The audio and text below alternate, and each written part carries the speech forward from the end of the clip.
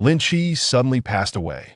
In the fleeting moment before her demise, she was preoccupied with thoughts of her father's knee surgery yet to be performed, her mother's medications still unpurchased, and the tuition fees for her younger siblings still not gathered. To her astonishment, when she opened her eyes, she found herself alive once more.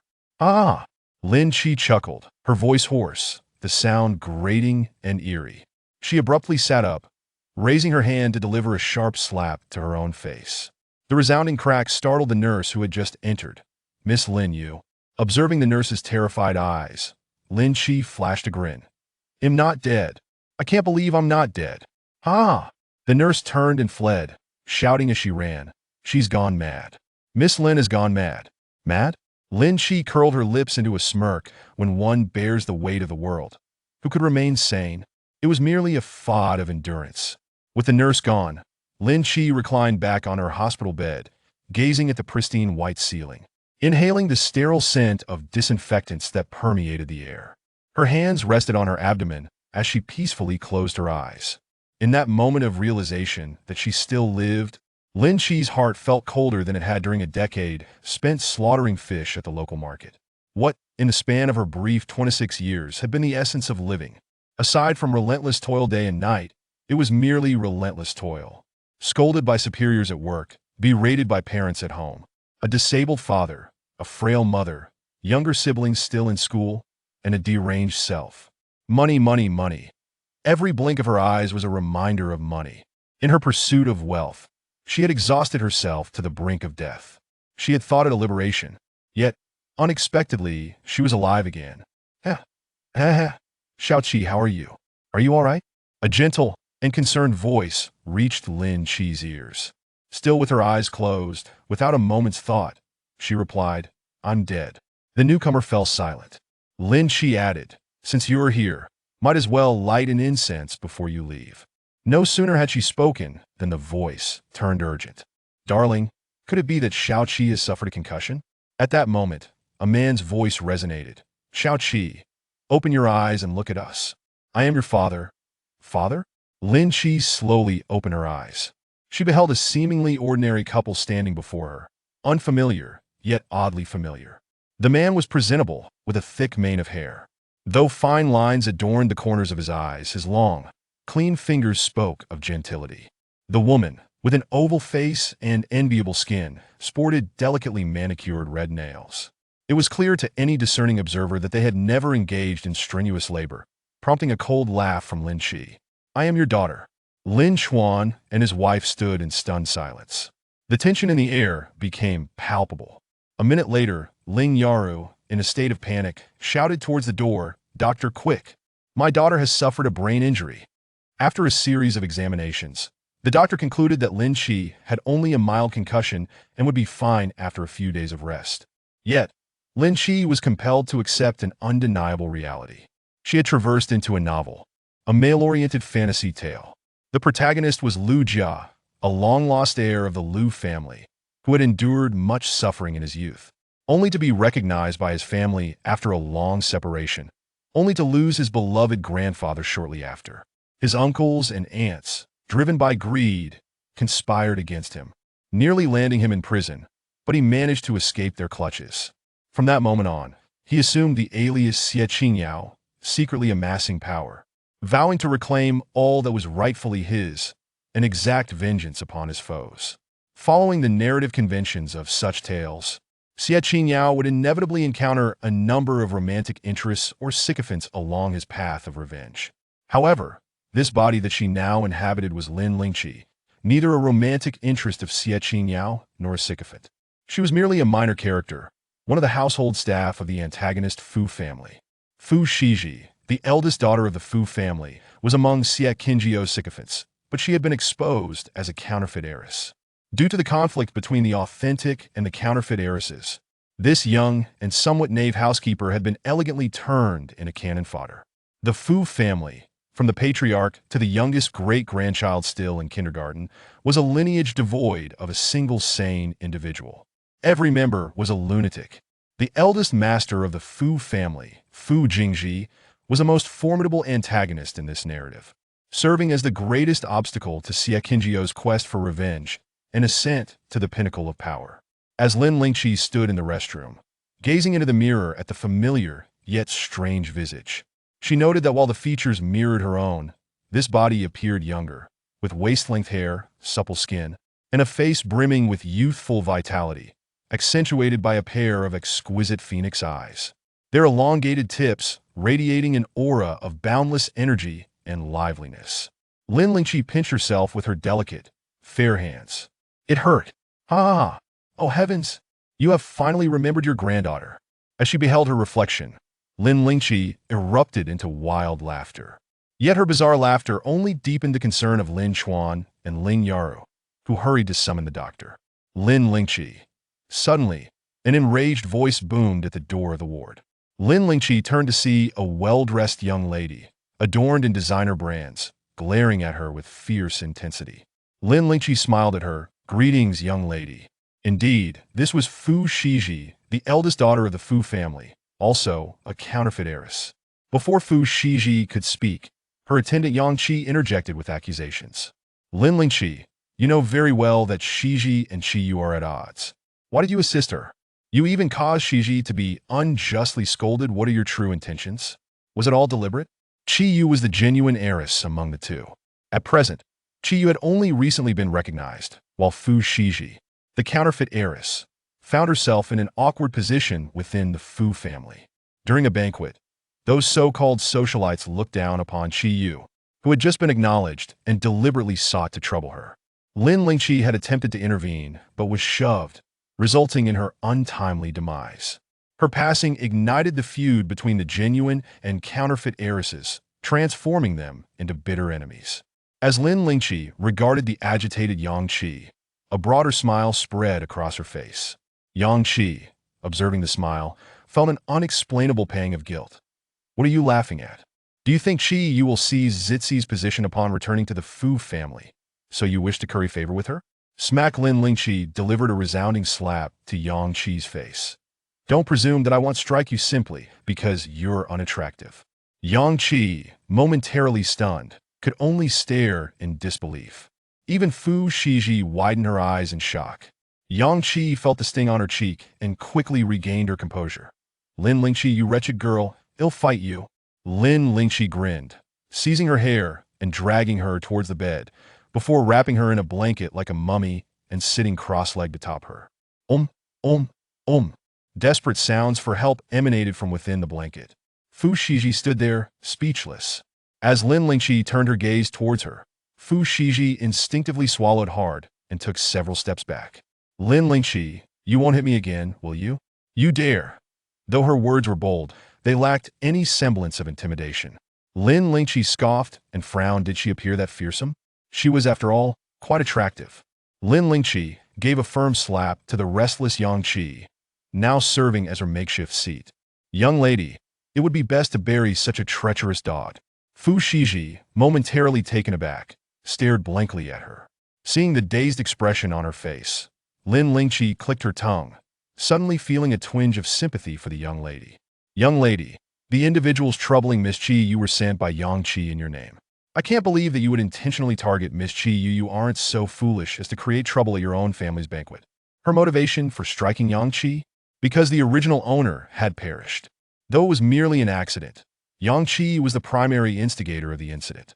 Having read the entire narrative, Lin Lingqi knew Fu Shiji was innocent. At least her death had nothing to do with Fu Shiji. Do you believe me? Fu Shiji was taken aback, her eyes suddenly sparkling with hope. No one in her family had ever believed her. They all thought she had deliberately made things difficult for Qiyu at the banquet. Her grandfather had even exploded in anger, chastising her for disregarding the Fu family's reputation, while others, though silent, wore expressions of disappointment that weighed heavily on Fu Zixi's heart. Lin Lingqi. Fu Shiji felt both wronged and touched, her eyes glistening with unshed tears. Lin Lingqi had not anticipated that she could be so easily moved, leaving her momentarily dumbfounded. So fragile, yet she was expected to play the role of a malicious female antagonist. In her moment of distraction, Yang Qi managed to escape. Having meticulously styled her hair into a nest of chaos, her makeup now smeared, She pointed an accusing finger at Lin Lingqi. Lin Lingqi, you're spouting nonsense. I didn't have anyone cause trouble for Qi Yu, you're framing me. Shiji, please believe me, I had nothing to do with this. Lin Lingqi wants to curry favor with Qi Yu, so she's trying to sow discord between us, making you lose an ally. You must believe me.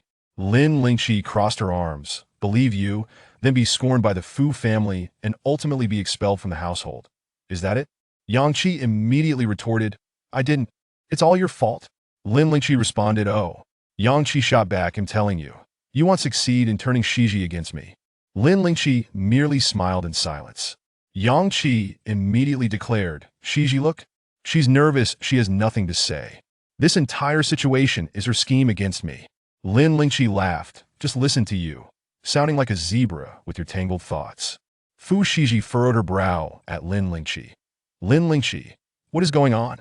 She had been wronged, and now she faced another reprimand. This matter is absolutely not something that can be simply brushed aside. Yang Qi gazed at her. Incredulity etched upon her face, and exclaimed, Shiji, you actually believe her over me? As she spoke, Yang Qi appeared deeply aggrieved, her eyes reddening. Shiji, after all these years of friendship, you know what kind of person I am? How can you place your trust in a stranger instead of me? Fu Shiji looked at her, her lips moving slightly, clearly touched by the sentiment. Lin Lingqi rolled her eyes and let out a cold laugh. After all these years, you still haven't gained the trust of the young lady. Shouldn't you reflect on whether you've put in enough effort? Fu Shiji's moment of vulnerability was abruptly interrupted by Lin Lingqi's spell. Indeed, it was Yang Qi's lack of effort that had led to her mistrust. Yang Qi was momentarily speechless, glaring at Lin Lingqi with fury. Her teeth clenched as she surged forward, ready to slap her. You wretch, shut your mouth. Her hatred for Lin Lingqi was palpable. Lin Lingqi's eyes sparkled with mischief. She exhaled onto her palm and struck first, landing a slap on the other side of Yang Qi's face. Grabbing Yang Qi's hair and forcing her down, Lin Lingqi perched atop her, striking her left and right. You are like a wooden fish, destined to be beaten. Yang Qi cried out in agony with each blow. Finally satisfied, Lin Lingqi stood up, dusting off her hands. Yang Qi lay on the ground, wailing, Shiji, it hurts so much. Fu Shiji's eyes twitched involuntarily. Lin Lingqi, with a beaming smile, invited, young lady, would you like to give it a try? Fu Shiji took 2 steps back, shaking her head repeatedly, no. I think not. How strange. Had Lin Lingqi always been this unhinged? She couldn't recall. Little Lin, the butler. At that moment, a tall and striking beauty with a cool demeanor appeared at the door, holding a fruit basket. Lin Lingqi turned her head, her eyes lighting up. This was the legendary true heiress, the aloof goddess Qi Yu, whom the male lead, Xie Qingyao, had long desired but could not possess. Miss Qi Yu, what brings you here?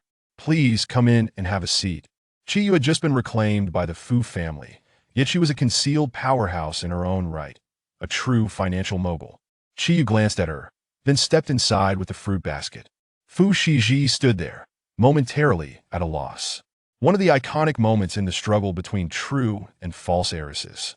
Qi Yu surveyed Lin Lingqi's head, revealing a glimpse of the injury hidden within her hair. Here you go. Without further ado, Qi Yu handed her a card. Lin Lingqi's heart raced. Could it be what she thought it was? Qi Yu replied, this is my token of gratitude. The password is on the back of the card. Holy cow! It truly was as she had imagined. No wonder she was the most financially adept woman throughout the narrative. Little Lin loves you kisses with trembling hands.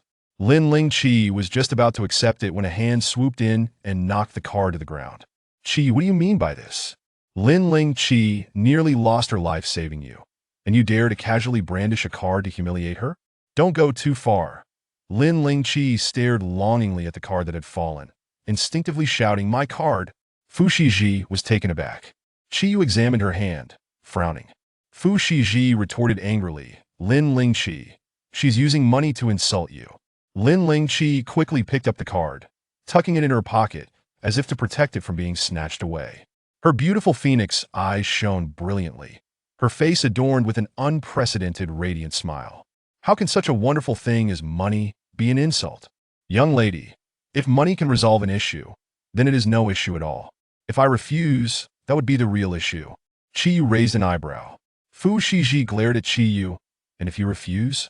Lin Ling Qi's smile faded, and she replied, if I refuse, it means I have greater ambitions.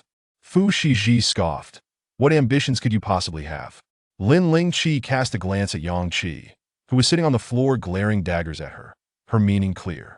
For instance, masquerading as Miss Qi Yu's benefactor to swindle others, tarnishing Miss Qi Yu's reputation, and leading everyone to believe she is a deceitful and malicious woman intent on seizing the family fortune, among other things.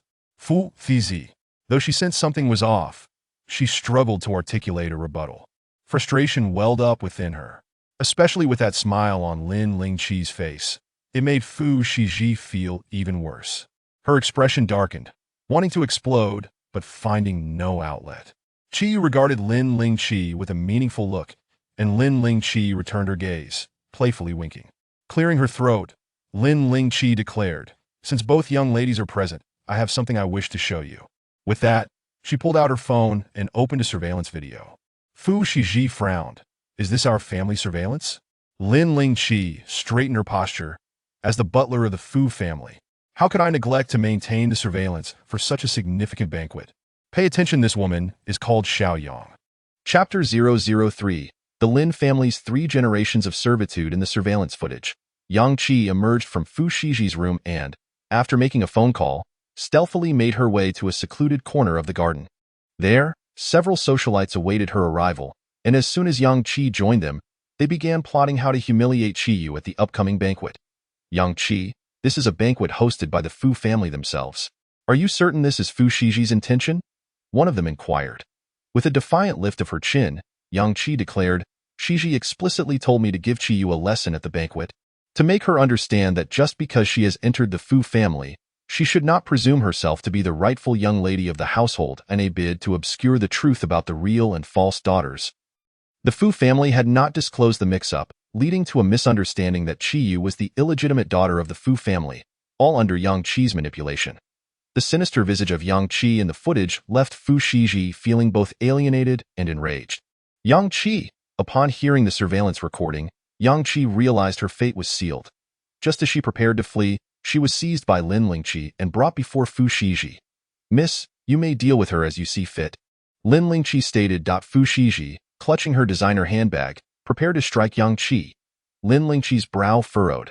This was an extravagant bag worth several $100,000, and damaging it would be a shame. Wait. With great care, Lin Ling Qi rescued the handbag from Fu Shiji's grasp and handed her a pair of slippers. Without a moment's hesitation, Fu Shiji took the slippers and began to strike Yang Qi. Why did you betray me? When did I ever say I wanted to teach Qi Yu a lesson? You've caused me to be scolded by grandfather and misunderstood by everyone. What is your true intention, Fu Shiji? Feeling wronged, sniffled and fought back tears, Yang Qi knelt on the ground, cradling her head in regretful sobs. Shiji, I'm so sorry. It was my impulsiveness. I just couldn't stand Qi Yu, fearing she would take your place. I apologize. It's all my fault. Go ahead and hit me. If it will ease your anger, do it. After venting her frustration, Fu Shiji tossed the slippers aside. Her eyes reddened as she snatched back her handbag, perhaps feeling embarrassed, and left without sparing a glance at Qi Yu. Yang Qi stood, her disheveled appearance glaringly evident as she shot a resentful glare at Lin Ling Qi before pursuing Fu Shiji. Lin Ling Qi extended her hand. Are you just going to walk away? Her words trailed off, unfinished. After watching the footage, Qi Yu appeared unfazed, her expression inscrutable. She turned to Lin Ling Qi and said, make sure to rest well. Lin Ling Qi smiled. Thank you for your concern. Miss Qi. Once everyone had departed, Lin Ling Qi retrieved a card from her pocket, kissing it with affection. I knew I was the beloved granddaughter of fate. As Lin Chuan and Ling Yaro entered the hospital room, they overheard Lin Ling Qi's proclamation. Just as they were about to speak, Lin Ling Qi turned to them with a smile. Ling Yaro instinctively took a step back. Xiao Qi, don't frighten your mother. Lin Ling Qi beamed. Could you please help me with my discharge? This incarnation had just graduated from university and had secured an internship as a housekeeper at the Fu family through connections. The moniker 007 implied a life of servitude. According to Lin Chuan and Ling Yaru, Lin and Ling were their family names, while she indicated her birth order as the 7th child. Lin Ling Qi's grandfather had been a butler in a wealthy household, now retired.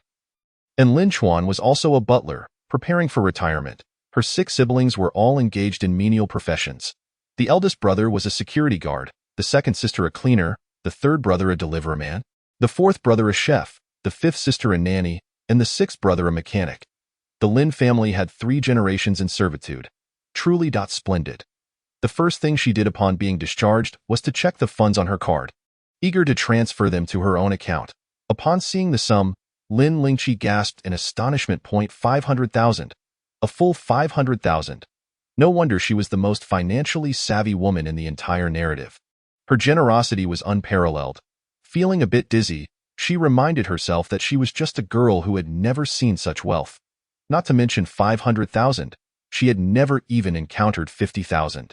At that moment, Lin Lingqi's mind was consumed by 3 words, struck it rich. 500,000, an amount she could never exhaust.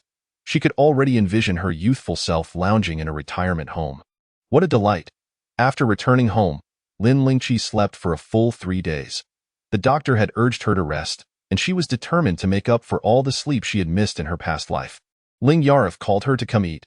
Shao Qi, did you sleep well? Lin Lingqi nodded with a smile. Very well, I adore sleeping. It brings such a sense of peace. Ling Yarf opened her mouth. You should be careful with your words. It's inauspicious. As she spoke, she served Lin Lingqi a bowl of soup. Lin Lingqi beamed at her with genuine sincerity. Thank you, Mom. Ling Yaru affectionately patted her head. What a silly child. Lin Chuan added a chicken leg to her plate. This entire spread was prepared by your mother with great care, particularly this chicken soup, which I personally fetched from the farm after a 2-hour drive. Eat up. Lin Lingqi expressed her gratitude with a smile. Thank you, Dad, as she gazed at the chicken leg. A wave of nostalgia washed over her. In her previous life, she had been born into a family that valued sons over daughters, never receiving her grandparents' affection. Even her own parents had shown her little fondness, and at home, they barely had enough to eat, let alone a table filled with delicacies prepared just for her. Her mother had desperately wanted to bear a son, enduring 8 years of hardship, suffering countless miscarriages, only to finally have a pair of twins, which ultimately took a toll on her health. After her father's car accident, the family fell into unprecedented despair. At the tender age of 10, she was forced to shoulder the family's burdens. Lin Lingqi took a deep breath, resolved to reclaim the hardships she endured in her past life in this one. She would never again be a mere servant.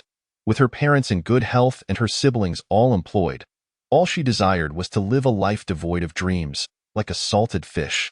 Dreams were beautiful, but reality was harsh. However, this warmth did not last long before Ling Yarv interrupted. Shao Qi, since you're fine now, it's time to return to the Fu family tomorrow. Lin Lingqi. Just moments ago, she had declared she would never be a servant, yet it felt as if she had been slapped in the face. Ling Yarth continued, there's a 3-month probation period, and you still have 2.5 months left. The thought of the last life, where a multitude of people scrambled for a mere 2,500 during the probation period, twisted Lin Lingqi's expression with horror. She opened her mouth, uttering some rather foul language. Even with her current circumstances, she could not escape the fate of servitude. But now, she was a wealthy woman with 500,000 to her name. There was no need to panic.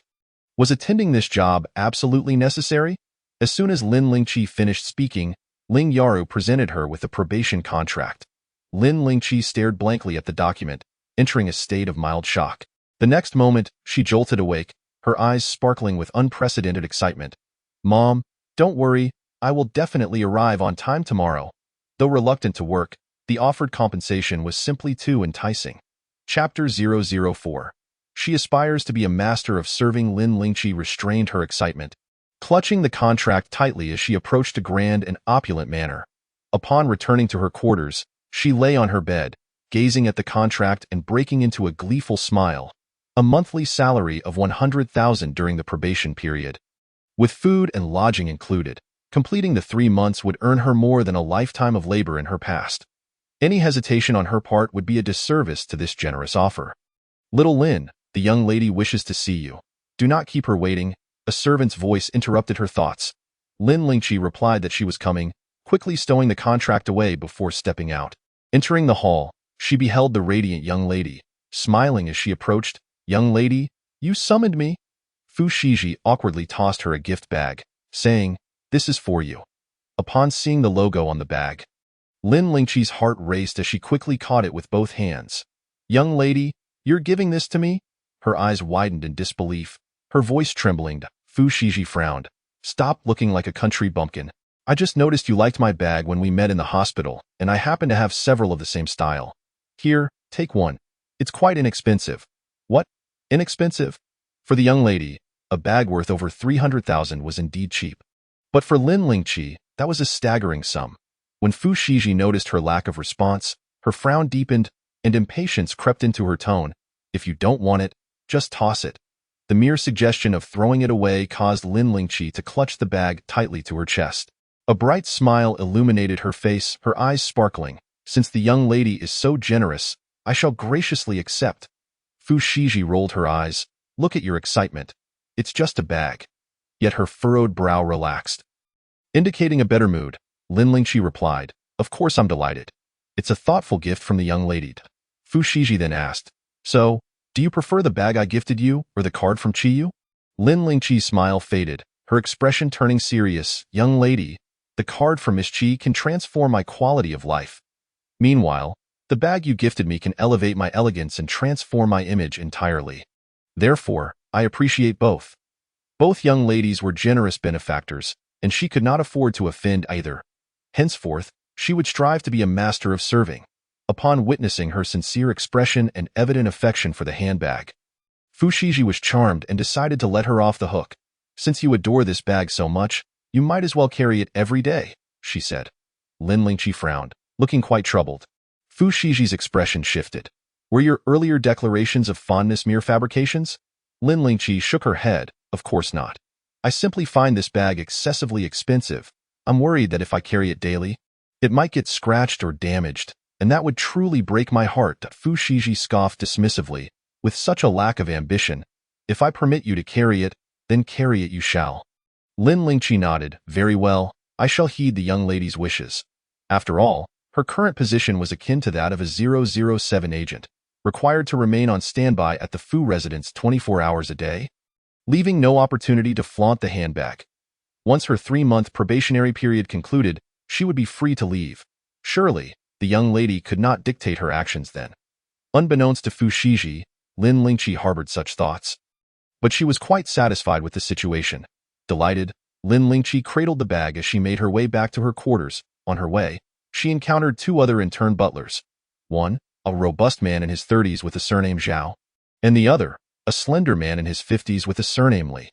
The only commonality between them was their sparse hair. Their gazes shifted upon noticing the bag in Lin Lingqi's arms. Butler Li forced a smile that did not reach his eyes, saying, "Welcome back, little butler Li, and is your head all right?" Sensing their hostility, Lin Lingqi tightened her grip on the bag, maintaining a radiant smile. "I'm perfectly fine. I appreciate your hard work these past few days." Butler Li replied, "Hard work? It's all in the name of duty. However, young ones ought to remain grounded and not stray from the right path." It was evident they had witnessed Fu Shiji gifting her the bag. Lin Lingqi smiled brightly and responded nonchalantly, "It's no trouble. I'm still young and have the chance to make mistakes, unlike Butler Li, who is older." Butler Li's expression stiffened. "Little Lin, you are still too young to comprehend that some mistakes are unforgivable. Once made, there may be no opportunity for redemption." Lin Lingqi nodded.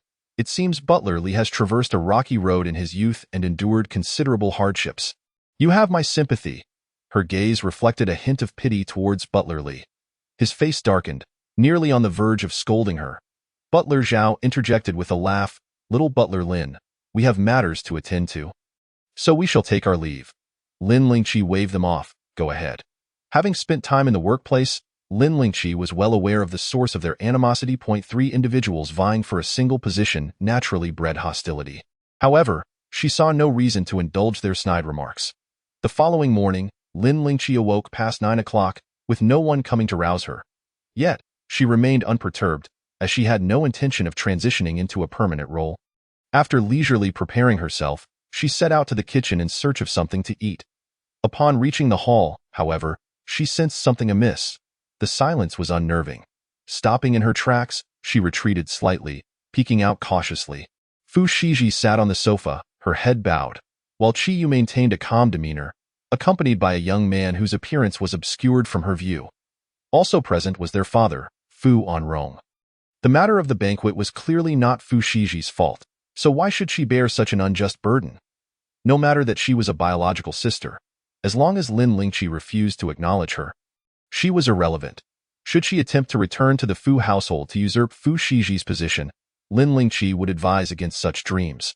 The voice belonged to the third young master, Fu Lingji. A fraternal twin to the eldest young lady. It was worth noting that the Fu family boasted 4 young masters and 1 young lady, 5 children with 4 mothers. Naturally, the strongest bond existed between the third young master and the eldest young lady, both sharing the same mother. The other 3 young masters were indifferent, but Fu Lingji was particularly intolerant of Qiyud. Fu Onrong rubbed his temples impatiently, stating, "Whether you acknowledge her or not, she is still my daughter." Fu Lingji scoffed coldly, "Your daughter?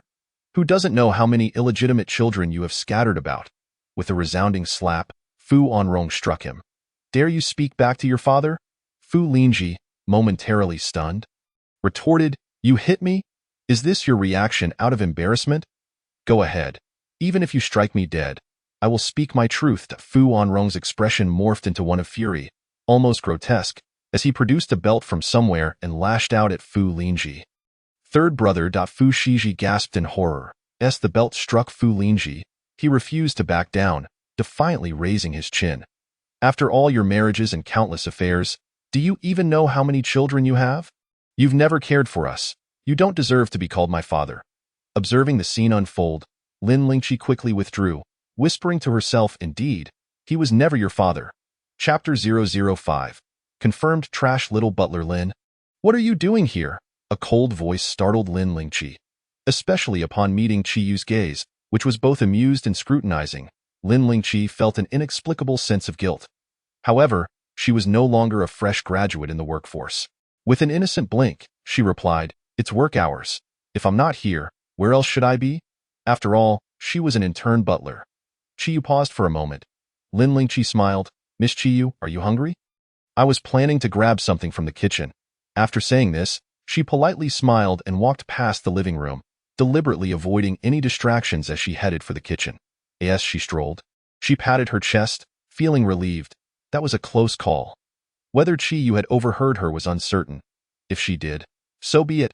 All Lin Lingqi desired was to muddle through her probation period at the Fu residence. The authenticity of the young lady or young masters was of no concern to her.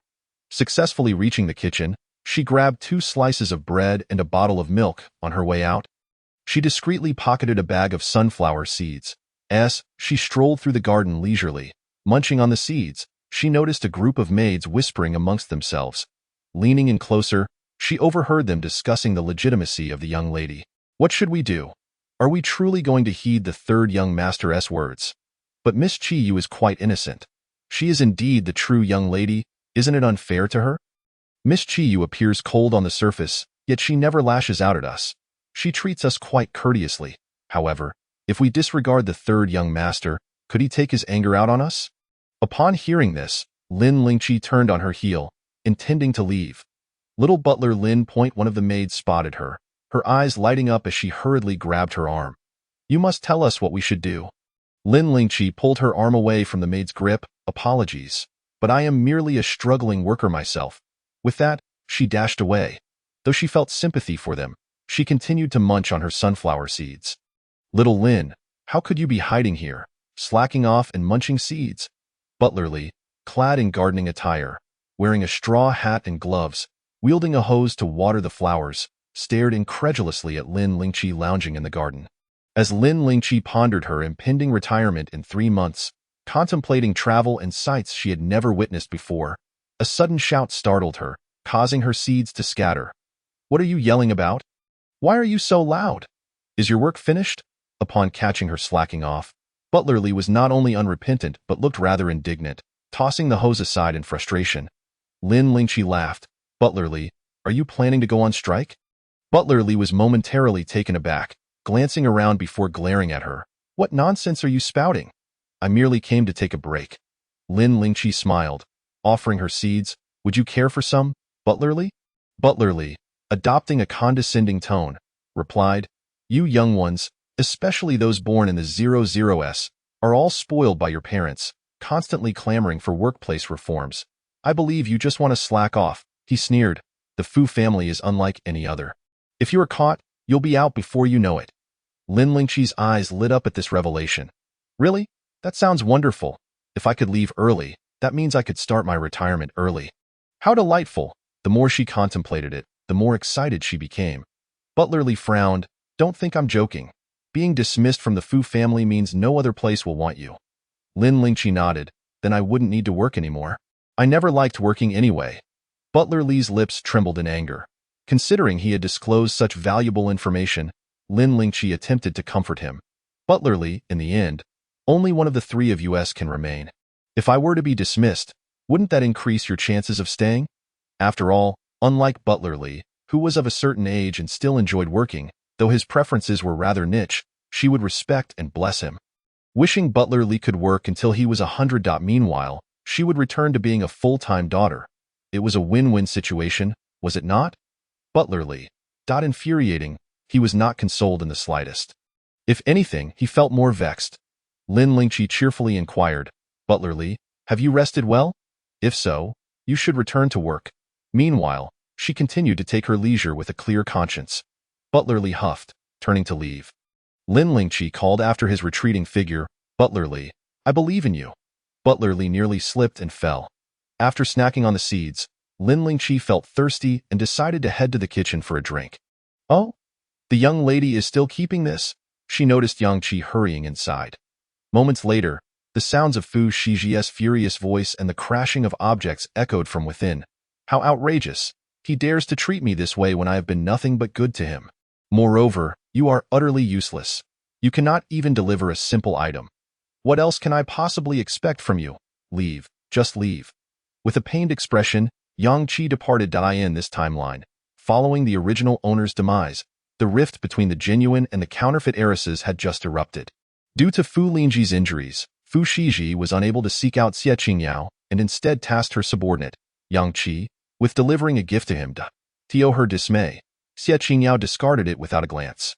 Naturally, the discarded gift was claimed by Yang Qi, along with a collection of other gifts that had previously gone undelivered, unbeknownst to Fu Shiji. Lin Lingqi watched Yang Qi's receding figure with narrowed eyes, jealousy causing tears to well at the corners of her mouth. The servants of the Fu household were accustomed to Fu Shiji's outbursts, and once she stormed upstairs, they seamlessly resumed their cleaning duties. Everyone was occupied, leaving Lin Lingqi as the sole figure standing out awkwardly. Affecting a facade, Lin Lingqi bent down slowly to retrieve the designer handbag and phone that Fu Shiji had trampled upon, along with the sunglasses and cosmetics that had spilled from the bag.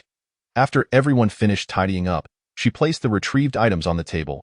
A servant skillfully took the phone, extracted the SIM card, and casually tossed the phone and handbag into a garbage bag. Lin Lingqi felt her temples throb. Wait a moment. The maid looked at her in confusion. Miss Lin, is there something you need? Lin Lingqi pointed at the garbage bag and inquired. How will these items be disposed of? The latest model phone has a cracked screen, and a luxury handbag bears scratches. With some repairs, they could still be usable. However, how could the young lady ever use something that had been mended? The maid replied. These are all rubbish. Of course, they will be discarded. Rubbish? Discarded? Discarded? Please repeat that. Are you certain these are unwanted items? Absolutely certain. Having never encountered such a situation, Lin Lingqi snatched the bag. Give it to me. I'll take it out. Before the maid could react, Lin Lingqi dashed away with the garbage bag. The maid was left bewildered. Once back in her room, Lin Lingqi eagerly retrieved the phone and handbag, her eyes sparkling with excitement. These are far from rubbish. They are, in fact, treasures if sold on an online marketplace. They could fetch tens of thousands. Ha ha ha! I've struck it rich. Chapter 006. Which old fool aims to harm me? Lin Lingqi was slacking off during work hours, initially feeling a bit guilty. However, now, with the prospect of leaving early, she indulged in a long nap. With nothing to do all day, she wandered the garden, treating her work as a vacation, much to the envy and jealousy of Butler Lee.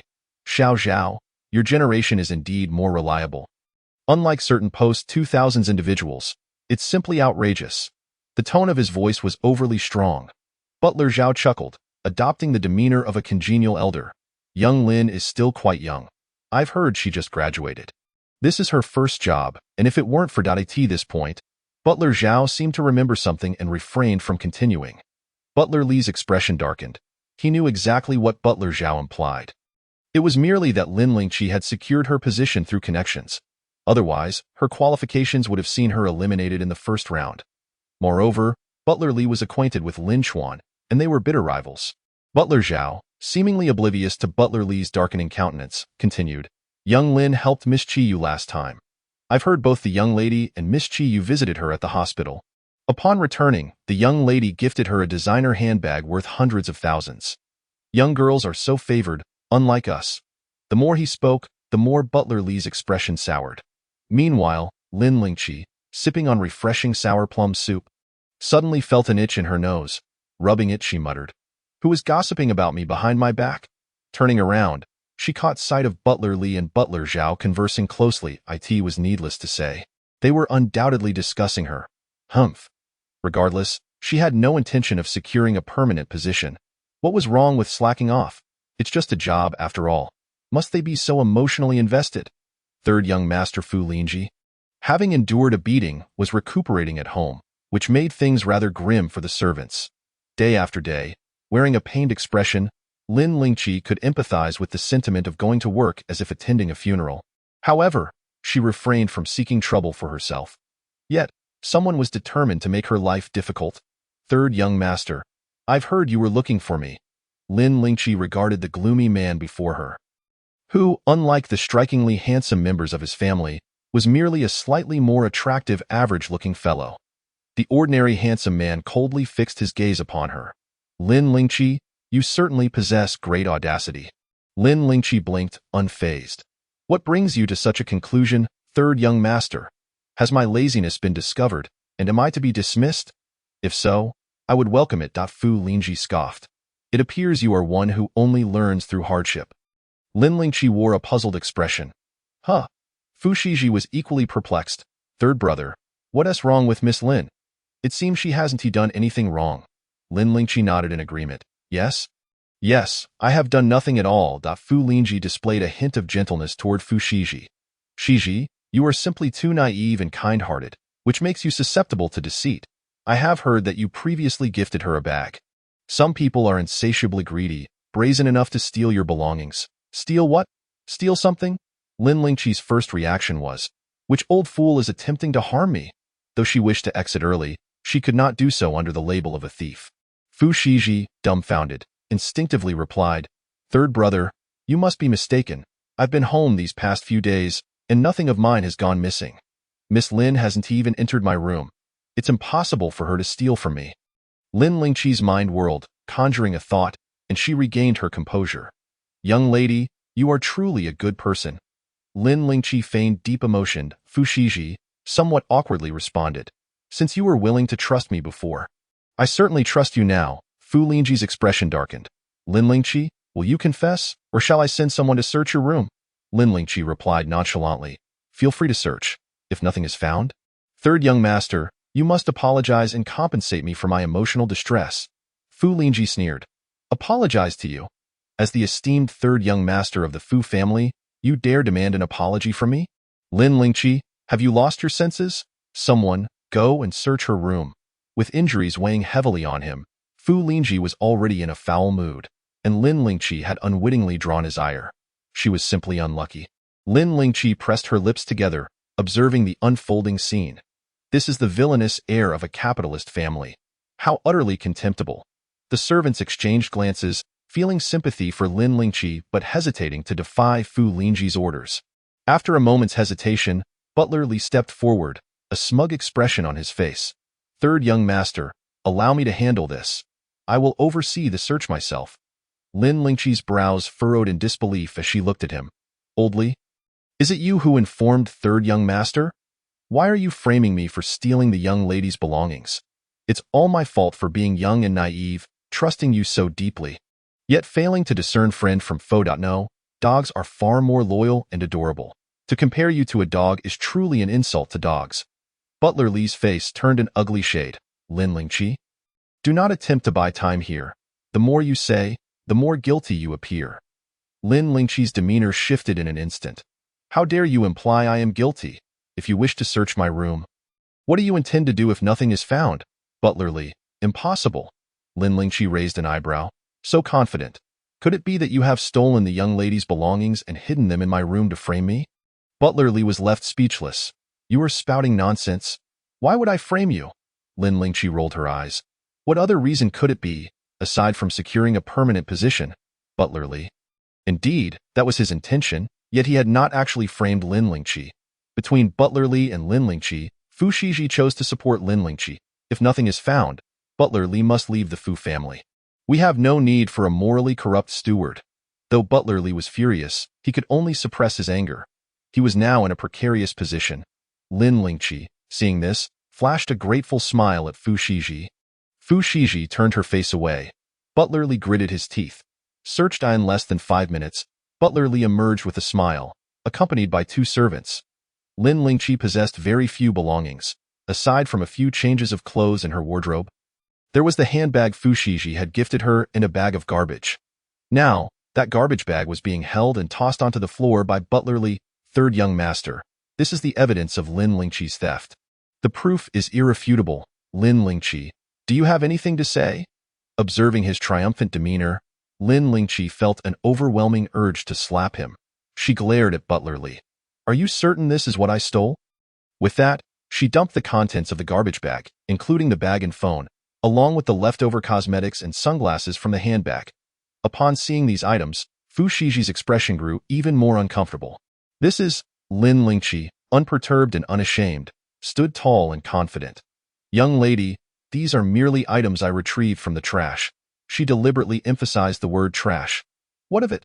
To others, they may be considered refuse. Yet to me, as long as they can be sold for money, they are treasures. Chapter 007. A punch for my cousin. This is undoubtedly the young lady's bag. I have seen her use it before. How could it possibly be garbage? Lin Lingqi, do not think that by saying such things, you can escape the suspicion of theft. Lin Lingqi scoffed lightly. The young lady is right here. Do you think you have a say? The person named, Fu Shiji, looked at Lin Lingqi with a somewhat indescribable expression. The butler, Xiao Lin, was indeed correct. These are things I discarded and no longer wanted. Butler Li shook his head. Impossible. Lin Lingqi retorted. Old Ding, who do you think you are to dare question the young lady? Butler Li's face turned an unsightly shade.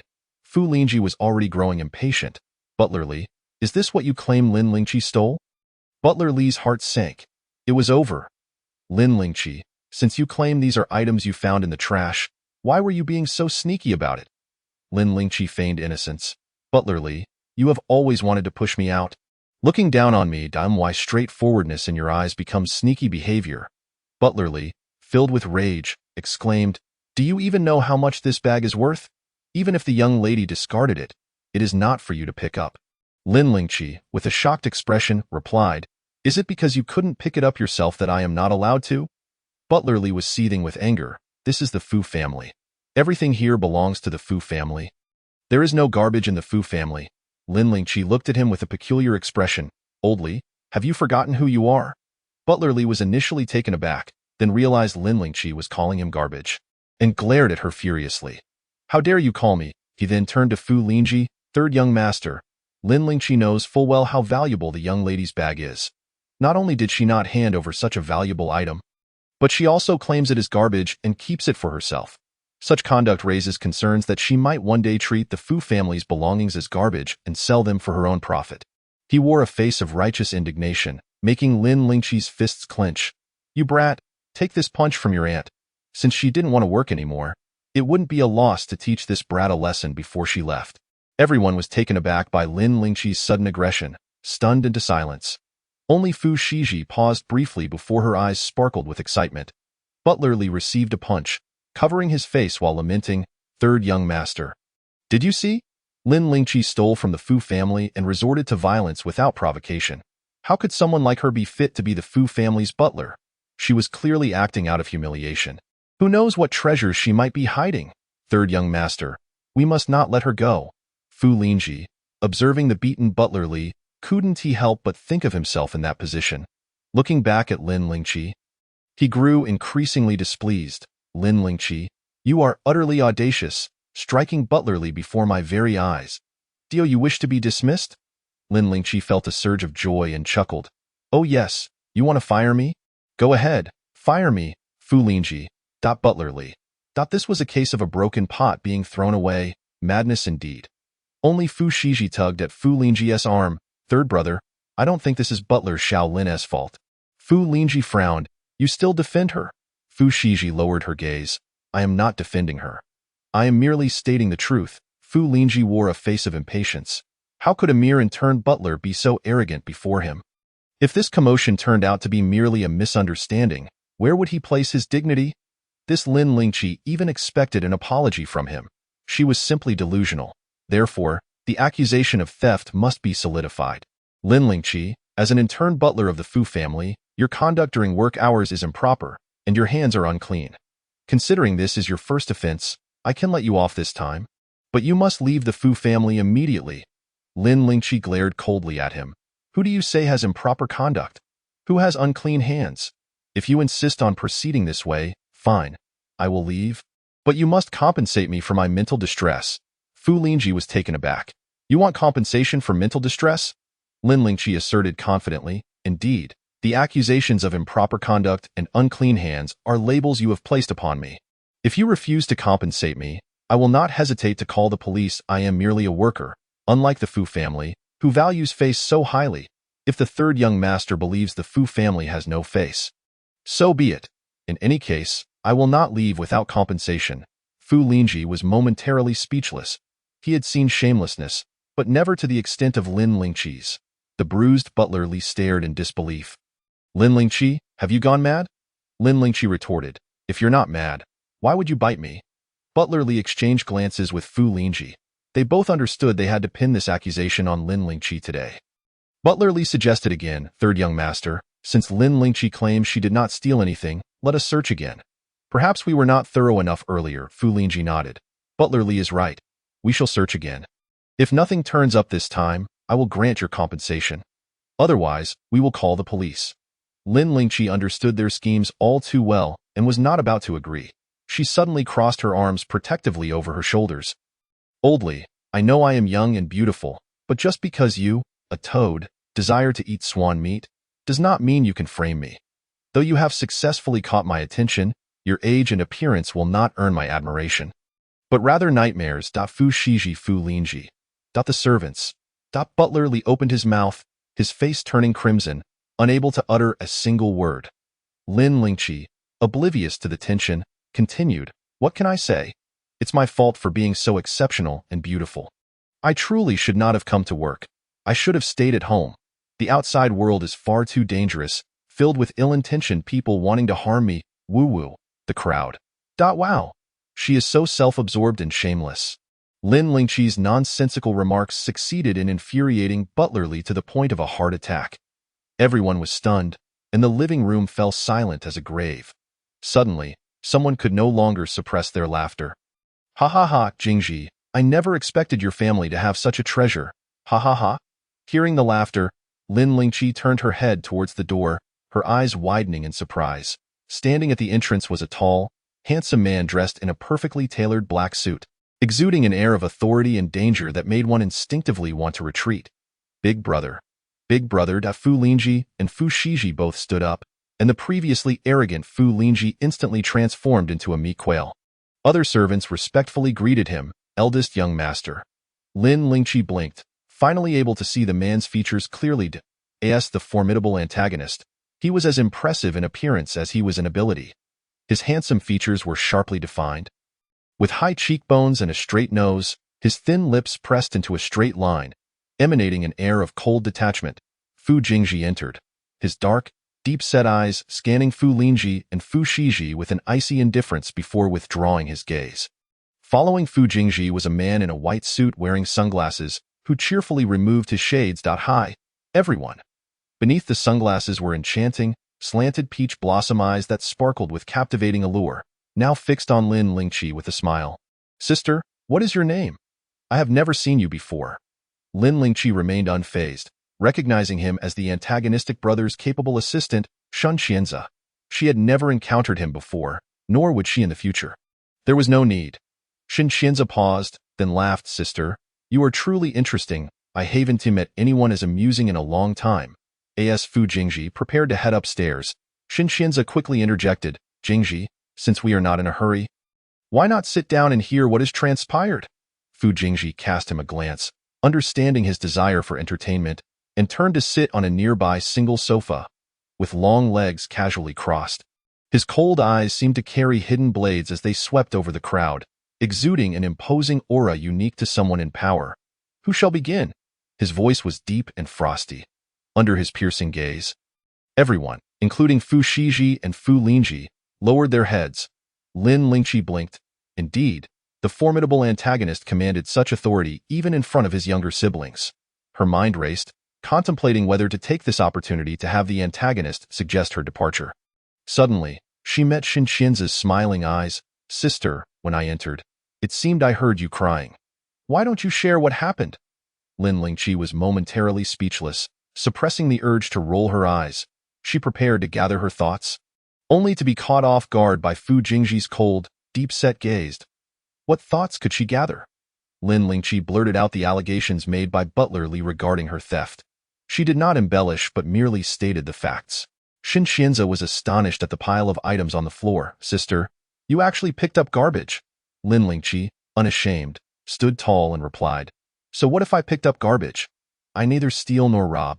I am self-reliant. Those young masters, born with a silver spoon in their mouths, will never comprehend the struggles of ordinary people from the lower echelons of society. Since childhood, she has rummaged through garbage. Before her family's misfortune struck, she scavenged for scraps to exchange for stationery. After turning 10, she resorted to collecting refuse to support her household, managing to sustain her entire family. When Xianxianza met her gaze, he rubbed his nose and remarked, I mean no offense. I merely find it curious that since these are items deemed undesirable by Xi, how can they be unjustly accused of theft? Jingji, your family simply hasn't had a proper steward in quite some time. Upon hearing this, Fu Jingji responded with a mere indifferent hum, her cold eyes briefly glancing at Fu Lingji before she ascended the stairs. Fu Jingji's fleeting glance left Fu Lingji feeling both furious and humiliated. Get out, all of you, just leave, leave. That simply won't do. Lin Lingqi interjected firmly, third young master, you needn't leave just yet. The matter of Li's unjust accusations against me remains unresolved. Once clarified, you may depart as you please. Fu Lingji glared at her. Can't you comprehend simple language? Did you not hear me tell you to leave? Lin Lingqi laughed in anger. Should I roll forward or backward? Perhaps you could demonstrate. Third young master. Fu Lingji, already known for his foul temper, felt thoroughly provoked by Lin Lingqi. He seized a nearby cup and hurled it at her. Third brother, Fu Shiji exclaimed in surprise. Lin Lingqi dodged just in time. Though a few drops of tea splattered onto her clothes, she furrowed her brow. When I address you as third young master, you don't truly believe yourself to be the master of this household. Do you?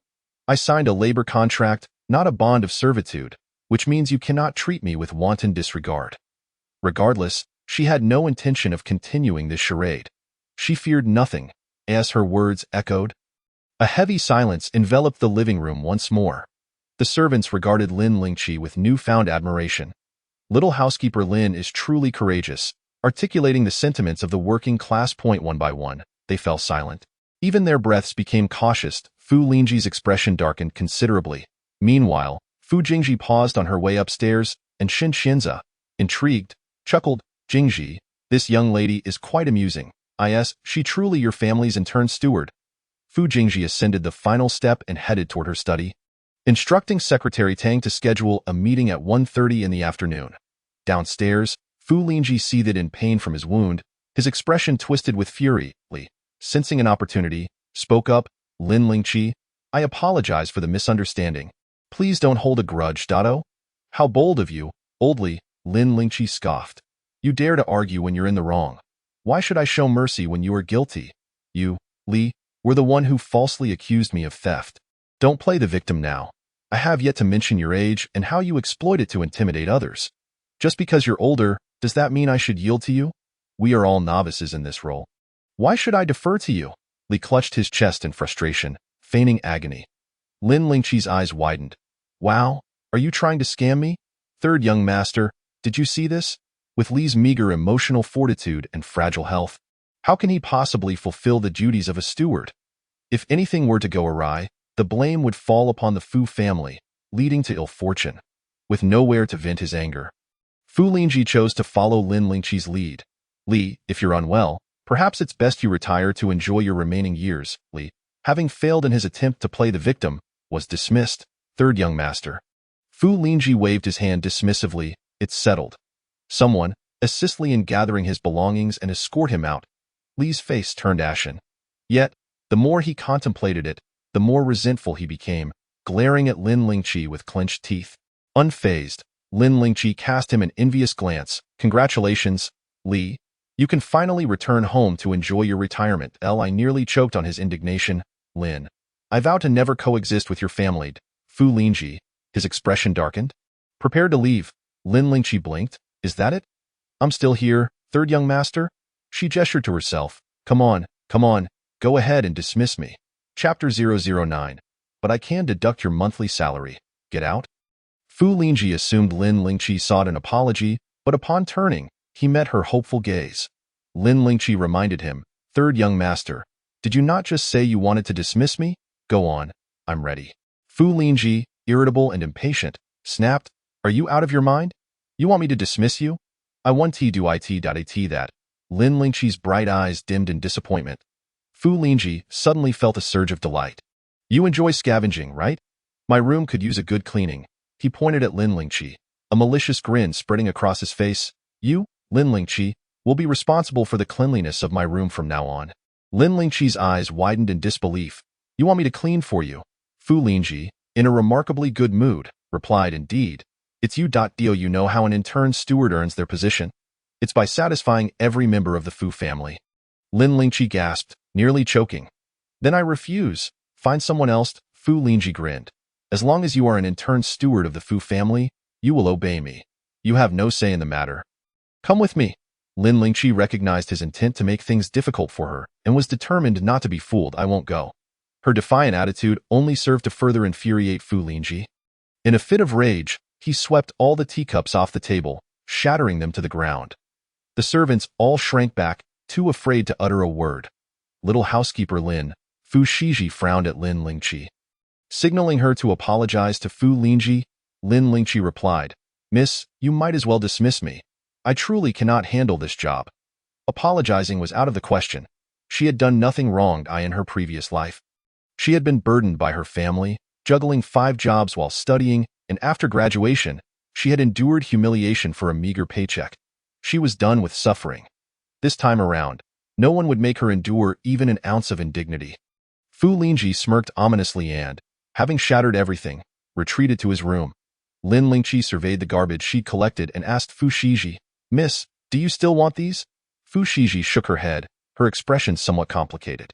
As Lin Lingqi cheerfully stuffed her bag and phone into a black plastic bag, Fu Shiji finally spoke up, Little housekeeper Lin, are you in need of money? Lin Lingqi suppressed the urge to roll her eyes. Yes, if I weren't short on cash, I wouldn't tolerate such humiliation. I'm merely trying to make a living. Fu Shiji continued. Then what you just said. Lin Lingqi smiled. Even for the sake of survival, I refuse to compromise my dignity. Meeting Lin Lingqi's smiling gaze, Fu Shiji instinctively nodded in agreement. It seemed quite reasonable. Lin Lingqi returned to her room with her belongings, believing the incident was resolved. However, unexpectedly, a maid rushed over. Little housekeeper Lin, Xiao Lan is injured. Would you like to check on her? Lin Lingqi remained composed, not interested. She had no idea who Xiao Lan was. The maid explained. Xiao Lan was called by the third young master to clean his room and suffered a head injury, bleeding profusely. The third young master claims that if you had gone, Xiao Lan wouldn't have been hurt. Lin Lingqi frowned, realizing Fu Lingji was attempting to shift the blame onto her, a truly malicious act. If someone had a head injury, why not call the police? The maid fell silent, her complexion pale and trembling. Lin Lingqi sighed. Where is Xiao Lan? Upon arrival, Lin Lingqi found Xiao Lan in poor condition. Her face pale, eyes swollen, and her head wrapped in bandages, with visible blood seeping through, yet she continued to work. Lin Lingqi was struck by Xiao Lan's dedication. As she approached, about to speak, Xiao Lan brushed past her shoulder without a glance. The other maids recoiled from her presence as if she were a plague. Lin Lingqi smiled. The moment Xiao Lan caught sight of her grin, she flung her mop down in frustration. Are you pleased to see me injured? Understanding her anger, Lin Lingqi replied, but I'm not your punching bag. Have you lost your mind? If you're hurt, you can choose to report him and seek compensation for your injuries. We're all workers here, striving for better pay. With such a high salary, one should be aware this job is not easy. If you can't endure it, you're free to leave. Xiao Lan glared at her with red eyes. If it weren't for you angering the third young master, he wouldn't have acted this way. Lin Lingqi raised an eyebrow. What a pity you're not a chef. You excel at shifting blame. In the stories, Fu Lingji is portrayed as a tyrant, known for his explosive temper, frequently resorting to violence against servants. Lin Lingqi had heard tales of him injuring several servants during her few days here. His rage was legendary. It was not her fault that he had suddenly transformed into a raging beast. She would not take the blame for this, Xiao Lan, having spent more time in this household than Lin Lingqi, certainly understood Fu Lingji's temperament. You are the reason the third young master is furious today. Lin Lingqi nodded. You're correct. That has nothing to do with me. Xiao Lan found herself choking, struggling to breathe as she was caught in a state of limbo between inhalation and exhalation. Lin Lingqi, you are truly insufferable. I detest you, she declared. Lin Lingqi observed her swollen eyes and the unsettling glint within them, a perfect embodiment of the current plight of the working class. Rather than further provoke her, Lin Lingqi slipped her phone into her pocket and remarked, Why should your disdain concern me? As if your affection would reward me with riches. With that, she turned and walked away, leaving Xiao Lan to collapse onto the ground. Behind her, Lin Lingqi heard the muffled sounds of sobs and the murmurs of comfort from onlookers, prompting her to bite her lip and retreat to her room. The following morning at 6 o'clock, Lin Lingqi was roused from her slumber. Xiao Lin, get up, called the butler. Lin Lingqi glanced at the time, closed her eyes again, and buried her head under the covers. The persistent knocking continued. Xiao Lin, the third young master is still waiting for you. The mention of the third young master filled Lin Lingqi with irritation, her entire being radiating a refusal. Yet, considering Fu Lingji's notorious temperament, she knew that if she did not comply, he would likely use her absence as an excuse to torment others. Stop knocking. I'll be there shortly, she replied, sitting up with disheveled hair, her anger akin to that of a coffin lid being abruptly lifted. However, the promise of a generous salary kept her in check. After freshening up and changing, she tied her long hair back and headed out. Upon entering the dining room, she immediately sensed an awkward atmosphere. At the table sat Fu Lingji, Fu Shiji, and Qiyu. The moment Lin Lingqi appeared, Fu Lingji began his tirade. Lin Lingqi, I sent someone to call you at 6, and yet here you are. What is the matter? Are you planning to quit? Lin Lingqi was about to affirm his accusation when Fu Lingji, with a malicious grin, interjected, You think I could fire you? We have a 3-month contract. After all, I may not be able to dismiss you, but I can certainly dock your pay. Lin Lingqi was taken aback. Chapter 010. You might as well fire me, dock my pay? Who dares to do such a thing? Anyone attempting to dock my salary would become my sworn enemy. Lin Lingqi glared at Fu Lingji, incredulous. Are you serious? Fu Lingji, wearing a smug expression, replied, Do you think I jest? Lin Lingqi shrugged nonchalantly. Fine, go ahead and dock it. She considered her situation, living here without working while still receiving a salary. With that thought, she turned to retreat to her room for more sleep. Fu Lingji, feeling as though he had struck a wall of cotton, was increasingly frustrated. Lin Lingqi, stop right there. If you dare take a single step, not only will I dock your pay, but I will also dock the salaries of everyone else. How outrageous. Not only was he targeting her, but he was also threatening collective punishment. Lin Lingqi regarded Fu Lingji's overbearing demeanor and was suddenly reminded of her previous life, where she had endured a similar tyrant who exploited employees and belittled them at the slightest disagreement. Third brother, please don't be like this, pleaded Fu Shiji, tugging at Fu Lingji's sleeve. Although Fu Lingji was somewhat patient with Fu Shiji, he responded tersely, Why do you always speak up for her? Fu Shiji replied, Xiao Lin helped me before. Fu Lingji retorted, That's what she ought to do. She has assisted you and others, while the rest remain indifferent. Are you really going to plead for her? The others he referred to as Qiyu. Fu Shiji fell silent, aware of her current awkward position, while Qiyu merely frowned. The other servants observed with anxious expressions directed at Lin Lingqi, and the atmosphere grew increasingly tense. Third young master, we signed a contract when we came to work for the Fu family. If you truly intend to cause unnecessary trouble, I will have no choice but to report you to the labor protection authorities. Lin Lingqi asserted. Fu Lingji slammed his hand on the table, glaring at her. You dare? Lin Lingqi shrugged. I wouldn't want to, but if you find me displeasing, you might as well fire me. I don't need my salary. I can pack my things and go home right now. Surely, that would suffice. She had no intention of becoming embroiled in the internal strife of a wealthy family, especially one with a nefarious reputation. None associated with such families met a favorable end. Fu Lingji's expression twisted in anger. You think you can just walk away after offending me? Do you believe I lack the means to ensure that you and your family cannot remain in Kyoto? At that moment, Lin Lingqi truly changed her demeanor. Although she had yet to meet her 6 siblings, she knew that Lin Xuan and Ling Yu were somewhat kind to her. Fu Lingji, do not push your luck. Fu Lingji erupted into laughter. What is it to you if I bully you? Lin Lingqi found herself laughing in frustration. Damn capitalists, she thought, her hands clenched, a sinister smile creeping onto her face. What do you want? Third young master? Seeing her submission brought Fu Lingji satisfaction, revealing his cruel side. Bring Lin Lingqi to the small room in the back. No one is to let her out without my command, nor provide her with any food until I am no longer angry. Fu Shiji frowned. Third brothered. Fu Lingji, displeased, warned, if you continue to plead for her, I will have her feed my Tibetan Mastiff. With that, Fu Shiji fell silent, instinctively glancing at Chiyu, who remained unresponsive. Lin Lingqi was taken away, and Fu Lingji, in a good mood, finished his breakfast and ascended the stairs. Only Fu Shiji and Chiyu remained at the dining table. Fu Shiji set down her chopsticks. Xiao Lin has at least saved you, yet you did not utter a single word in her defense. Chiyu replied coolly, what is there to say? Fu Shiji, frustrated, glared at her. Chiyu continued, in this household, your words carry more weight than mine. This. Fu Shiji felt an inexplicable pang in her heart. I know I have usurped your position, and I am responsible for the previous incident that caused Lin Lingqi harm. Rest assured, I will leave. The suddenness of the situation left her reeling. She had no idea where she could go after leaving the Fu family. Chiyu remained unfazed. No need. Fu Shiji's eyes suddenly brimmed with tears.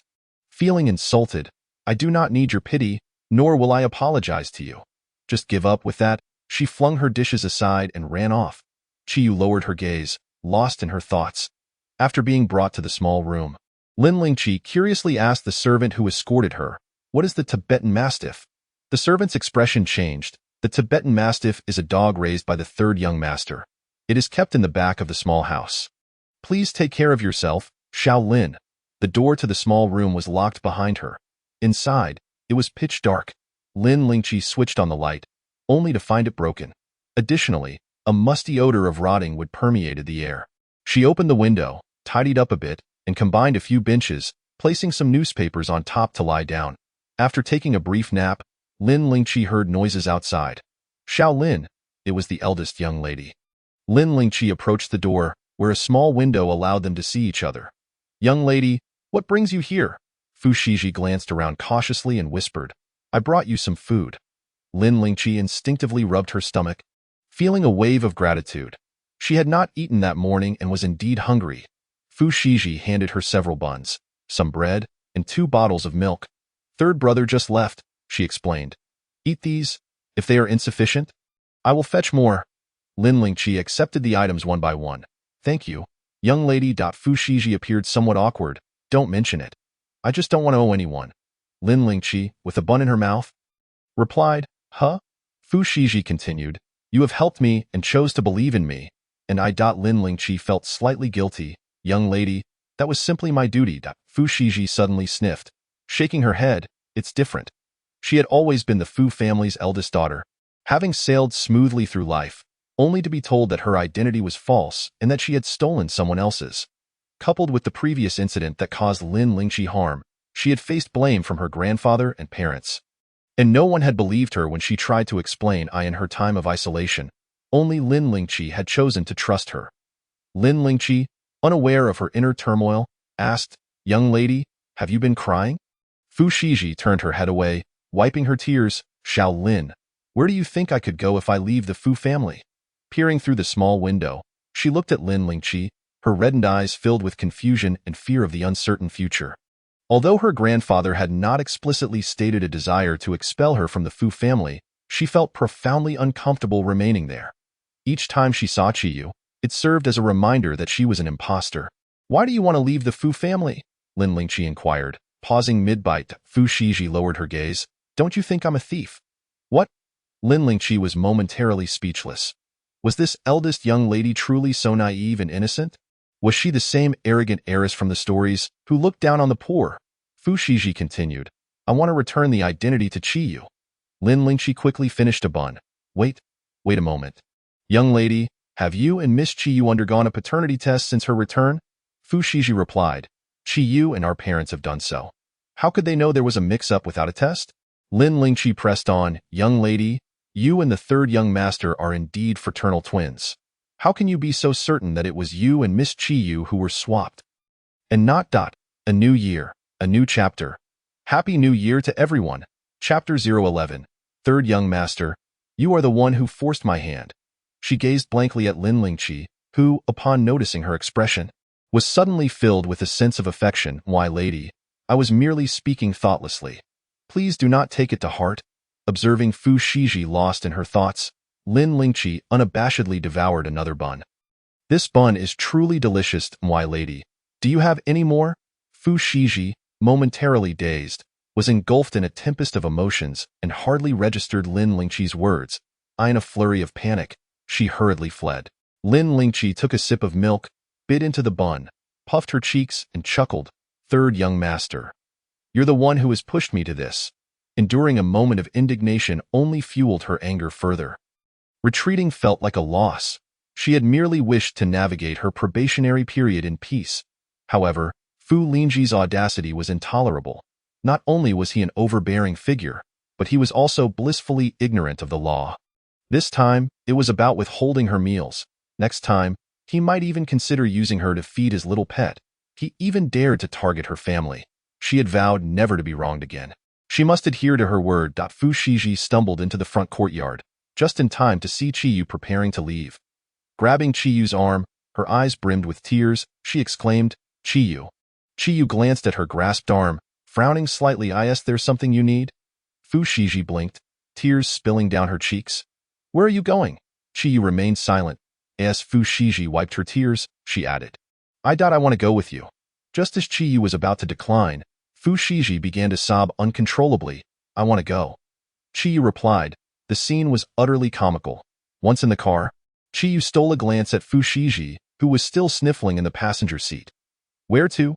Fu Shiji responded, to the hospital, but immediately shook her head. No, not the hospital. We should go directly to the paternity testing center. The hospital takes too long, and they will ultimately send the samples to the testing center anyway, so it's better to go straight there. The testing center is efficient. We can get results in 3 hours. Qiyu's gaze was icy as she regarded her. Fu Shiji, unable to conceal her excitement, declared, I want to conduct a blood relationship test with you. After speaking, she suddenly felt a twinge of guilt under Qiyu's penetrating stare. Let us go. Qiyu drove away from the Fu residence. For Fu Shiji, the journey to the testing center felt interminable. Upon finally arriving, she began to feel timid again. I'm in a hurry. Let us go. Qiyu parked the car and urged her on. Fu Shiji reluctantly followed her. After the blood draw, watching the blood samples being sent away, Fu Shiji paced the hallway, her nervous and excited hands trembling.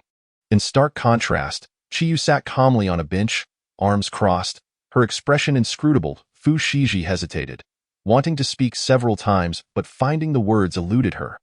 The 3 hours felt excruciatingly long, as she was drenched in sweat from anxiety. Qiyu, noticing her distress, spoke coolly, Can you sit down? Fu Shiji opened her mouth. Aren't you nervous? Qiyu replied, There's nothing to be nervous about. Fu Shiji blinked, her eyes shimmering with unshed tears. When I suggested coming here, why didn't you oppose it? Qiyu met her gaze. If I opposed, would you have given up? Fu Shiji shook her head. Having harbored doubts about another possibility, she was determined to uncover the truth. Qiyu closed her eyes. Fu Shiji, still wanting to say something, fell silent upon seeing her eyes shut. Nervously, Fu Shiji made several trips to the restroom, her high heels clicking softly as she hurried. Qiyu opened her eyes. Once the test results are out, what do you plan to do? Fu Shiji was taken aback. She hadn't considered that far. The blood relationship test could yield only two outcomes. If she and Qiyu were sisters, it would mean that Fu Lingji had indeed made a mistake in the adoption. The thought of this caused Fu Shiji's heart to plummet. She lowered her head. I don't know. Qiyu refrained from pressing her further. Fu Shiji no longer felt as tense as before. Qiyu went downstairs to fetch 2 bottles of water, handing one to her. What made you suddenly want to do a blood relationship test with me? Instinctively, Fu Shiji considered revealing Lin Lingqi's involvement, but redirected her thoughts. I just thought of it on my own. Qiyu cast her a sidelong glance, remaining silent. Suddenly, a phone rang from the side, displaying an unrecognized number. Qiyu glanced at it but did not answer. Fu Shiji peered over, her eyes widening in shock. That brother Qingyao's number. Why aren't you answering? She paused, her expression darkening. Wait, why is he calling you? Do you know him? What is your relationship? When her demeanor turned cold, it emanated a fierce intensity. Qiyu suggested, why don't you answer? Fu Shiji perceived Qiyu's remark as a provocation. Fine, I will answer it. Just don't regret it. She had just reached for the phone when the call ended. Moments later, a message arrived. Yeah, why didn't you answer my call? Yeah. Feeling as if she had been struck, Fu Shiji glared at Qiyu. Why does he call you Yeah? What is your relationship? Qiyu replied coolly, there's no relationship at all. Fu Shiji huffed. It better be that way, I'll tell you this. Brother Qingyao is mine. I might relinquish my status as the eldest lady, but I will never let go of Brother Qingyao. Qiyu frowned. You like him? Fu Shiji's face flushed. You're not allowed to like him. Qiyu replied, he is not suitable for you. Fu Shiji, growing irritated, retorted, mind your own business. Just take care of yourself. Meanwhile, Lin Lingqi, having satisfied her hunger, lounged back with her hands behind her head, reclining comfortably and swinging her feet. Life was delightful. She wondered how the eldest lady was faring. Every day since her abrupt demise felt like a dream. If it were truly a dream, she wished to remain in it forever. This dream was too wonderful, so much so that her thoughts began to wander. Checking her bank account balance repeatedly, Lin Lingqi couldn't help but break into a blissful smile. This was all her money. Hers. Little butler Lin, a servant outside, was unlocking the door. Lin Lingqi sat up and called out, Little butler Lin, you may come out. Once outside, she inquired, is the third young master still angry? The servant replied, Miss Qiyu sent me. Lin Lingqi paused, realizing the eldest lady was quite swift in her actions. Exiting the backyard, she noticed an unfamiliar car parked in the front courtyard. Qiyu's mother, Tan Jingwan's vehicle. Curiosity piqued, Lin Lingqi stealthily approached the hall's entrance, where she could hear Fu Lingji's furious roar. Impossible! How could I be the one who was switched? I refuse to believe it. Chapter 012. Driven mad by a blow to the ego, the eldest lady truly lived up to her reputation. Her decisiveness was remarkable. Leaning against the outer wall, Lin Lingqi sipped her milk while munching on freshly baked melon seeds. Fu Lingji's eyes were bloodshot. Disbelief etched across his face as he clutched the paternity test results. This is impossible. There must be some mistake. He tore the results to shreds. Third-brothered, Fu Shiji felt an overwhelming sense of guilt. Yet, as she opened her mouth, Fu Lingji's voice thundered back, silence. Fu Shiji felt wronged. I didn't mean to. All she wanted was to discover her identity. She never intended for it to escalate like this. Fu Lingji scoffed. You didn't mean to? Then why did you insist on getting the test? I have treated you so well, yet you repay me in this manner. Outside, Lin Lingqi clicked her tongue in disapproval, shaking her head. What does being treated well have to do with this?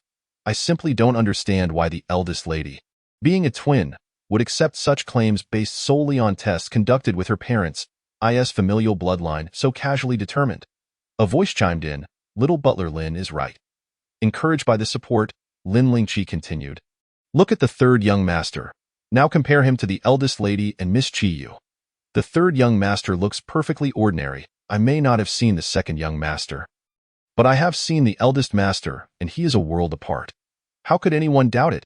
A voice nearby asked, What do you think of the eldest master? Lin Lingqi hesitated. That's hard to say.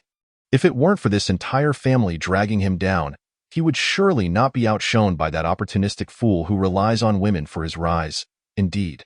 Xie Qingyao, though he possessed the charm of a male lead, was nothing but a sycophant relying on women for advancement.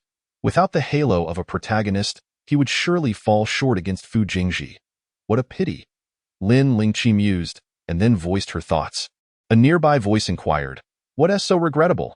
Having finished her milk and preparing to discard the carton, she turned to find Shan Qian's smiling eyes meeting hers. "Hello, little butler Lin. It's nice to see you again." Lin Lingqi was momentarily stunned, glancing up to find Fu Jingji's expressionless, indifferent face, his deep-set eyes appearing unfathomably profound. Oh no. When did the main antagonist arrive? Lin Lingqi felt a wave of panic wash over her. Instinctively forcing a smile. "Good day, eldest master. Please, come in." Fu Jingji nodded slightly in acknowledgement and stepped inside. Lin Lingqi thought, the main antagonist is surprisingly polite. Shen Qianzi lingered, staying with Lin Lingqi to eavesdrop. "Little butler Lin? Who was that opportunistic fool you mentioned earlier?" Lin Lingqi's eyelids twitched. "I have a tendency to ramble when I focus too intently on a single subject." Upon encountering Shen Qianzi, Lin Lingqi continued, "If it truly cannot be helped, you may as well consider me deceased." Having never heard of the phrase corpse speaks, she decided to enlighten him today. Shen Qianzi twitched the corner of his mouth, stifling a laugh with his fist pressed against his lips. If not for the inopportune timing, he would have burst into laughter. "Little butler Lin, let us become friends on social media." Lin Lingqi instinctively wanted to refuse. After all, he was associated with villains, and they rarely met with favorable fates. Shen Qianzi, perceiving her intentions, remarked, "I have several outdated accessories I no longer desire. If you have some spare time, little butler Lin, could you assist me in clearing them out?" Upon hearing this, Lin Lingqi's eyes instantly sparkled as she took out her phone to add him. "No problem. Just message me when you're free, and I will ensure everything is tidied up perfectly." After adding each other as friends, Shen Qianzi glanced at her WeChat nickname and couldn't help but chuckle again. "Little butler Lin, your nickname is quite unique." Lin Lingqi nodded with a smile. "You flatter me." Just as Shen Qianzi was about to explore her moments, the frantic voice of Fu Lingji erupted from the living room. "You all are a family now. And I am the outsider, is that it?" Lin Lingqi muttered under her breath, "How amusing. You were always the outsider." Shen Qianzi couldn't suppress his laughter. The argument continued within, with only Fu Lingji shouting and making a scene. As if performing a one-man show, the formidable matriarch, Tan Jingwan, stood with her arms crossed, her expression inscrutable, though the furrow in her brow betrayed her impatience. "Have you finished your tantrum yet? Fu Lingji, when you were my son, I could indulge your bad habits, but you're not my son anymore, so stop your shouting. What right do you have to create a fuss? After all these years, what have we owed you? We've provided for you generously. Is that not enough?" Lin Lingqi, eavesdropping, nodded in agreement. "Well said. Let's give Miss Tan a round of applause." Fu Lingji was momentarily speechless. "Mom." Tan Jingwan, visibly annoyed, retorted, "Don't call me Mom. When have you ever called me that, except when you need money? Now it seems fitting to say, you are no longer my son." With that, she turned to Fu Wanrong. "You may handle this matter within your family. I have other affairs to attend to." As she left, she cast a glance at Fu Shiji and Qiyu. "You too. If you're feeling wronged, come find me." And with that, she drove off in a flurry. Lin Lingqi found her cool demeanor admirable, almost prompting her to applaud. In the living room, Fu Lingji, dejected, collapsed onto the sofa, covering his face with his hands. Fu Shiji felt a pang of guilt. She and Qiyu's trip to the identification center had not escaped Fu Wanrong's notice. Before Fu Shiji could gather her thoughts, Fu Wanrong had already been informed. With so many sons, Fu Wanrong seemed indifferent to this troublesome third son, frequently checking his watch. "Jingji, I am pressed for time. You handle this." With that, Fu Wanrong departed as well. Lin Lingqi was left in shock. They are leaving the matter of Fu Lingji's fate directly to Fu Jingji? After raising him for over 20 years. Is it truly that casual? Fu Jingji, accustomed to cleaning up after the family messes, replied calmly, "We will discuss this when Grandpa returns." At that moment, Fu Lingji was utterly crushed, still engulfed in a whirlwind of anger. He lifted his reddened eyes. "I don't need your false sympathy. Are you pleased that I am no longer a son of the Fu family? Are you feeling triumphant? You would relish sending me away so that no one would contest the family fortune, wouldn't you?" Fu Jingji remained composed throughout. "You are not being rational right now." "Rational?" Fu Lingji burst into laughter. How can I possibly be rational? After over 20 years as a son in the Fu family, I have become a mere joke. Tell me, how can I remain calm? If it were you, could you stay composed? Standing there, unscathed, while I suffered. Woe is me. Fu Jingji merely glanced at him, his eyes revealing no emotion whatsoever. Lin Lingqi observed, this villain is surprisingly fragile. A little setback sends him into a frenzy. Chapter 013. She is a superficial person. Fu Lingji, still reeling from his emotional wounds, dashed out. Lin Lingqi, aware of his temperament, knew he was about to stir up trouble. Although she initially intended to keep her distance, she could not resist the allure of the young lady's offer. Little butler Lin, come quickly and see which of these you fancy. Take whatever you like. Fu Shiji led Lin Lingqi into her room, opening the wardrobe to reveal a dazzling array of designer clothing, handbags, and exquisite jewelry that dazzled Lin Lingqi's eyes, nearly blinding her with its brilliance. She pressed her temples, feeling overwhelmed. Noticing her distress, Fu Shiji asked, Little butler Lin, are you all right? Lin Lingqi replied candidly, I feel quite dizzy, as if I am lacking in vitamin R&B. Fu Shiji paused. If you dislike what you see, we can go shopping instead. Whatever you desire, I shall purchase for you. She genuinely appreciated Lin Lingqi. Had it not been for her, she would still believe herself a mere counterfeit heiress. Lin Lingqi, taken aback by the unexpected favor, protested, No, miss, I cannot accept such generosity without merit. Everything I have done is merely my duty as the Fu family's intern butler. However, Fu Shiji dismissed her objections. It's perfectly fine. This is my gift to you. Little butler Lin.as she spoke. She took a diamond-encrusted necklace in one hand and a brand-new handbag in the other, pressing them into Lin Lingqi's arms. These are new releases from the brand, and I have never worn them. I believe they would suit you perfectly. What else do you fancy?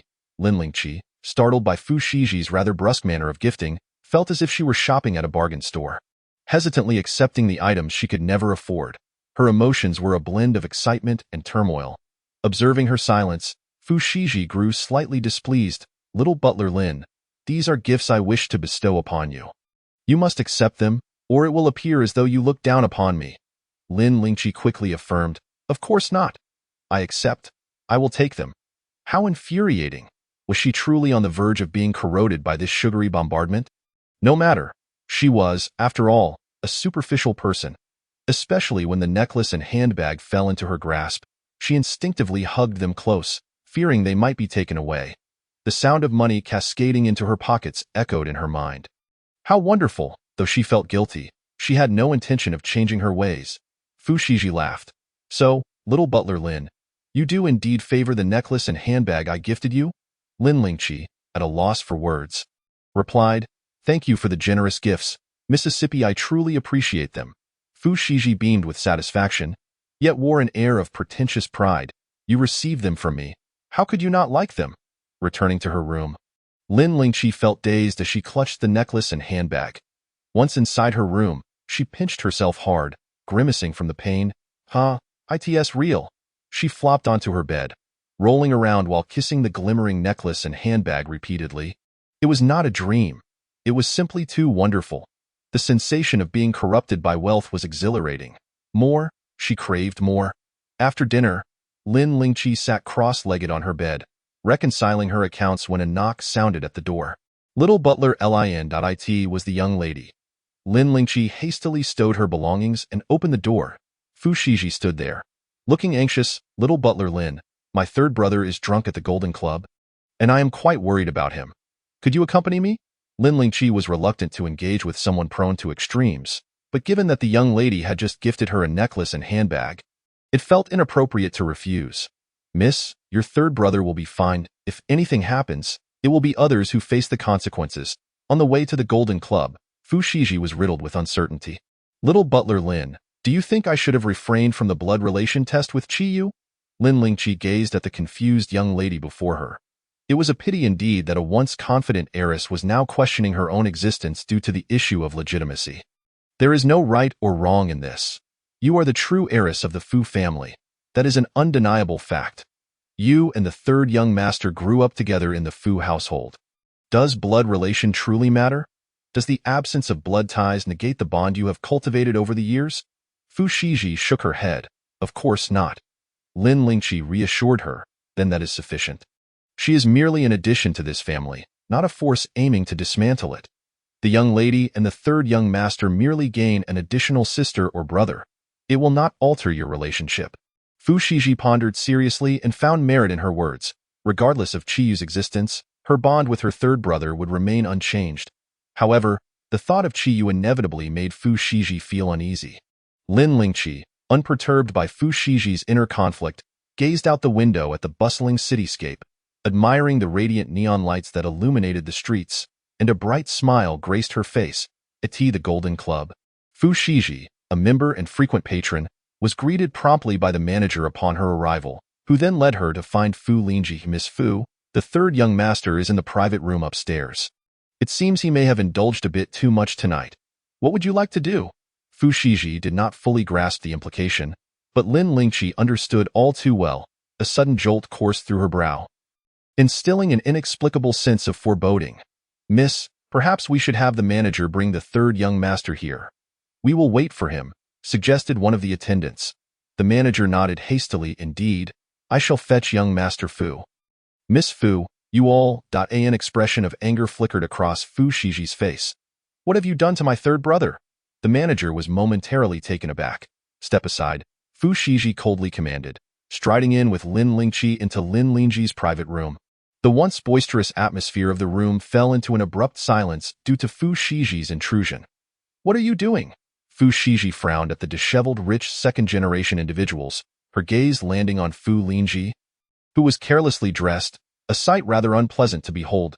At Fu Lingji's feet lay a woman, presumably a waitress from the Golden Club, her hair disheveled, face defiant, and marked with 5 distinct fingerprints. Fu Lingji, with a glass of liquor in hand, poured it over the woman's head, his face flushed from intoxication. Upon noticing Fu Shiji, he spoke sharply. What business is it of yours? After uttering those words, he continued to drench the woman in alcohol. And as the last drop fell, the glass slipped from his hand, shattering into countless fragments. Fu Shiji instinctively took 2 steps back. While Lin Lingqi steadied her, Fu Lingji pushed the remaining drinks toward the woman, declaring, I offer you this drink out of respect. Each glass is worth 10,000. If you refuse, you show disdain for me. Drink, he insisted, tossing a stack of money into the air. Several bills fluttered down to Lin Lingqi, who instinctively caught them and nonchalantly tucked them into her pocket. 10,000 a drink. Third young master, may I partake? An hour later, Lin Lingqi sat on the table, one leg bent, surrounded by stacks of money, at least 20 or 30 bundles. She held a glass of liquor, her cheeks flushed, yet her eyes sparkled with clarity. Looking at the inebriated wealthy youth she had bested in drinking, she scoffed, Still want a drink? Anyone else? Not to brag, but before me, you are all merely juniors. Dare to compete with me in drinking? You should do your homework first. I, Lin Qi, am renowned for my ability to drink 1,000 cups without inebriation. Losers pay up. Swiftly. Fu Shiji sat in the corner, utterly stunned, unable to fathom how the situation had escalated to this point. Lin Lingqi nudged one of the wealthy youths with her foot, urging, Still drinking? If not, I'm leaving. The youth, genuinely intoxicated, shook his head, slurring, I can't drink anymore. Lin Lingqi stood up, somehow procuring a black plastic bag to gather the money, all the while chuckling. I knew I was the favored granddaughter of heaven, the little darling of the god of wealth. Fu Lingji had long since slumped on the sofa, unconscious. Little steward, Fu Shiji stared in disbelief at the scene before her. Are you all right? Had she not witnessed it with her own eyes, she would never have believed Lin Lingqi could overpower all of her third brother's friends in drinking. Lin Lingqi finished collecting the money, smiling brightly. I'm perfectly fine. Don't believe me? Watch me walk in a straight line. With that, she stood and began to walk straight. Fu Shiji, fearing she might fall, was relieved to see Lin Lingqi suddenly leap up. Ha, just kidding. I'm perfectly fine, just a bit bloated. I need to relieve myself. With that, she exited the private room, bag of money in hand. Fu Shiji, glancing at the drunken Fu Lingji, felt compelled to follow her out. Lin Lingqi hummed a merry tune, dancing down the corridor. Fu Shiji thought, she actually dances rather well. When Fu Shiji regained her senses, she saw Lin Lingqi's left foot suddenly trip over her right leg. Be careful, Fu Shiji instinctively shouted. Lin Lingqi braced herself against the wall, stabilizing herself in a way that seemed impossible for an average person, arms outstretched, standing tall and laughing lightly. Ha ha, I didn't fall. Fu Shiji sighed with relief, only to be momentarily startled by the sight of two familiar figures approaching. Eldest brother, second brother Shin, she called out, rushing to support Lin Lingqi. At that moment, Lin Lingqi waved at the two men, her face radiant with a smile. Good evening, young Master Fu, young Master Shan. Fu Jingji nodded impassively. Shun Qianjia regarded Lin Lingqi with interest. Have you been drinking? Fu Shiji cast a surreptitious glance at Fu Jingji, contemplating how to explain the situation when Lin Lingqi provocatively interjected. Second young Master Shan. Would you care to compete with me in drinking? Upon hearing this, Shun Qianjia instinctively turned to Fu Jingji. Compete in drinking? Are you good at it? Lin Lingqi patted Fu Shiji's shoulder. Miss, tell him I'm off to the restroom. With that, she made her way to the restroom. Fu Shiji, not daring to conceal the truth, recounted the events briefly. Shun Qianjia's eyes lit up, chuckling at Fu Jingji. Jingji, don't you think we came here tonight for a reason? Fu Jingji frowned slightly, his voice cold. She is not suitable. Shun Qianjia inquired. What do you mean by unsuitable? Fu Jingji replied. She is an intern steward at the Fu family. Shun Qianjia countered. Working for the Fu family is different from working for you, isn't it? Fu Jingji remained unconvinced, prompting Shun Qianjia to suggest, how about we ask her and hear her thoughts? Just then, Lin Lingqi emerged from the restroom, having washed her face, her eyes sparkling with clarity. Sister Lin, despite drinking so much, you haven't gotten drunk? Impressive. Lin Lingqi brushed off the address with a smile. What's a little alcohol? I can handle 1,000 cups. Shun Qianjia chuckled. 1,000 cups is commendable. Sister Lin, I have something I wish to discuss with you. What is it? Lin Lingqi asked, and the group sought out a private room. Shun Qianjia stated directly, Sister Lin, I have a part-time job opportunity. Would you be interested? At the mention of a part-time job, Lin Lingqi instinctively straightened up. What kind of part-time job? Shun Qianjia raised an eyebrow at Fu Jingji and continued. Jingji had an assistant who recently resigned, and we are looking for another assistant with good drinking skills. Would you be interested? An assistant with good drinking skills? Lin Lingqi glanced at Fu Jingji, who met her gaze with indifferent eyes. Lin Lingqi blinked. Even if she had never encountered the tropes of domineering CEO literature, she had heard from classmates and colleagues that 9 out of 10 domineering CEOs had issues. If Fu Jingji sought an assistant with good drinking skills, it likely indicated a stomach ailment. Shun Qianjia continued, this part-time role won't interfere with your regular duties. You just need to help Jingji fend off drinks during social gatherings. Upon hearing this, Lin Lingqi's inherent tenacity was ignited. You want to increase my workload?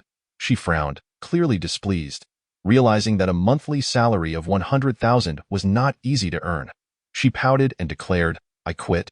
Just fire me. Shun Qianjia was taken aback. Why does it escalate to firing?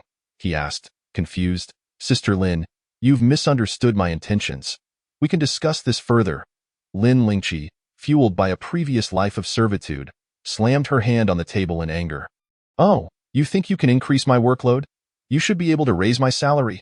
Shun Qianjia was startled. Fu Jingji's voice turned cold and firm. If you disagree, that's fine. We won't force it. Lin Lingqi responded. Oh, so you won't fire me? Shun Qianjia observed her, increasingly perplexed. Despite saying he wouldn't fire her, she seemed disappointed. Fu Jingji glanced at his watch. Time to return to the company. Wait, Shun Qianjia urged. Let me persuade her a bit more. Fu Jingji retorted, it's unnecessary. Shun Qianjia insisted. Why not? This is all for your benefit. They had come to the Golden Club that night because he had heard of a waitress with good drinking skills. Instead, he found an exceptionally skilled little steward. Lin Lingqi cheerfully sought out Fu Shiji. Upon entering, Lin Lingqi overheard Fu Shiji arguing with someone. Brother Qingyao, how could you scold me for another woman? Who is she? Why are you defending her? Upon hearing this name, Lin Lingqi felt her legs weaken, her previously hazy mind clearing significantly. Oh no. This is the male protagonist, Xie Qingyao. Upon hearing this, Xie Qingyao's demeanor softened somewhat, though his gaze remained scrutinizing. Thank you for coming to my friend's aid. Today, I owe you a favor, he declared. Lin Lingqi was taken aback. She had inadvertently saved the male protagonist's friend. Fu Shiji, feeling ignored, was visibly upset. Brother Qingyao, who exactly is she? Xie Qingyao frowned, a clear look of disdain upon his face.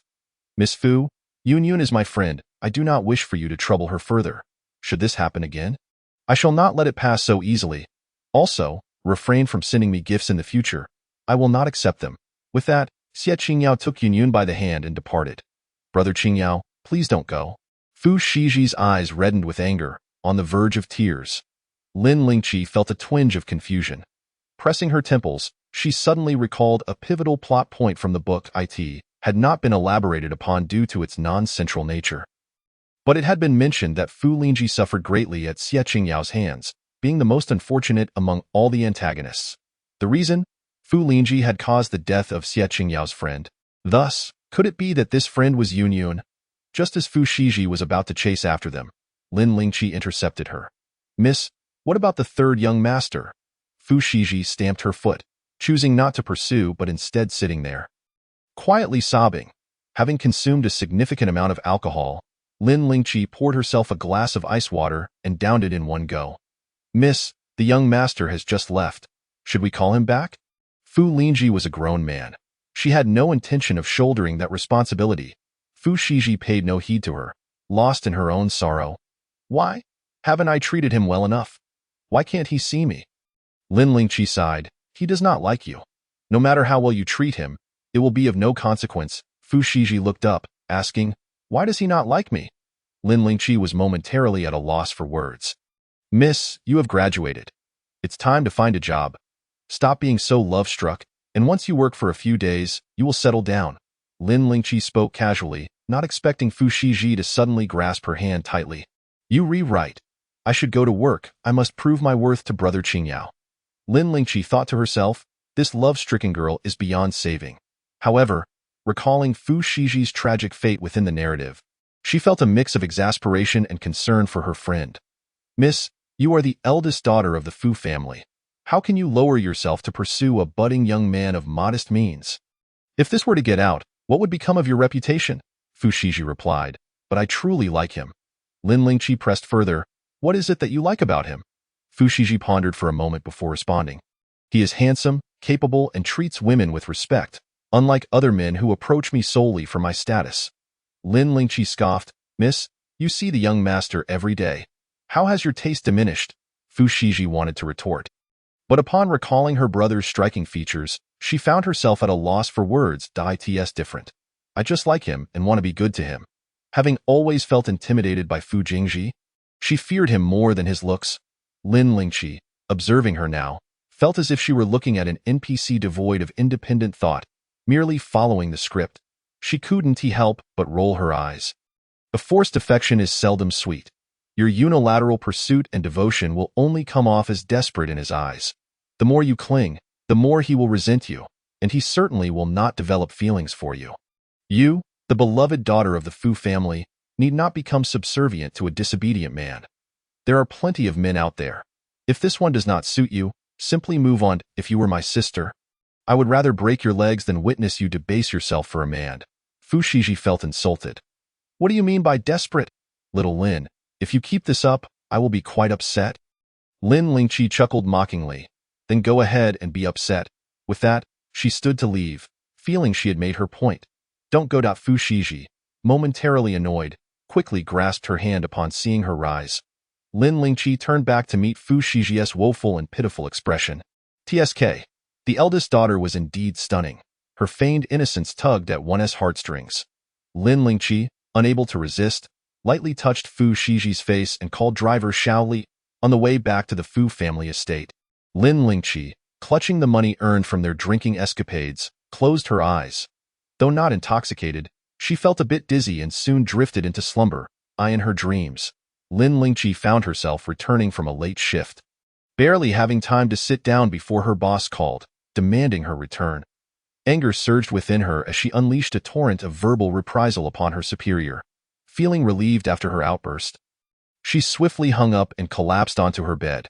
Just as she was about to enjoy a restful sleep, she heard someone calling her name incessantly. Is this ever going to end? I swear. If I drop dead, you'll all regret it. My parents and relatives will ensure you pay dearly. Upon opening her eyes, Lin Lingqi was met not with her boss's harsh visage, but with Fu Shiji's beautiful yet worried face.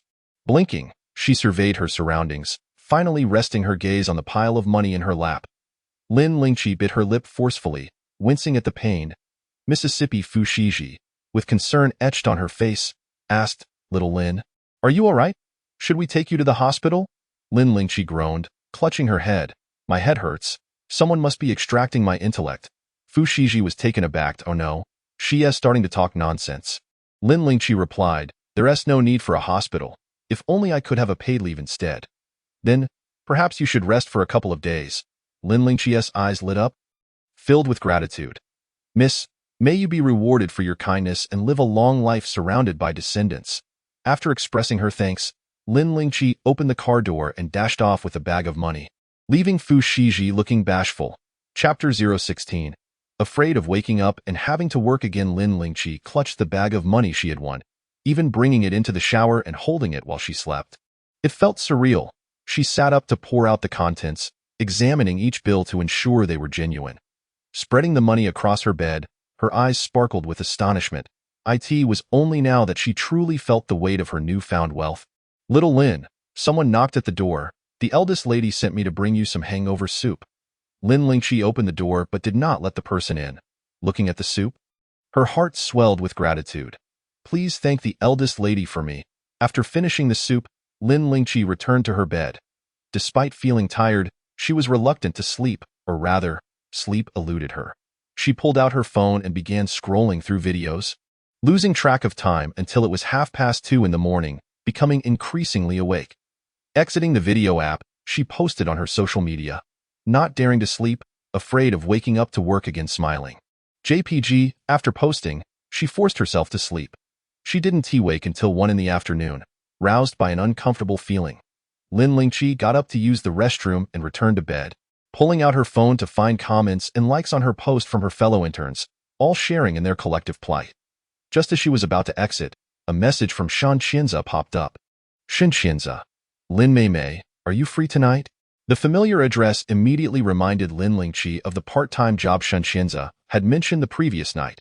She considered refusing but then received another message. "I recently moved. When can you come help me tidy up? Thank you." A grown man using a wave emoji. This was a request Lin Lingqi found hard to decline, so she agreed. Shan Qianza sent her the address and the entry code for his home. Instinctively, she replied, "Got it." After sending the message, she realized she still hadn't shed the traits of her past life as a workhorse. After freshening up, she headed to the kitchen for a bite to eat, bringing along the 23,000 she earned last night to the bank. On her way out, she ran into Butler Zhao. "Little Lin, are you heading out?" he asked with a smile. Lin Lingqi glanced at him and replied, "Butler Zhao, keep working hard. The position of regular staff is yours for the taking." Butler Zhao's smile faltered, and his expression turned slightly strange and wary. After all, little Lin was young and had many opportunities ahead of her. Unlike him, an older man facing difficulties in securing work. Lin Lingqi maintained her smile. "It's true that youth brings many opportunities, but there are also many young people." Butler Zhao countered, "In today's society, compared to us, you young people have it easier." Lin Lingqi responded, "Butler Zhao, do not belittle yourself. Compared to my situation where I must work to feed myself, you have the responsibility of supporting both the elderly and the young. After all, if I don't work, I can only return home to be a full-time daughter." Butler Zhao, on the other hand, could be a full-time son, husband, and father.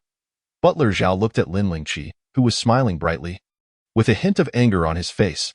Lin Lingqi, uninterested in his mood, waved goodbye and left. Humph. She was not oblivious to Butler Li's situation. This Butler Zhao had surely played a part in it. She recalled her previous life, where a department with over a dozen interns competed for 2 permanent positions, rife with internal strife and backstabbing. In order to survive, she was compelled to evolve from a mere novice in the workplace, enduring untold hardships and tribulations. After 5 arduous years of grappling and striving, she finally ascended to a managerial position. If Zhao Guanjia could not see through such trivial schemes, then her efforts would have been in vain. Lin Lingqi deposited her money into the bank. Upon receiving a text message from the bank, she glanced at her balance, covered her face, and couldn't help but burst into joyous laughter. Once her elation subsided, she decided to treat herself to a cup of milk tea. However, upon arriving at the tea shop and seeing the prices displayed, her excitement quickly evaporated. Perhaps it would be wiser to conserve her funds. Lin Lingqi sent a message to Shan Qianza, intending to head over immediately, After all, opportunities for making money cannot be delayed. She hopped on a shared electric scooter and made her way to Shan Xianza's residence. You, Shan Xianza observed Lin Lingqi, whose face was flushed and beads of sweat adorned her brow. Lin Lingqi blinked. What is the matter? Did I not enter with my right foot first? Is that wrong? If so, allow me to step back and assure you that this time, I will enter with my left foot. Shan Xianza's eye twitched. Duh. Just come in. As he ushered her inside, he handed her a bottle of water. How did you arrive? After Lin Lingqi had messaged him, he had been waiting for nearly an hour. Lin Lingqi opened the bottle and gulped down half of it. I rode over on a shared electric scooter. Although your upscale community is easy to find, it's quite expansive, and the scooter isn't allowed inside, so I ran over. Shan Xianza instinctively asked, why not drive? Lin Lingqi paused, her gaze carrying a hint of reproach. Young Master Shan, do you think I wouldn't prefer to? Shan Xianza nearly laughed out loud. Lin Lingqi rolled her eyes, surveying the exquisitely decorated apartment, nearly losing her composure. Young Master Shan, don't you have work? If her memory served her correctly, Shan Xianza held an important managerial position at the Fu Corporation. Shan Xianza replied, I have a business trip. My flight is at 6 this evening. Knowing you were coming, I returned to tidy up my luggage. Lin Lingqi pulled a pair of gloves from her backpack. Then let us begin. Just discard what you don't want on the floor, and I shall pick it up myself. Rest assured, I won't take advantage. I will ensure your residence is spotless. Observing her adept and professional demeanor, Shan Xianza couldn't resist making a jest. Lin Mimi, you haven't done this before, have you? Lin Lingqi candidly admitted. Since I can remember, I've been collecting garbage to sell and support my family. So, young Master Shan, if you have similar opportunities in the future, feel free to reach out. Shan Xianza took her humor lightly. Lin Mimi, rather than scavenging, why not consider securing a permanent position? After all, the monthly salary of the Fu family's housekeeper is among the highest in the affluent circle. Lin Lingqi turned her head to look at him. Shan Xianza added, you can reconsider my proposal from last night. Lin Lingqi replied, haven't you found a suitable candidate yet? Upon mentioning this, Shan Xianza sighed. It's not that easy to find, Lin Lingqi continued. So, if a suitable person isn't found, does that mean there will be no need for social engagements? Shan Xianza was momentarily at a loss. Not exactly. Lin Lingqi shrugged. If you need to socialize regardless of finding someone, then why bother searching? Shan Xianza, that are you really not considering it? It would be beneficial for your permanent position. Lin Lingqi spoke candidly. I don't wish to secure a permanent position. Shan Xianza was taken aback. You don't want to? Why not? The benefits and compensation from the Fu family far exceed those of others. Lin Lingqi sighed. If it were in her previous life, she would never have dreamed of such fortune, but the current her was no longer the same. Young Master Shan, do you know my name? Shan Xianza pondered for a moment. Lin Lingqi? Lin Lingqi nodded. Correct. I am 007, 0 quality, 0 ethics, and 7 days a week of laziness. Shan Xianza. Chapter 017. The endless cycle of struggle. Shan Xianza, recalling Fu Jingji's intolerance for alcohol, stubbornly inquired, are you truly not reconsidering? Lin Lingqi coldly dismissed him. No. Shan Xianza persisted. I don't believe this would add to your workload. It's merely field work. If performed well, you could even earn some extra income. Upon hearing extra income, Lin Lingqi felt an uncharacteristic stir of interest. How is extra income calculated? Seeing her interest, Shan Xianza felt a sense of relief. It depends on your performance. Lin Lingqi expressed her resignation. Shan Xianza scratched the back of his head. Lin Mimi, did I say something wrong? Lin Lingqi shook her head. No, it's just that there's a large pie in front of me that I can see but cannot taste. What a joke. In her past life, she had often heard leaders speak of grand promises. To survive, she had been forced into a corner, fully aware of the empty promises yet still pushing herself to comply, ultimately exhausting her very essence in this lifetime. However, with savings in hand, although they pale in comparison to the wealth of the affluent, they suffice for her to live comfortably. Shan Xianza felt a pang of disappointment. Even knowing Lin Lingqi's resolute stance, he still said before leaving, if you change your mind, feel free to call me. Lin Lingqi responded with a perfunctory smile. Sure, young Master Shan, take care. Not long after Shan Xianza departed, a cleaning lady arrived to tidy up. Lin Lingqi began collecting the items he had discarded in a cardboard box. A diamond-studded broken tie clip, an expensive yet outdated phone, a slightly worn black wallet, a watch with a loose strap, and several shirts with tags still attached. Lin Lingqi asked the cleaning lady, "Do you come here often?" The cleaning lady replied, "Yes, Mr. Sean has lived here for several years, and I come twice a week to clean." Lin Lingqi inquired, "You must have collected quite a few valuable items, haven't you?" The cleaning lady chuckled, "Oh no, I have a code of ethics. Mr. Shen pays me to clean, and I don't touch anything in this house." As Lin Lingqi put the items into her bag, she felt an inexplicable sense of guilt. The wealthy are rich for a reason. They are not foolish but rather astute. These items, once repaired, could easily be dealt with, so why should they be given to her? Lin Lingqi could certainly ignore the entire situation, but her past experiences left her feeling uneasy about taking these items. Indeed, some bargains are not worth seizing. After helping the cleaning lady tidy up the apartment, night fell. Having checked the utilities and doors, she leisurely exited the community, only to discover that Shen Xianze had transferred her 1,000 yuan before boarding the plane. "Shen Xianze, you must be busy at this hour. Once you're done, go treat yourself to something nice." Lin Lingqi's hand moved faster than her mind, and upon seeing the transfer, she instinctively accepted it. Lin Lingqi frowned, tapping her head for being slow. Returning the money was not her style, yet keeping it felt equally wrong. Forget it. Lin Lingqi was never one to dwell on matters, and she promptly returned the money. "Saishan's little darling, just a moment. My hand moved too quickly, and I didn't see clearly." After returning the money, Lin Lingqi momentarily cleared her mind and went out to find something to eat. 20 minutes later, rubbing her stomach, Lin Lingqi decided to return to the Fu residence for a meal. How ludicrous. How could she expect to find something affordable near such an upscale community? Just as she was about to scan for a shared e-bike, a familiar voice filled with resentment called out from behind her, "Lin Lingqi?" Lin Lingqi instinctively turned around and saw Yang Qi flanked by 3 wealthy young ladies, all of whom were familiar faces. "So it's really you. What are you doing here?" Yang Qi stepped forward, her gaze fixed on Lin Lingqi as if trying to bore holes into her with her stare. Lin Lingqi regarded her with a half-smile. Saying nothing, Yang Qi scolded, "I'm asking you a question. Have you lost your voice?" Lin Lingqi distastefully shifted to the side. "I just heard that a sewage truck exploded. Turns out it was just you talking." Yang Qi's expression darkened, and just as she was about to lose her temper, a thought struck her. She turned to the 3 wealthy young ladies. "Miss Hong, Miss Chiu, Miss Zhang, do you remember her?" It had been nearly half a month since the incident at the Fu family, and the 3 wealthy young ladies had nearly forgotten about it. But now, with Yang Qi's reminder, their expressions soured. Qiu Qini remarked, "You're the intern housekeeper at the Fu family, right? What a shame. Just a little bump, and you lay there motionless, looking as if you had died. Are you still working for the Fu family? They must not mind the bad luck." Yang Qi chuckled.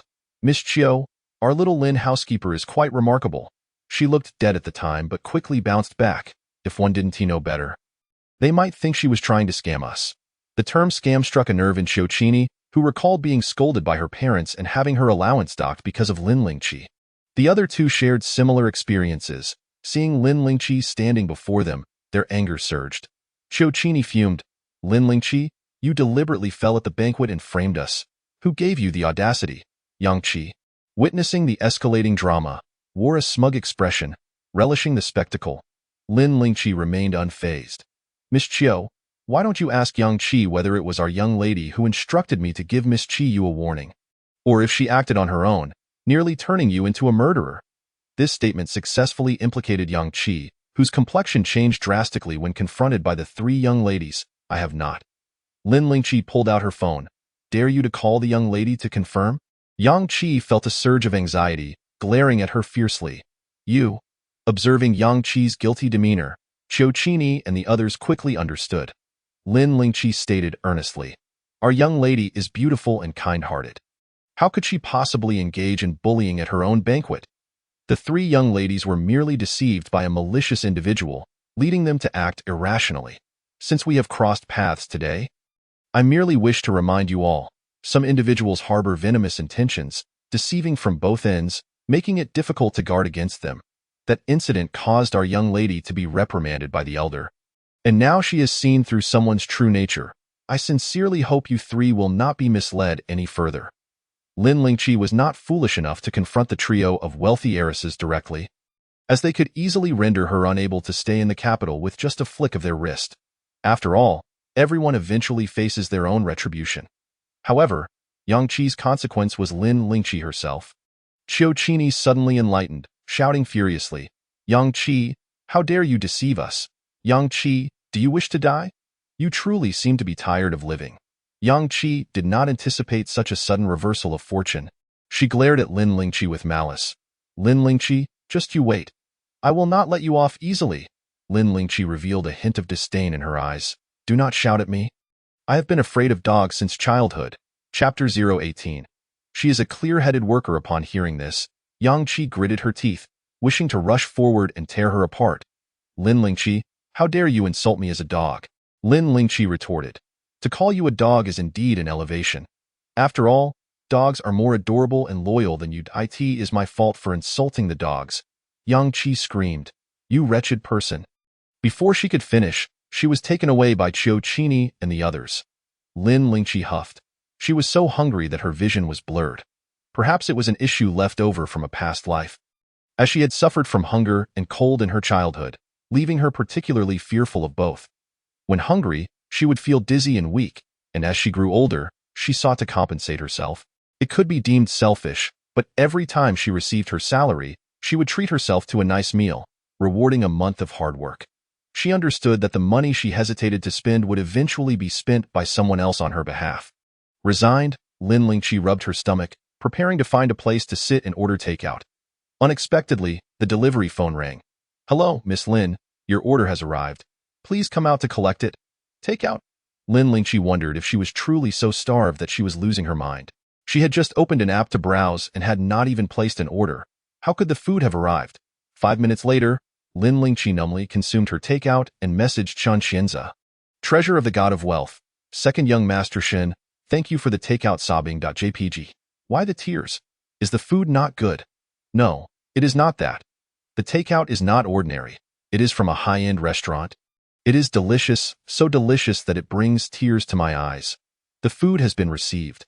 The money has been collected, though it has been returned, but the recipient has yet to accept it. The meal has been consumed. Now, I owe a significant favor. Truly, a capitalist loves to set traps." Knowing it is a scheme, Lin Lingqi still willingly stepped into it. Had she been foolish enough to cry over her own naivety? "Shen Xianze, why are you crying? Is the takeout not tasty?" "Shen Xianze, at this hour, if Lin Mimi is still here, she must be starving. You have truly worked hard." He had initially ordered takeout for Lin Lingqi and, upon realizing she might leave without receiving it, sent her an additional 1,000 yuan red envelope. Unexpectedly, Lin Lingqi managed to catch up. Such is fate. Lin Lingqi held back her emotions and replied, "The takeout is excellent.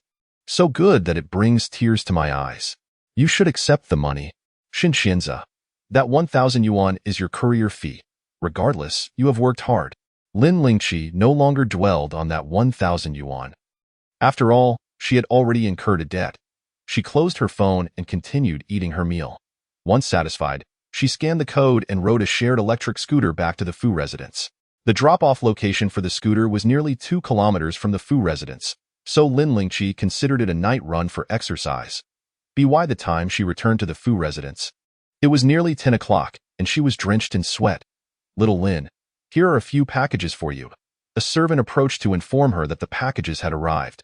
After thanking the servant, Lin Lingqi went to the kitchen to pour herself a glass of water, preparing to take the packages back to her room. The servant added, "The young lady said if little Lin returned, you should go upstairs to find her." Lin Lingqi was taken aback, wiping the sweat from her forehead. "When did the young lady say that?" The servant replied, "About 2 hours ago." Lin Lingqi nodded, realizing she had an idea of what Fu Shiji wanted to discuss. Ascending the stairs, Lin Lingqi knocked on Fu Shiji's door. "Young lady, come in." Fu Shiji's voice came from within. Lin Lingqi pushed the door open and saw Fu Shiji sitting at her vanity, playing with nail polish, her expression inscrutable. "Little Lin, where have you been just now?" Lin Lingqi did not conceal. "Second young master Shun moved, and I went to help." Fu Shiji set down the nail polish, her expression ambiguous. "Yang Qi said she encountered you and claimed you instigated her, resulting in her being beaten by Qiu Qini and the others." "Beaten?" Lin Lingqi raised an eyebrow, smiling pleasantly. "I merely spoke the truth." Informing Miss Chiao and the others about the events at the banquet it is entirely natural for them to be furious upon realizing they were deceived by Yang Qi. Why not just ask the young lady directly to clarify? Fu Shiji suddenly grew a bit angry. Do you think I need your input? She had already called to inquire about the situation at the first opportunity.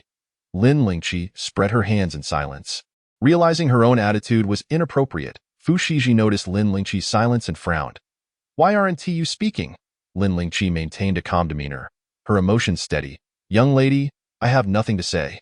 Fu Shiji, seeing her indifferent posture, felt an indescribable sensation in her heart. Are you angry? Lin Lingqi blinked. Does it matter if I am angry? I am merely a worker. She was an employee, while Fu Shiji was a family member of her employer. How could she be foolish enough to resent her employer? Fu Shiji became even angrier, though she herself was unsure of the reason, puffing her cheeks and glaring at Lin Lingqi as if she were the one wronged. Lin Lingqi sighed. Young lady, our acquaintance is brief, and I am merely an employee of the Fu family. Yang Qi is your friend. It is natural for you to choose to believe your friends. And I can understand that.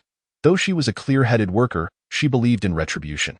However, there were some words she refrained from uttering, knowing they would not bring about any change, nor would it benefit her in any way. Fu Shiji became displeased.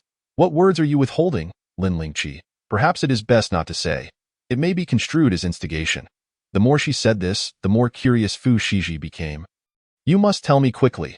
Regardless of whether it is right or wrong, I will not blame you. Lin Lingqi hesitated, her expression one of disbelief. Fu Shiji, in a fit of anger, stood up. You have helped me twice. I will certainly trust you, just say it. Lin Lingqi offered a nonchalant ode. Fu Shiji was nearly jumping with exasperation. Lin Lingqi finally spoke leisurely. Young lady, every time you send something to Xie Qingyao, it goes through Yang Qi, correct? Upon hearing Xie Qingyao's name, Fu Shiji paused. Because Brother Qingyao looks displeased whenever he sees me, I always have Yang Qi deliver the gifts. He throws them away each time. Lin Lingqi asked, he throws the gifts away? Are you certain?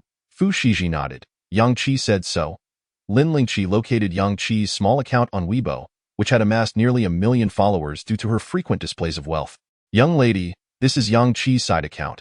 Take a look. Fu Shiji, suspicious, glanced at Lin Lingqi, then at the luxury items Yang Qi had flaunted on her side account.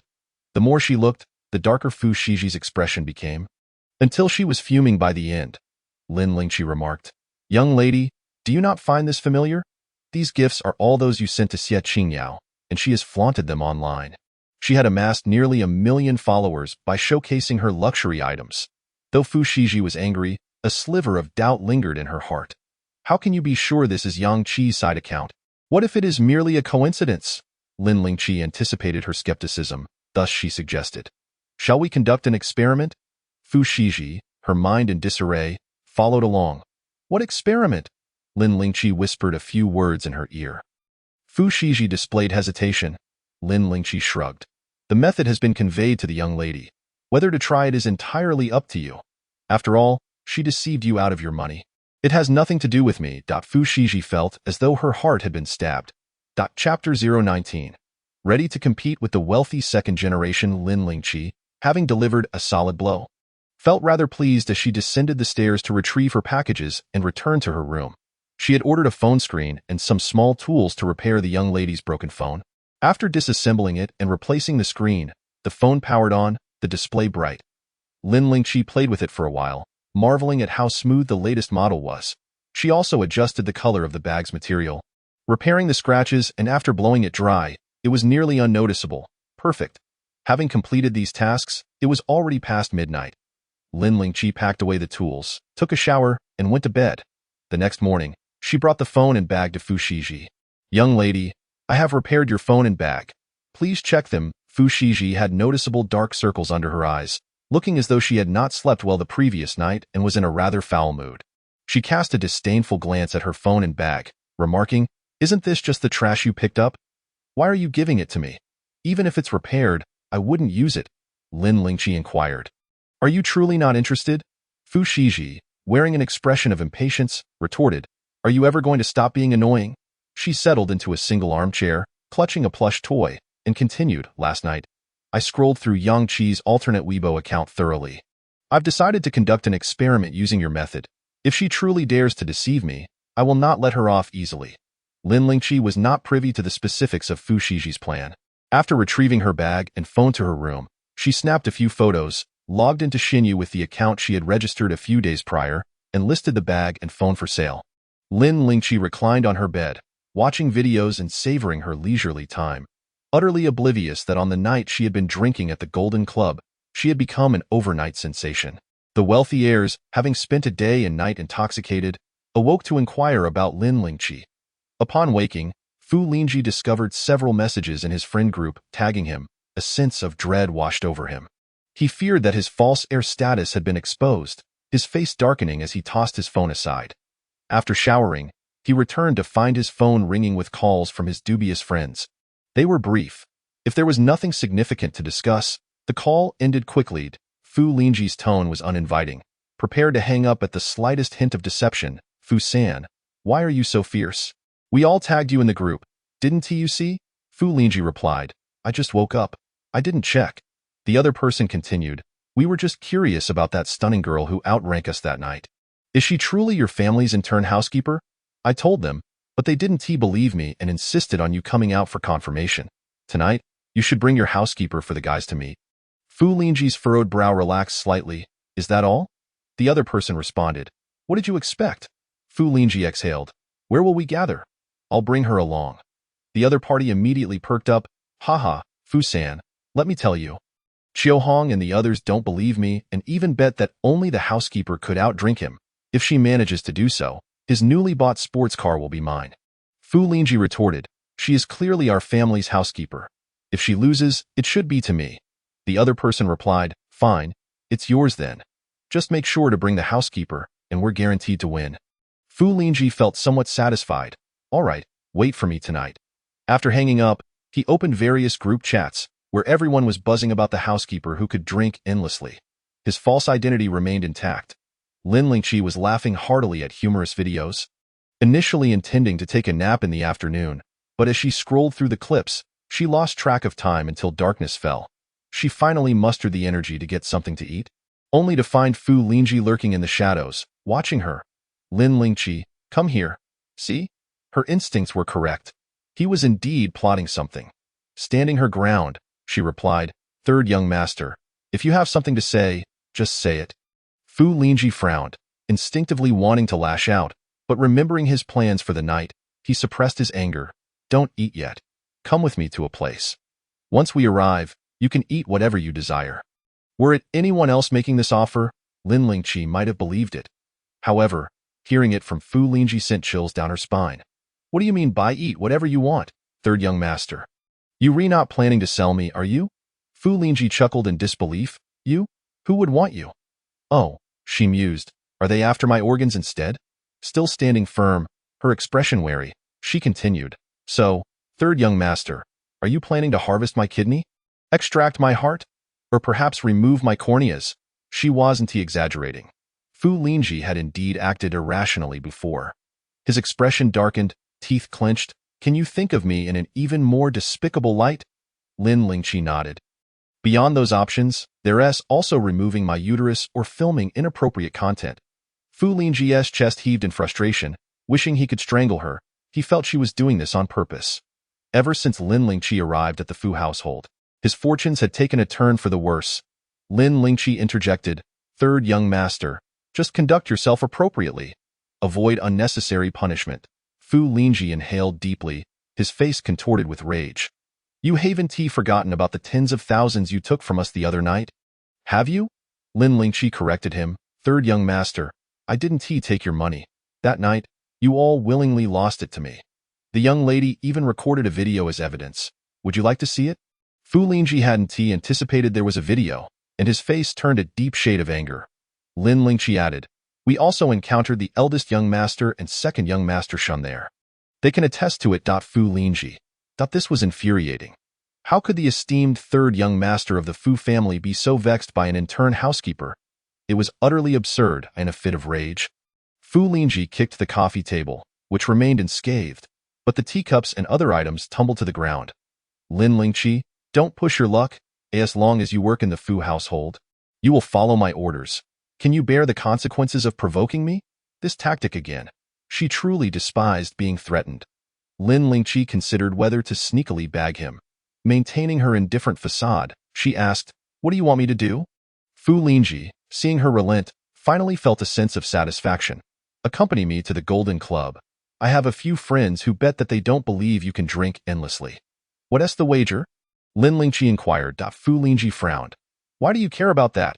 Lin Lingqi shot him a cool glance and responded, "Third young master, it's I who will be drinking. Wanting to know the wager isn't unreasonable. Is it?" Fu Lingji, with his nose in the air, dismissed her. A limited edition sports car. Lin Lingqi internally gasped. She truly wanted to compete with those wealthy heirs. She wouldn't engage in something without benefits. Although she couldn't quite handle Fu Lingji, she could still take advantage of the situation. If he wanted her to go, he should be willing to pay. Fu Lingji, surprisingly generous, directly transferred 100,000. Lin Lingqi instantly donned a bright smile. "Third young master, let us go." On the way to the Golden Club, Lin Lingqi pondered a question. Would she regret this? Had she known it would unfold this way? She would still make the same choice as the night before. She would, however, where there was one occasion, there would surely be a second. Fu Lingji would undoubtedly not relinquish the opportunity to exploit her. While it was all about drinking, why had she not chosen the villain Fu Jingji instead? Chapter 20. Destined to be a worker, opportunities are reserved for those who are prepared. Lin Lingqi wasted no time and messaged Shen Qianze. "Treasurer's little darling. Shan's second young master. I believe occasionally stepping out for field work is acceptable." Shen Qianze, likely busy, did not respond. Fu Lingji led Lin Lingqi into the Golden Club, where they directly approached the group of wealthy heirs. Inside the private room, there were over a dozen men and women, the table laden with a variety of drinks, the air thick with smoke, and the lighting dim. Some were talking, while others sang karaoke. Lin Lingqi frowned slightly, this scene reminiscent of her past life, where she had drunk and sung with clients to secure deals. Just thinking about it brought tears to her eyes. "Fu San, you finally made it. I thought you wouldn't dare show up." Qiu Hong's words jolted Lin Lingqi back to reality. Fu Lingji, feigning a smile, replied, "Since I promised, how could I not come?" Saying this, he pushed Lin Lingqi forward. "This is our Fu family's intern housekeeper, Lin Lingqi .007.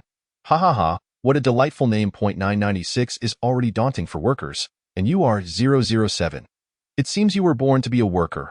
Lin Lingqi regarded Qiu Hong, her face adorned with a subtle smile. "That may not be the case.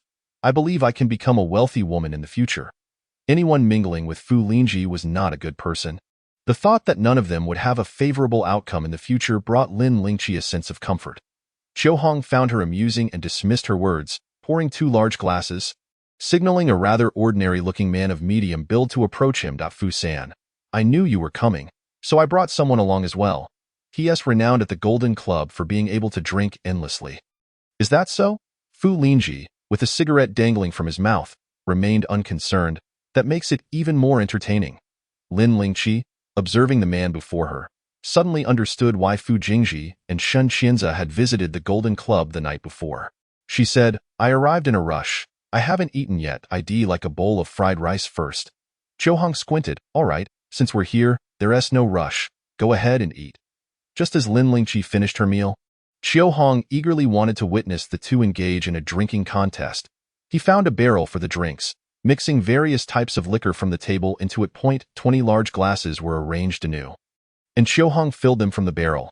"Come on, drink, drink, drink. Ha ha. Goodness, will this be safe? Qiu Xiao, this is hardly anything. If you can't handle this little bit, don't dare claim to be able to drink endlessly in front of me."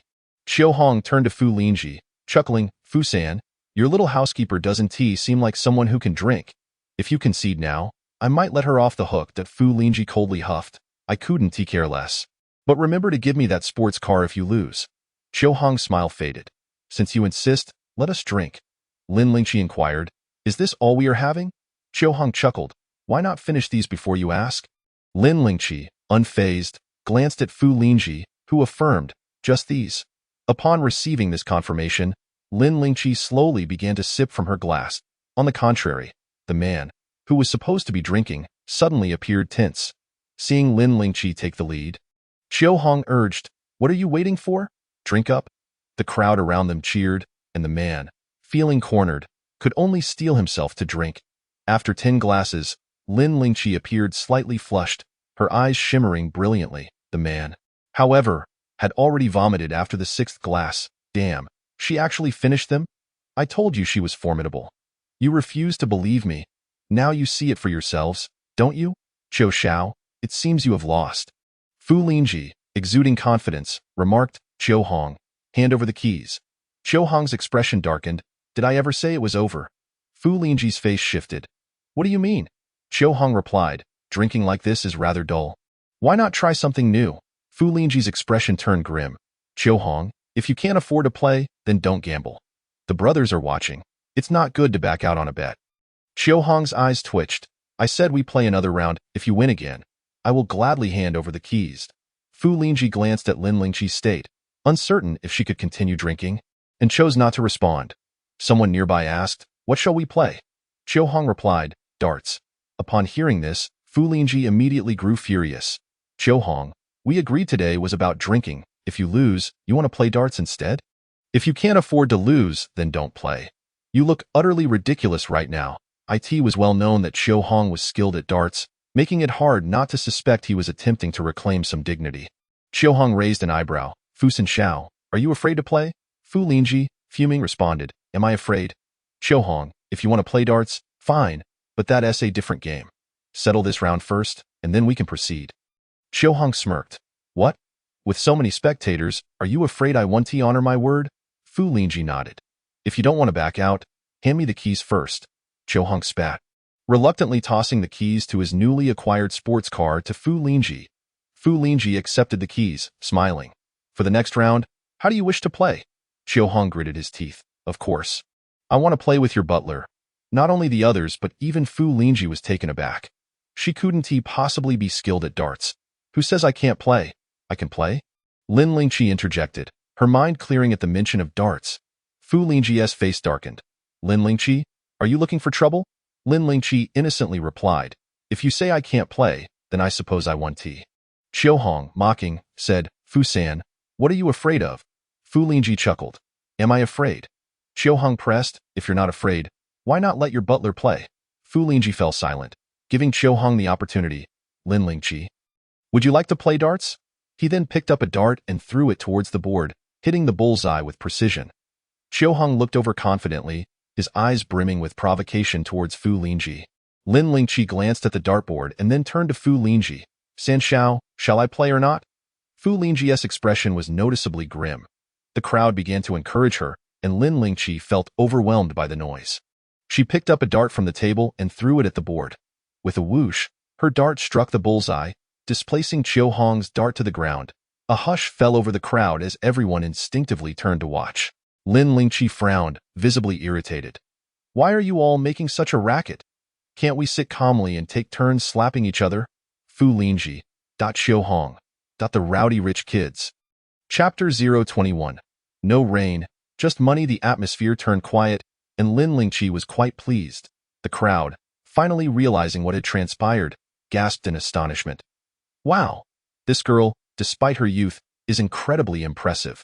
After drinking so much, she still threw so accurately. Impressive, Fu San, your butler is truly remarkable. Fitting of the Fu family, a throng of wealthy youths flocked to praise Fu Lingji. He observed Qiu Hong, whose expression was exceedingly grim, feeling as if he had just been slapped in the face. Qiu Hong, Lin Lingqi has bested you in drinking and has also knocked your dart down. Do you concede? Fu Lingji reclined, casually smoking a cigarette and twirling the keys Qiu Hong had given him. Exuding arrogance. Qiu Hong's eye twitched, casting a cold glare at Fu Lingji before finally focusing on Lin Lingqi. When she met his icy gaze, a sudden thrill coursed through her. Let us fight. Let us fight, Qiu Hong. Fu Lingji. The rich kids. Lin Lingqi laughed foolishly. Shall we drink more? If not, I'll be leaving. With that, she stood up, swaying slightly as she prepared to depart. Qiu Hong seized her arm. You think you can just leave after winning? As he reached out, Lin Lingqi instinctively twisted his wrist outward. Crack! Ah! Qiu Hong let out a cry of pain, his face contorting in agony. The sound jolted Lin Lingqi back to reality. She quickly released him, feigning innocence as the crowd regarded her with suspicion. It was he who moved first, Fu Lingji, having lowered his legs. regarded her with a complex expression. Lin Lingqi pressed her temples, realizing she had truly overindulged. With the drunkenness overwhelming her, she excused herself to the restroom, where she vomited for a while and splashed her face with water. Feeling somewhat better, upon returning to the private room, she found everyone had departed. Lin Lingqi thought that scoundrel Fu Lingji actually abandoned her here. After all, Lin Lingqi was merely a working girl. Resigned, she descended the stairs and sat alone by the fountain in front of the Golden Club, letting her head droop as she enjoyed the night breeze, contemplating returning to the Fu residence once she sobered up. Unfortunately, her luck had run dry. Just as she settled in, it began to rain. Lin Lingqi looked up at the sky. "Oh heavens, please don't rain. Shower me with money instead, for I am your beloved granddaughter." Suddenly, a car halted before her, its headlights illuminating her feet. She scooted aside, and soon a pair of polished leather shoes caught her eye. "Lin Lingqi," a detached voice resonated above her. Lin Lingqi nonchalantly replied and looked up to see the figure above her holding an umbrella. Finally recognizing Fu Jingji's handsome face, she shook her head and approached him, glancing left and right, uncertainly saying, Fu Jingji? Yes. Lin Lingqi grinned broadly. "It's really you, what a coincidence." Fu Jingji observed her cheeks flushed. Her single phoenix eye widened with surprise and sparkling. Beneath the street lamp, her eyes sparkled like stars, even more radiant at that moment. Her lips were a bright red, and her slightly tilted head gave her a tipsy appearance as she smiled at him. Fu Jingji gazed at her for a couple of seconds before asking in a calm tone, "Can you walk?" Lin Lingqi nodded earnestly. "I can. I can walk in a straight line with that." She started to walk forward, albeit with a slight wobble. After a few steps, she stumbled over her own feet. Fu Jingji instinctively reached out, grasping her arm and guiding her into the back seat of the car, handing her a glass of honey lemon water. Lin Lingqi, compliant, remained still, but her mouth was not idle as she scrutinized Fu Jingji's face, expressing her frustration. "Boss, just fire me. I don't want to work anymore." Fu Jingji had just finished a conversation with Shen Qianjia when he asked her, "What did your message and location to Shen Qianjia mean?" Upon hearing Shen Qianjia's name, Lin Lingqi blinked. "He asked if I wanted to go on an external assignment, and I thought it was a good idea. I sent him my location hoping he would come to rescue me. Unfortunately, he didn't come. Fu Jingji explained. "Shen Qianjia just returned from a business trip. He only saw your message after landing." After a pause, he added, "I'm sorry for being late." Shen Qianjia had urgently asked Fu Jingji to come after seeing her message and location, but by then, everything had already concluded. Lin Lingqi tilted her head to look at him, seemingly gazing for quite some time, before bursting into a carefree laugh. "The boss actually said sorry. How polite of you." He, the driver, Xiao Wang, nearly spat out the water he had just sipped upon hearing this. Fu Jingji did not engage with her as one would with a drunken person. A bit of honey water would surely bring some comfort. Thereafter, he ceased speaking, turning to his computer to begin responding to emails. Lin Lingqi stared at the densely packed text and data on the screen, took a sip of honey lemon water, and closed her eyes. Lying still, upon returning to the Fu residence, Lin Lingqi felt significantly better, though her mind remained somewhat sluggish. She was the first to exit the car, bowing to Fu Jingji inside. "Thank you for bringing me back. Boss, you've worked hard. Take care." Just as she was about to open the car door for Fu Jingji, Xiao Wang. Fu Jingji opened the car door and stepped out, causing Xiao Wang to breathe a sigh of relief. With his tall stature, Fu Jingji quickly approached Lin Lingqi. He listened as she mumbled, "Work is done. Let today's hardships end here." Fu Jingji glanced at her, sensing her profound resentment towards her job. "Huh?" Lin Lingqi felt someone's presence beside her, looked up in confusion, her mind a whirl. "Boss, why are you here? I could have returned on my own." "You need not have come." Fu Jingji replied softly, "This is my home." "Your home?" Lin Lingqi halted her steps, staring at the grand and imposing estate before her, her eyes widening in shock. "This is your home? You actually brought me to your house? What are your intentions?" Fu Jingji, realizing she had misunderstood, was about to explain when she began to reproach him with a heavy heart. "Clearly, we look quite similar. Yet why are you so wealthy while I am so impoverished? You are audacious enough to flaunt your riches before the less fortunate." She raised her head to the sky and cried out, "Who on earth has stolen my life as a wealthy second-generation heir?" Fu Jingji. The still-present driver, Xiao Wang. Chapter 22. She and the young master were close. Lin Lingqi had blacked out from drinking and could not recall how she had returned. The next day, she awoke at 10 o'clock, feeling no discomfort. This body seemed to tolerate alcohol far better than her previous one. It was hard to tell whether this was a blessing or a curse. As she meandered into the kitchen in search of something to eat, she overheard a few servants gossiping. Had she not caught the mention of Xiao Lin, the butler, she might have taken something and left unnoticed. Though young, Xiao Lin was well liked by the young master, young mistress, third young master, and Miss Chiyu. Surely, she would be promoted to a formal position. Promotion. Once, hearing those two words had brought her to tears of joy. Now, they still threatened to draw tears. Humph, merely opportunism.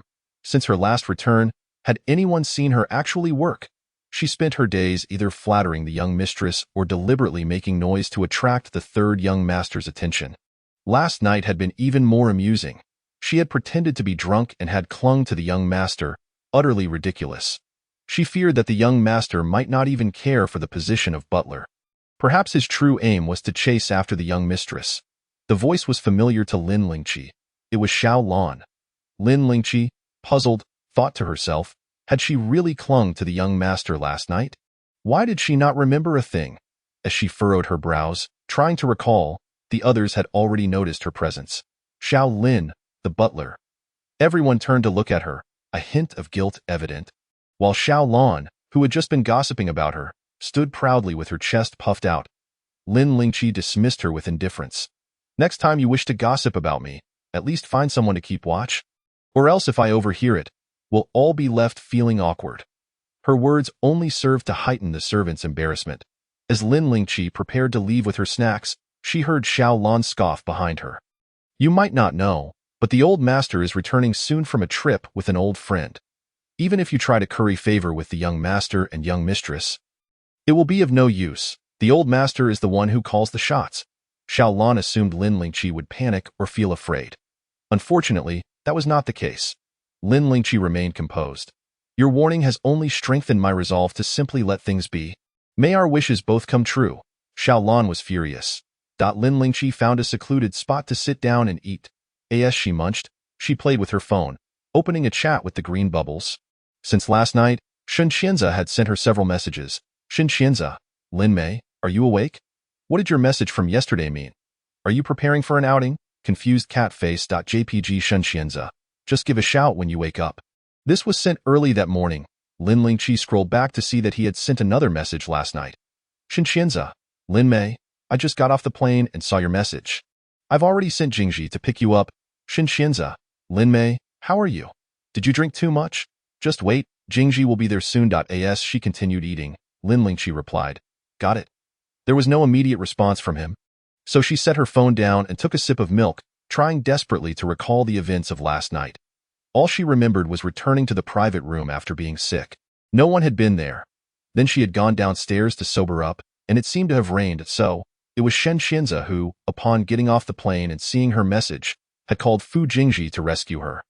But he arrived too late. TSK. Lin Lingqi shook her head, lamenting, truly, I am destined to be the cannon fodder, even in this life. When the leading lady faces difficulties, high and wealthy suitors rush to her aid. Yet only the cannon fodder must rely on herself. After taking another sip of milk, Lin Lingqi suddenly paused. Not only was she doomed to be cannon fodder, but it also seemed she had injured Xiu Hong last night. Heh, let it all come to ruin. Whatever will be, will be. Shen Qianza replied, Lin Mei, you're awake. Shen Qianza. Have you decided to go on the outing? Starry-eyed. JPG cannon fodder. Lin Lingqi coolly replied, yes.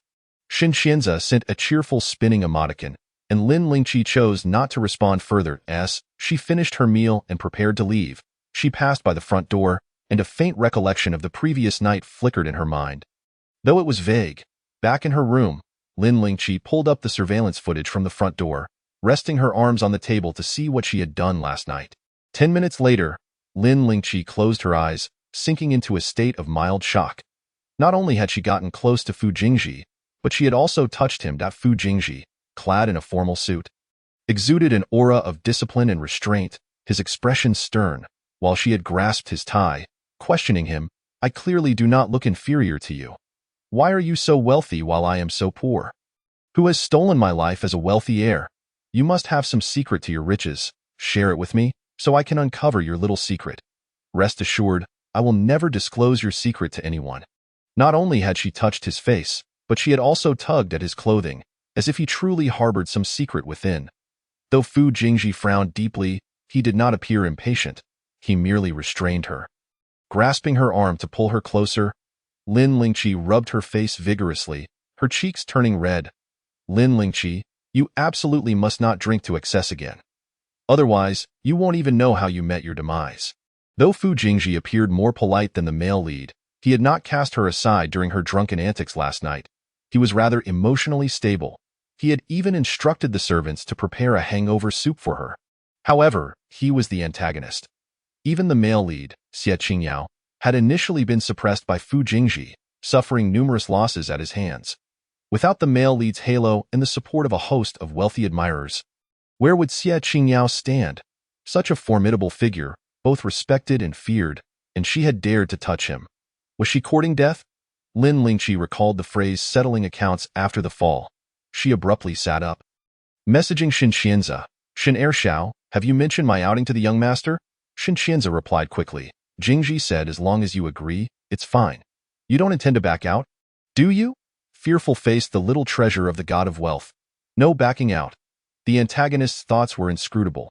No matter how much she guessed, she could not discern them. Thus, Lin Lingqi decided to stop guessing. Her current mindset was, nothing to fear. If death were to come, so be it. With that, she released herself from worry.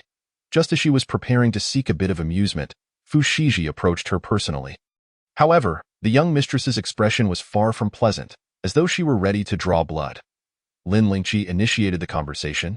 Young mistress, is there something you need from me? Fu Shiji glared at her furiously. I tried your method with Yang Qi and had her deliver something to brother Qingyao. But she turned around and posted it on Weibo. Xiao Lin, the butler, you suggested this idea. What do you think I should do?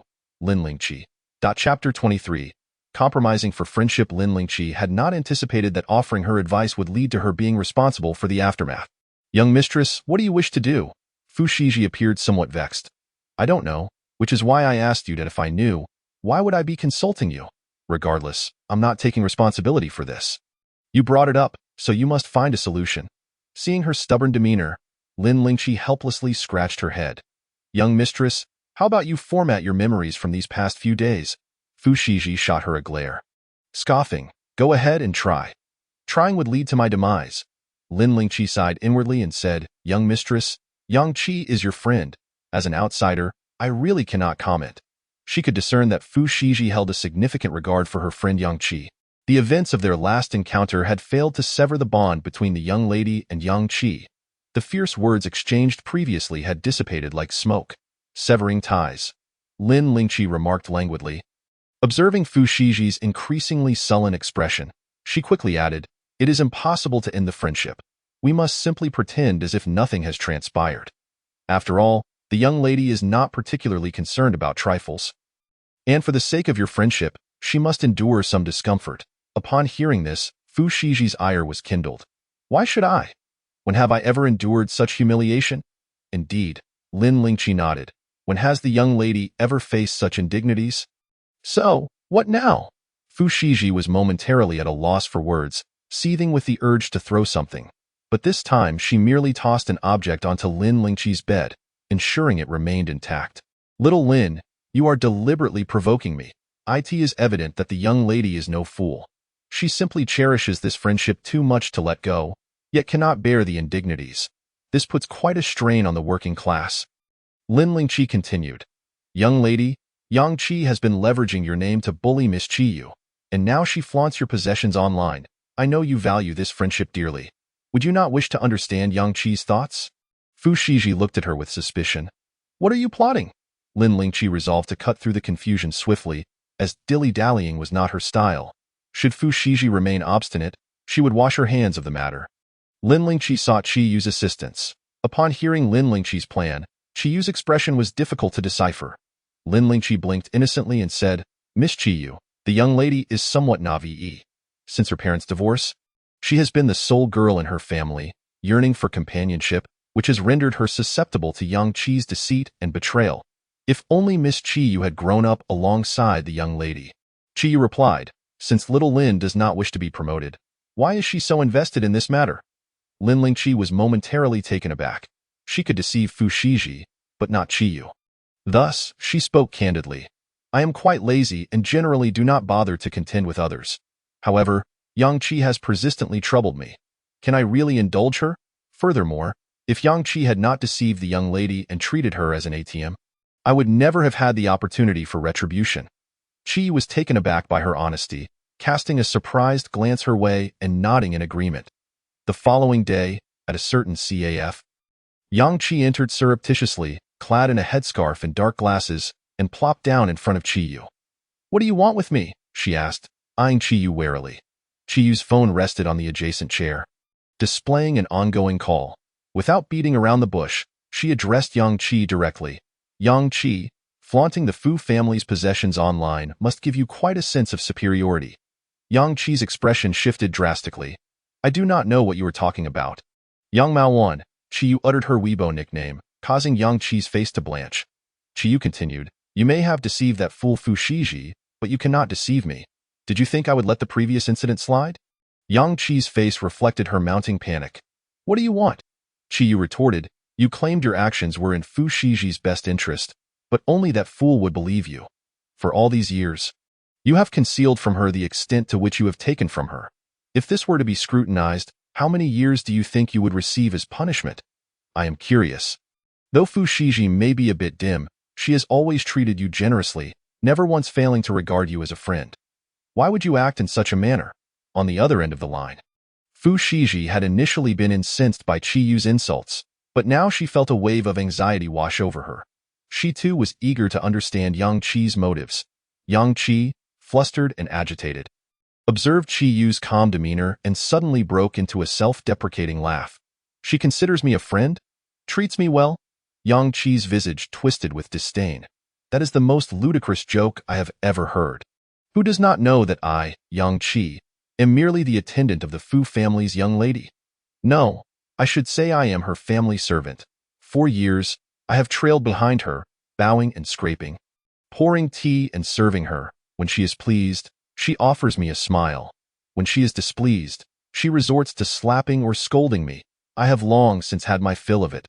Those around her may feign admiration and praise, but behind her back, they mock her as a fool, dim-witted as a pig, and utterly oblivious to her own shortcomings. The mere mention of Xie Qingyao's name makes me nauseous, yet she shamelessly approaches him. I have never encountered anyone so devoid of shame.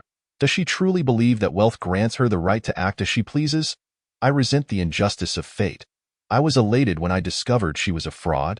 Celebrating through the night, truly, the heavens have eyes for a fool like her. Before Yang Qi could finish her tirade, her hair was abruptly seized from behind, and before she could react, a resounding slap landed across her face. I let you deceive me. Fu Shiji, filled with rage and indignation, began to unleash a torrent of blows upon Yang Qi, her eyes brimming with tears. Yang Qi, stunned, exclaimed, Shiji, how could you?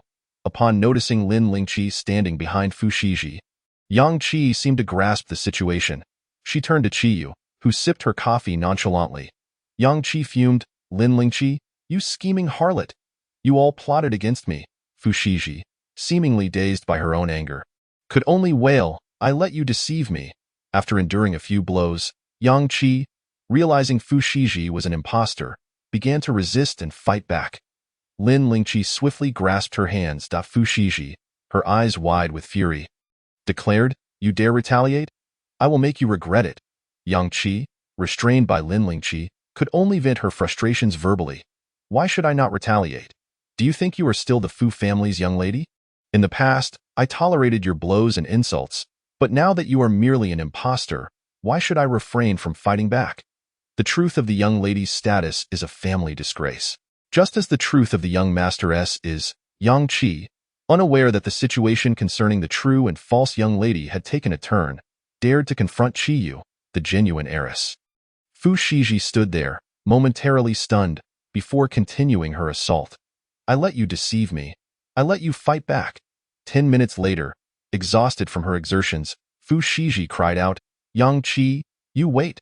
I will not let you off the hook. Yang Qi, utterly disheveled, watched Lin Lingqi's retreating figure, her teeth clenched, eyes filled with an unquenchable hatred. Chapter 024. How can one not be happy with wealth? Once in the car, Fu Shiji wailed loudly, tears and snot flowing freely. Qiyu turned her head disdainfully towards the window, while Lin Lingqi, unable to voice her disapproval, handed the young lady a tissue. Fu Shiji dabbed her eyes and nose with the tissue, lamenting, I asked her to help me with some tasks, and I always compensated her for her trouble. If she was unwilling, she could have simply said so. My temper may be poor, but I always compensated her after I cooled down. She would happily accept each time. Why has she turned into this wretched person now? Every time she mentioned her grandparents, parents, siblings, or even distant relatives falling ill, I would transfer money to her, and she seemed genuinely touched. Little Lin, tell me, have I not treated her well enough?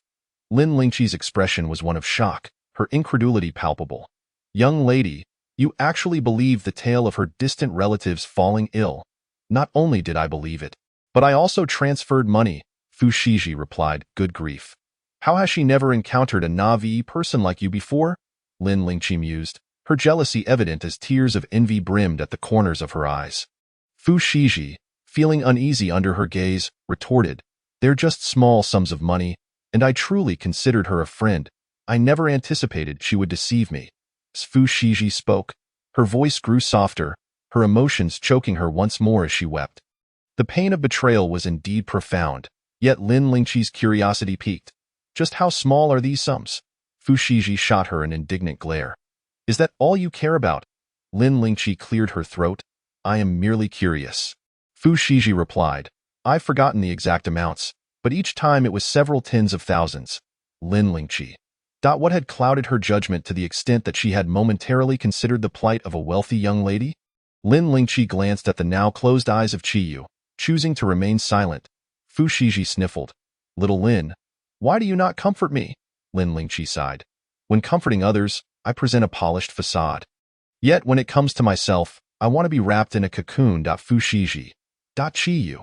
Lin Lingqi asserted with utmost seriousness. Young lady, though you have lost a friendship, you have preserved your finances, something to celebrate. Qiyu. Fu Shiji, her eyes red from weeping, lowered her head in despondency. What does it matter to have wealth? Is money truly that important? Lin Lingqi replied. Money is certainly important. If I were deceived in matters of the heart, I would merely sever ties and reflect on my poor judgment. However, if someone were to swindle me of my money, I would pursue them relentlessly. Fu Shiji regarded her, momentarily forgetting her tears. Little Lin, you truly adore money. Yet, one could not help but appreciate the candor with which she expressed her love for wealth, making it difficult to harbor any disdain for her. Lin Lingqi mused, I have learned from my past misfortunes. Fu Shiji's interest was piqued. Have you been deceived before? Lin Lingqi shook her head, smiling. In the past, I was too concerned with appearances, my love for money too subtle to be detected. Fu Shiji let out a chuckle, suddenly bursting into laughter. No wonder love is so evident now. Ha ha ha ha. Qiyu's expression was equally hard to describe.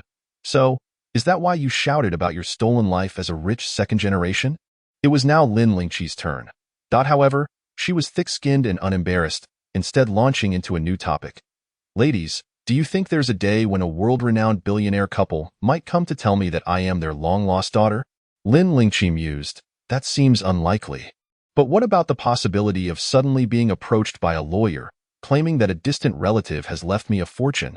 Strangely enough, in her previous life, whenever Lin Lingqi was too exhausted to move, she would dream of such overnight wealth. Upon waking, she would wipe away her tears and continue to toil. Fu Shiji. Qiyu. I take my leave. Noticing the silence from the two, Lin Lingqi murmured, rich people have Rolls Royces, while the less fortunate toil endlessly. Fu Shiji retorted, but money cannot buy happiness.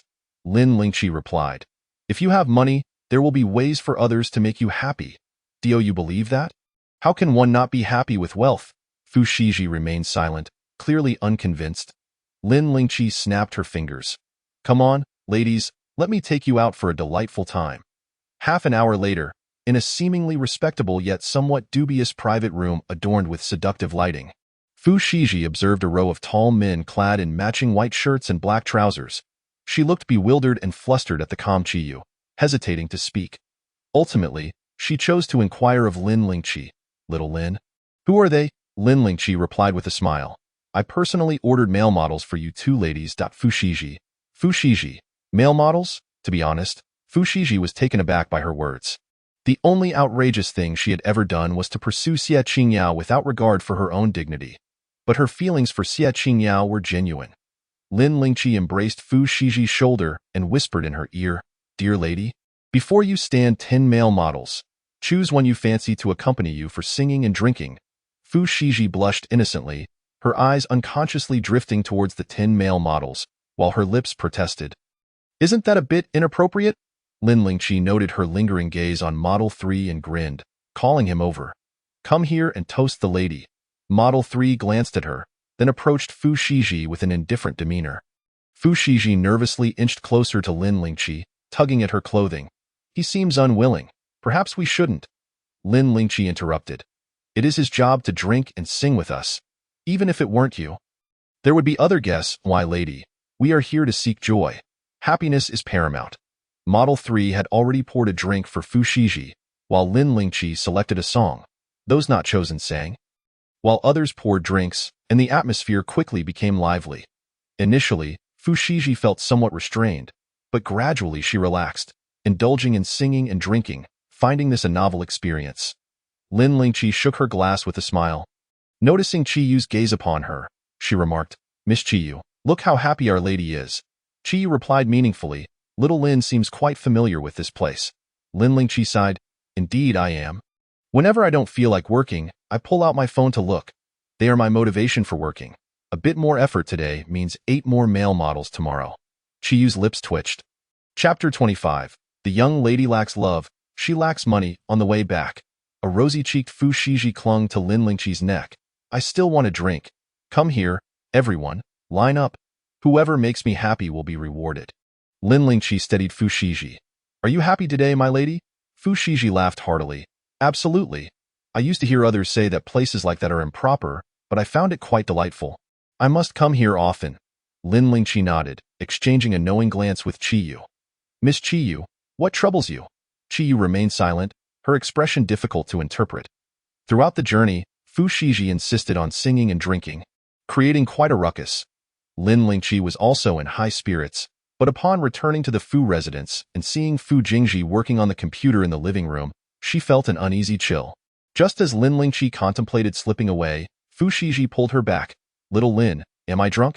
Is that my brother I see? Fu Shiji's exclamation caught Fu Jingji's attention. He glanced over, causing Lin Lingqi's heart to race. However, Fu Jingji merely cast a faint look in her direction, his gaze settling on Fu Shiji and Chiyu. Where have you been? Though his words were but 4 simple characters, the weight of his presence made even the inebriated Fu Shiji instinctively want to flee. What to do? He truly resembles my brother, not just in appearance but even in tone. Too similar. Little Lin, we shouldn't have this male model. Lin Lingqi quickly covered her mouth. Chiyu. Fu Shiji stared at Lin Lingqi in confusion. Lin Lingqi remained silent. Why, lady, please hush. At that moment, Lin Lingqi wished she could knock Fu Shiji out.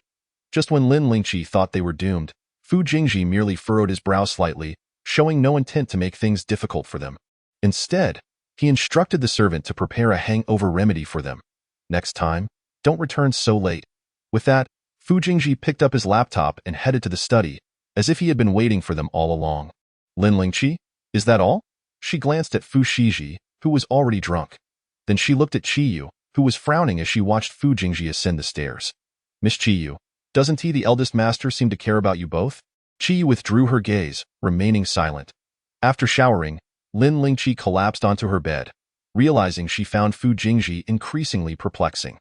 Accustomed to toiling under others, Lin Lingqi habitually speculated on her superiors' or boss's intentions. Fu Jingji had only spoken 2 sentences. There should be no ulterior motives. Perhaps, as an outsider, Lin Lingqi detected a hint of concern for his 2 younger sisters. What kind of character was the villainess in the original story who suppressed the male lead to the brink of darkness? She turned to glance at the calendar on her nightstand, marking the end of her probation period with a circle. Time seemed to drag on. The next day, Fu Shiji awoke and gifted Lin Lingqi another handbag.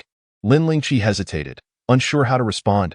Little Lin, do you think I'm foolish? Lin Lingqi looked up at her, and before she could answer, Fu Shiji continued. I was truly happy last night. This bag is a token of gratitude. You love money, right? If you don't want the bag, I can transfer you the money instead. Lin Lingqi felt even more conflicted. That seems a bit inappropriate. If you insist on transferring, I suppose I could reluctantly accept. As Fu Shiji pondered the transfer amount, she wondered, how much is appropriate? Lin Lingqi replied, if you ask me, the more, the better. Nevertheless, Lin Lingqi maintained her decorum. It depends on your wishes, my lady. Fu Shiji suddenly recalled something, asking, how much was on the card she gave you last time? Lin Lingqi held up 5 fingers. Fu Shiji frowned. 5 million? Lin Lingqi choked. Do wealthy people always start counting in millions? 50,000. Without hesitation, Fu Shiji transferred 50,000 to Lin Lingqi. Upon receiving the bank notification, Lin Lingqi nearly shed tears of gratitude. My lady, you. Fu Shiji tucked her phone away, lifting her chin with an air of pride. I've made up my mind. I want to be your best friend, Lin Lingqi. My lady, I am the Fu family's intern housekeeper, Fu Shiji declared whimsically. So what? There's no rule saying I can't be friends with you. What, do you have a problem with that? Or do you prefer to be friends with Chiyu? Lin Lingqi shook her head. Not at all. I absolutely enjoy being friends with wealthy individuals like you. Especially those who gift bags and transfer money so easily. Fu Shiji set her terms. Well, I want to have it any other way. You and I are to be the closest of friends? While Chiyu must settle for being your second best friend, Lin Lingqi, Fu Shiji added. Just as long as you don't act like Yang Qi, pretending to be nice while calling me foolish behind my back. I also want to boss you around. If I do something wrong, you must tell me so I can improve. Lin Lingqi gazed at her, feeling increasingly complicated. Was this the wicked female antagonist who entangled the male lead? She appeared to be a naive and kind-hearted fairy who loved to spend freely. Though she had a bit of a spoiled temperament, she was indeed a young lady, beautiful, wealthy, and generous. What right did Lin Lingqi have to befriend her? The young lady lacked love, while she lacked money. How could they not be the perfect friends? Lin Lingqi curiously asked. My lady, what do you plan to do about Yang Qi? Upon mentioning Yang Qi, Fu Shiji's expression soured. Don't mention her to me.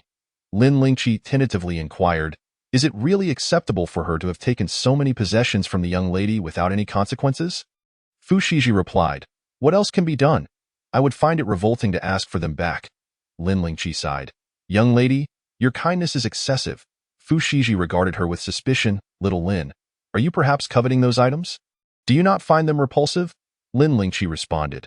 While it is indeed distasteful to use things she has touched, they could be exchanged for money. She briefly calculated the luxury goods Yang Qi had showcased on Weibo. Realizing they could amount to enough to purchase a house in Kyoto, Fu Shiji was momentarily at a loss, then indifferent. If you desire them, feel free to ask. I have no interest in them. Lin Lingqi was infuriatingly tempted. Seeing her silence, Fu Shiji appeared puzzled. Did you not say that wealth brings happiness? You like money, and I possess it. I am willing to spend a little more to cultivate our friendship, as it brings me joy. Lin Lingqi was almost moved to tears. Young lady, you. Fu Shiji remarked, there are numerous wealthy individuals in this world. Why do you seem particularly invested in my affairs? It is evident that you care for me. So let us consider ourselves friends. Lin Lingqi felt a strange discomfort upon reflection. Chapter 026. The young rich woman is not afraid of unemployment. Lin Lingqi left the young lady's room in a daze. Only snapping back to reality upon seeing Steward Jia in this encounter, she not only acquired a luxury handbag, but also found her bank account enriched by 500,000. Both the handbag and the sum felt somewhat burdensome in her hands. Steward Zhao remained silent, his gaze fixed on the handbag with a clear hint of animosity. Lin Lingqi was not showing off. Rather, Zhao's stare was simply unsettling. The steward had certainly been diligent during this time. Lin Lingqi had navigated between several young masters and young ladies, while Steward Zhao had fulfilled his duties with unwavering commitment, evident from his suntanned complexion. Zhao's smile was a thin veneer over something more sinister. Little Lin, you seem quite busy, but have you perhaps forgotten what it means to be a competent steward? Lin Lingqi thought disdainfully, yet her eyes crinkled as she smiled. Perhaps a competent steward is better suited for you. Steward Zhao, I have no desire to take on that role. She sought to evade the burdensome expectations, preferring to lounge about with ease.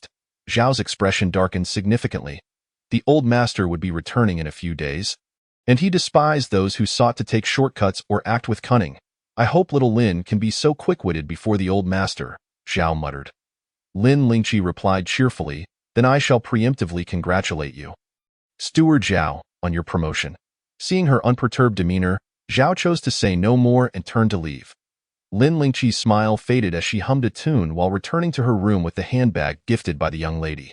Once the door closed, she began to tally her possessions, with each young lady receiving 500,000, winnings from drinking amounting to 230,000, and the young lady's handbag and phone already listed for sale on an online platform. Not to mention the items from Shen Qianzi still in her possession. Excluding the gifts from the young lady, she was already a young woman of considerable wealth, worth millions. The young rich woman was unperturbed by the prospect of unemployment. In a word, exhilarating. After 2 days of idleness, Lin Lingqi finally received a call from Shen Qianzi, summoning her for an outing at 6 in the evening. The driver arrived to take her to Jin Shixian. As she sat in the car, she caught sight of Fu Jingji standing tall at the entrance, exuding an air of elegance in his simple black suit, his thin lips pressed together, radiating a sense of aloofness. The young master. The car came to a halt, and Lin Lingqi stepped out, cheerfully waving to greet him. Fu Jingji looked at her bright eyes and arched brows, which sparkled with a hint of mischief. Just as he was about to look away, he felt it would be impolite, and instead, his gaze landed on her slightly upturned, pale pink lips. He nodded slightly in acknowledgement. Lin Lingqi admired the establishment's exquisite decor. Steeped in antiquity, with even the servers dressed in traditional blue hanfu, exuding an impressive charm. Curiously, she approached, "Young master, is the food here delicious?" Fu Jingji turned to meet her sparkling gaze. Lin Lingqi blinked, "I checked on the way here. They serve king crabs and something called noble shrimp or luo shrimp, which sounds absolutely delectable." Fu Jingji paused for a moment before replying coolly, "It's acceptable." Lin Lingqi nodded, feeling reassured. One must not skimp on oneself during an outing. It was essential to indulge in everything she had not tasted in her past life. Lin Lingqi quickly corrected herself. "Mr. Fu, is there anything I should be particularly cautious about during tonight's gathering?" Fu Jingji, observing her immediate shift into professionalism, simply stated, "Adapt to circumstances." Lin Lingqi replied, "Understood, Mr. Fu." Upon entering the private room, Lin Lingqi spotted 2 middle-aged men and 2 younger assistants. One was quite portly, and upon seeing her, his face broke into a greasy smile, his hand resting on his belly as he leered at Lin Lingqi. The other appeared more normal but scrutinized her with a similar gaze. The middle-aged man chuckled. "Mr. Fu, this is Fu." Jingji's expression darkened. An assistant. He gestured for Lin Lingqi to take a seat next to him, effectively shielding her from the lecherous gaze of the other man. The middle-aged man maintained his grin, his tone laden with implications. So she's an assistant. How unfortunate for someone so young and beautiful to be relegated to such a role. Fu Jingji did not engage, his face betraying no emotion. Lin Lingqi poured tea for Fu Jingji, her eyes downcast. After placing the teapot down, she smiled. "Everyone says that I could rely on my looks, but I've tried it, and it truly does not work. Ultimately, one must rely on their words to make a living." Fu Jingji paused in his action of lifting the teacup. Another seemingly astute middle-aged man laughed heartily. "Mr. Fu, your assistant has quite the sense of humor." Fu Jingji inclined his head slightly, a hint of a smile tugging at his lips. Lin Lingqi, keeping her smile intact, replied, "Thank you for the compliment, Mr. Zhang." As she poured tea for Mr. Zhang, she finally attended to the middle-aged man. Zhao Xinda's expression soured. Mr. Fu's previous assistants could drink 1,000 glasses. I wonder how this lovely assistant fares in that regard? Lin Lingqi felt skeptical. Were the previous assistants truly such heavy drinkers? Or was Zhao Xinda simply trying to provoke her? Fu Jingji placed his teacup down with a crisp sound, his gaze darkening as he fixed it on Zhao Xinda, stating calmly, "If we are to discuss alcohol tolerance, no one surpasses Mr. Zhao. I have heard tales of your youthful exploits since childhood." Lin Lingqi glanced at Fu Jingji, sensing that his words did not seem like flattery. Zhao Xinda, however, remained oblivious, waving his hand dismissively. Not worth mentioning, not worth mentioning. The conversation shifted away from Lin Lingqi, with the 3 gentlemen delving into other topics, primarily led by Zhao Xinda and Mr. Li. while Fu Jingji interjected occasionally with precise insights. Lin Lingqi listened intently to the discussions of the magnates, silently taking notes while enjoying the light refreshments. As she bit into a cranberry cookie, her eyes lit up, and she continued to savor one after another. Once the dishes were served, the conversation wound down. Zhao Xinda initiated. Mr. Fu, since you arrived late, you must drink 3 cups as punishment. Mr. Zhang, observing Zhao Xinda's reckless behavior, felt compelled to intervene. Old Zhao, you know very well that Mr. Fu cannot drink. Before Mr. could finish his sentence, Zhao Xinda interrupted. Of course I know Mr. Fu cannot drink. His assistant has always taken his place, and this time will be no different. Mr. opened his mouth to speak but fell silent. With the matter laid bare, Lin Lingqi knew it was time for her to step up. Just as she was about to rise, she noticed Fu Jingji tapping his fingers gently on the table. What are your thoughts on the projects we discussed earlier? Chapter 027. Once consumed, it cannot be rejected. Lin Lingqi paused, contemplating Fu Jingji's long, slender fingers, her rear end hovering indecisively. Mr. Zhang, cautious, asked, Mr. Fu, what insights do you have? Zhao Xinda frowned, displeased. Mr. Fu, this is rather dull. We are here to dine, not to discuss work. Lin Lingqi cast a sidelong glance at Zhao Xinda, realizing that he was quite self-assured. Fu Jingji met Zhao Xinda's gaze. His voice cold as ice. The main purpose of my visit today is to convey my lack of interest in your projects. Mr. Zhang frowned. Zhao Xinda's demeanor shifted dramatically. What do you mean? Fu Jingji remained unperturbed. The project proposals you submitted were impressively crafted. Zhao Xinda beamed with pride at the compliment. Fu Jingji succinctly added, however, I am not interested. Mr. Zhang remained silent, thoughtfully considering Fu Jingji's words, while Zhao Xinda, brimming with confidence, retorted, Mr. Fu, one must not be short-sighted. You are still too young. Fu Jingji felt no stirrings of emotion. I am a businessman, not a philanthropist. Zhao Xinda was momentarily taken aback, his anger simmering beneath the surface. Very well, since Mr. Fu is disinclined to collaborate, we shall take our leave. With a cold snort, Zhao Xinda departed. Mr. Zhang quickly rose to bid farewell to Fu Jingji, ushering his assistant to follow suit. Fu Jingji remained calm as he sipped his tea. His expression inscrutable. In the private dining room, a large round table meant for 12 still bore witness to the presence of only 2 individuals. Lin Lingqi gazed at the 18 dishes arrayed before her. Alongside a bottle of opened red wine and 3 unopened bottles, swallowing hard, to be honest, the plate meant for the bread was rather small, containing merely a few crackers, and she had been hungry for quite some time. Mr. Fu, what shall we do now? Fu Jingji raised his wrist to check the time. You may eat. I have matters to attend to and must take my leave. He stood up, his long legs poised to depart. Lin Lingqi hurriedly interjected, Mr. Fu, with such an abundance of dishes, I cannot possibly finish them all alone. It would be far too wasteful. Moreover, I assume you haven't dined yet this evening, have you? If you're not in a rush, why not have a bite before you go? Leaving her alone in this lavish setting seemed unthinkable. The table appeared rather expensive, and if she were left to settle the bill by herself, it would be a calamity. Fu Jingji observed her yearning yet visibly pained expression and replied, I shall settle the bill. I will have Shaoli come to escort you. Lin Lingqi's face brightened instantly. Thank you, Mr. Fu. I shan't be polite then. She picked up her chopsticks and began to serve herself. Fu Jingji cast her one last glance before exiting the room. The moment the door closed behind him, Lin Lingqi looked at the 18 dishes with a tinge of regret. She took out her phone, snapped a picture, and sent it to Fu Shiji. Have you eaten, miss? I can't finish all this alone. I need help, waiting online.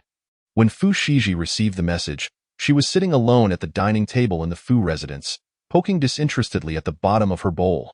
She replied swiftly, You're dining alone and it looks so sumptuous. Send me your location. After receiving the location, Fu Shiji dropped her utensils and dashed out. Upon arriving at Jinshixuan in her high heels, she feigned indignation and questioned Lin Lingqi. How could you, dear housekeeper Lin, come to dine alone without inviting me? Am I not your best friend? Lin Lingqi laughed. This meal is being covered by the eldest master. I merely assisted him with a small matter, hence he treated me to dinner.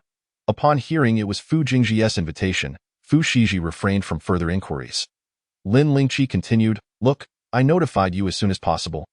Don't be upset, let us eat together. Fu Shiji's annoyance dissipated in an instant. Lin Lingqi poured 2 glasses of red wine, one for each of them, savoring the exquisite culinary delights of Jinshixuan. After sampling a variety of dishes, she found them all delectable. However, even with their shared enjoyment, 18 dishes were far too much for 2 people. With her belly round and full, Lin Lingqi leaned back in her chair and let out a satisfied belch. With a grand gesture, she called out to the attendant stationed by the door, "Waiter, I would like to pack up." Fu Shiji paused mid-action, her face reflecting shock. "Pack up? You're actually going to take home leftovers?" Lin Lingqi replied, "Even if I don't eat them myself, I can give them to someone else." Several dishes had barely been touched. "Someone else? Who would eat your leftovers?" Lin Lingqi responded, "Miss, there are many people in this world who cannot even afford a meal." Fu Shiji silenced her surprise and observed Lin Lingqi diligently packing up the food. She pursed her lips and stepped forward to assist. Lin Lingqi smiled in gratitude. She hadn't realized how much she had packed until she found herself holding over 10 portions. Noticing Lin Lingqi struggling, Fu Shiji lent a hand. Just as they were about to leave, the manager of Jinshixuan approached with a smile. "Miss Lin, are you satisfied with the dishes here?" Lin Lingqi blinked, pondering whether a survey was necessary. She responded earnestly, "Quite good, though the prices are rather steep." The manager's smile widened as he handed her a business card. "We will have fresh king crabs and luxurious shrimp arriving the day after tomorrow. You are most welcome to come and taste them." Lin Lingqi's lips twitched slightly, thinking the manager was quite the charmer. She would love to taste them, but her wallet would not permit it. Nevertheless, she readily replied, "All right, thank you for the invitation." The manager continued, "Could you please leave a contact number, and I will inform you when the king crabs arrive?" Lin Lingqi looked conflicted and "Oh need. I might have plans the day after tomorrow." The manager persisted, "It's all right if you cannot come that day. Just let us know in advance if you wish to come, and we will prepare accordingly." Lin Lingqi narrowed her eyes at the manager. Fu Shiji, growing impatient, interjected, "There's no set time yet. We will come when we wish to eat." The manager maintained his smile and replied, "Indeed, just moments ago, when Mr. Fu left, he ordered a king crab and 2 luxurious shrimp specifically for Miss Lin." Fu Shiji gasped in surprise, "And why brother ordered them?" Lin Lingqi was taken aback. Fu Shiji, curious, asked, "What exactly did you do to assist my brother?" Lin Lingqi, equally perplexed, replied, "I'm not sure, I merely mentioned the king crab and luxurious shrimp." And Fu Jingji arranged it. This left Lin Lingqi feeling quite overwhelmed. There's no such thing as a free lunch, yet once eaten, it cannot be regurgitated. In the warmth of the manager's smile, Lin Lingqi left her contact number. Fu Shiji muttered in disbelief, "In all my years, my brother has never treated me to a meal, not even once." Lin Lingqi took a deep breath and smiled. "Next time, let us come together again. After all, whether it's 1 meal or 2, it's still a meal. There's no harm in indulging. I'm only 22, and I can be whatever I wish to be. As long as I'm of no use, no one can exploit or squeeze me dry." Fu Shiji's mouth fell open in astonishment. Just as she was about to speak, she spotted a group preparing to leave Jinshixuan, resembling her own. Wow, isn't that the eldest daughter of the Fu family? Why is she dining at Jinshixuan and packing food? Could the rumors that the eldest daughter of the Fu family is actually a fake heiress be true? Chapter 28. Red packets and cash. Seeing her arch-rival witness her packing, Fu Shiji felt a wave of embarrassment wash over her. Instinctively, she loosened her grip. "Be careful." Lin Lingqi, quick as a flash, caught the packed dishes. Chuckling, fortunately, nothing spilled. Fu Shiji's face contorted in distress, a flicker of annoyance crossing her eyes as she regarded her rival. "What business is it of yours?" Luo Qingqing folded her arms. A look of disdain and schadenfreude etched onto her features as she elevated her chin. Gazing down at Fu Shi, "Though the rumors are true, you've truly fallen to the point of needing to pack your meals. If that is the case, do let us know, and we can at least offer to treat you." Her mocking tone deeply offended Fu Shiji, leaving her feeling stifled and irritable, a sense of impotence bubbling within her. Observing Fu Shiji's pained expression, Lin Lingqi sighed internally. She feigned surprise, asking, "What rumors?" "I'm unaware of any." Luo Qingqing looked at her with skepticism. "And who are you?" Lin Lingqi replied, "I am the intern housekeeper of the Fu family. If there is something I'm unaware of, it seems Miss Luo is quite well informed about the Fu family's affairs." She added, "I wonder if it's Miss Luo who is concerned about the Fu family, or if it's the Luo family keeping tabs on the Fu family. If it's the latter, it implies the Luo family has long been eyeing the Fu family, which could have significant implications." Luo Qingqing's expression shifted as she retorted, Rumors are spreading outside. It's not just me. Besides, Fu Shiji and I are classmates and friends. What's wrong with my concern for her? As she spoke, she glanced at the person beside her. That individual instinctively took a couple of steps back. Luo Qingqing's face darkened. With Lin Lingqi backing her up, Fu Shiji found her courage. Luo Qingqing, have you no shame? We are not friends. Who cares about your concern? You're merely here to watch me make a fool of myself. But unfortunately for you, you're celebrating too soon. Luo Qingqing scoffed, that's impossible. Why would you need to pack your meal? This topic irked Fu Shiji, leaving her at a loss for words. Lin Lingqi interjected. What's wrong with packing a meal? Do you think this is just an ordinary meal? No, this is a feast courtesy of our eldest master. 18 exquisite dishes, with the eldest master having ordered king crab. And we plan to return the day after tomorrow. Of course, for the wealthy, king crab is a common delicacy, but it depends on who ordered it. Fu Jingji's dance is tantamount to the Fu family's dance. Luo Qingqing hesitated. That can't be true. She had received news that claimed Fu Shiji was an imposter. If Fu Shiji were truly a fake heiress, how could Fu Jingji treat her so well? Lin Lingqi raised an eyebrow, looking toward the manager. The manager chimed in. The bill was indeed settled by Mr. Fu, and he did order the king crab. As Luo Qingqing's expression soured, Fu Shiji couldn't help but chuckle, coldly mocking her. Some people, with dark hearts, believe that if they are unhappy, others should be too. Let me tell you this, Luo Qingqing, my parents and 3 brothers dote on me immensely. I am incredibly happy. Unlike you. With that, Fu Shiji scoffed, Housekeeper Lin, let us take our leave. After Lin Lingqi and Fu Shiji departed, Luo Qingqing's face turned a shade of green. A companion whispered, Qingqing, the fake heiress rumor might not be true. Luo Qingqing glared fiercely at her. Impossible. Yang Qi is Fu Shiji's little minion. She wouldn't dare deceive me. Her companion murmured, if she is Fu Shiji's minion, then why would she tell you that? Luo Qingqing was momentarily taken aback. She would rather believe Fu Shiji was a fraud than accept the possibility that Yang Qi could mislead her. I see Fu Shiji is merely putting on a brave front. I wonder how long she can maintain that facade. Ha ha ha, I'm just so elated today. After getting into the car, Fu Shiji couldn't help but burst into laughter. Lin Lingqi arranged the packed meal boxes and reminded her to fasten her seatbelt. As Fu Shiji fastened her seatbelt, her eyes sparkled with delight as she exclaimed, Butler Xiaolin.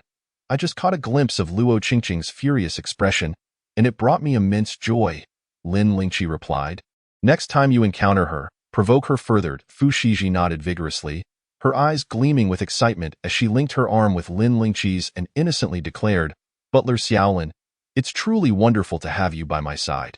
Upon hearing her overly affectionate tone, Lin Lingqi felt an involuntary chill creep down her spine.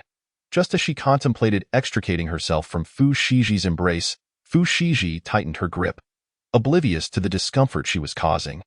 Fu Shiji continued, Luo Qingqing and I have been classmates since kindergarten, all the way through high school, and she has always been incredibly annoying. Every time I encounter her, she mocks me with her sarcastic remarks. I can never out-argue her and often feel as if I'm on the brink of exploding with frustration. This is the first time I've actually triumphed over her, and it feels fantastic. Lin Lingqi pondered for a moment. Aside from her parents' divorce, Fu Shiji actually had many things going for her. Observing the naive and sweet girl before her, her emotions grew increasingly complex. She is merely envious and jealous of you. Do not pay her too much mind, Fu Shiji quickly agreed, then added, Butler Xiaolin, you are truly remarkable.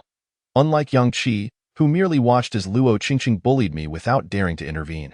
Speaking of Yang Qi only fueled her anger further. Butler Xiaolin, I'm thankful to have you around. Noting the increasing dependence of the young lady on her, Lin Lingqi felt compelled to remind her, young miss, I am merely an intern butler. I cannot remain in the Fu household indefinitely. Fu Shiji was taken aback, her eyes widening in disbelief. Are you leaving? Why? Is it that I haven't treated you well enough? Just tell me what you desire, and I shall provide it for you. Lin Lingqi wanted to express her own life goals, but upon seeing the redness in Fu Shiji's eyes, her words faltered. Young miss, I suffer from work-related anxiety. Fu Shiji gasped, her expression turning bewildered. What is that? Lin Lingqi explained. Whenever I have to work, I feel utterly unwell, dizzy and lightheaded. In severe cases, it can lead to difficulty breathing and, ultimately, suffocation. Fu Shiji gripped her arm tightly, a mix of concern and frustration evident on her face. Why didn't you mention this sooner? We must rush to the hospital. Do not worry. I will hire the best doctors in the world for your treatment. As she spoke, her voice wavered with impending tears. Lin Lingqi felt a surge of guilt as she observed the young lady's earnestness and innocence. She found herself at a loss for words. There's no need for a hospital. As long as I don't have to work, I am perfectly fine. Fu Shiji's face was marked with skepticism. Really? Lin Lingqi nodded. Is it curable? Fu Shiji asked earnestly. Lin Lingqi hesitated, then replied, yes, it is. Fu Shiji's eyes sparkled with hope. What is the remedy? Lin Lingqi quipped, inquire what constitutes a good remedy in this world. The answer is red envelopes and cash. Fu Shiji was left speechless. Chapter 29.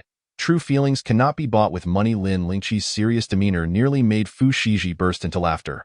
Well done, Butler Xiaolin. How dare you deceive me? Lin Lingqi feigned innocence. It is merely the truth. If she had money, would she endure this thankless job? Currently, her savings totaled around 2 million. As long as she remained prudent and avoided reckless spending, she could find a serene retirement home amidst beautiful scenery, living comfortably until the age of 80. Not too shabby. Seeing Lin Lingqi's earnest expression stirred an inexplicable sense of panic within Fu Shiji. She clung to Lin Lingqi's arm resolutely. I don't care. You took away a good friend from me, so you must replace her. Furthermore, you are not allowed to leave the Fu household. Or else. Fu Shiji instinctively recalled Lin Lingqi's earlier words and blurted out, or else I will scour the world for you. Lin Lingqi felt a sudden chill run down her spine. As if the air had turned frigid. She leaned back and sighed, surrendering to the moment. Young miss, I merely wish to live a quiet life, waiting for my days to pass. Fu Shiji found Lin Lingqi's outlook on life too pessimistic and felt concerned. Don't you like money? As an intern butler in the Fu household, you earn 100,000 during your probation and 180,000 annually once you are confirmed, along with various benefits. Does that not entice you? 180,000 a year. In her previous life, she had barely earned 18,000 before she passed away. Lin Lingqi felt a twinge of temptation creeping in. However, the Fu family was filled with terrifying individuals. Although the money was plentiful, one needed to have a life to spend. It was her own fault for provoking such a group of privileged young masters and mistresses, including the gentleman known for his refined demeanor, who was, in fact, a cunning and sadistic individual. The thought of spending her days revolving around these young elites left her feeling despondent in less than 2 minutes. Lin Lingqi heard a notification from her phone indicating a transfer of funds. 10,000 yuan had been deposited. Upon opening her eyes, she found Fu Shiji grinning at her. Fu Shiji waved her phone. Butler Xiaolin, the money has arrived. Lin Lingqi felt on the verge of tears. Young miss, true feelings cannot be bought with money. I hope you understand. Fu Shiji dismissed her concern nonchalantly. Didn't you say that money can buy happiness? As long as I am happy, that is all that matters, for I have enough money to last several lifetimes. Lin Lingqi felt as though she had been struck by a boomerang, followed by a dose of humble bragging. How infuriating! She wiped away non-existent drool at the corner of her mouth. Young miss, you are far too gullible. Truly, she was the quintessential naive and wealthy young lady, with so much money sitting in her bank account. Lin Lingqi felt both guilty and overwhelmed. It seemed she had entangled herself in an inescapable predicament. Lin Lingqi placed the packed meals beneath the overpass before leaving. Fu Shiji, puzzled, asked, we traveled such a distance. And you're leaving the food here? There's no one around. Lin Lingqi replied, someone will come by shortly. Though skeptical, Fu Shiji chose to trust her and got into the car. Butler Xiaolin, you seem to know a great deal. Is your family very poor? Poor? Lin Lingqi thought of her own upbringing, which was not something that could merely be classified as poor. Young miss, your words may incite resentment. At last, she understood why so many harbored animosity towards Fu Shiji. With an air of confidence and arrogance, Fu Shiji declared, so what? All they can do is envy and resent. They are powerless to change their circumstances. Lin Lingqi fell silent. Being born into the right circumstances was indeed a skill. Some people were fortunate enough to win the lottery of life even before birth.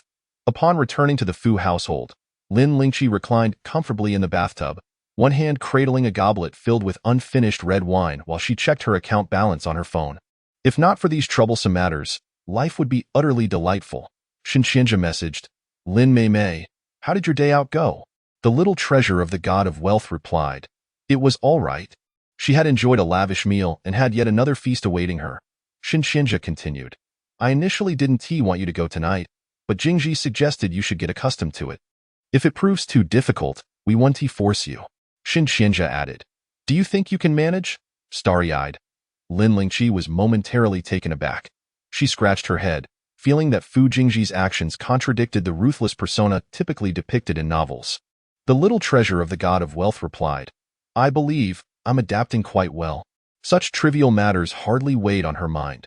Shin Qianzhe was elated, instantly transforming into a cheerleader, almost ready to compose a small essay in her praise. Even Lin Lingqi, with her thick skin, felt a blush creeping in. After lounging in the bathtub for half an hour, she emerged to the sound of knocking at the door. Butler Xiaolin, the third young master is looking for you. As Lin Lingqi was drying her hair, she sighed upon hearing the knock. Make him wait. Unhurriedly, she resumed drying her hair while humming a tune. The eldest young master is looking for. The eldest young master is looking for. Once he has done with the young miss, he'll look for the third young master. The young miss is looking for? The young miss is looking for. Once she has done with the third young master, it's never-ending. 5 minutes later, Lin Lingqi emerged dressed in a loose-fitting navy tracksuit, her hair cascading down her shoulders. Fu Lingji wore a stormy expression, his forehead vein throbbing, yet for some reason, he did not explode in anger. Come with me, it was a direct command. Lin Lingqi retorted. I want to go. Fu Lingji gritted his teeth. Trying to remain calm, I am not asking you. I said I want to go. Lin Lingqi. Fu Lingji finally erupted, shattering a cup in frustration. I see I've been too accommodating, allowing you to think I'm easy to deal with. Haven Ti, do not provoke me, or you will face consequences you cannot bear. Lin Lingqi pulled out her phone and initiated a voice call to Shan Qianzhe, putting it on speaker. Lin Mei Mei. Why did you decide to call me? The moment Shan Qianzhe's voice rang out, Fu Lingji's furious expression twisted into something more complex. Lin Lingqi glanced at him and said, Second young master Shan, I am currently facing threats from the third young master. The previous agreement to go out, I fear I cannot fulfill it. I apologize. Shin Qianzhe, who was still at the office working overtime, hurriedly exited, heading straight for Fu Jingji. Who is threatening you? Lin Lingqi replied. The third young master Fu Lingji. He insists I accompany him, and if I refuse, he threatens me with consequences I cannot bear and I am frightened. Despite her words of fear, Lin Lingqi's demeanor remained remarkably composed. Shin Qianzhe rushed out of the elevator, headed straight for Fu Jingji's office. Wait a moment. Let Jingji speak with you. Upon hearing the commotion, Fu Jingji looked up from his desk, his gaze heavy and penetrating. What is it? Before Lin Lingqi could utter a word, Fu Lingji, upon hearing Fu Jingji's voice, erupted. Lin Lingqi, I truly underestimated you. Quite impressive, indeed. I never anticipated you possessed such capabilities. How dare you? Tell me, when exactly did you start to entangle yourself with my elder brother? Lin Lingqi, Fu Jingji, Shan Qianzhe. Chapter 030. Is it excessive to take advantage? Entangle? Upon hearing this word, Lin Lingqi rolled her eyes dramatically. Not only was Fu Lingji an utter novice in magical arts, but he also appeared to be a literate, third young master. I believe you should enroll in a class. You seem to have too much idle time on your hands. Just as Fu Lingji was about to retort, he heard Fu Jingji's voice from the other end of the line. Lingji. The tone was low and devoid of emotion, carrying an air of authority that instantly subdued Fu Lingji. Elder brother, I merely wish for Steward Lin to accompany me to a certain place. Fu Lingji directed a fierce glare at Lin Lingqi as he spoke. Fu Jingji's voice came again. At this late hour? Where do you intend to go? Fu Lingji replied, just out for some fun. He typically indulged in such escapades, often returning home in the early hours. You may go on your own. I do not interfere with your freedom. Fu Lingji frowned. But I promise to take Steward Lin with me. Fu Jingji's tone turned icy. Fu Lingji, last time you left her drunken and abandoned by the roadside. Can you bear the consequences if something were to happen? Fu Lingji was left speechless, his expression darkening as he felt a mix of anger and fear. In the past, he might have dared to argue back when angered, but now he was no longer Fu Jingji's younger brother, and he feared being undermined by him. I understand, elder brother. Feeling embarrassed, Fu Lingji stormed off. Lin Lingqi, in a good mood, said, Thank you, young master. Fu Jingji, You're welcome. Lin Lingqi was momentarily taken aback. Wow, the antagonist is quite polite. After hanging up, Shen Xianze remained curious and asked, Jingji, you and Miss Lin. Fu Jingji regarded him silently. Shen Xianze chuckled. I was wondering why she suddenly agreed to go on a field assignment. It turns out she provoked Fu Lingji and is now eager to cling to you. The esteemed young master. Fu Jingji, Lingji is indeed out of line. Shen Xianze tentatively inquired, Jingji, do you mind her seeking your favor? Fu Jingji looked at him. She does not need to. Shen Xianze grew more curious. Why not? Fu Jingji remained silent, recalling the night Lin Lingqi had been intoxicated, clutching his face and tearfully interrogating him about the secret to his wealth. His fingers, which held a pin, curled slightly as he stated, She is not concerned about this job at all. Shen Xianze paused, realizing the truth in his words. But if she doesn't care for this position, why did she apply to be a steward in the first place? Fu Jingji stared at the text on the document, remaining quiet. Shen Xianze added, to be honest, I have never seen a young person like Lin Lingqi. Each year during graduation, interns from various prestigious universities flood into the Fu Corporation, all brimming with energy and naive ambitions to reform the workplace. Yet, within a week, they all become disheartened, transitioning from disbelief to resignation, ultimately becoming compliant. Fu Jingji concluded. Everyone's pursuits are different. You may leave now. Shen Xianze glanced at the clock. It was not yet 10 o'clock. Very well. I'll take my leave. BY 10:30. Fu Jingji exited the Fu Corporation building. The following day at work, he summoned his secretary, Tang Wei, into the office.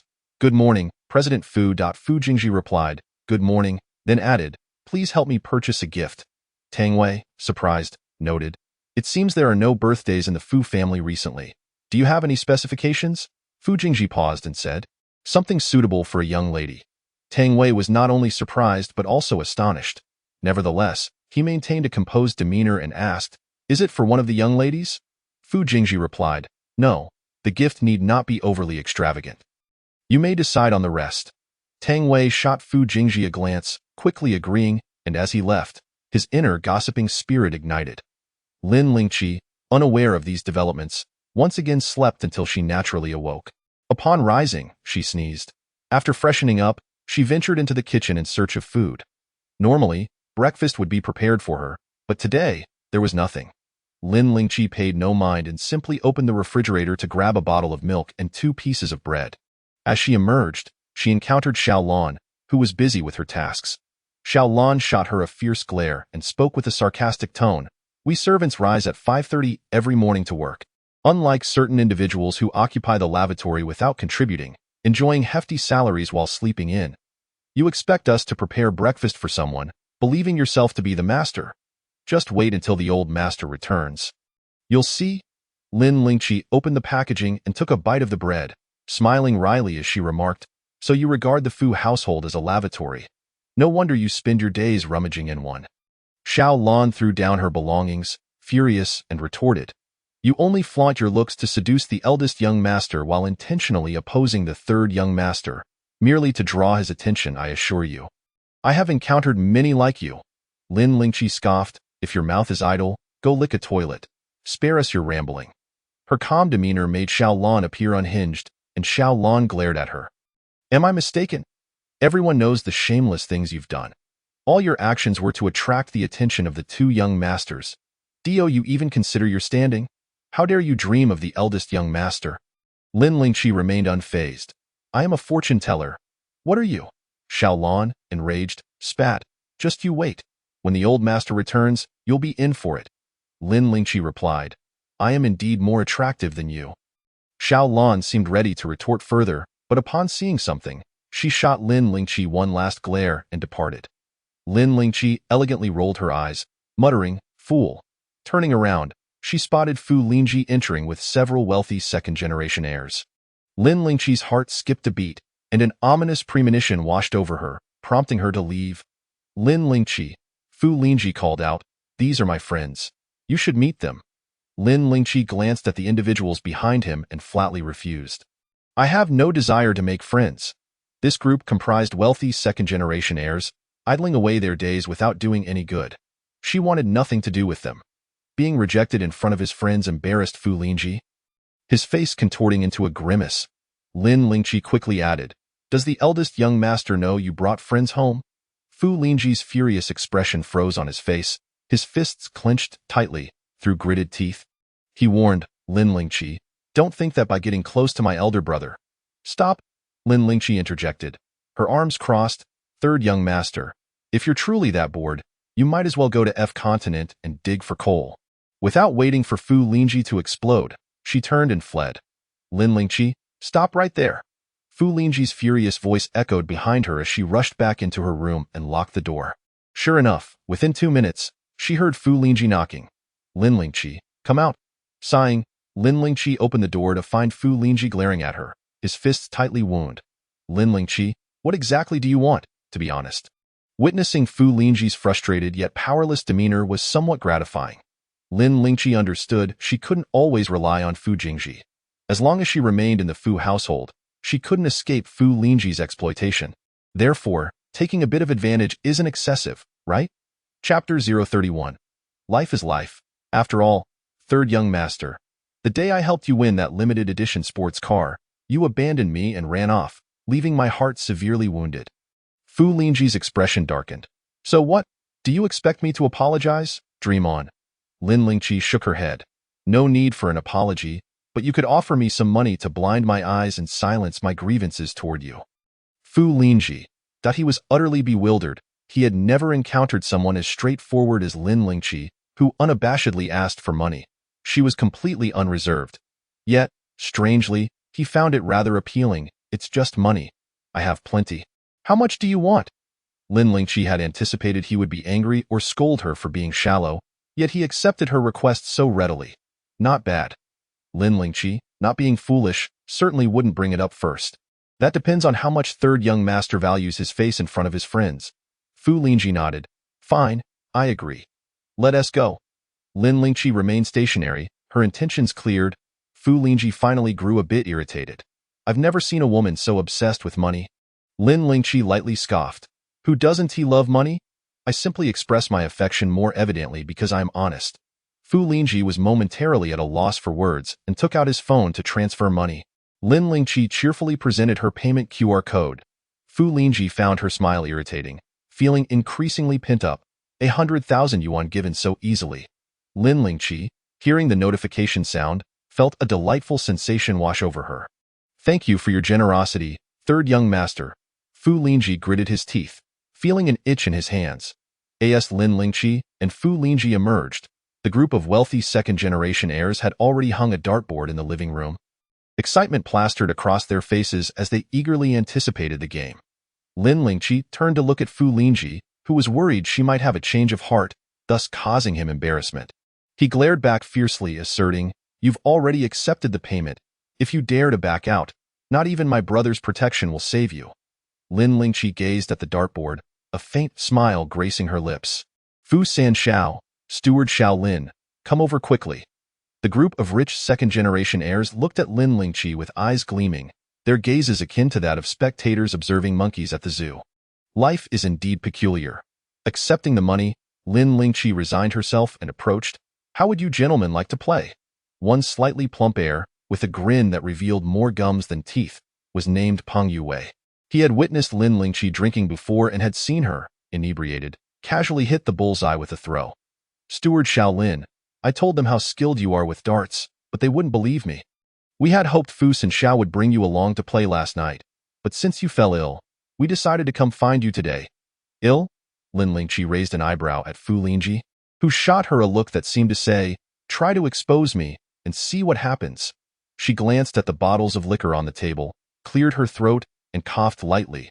Just a slight cold. I took a cephalosporin, so I can't drink today. Peng Yue looked bewildered. Why can't you drink today? Because I took a cephalosporin, Lin Lingqi replied. Peng Yue scratched his head. Why can't you drink after taking a cephalosporin? A twitch of annoyance crossed Lin Lingqi's lips. If you drink after taking a cephalosporin, it could be fatal. Realization dawned on Peng Yue. Oh, it could be fatal. Just as he finished speaking, he jumped up, exclaiming, drinking could be fatal? At his outburst, everyone froze. The surrounding crowd fell silent, casting strange looks at Peng Yue. He pointed at Lin Lingqi. It was Steward Xiao Lin who said so. Lin Lingqi merely sighed. She turned to Fu Lingji, her eyes brimming with disdain. Indeed, a fool's friends are all fools. Fu Lingji's expression darkened as he lifted his foot to kick Peng Yue away. Get lost.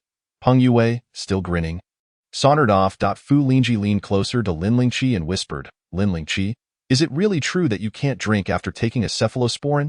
Lin Lingqi looked shocked. San Xiao, you didn't know this? Fu Lingji's face darkened further. Of course, I know. You didn't actually take a cephalosporin. Fu San Xiao, Steward Xiao Lin, come over. We set everything up here. Come and try it out. The group of rich heirs had secured the dartboard and even set up a camera nearby.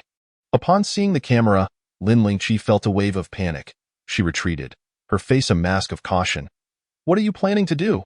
Peng Yue grinned. Steward Xiao Lin, they didn't believe us before, so I thought I'd record it for them to see.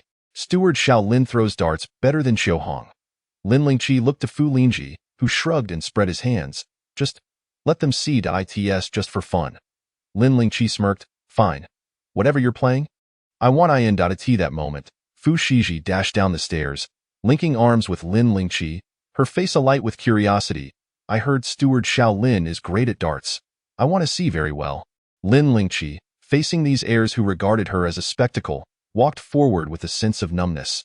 Having accepted the payment, she temporarily considered herself a monkey on display. Go. Steward Xiao Lin. The naive young lady was still cheering her on. Go, Steward Xiao Lin. Peng Yue looked on with unshakable confidence. Lin Lingqi took a deep breath, her expression tense as if she were attending a funeral, and threw the dart at the target on the wall. The dart landed squarely on the red bullseye. Fu Shiji erupted into applause. You hit it. Right in the heart? Steward Xiao Lin is amazing. Peng Yue joined in the applause, and soon the other rich heirs followed suit. The sound of clapping and laughter filled the living room, while in the garden, Steward Zhao, perspiring from trimming the potted plants, felt a pang of jealousy towards Lin Ling in a fit of frustration. He accidentally snipped off the main branch of an expensive potted plant. The more he thought about it, the angrier he became. He contemplated quitting, but dismissed the thought when he considered the salary he would lose. Not wanting to hand a victory to Lin Lingqi, whom he deemed a scheming little vixen, he gritted his teeth and continued, all the while keeping an ear out for the commotion in the living room. Why won't you let me in? Don't you recognize me? I'm Yang Qi, here to see Shiji. At the entrance, Yang Qi was blocked by the Fu family's servant. Steward Zhao's ears perked up as he overheard Xiao Lan saying, Miss Yang, you should really go back. The young lady won't see you. Naturally, Yang Qi felt indignant. After being beaten by Qiu Qin and then slapped by Luo Qingqing yesterday, she was unwilling to relent. Even if Fu Shiji had cast her aside, she wouldn't allow Lin Lingqi, that wretched girl, to benefit. Seeing the flicker of unwillingness in her eyes, Xiao Lan continued, though I'm not privy to what transpired. Considering your years of friendship with the young lady, she will likely see you once she cools down. Why then? It will be too late. Yang Qi retorted, let me in. I want to explain everything to Shiji. Xiao Lan wore a troubled expression. That's impossible. The young lady is with Steward Xiao Lin right now, and Steward Xiao Lin. Chapter 32. The suffering of a dog-liker. Steward Zhao narrowed his eyes as he noticed Xiao Lan whispering something to Yang Qi, whose expression turned extremely grim. I knew it was that wretched girl stirring trouble, trying to sow discord between me and Shiji. I wanted to let her off easily. Fuming, Yang Qi stormed away. Xiao Lan glanced around furtively, then turned to face Steward Zhao's knowing smile. Thank you for your hard work, Steward Zhao. I'll fetch you some tea. Steward Zhao accepted the tea gratefully, taking a sip. That's so? I thought young people preferred a steward like Xiao Lin. Xiao Lan's smile faltered momentarily. Though Steward Xiao Lin is quite good, she is just too young. Fresh out of school, she lacks your vast experience. Steward Zhao chuckled, but the young masters and young ladies all seemed to like her. Xiao Lan's face darkened instantly. The Fu family was no ordinary household. Any goodwill gained through underhanded means would inevitably lead to disaster, and by then, she wouldn't even know how it happened.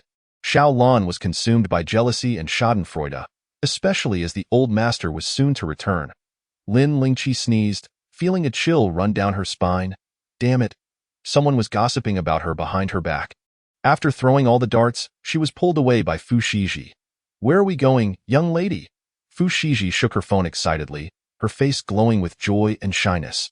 Brother Qingyao is back from his business trip. I am going to find him. Lin Lingqi shrugged off her grip. Young lady, wake up. You are the young lady of the Fu family. How can you chase after a man? Fu Shiji frowned, distressed. What should I do then? If I don't seek him out, he won't come looking for me. If it weren't for the many gifts she had received, Lin Lingqi wouldn't want to involve herself. Why can't we just find someone else to like? Fu Shiji instinctively rejected the idea. No, Lin Lingqi turned to leave, muttering to herself, forget it. Let it be, I've already got my money. I even found a retirement home. Once I leave the Fu family, whatever happens is none of my business. Steward Xiao Lin, don't go. Fu Shiji grabbed her arm, but Lin Lingqi shook her off. Fu Shiji was taken aback, her anger flaring. Lin Lingqi, I command you to stop. Lin Lingqi scoffed. What is the matter? If I don't stop, will you fire me? Fu Shiji's cheeks puffed up with rage. I've only liked one person my whole life. Why don't you support me? By the end of her sentence, Fu Shiji began to cry. Lin Lingqi remained unmoved. Because he is not worth it. Love yourself first. Being a dog-liker has no future. A dog-liker ends up with nothing. Fu Shiji, being stubborn, declared, I want him. Lin Lingqi replied, but he doesn't he love you. Fu Shiji insisted, I still want him. Lin Lingqi was at a loss for words, gazing at her. Then go after him. Don't drag me into this. I still wish to live out my days in peace. Since she couldn't, he changed the course of events. Lin Lingqi felt that having been given a second chance at life, there was no need to sacrifice herself. Unexpectedly, Fu Shiji suddenly cried out, Are you still my best friend or not? Lin Lingqi hardened her heart, coldly responding, We were never friends. That was merely your unreciprocated sentiment. Fu Shiji's eyes widened in disbelief, particularly when she saw Lin Lingqi's indifferent expression. The blow struck her deeply, and with reddened eyes, she exclaimed, Lin Lingqi, I hate you. Lin Lingqi chuckled, Young lady, whether in friendship or love, it should be mutual. Since you can hate me for my indifference, I hope you can maintain that same fervor and equally hate anyone who wrongs you. With that, Lin Lingqi turned and walked away. Fu Shiji's mouth fell agape, tears streaming down her cheeks. She never anticipated that Lin Lingqi could be so heartless. Gazing at Lin Lingqi's departing figure, Fu Shiji momentarily forgot how to retort. After leaving the Fu family residence, Lin Lingqi strolled along the road with her hands stuffed in her pockets, the blazing sun overhead causing beads of sweat to form on her forehead. Yet, her mood was remarkably tranquil. Relishing this rare moment of solitude, Lin Lingqi felt an inexplicable joy, finding everything pleasing to her eye. Now that she was out, perhaps she should visit her original parents. Unable to locate a shared electric scooter nearby, Lin Lingqi resorted to opening a map to catch the subway. Upon arriving at the bustling subway station, she experienced a fleeting moment of disorientation, as if she had returned to her past life. After a struggle to board the train, nearly 2 hours had passed by the time she reached home. Lin Lingqi picked up some fruit nearby to take back to her original family's house, only to turn and come face to face with Yang Qi, whom she could not avoid. Seeing Yang Qi, drenched in sweat and in disarray, her makeup all but washed away, Lin Lingqi smiled. You followed me all this way. You must be exhausted. Yang Qi, caught off guard by Lin Lingqi's observation, retorted defiantly, Who followed you? Is this road yours? Lin Lingqi shrugged, standing at the roadside to call Lin Chuan. Noticing her on the phone, Yang Qi's expression turned wary. What are you doing? Lin Lingqi, disinterested, waited for the call to connect. Hearing Lin Chuan's voice on the other end, Xiao Qi, what prompted you to call your father? Normally, she would just message him. Lin Lingqi replied, Dad, are you home? There was a noticeable pause on the other end for 2 seconds. Are you coming home? Lin Lingqi, somewhat unconcerned, answered, Yes, I'm already on my way. Lin Chuan fell silent for an even longer stretch. Your mother and I are out having fun. We won't be back for at least another week. Lin Lingqi responded with an O, glancing at the fruit in her hand. All right then, enjoy yourselves, on the other end. Lin Yara's excited voice chimed in. Xiao Qi, when your father and I return, we have a surprise for you. You're going to love it. Lin Lingqi chuckled softly. Thank you, Mom. After exchanging a few more words, they hung up. Lin Lingqi turned to Yang Qi, raising an eyebrow. Aren't you leaving? Yang Qi glared back. Why should I? This road isn't yours. With that, she tossed her hair and intentionally strutted past Lin Lingqi in her high heels. Lin Lingqi sighed. Since she was already here, she might as well take a look around. As she approached the entrance of her original family home and entered the password, it revealed an error. Furrowing her brows, she was about to try again when the door swung open from the inside. "Who are you? Why are you pressing someone else's door?" A middle-aged woman stood at the threshold, her expression one of displeasure. Lin Lingqi blinked in surprise. "Isn't this Lin Chuan's house?" The woman's demeanor softened slightly. "You must be Xiao Qi, the daughter of the previous owner. He sold this apartment to us." Lin Lingqi was taken aback. Chapter 33. A meeting counts as retribution, awakening suddenly to find her home gone. Was this the surprise she had received? Sitting on the roadside flower bed with her fruit in hand, Lin Lingqi lowered her head, taking out an apple to wipe it on her sleeve before taking a bite. The vendor hadn't deceived her. The apple was quite sweet. Squinting at the distance, lost in thought, she suddenly found the sun glaring. "Hey, little sister, all alone? You look quite pitiful. How about coming to play with us?"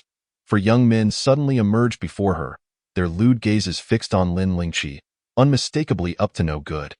Lin Lingqi's mood already soured. She took another bite of her apple. "Go away."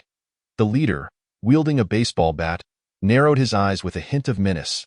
"Little sister, don't refuse to drink the wine offered, or you'll have to drink the punishment."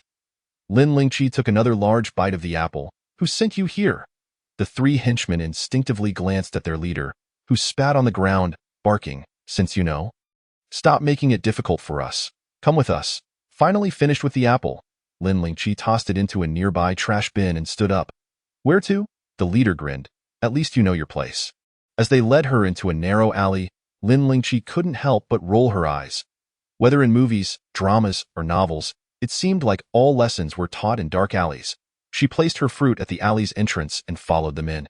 Soon, anguished cries and pleas for mercy echoed from within. "Stop hitting me, or you'll kill someone." "Though, no." Inside the alley, the four thugs lay sprawled on the ground, and Lin Lingqi stood over their leader, her foot pressing on his chest while she weighed the baseball bat in her hands. "Are you convinced?" The leader, battered and bruised, his eyes aflame with anger, had no choice but to concede. He shut his eyes and shouted, "I give up." Lin Lingqi lifted her foot, pulling out her phone. "Who sent you? What do you want? Speak clearly, or I can arrange for you a luxurious package at the police station." With that, she began recording. The leader covered his face, fearing recognition, mumbling, "A woman paid us 2,000 to find you. She said to teach you a lesson, and if we could capture some video to satisfy her, she'd give us 10,000. Lin Lingqi frowned. "What kind of video?" The leader hesitated, and one of the younger thugs added, "A video of you getting beaten." Lin Lingqi raised an eyebrow, clearly skeptical. The younger thug glanced at the leader and continued, "Besides the beating, she wanted us to strip you, claiming you work as a housekeeper in a wealthy family, earning over 100,000 a month. In the future, we could use the video to blackmail you for money. That's all." We only agreed because we were momentarily blinded by greed. They had beaten her and recorded the video. Now they begged for their freedom. Lin Lingqi finished recording and, in the next moment, called the police. The leader's eyes widened, suddenly enraged. He swung a fist at Lin Lingqi. "You're looking for death." Lin Lingqi executed a swift kick, knocking him to the ground. In this vast sea of people, meeting you counts as retribution. The other thugs hung their heads, feigning unconsciousness, pretending not to see. Within 10 minutes, a police car arrived at the alley entrance. The four thugs, bruised and battered, were ushered into the vehicle, and Lin Lingqi naturally followed, not forgetting to retrieve her fruit left at the alley's mouth. After completing her statement at the police station, Lin Lingqi emerged with one hand clutching the remaining fruit and the other in her pocket, humming an unknown tune, though the melody carried an unmistakable sadness. Upon returning to the Fu family residence, Fu Lingji and his entourage of wealthy friends had already departed. As she cleaned up, Xiao Lan couldn't help but throw another snide remark her way. Some people abandon their posts, running off to have fun during work hours. One might mistake her for a young lady. Lin Lingqi, already in a foul mood, chose to ignore her. A nearby servant tugged at Xiao Lan's sleeve, but she glared back, raising her voice, "Why are you pulling me? Did I say something wrong? We all work hard, yet she does nothing all day and earns more than us. Why is that?" Lin Lingqi glanced over, a smile that didn't quite reach her eyes. "If you want a raise, go ask the boss. Perhaps it's your own lack of effort that's the issue. Replacing me is simple. If you can, then go ahead." Xiao Lan was momentarily silenced, her anger rendering her speechless. Jealousy gnawed at her as she looked at Lin Lingqi's exquisite face. wishing it would be marred. If only that face were ruined, she thought. Possessed by an irrational obsession, she picked up a cup from the table and hurled it at Lin Lingqi's face. Xiao Lan! Other servants gasped in shock. Lin Lingqi tilted her head, the shattered cup clattering behind her. Turning back, her smile vanished, replaced by a cold expression, her gaze heavy. She advanced towards Xiao Lan step by step. Butler Xiao, she didn't he mean it? A maid attempted to intercede for Xiao Lan, but Lin Lingqi shot her a glance, silencing her instantly. Xiao Lan, feeling a rush of fear, defiantly retorted, "What can you do to me?" With a swift motion, Lin Lingqi delivered 2 sharp slaps to Xiao Lan's face. "I can certainly teach you a lesson. I have a poor memory and mistakenly regarded you as a person. Why are you glaring at me? Go ahead, hit me back. You think you can just hit someone openly?" Xiao Lan, stunned by the blows, suddenly lashed out at Lin Lingqi in a frenzy. "You dare hit me? You wretched girl? I'll fight you to the end." Xiao Lan. The surrounding servants were horrified. Lin Lingqi raised her hand and knocked Xiao Lan to the ground. "Don't just think about hitting you. If you think that's not enough fun, I can send you to the crematorium." Xiao Lan lay on the ground, her cheeks swollen and red, her eyes brimming with clear resentment. "Lin Lingqi, I want to let you off easy." Lin Lingqi shrugged. "There are too many who won't let me go." "What do you think you are?" She surveyed the other servants in the living room. "You can gossip about me behind my back, but don't dare bring it to my face." Once in her room, Lin Lingqi locked the door and began to tally her belongings and pack them up. Thankfully, although she had lost her home, she still had money. Even leaving the Fu family wouldn't render her destitute. Lin Lingqi lay on her bed, staring at the ceiling, losing track of time until her eyes grew heavy. It was already quite late, and no one came to call her for dinner, until a cautious knock resounded upon the door. "Xiao Lin, the young master has returned and wishes to see you." Lin Lingqi inhaled deeply, uncertainty gnawing at her regarding whether Xiao Lan would report her to Fu Jingji. Nevertheless, after reaffirming her possessions one last time, she stepped out of her room. Chapter 034. "Young master, will you not dismiss me?" "Young master, you called for me." Lin Lingqi steeled herself for reprimands and inquiries. The desk was strewn with documents, and Fu Jingji was focused on his computer, replying to emails. Upon her arrival, he glanced up briefly. "Please, take a seat." Lin Lingqi settled into the single armchair, waiting for approximately 2 minutes before Fu Jingji closed his laptop and handed her a nearby gift box. Still lost in thought, she blinked in surprise at his sudden gesture. Momentarily at a loss for words, Fu Jingji's tone was cold and detached. "This is a token of gratitude for last night." "Gratitude for what? A gift?" Lin Lingqi's mind momentarily blanked, and she straightened her posture. "Young master, you are too kind. It was merely an outing, and I hardly contributed." Not only did she fail to assist, but she had also enjoyed an extravagant meal, relishing a king crab and 2 luxurious prawns. Fu Jingji placed the gift box before her. "That was not part of your duties. It does not count as an outing." This? Lin Lingqi had always prided herself on her adaptability, yet the current situation left her utterly bewildered. The man before her bore no resemblance to a villain. What sort of antagonist behaved in such a manner? She pondered whether she had developed a stereotypical view of capitalists. In her understanding, capitalists were those who, with a monthly salary of 4,000, would demand work equivalent to 40 or 400,000, endlessly exploiting and squeezing every ounce of labor. They would rather keep resuscitation equipment in the office than abolish the culture of overtime. A bitter irony indeed. Lin Lingqi's emotions became rather complex, while Fu Jingji remained oblivious to her inner turmoil. "Please accept it," he urged, gathering his documents and laptop as he prepared to ascend the stairs. Lin Lingqi gazed at the gift box, adorned with the logo of a luxury brand, and took a deep breath. "Then thank you, young master. Feel free to call upon me in the future if you require assistance."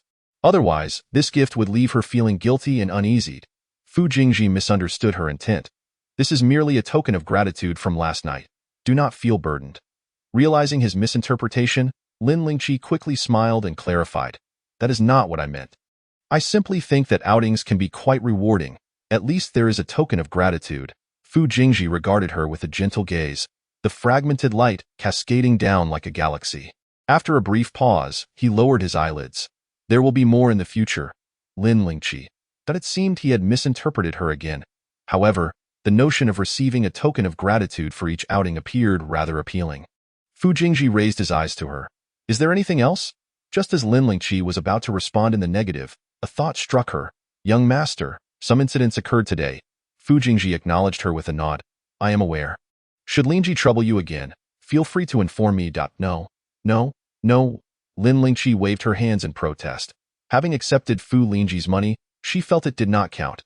She reasoned that rather than being reported, it was better to take the initiative to explain. Today, I had a conflict with the servant Xiao Lan, and I struck her, Fu Jingji stated. Matters unrelated to work should be resolved among yourselves. Lin Lingqi choked momentarily. What if it pertains to work? Fu Jingji replied. You are the housekeeper. Implicit in his words was the notion that she was their superior, responsible for handling any work-related issues herself. Thus, whether the matters were related to work or not, it was her responsibility to manage them. Lin Lingqi was taken aback. Young master, you are not dismissing me? Fu Jingji raised an eyebrow slightly. Lin Lingqi scratched her head. I feel I am not a competent housekeeper, and I cannot fulfill the role adequately. Young master, could you reconsider? Fu Jingji fell silent, observing her beaming face, filled with anticipation, his gaze deepening in intensity. Just then, someone rushed in. Young master, I have something to say. Lin Lingqi turned to see Xiao Lan, her face swollen like a pig's head. Xiao Lan ignored her and focused on Fu Jingji, vehemently narrating how Lin Lingqi had been lazy, flattering the two young ladies, accepting gifts from the eldest young lady, and trying to catch the attention of the third young master, embellishing her tale with every detail.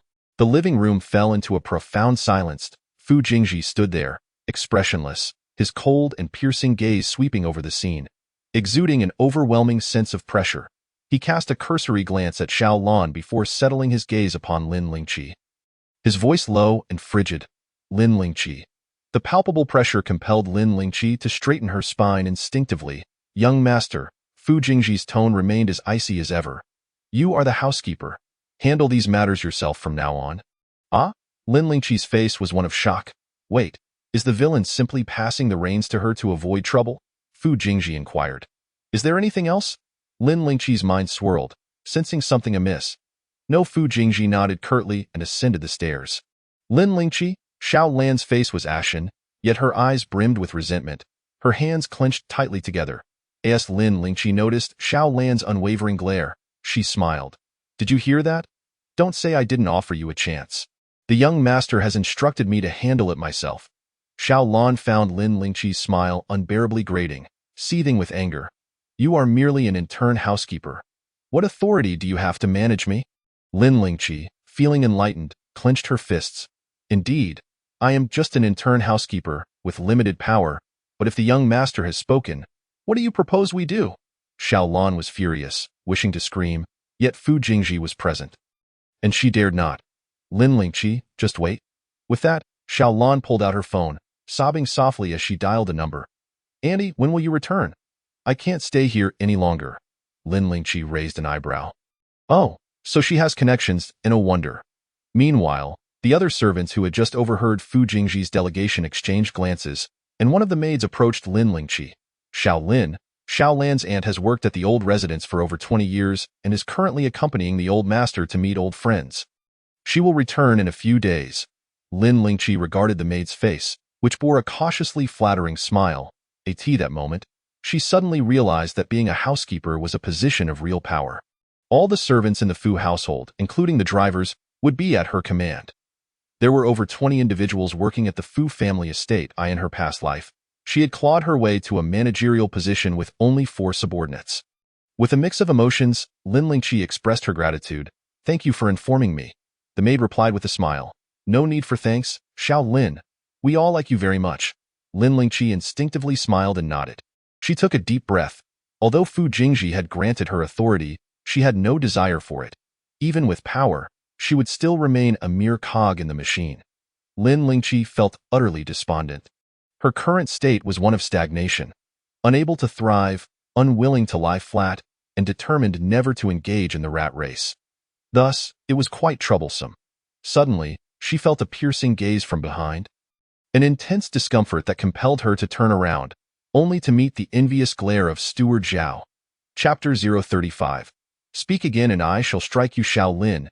You truly possess remarkable skills.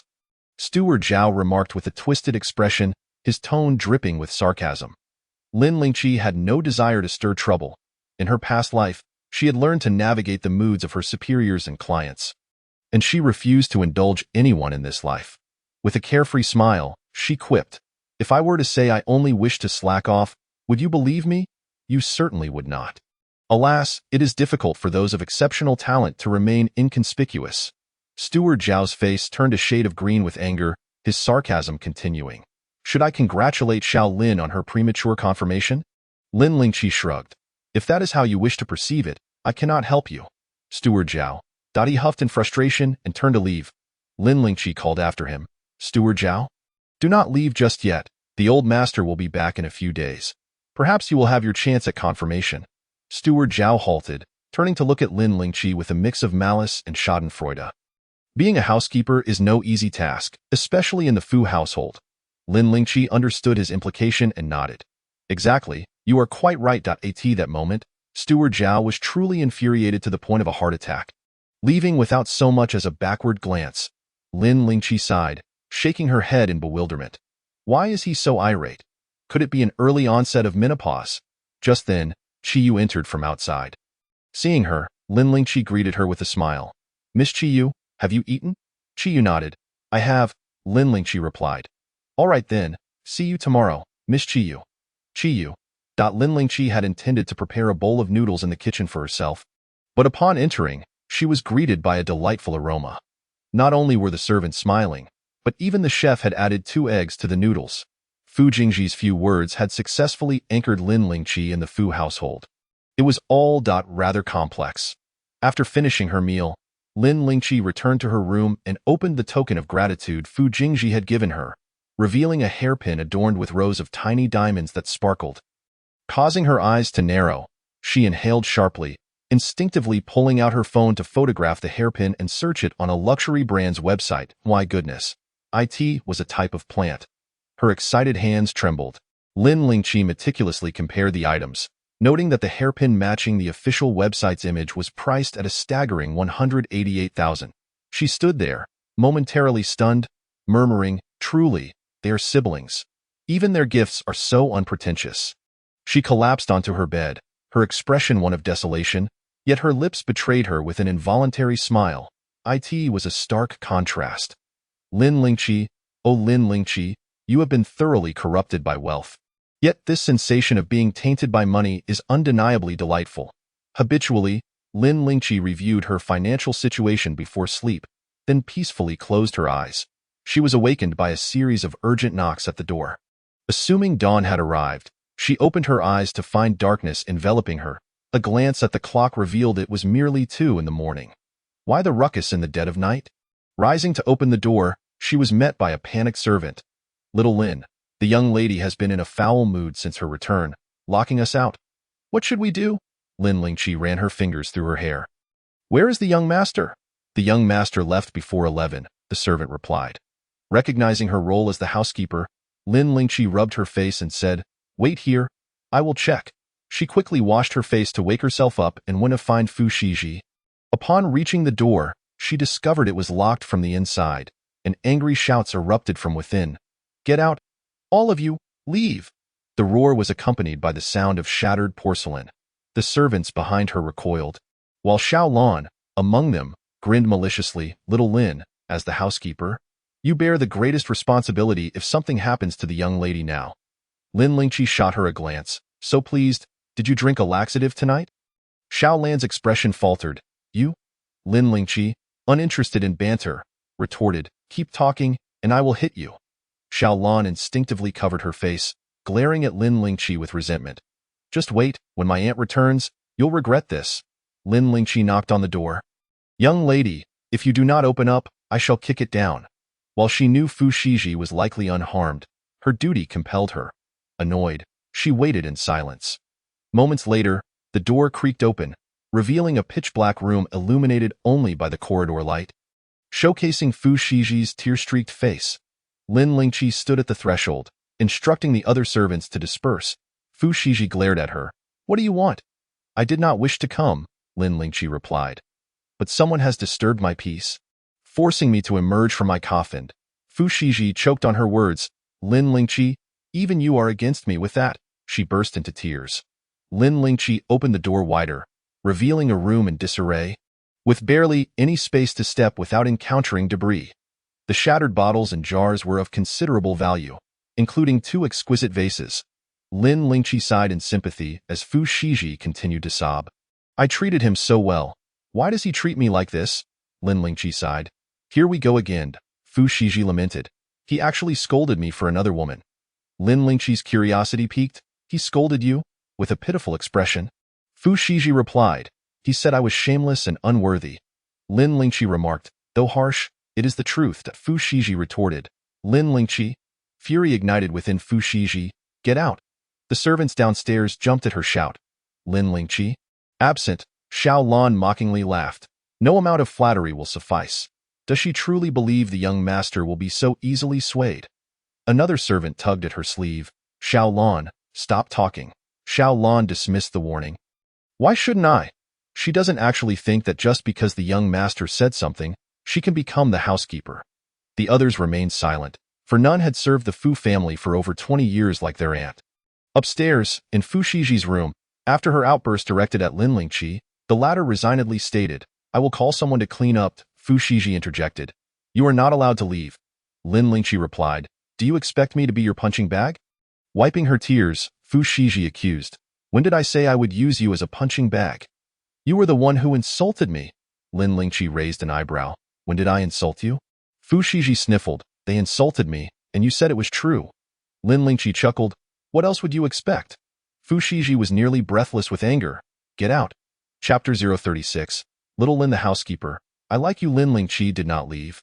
Instead, she crossed her arms defiantly. Fu Shiji. You are the young lady of the Fu family. For you to be insulted and merely return to smash things in anger, if you are not being foolish, then you deserve it. Fu Shiji was nearly driven mad, pointing at her. What gives you the right to insult me? Lin Lingqi laughed in disbelief. You know how to shout at me for my insults. Yet when others insult you, you only cry. Young lady, you are something else.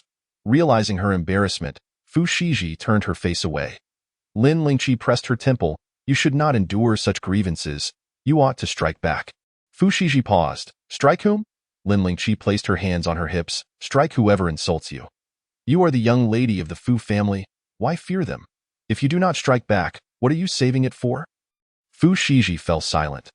After a long moment, she hung her head, looking dejected, and asked, Am I really that worthless? Oh dear. Now the male protagonist's torment has caused issues. Lin Lingqi yawned, feeling quite sleepy. But until Fu Shiji's concerns were resolved, sleep would elude her. You are a young lady born into privilege. If you are lacking, then 99% of the world has no reason to exist, Fu Shiji replied. But Qingyao brother. Lin Lingqi interrupted. Those who speak ill of you are merely envious. Do whatever you wish. Why concern yourself with their opinions? If Xie Qingyao does not like you, that is his loss. It has nothing to do with your worth. Young lady, you have a distinguished family background and beauty. Why cling to a crooked tree? Is it that money is hard to come by? Or that male models are insufficiently handsome? There are countless men in the world. If one does not suffice, we can find another. We have status and position. We are not playing games. Young lady, do you not agree? Fu Shiji seemed momentarily stunned. Though her words were not without merit, she could not shake the feeling that something was amiss. Then why does Qingyao brother not like me? The topic circled back again. Lin Lingqi, feeling exasperated, squinted. Is he the only one? Even if he does not like you, even if he already has someone he likes or a girlfriend, will you cling to him relentlessly? Upon hearing this, Fu Shiji's gaze turned dangerous. Who? Who does he like? I will make her suffer. Lin Lingqi recognized this was necessary for the plot. Fu Shiji was merely the female antagonist in the story, infatuated with the male lead due to his charm. Lin Lingqi found the whole situation ludicrous and could not muster the energy to critique it. Young lady, we live in a society governed by law. Fu Shiji retorted. Then I will make her life a living hell. Lin Lingqi. Ha. Seeing that she could not persuade Fu Shiji, Lin Lingqi simply fell silent. Young lady, have you had enough of this commotion? If you have, I shall return to my sleep. The abrupt shift in conversation left Fu Shiji momentarily puzzled. I cannot sleep. Lin Lingqi felt exasperated. If you do not sleep, how can I? Earning money is hard, and dealing with this is a pain. Ugh. Young lady, staying up late will leave you haggard, with wrinkles, dark circles, spots, hair loss, and sagging skin, aging you by a decade. Fu Shiji appeared genuinely alarmed. Then you must sleep with me. Lin Lingqi, half asleep and irritated, replied, Do you want me to tell you a story as well? Fu Shiji glared. What kind of attitude is that? To have you accompany me is an honor. Do not take it for granted. Lin Lingqi, barely keeping her eyes open, replied dismissively, Yes, it is an honor. I am dying with that. She pulled Fu Shiji into the guest room, and the servants began to clean up. Turning on the lights, she pushed Fu Shiji onto the bed, switched off the lights, and when asleep, Fu Shiji lay awake, staring at the ceiling, and after a long pause, she asked, Little Lin, you are so clever and capable. Can you think of a way to make Qingyao brother like me? Half asleep, Lin Lingqi heard Fu Shiji's voice and instinctively turned around, gently patting her back to soothe her to sleep. Why must you like him? Why not choose someone else? Fu Shiji stiffened at the gentle patting. Eye in the darkness, she could not see Lin Lingqi's face, but she felt a strange warmth in the comforting gesture. Her nose tinged with bitterness.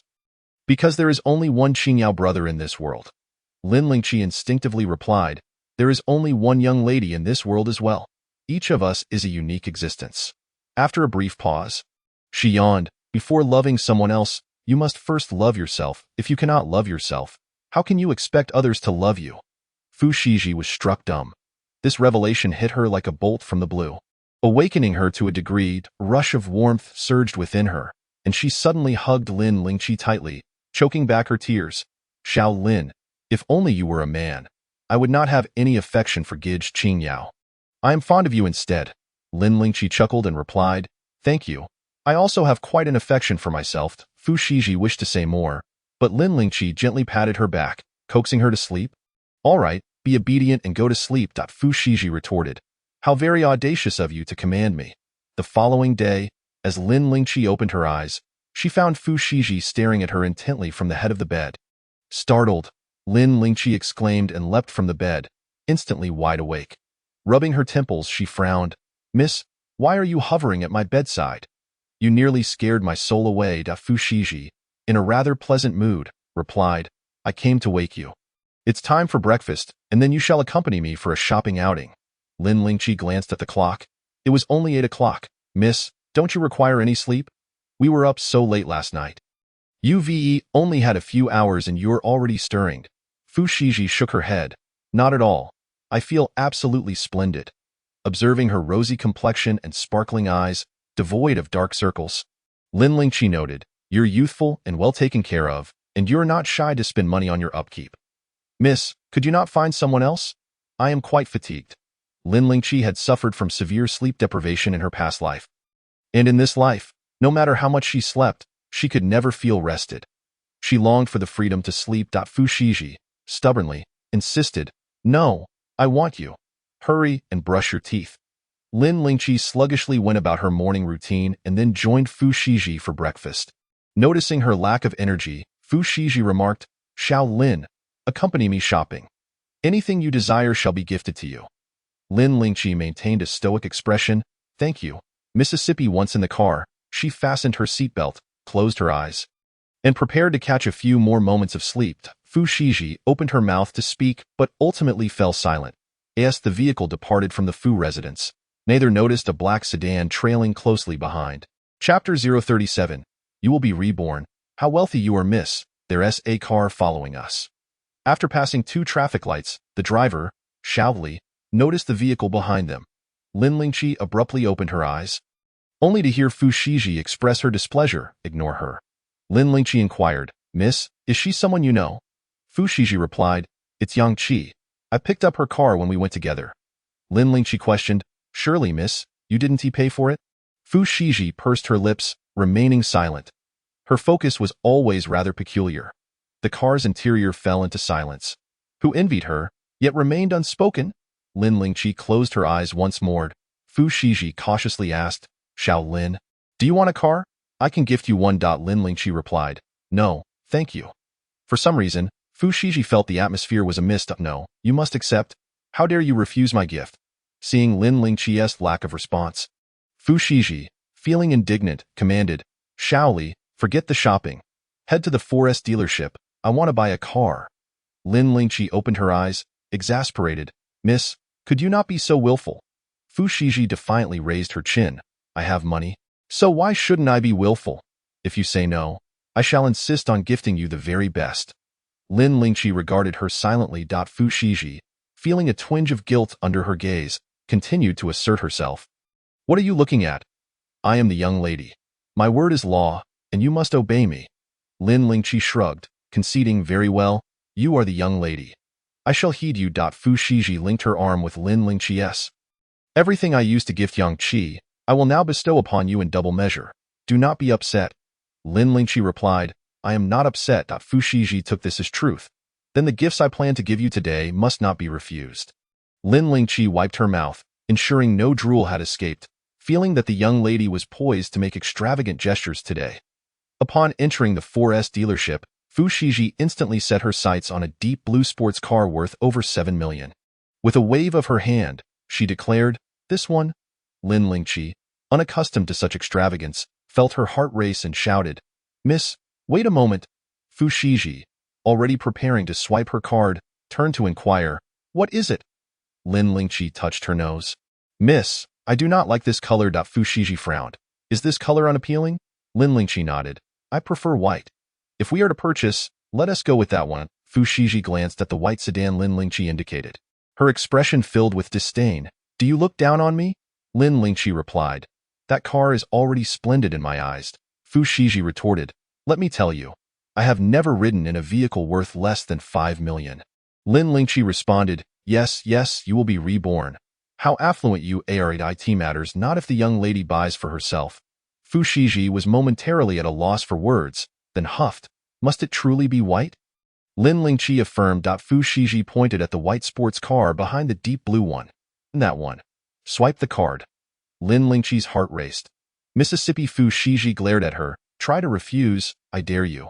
Lin Lingqi fell silent. In less than 10 minutes, Lin Lingqi proudly acquired a luxury vehicle priced at 8,980,000. Standing before the opulent car, Lin Lingqi, unfamiliar with such wealth, rubbed her face vigorously to compose herself. Fu Shiji lifted her chin. Do you like it? To claim she didn't would be disingenuous. Lin Lingqi's eyes sparkled with delight as she honestly declared. I do. She adored the car, not merely for its beauty but for its exorbitance. She was just that kind of person. One who cherished wealth immensely. Finally satisfied, Fu Shiji instructed Lin Lingqi to drive the car away. Lin Lingqi hesitated, taking deep breaths to steady herself. That moment, Yang Qi rushed in, questioning, did you buy her a car? Upon seeing Yang Qi, Fu Shiji recalled her past foolishness. What business is it of yours? What right have you to question me? Yang Qi persisted. Shiji, she is a fraud. Do not be deceived. Lin Lingqi raised an eyebrow. Yang Qi, I truly envy your skin. It's so thickly maintained. Having already torn the facade, Yang Qi still dared to act as if nothing had transpired. With a fierce glare, she shot daggers at Lin Lingqi, as if she could kill her with her eyes. Shiji, do you know what Lin Lingqi has done to me?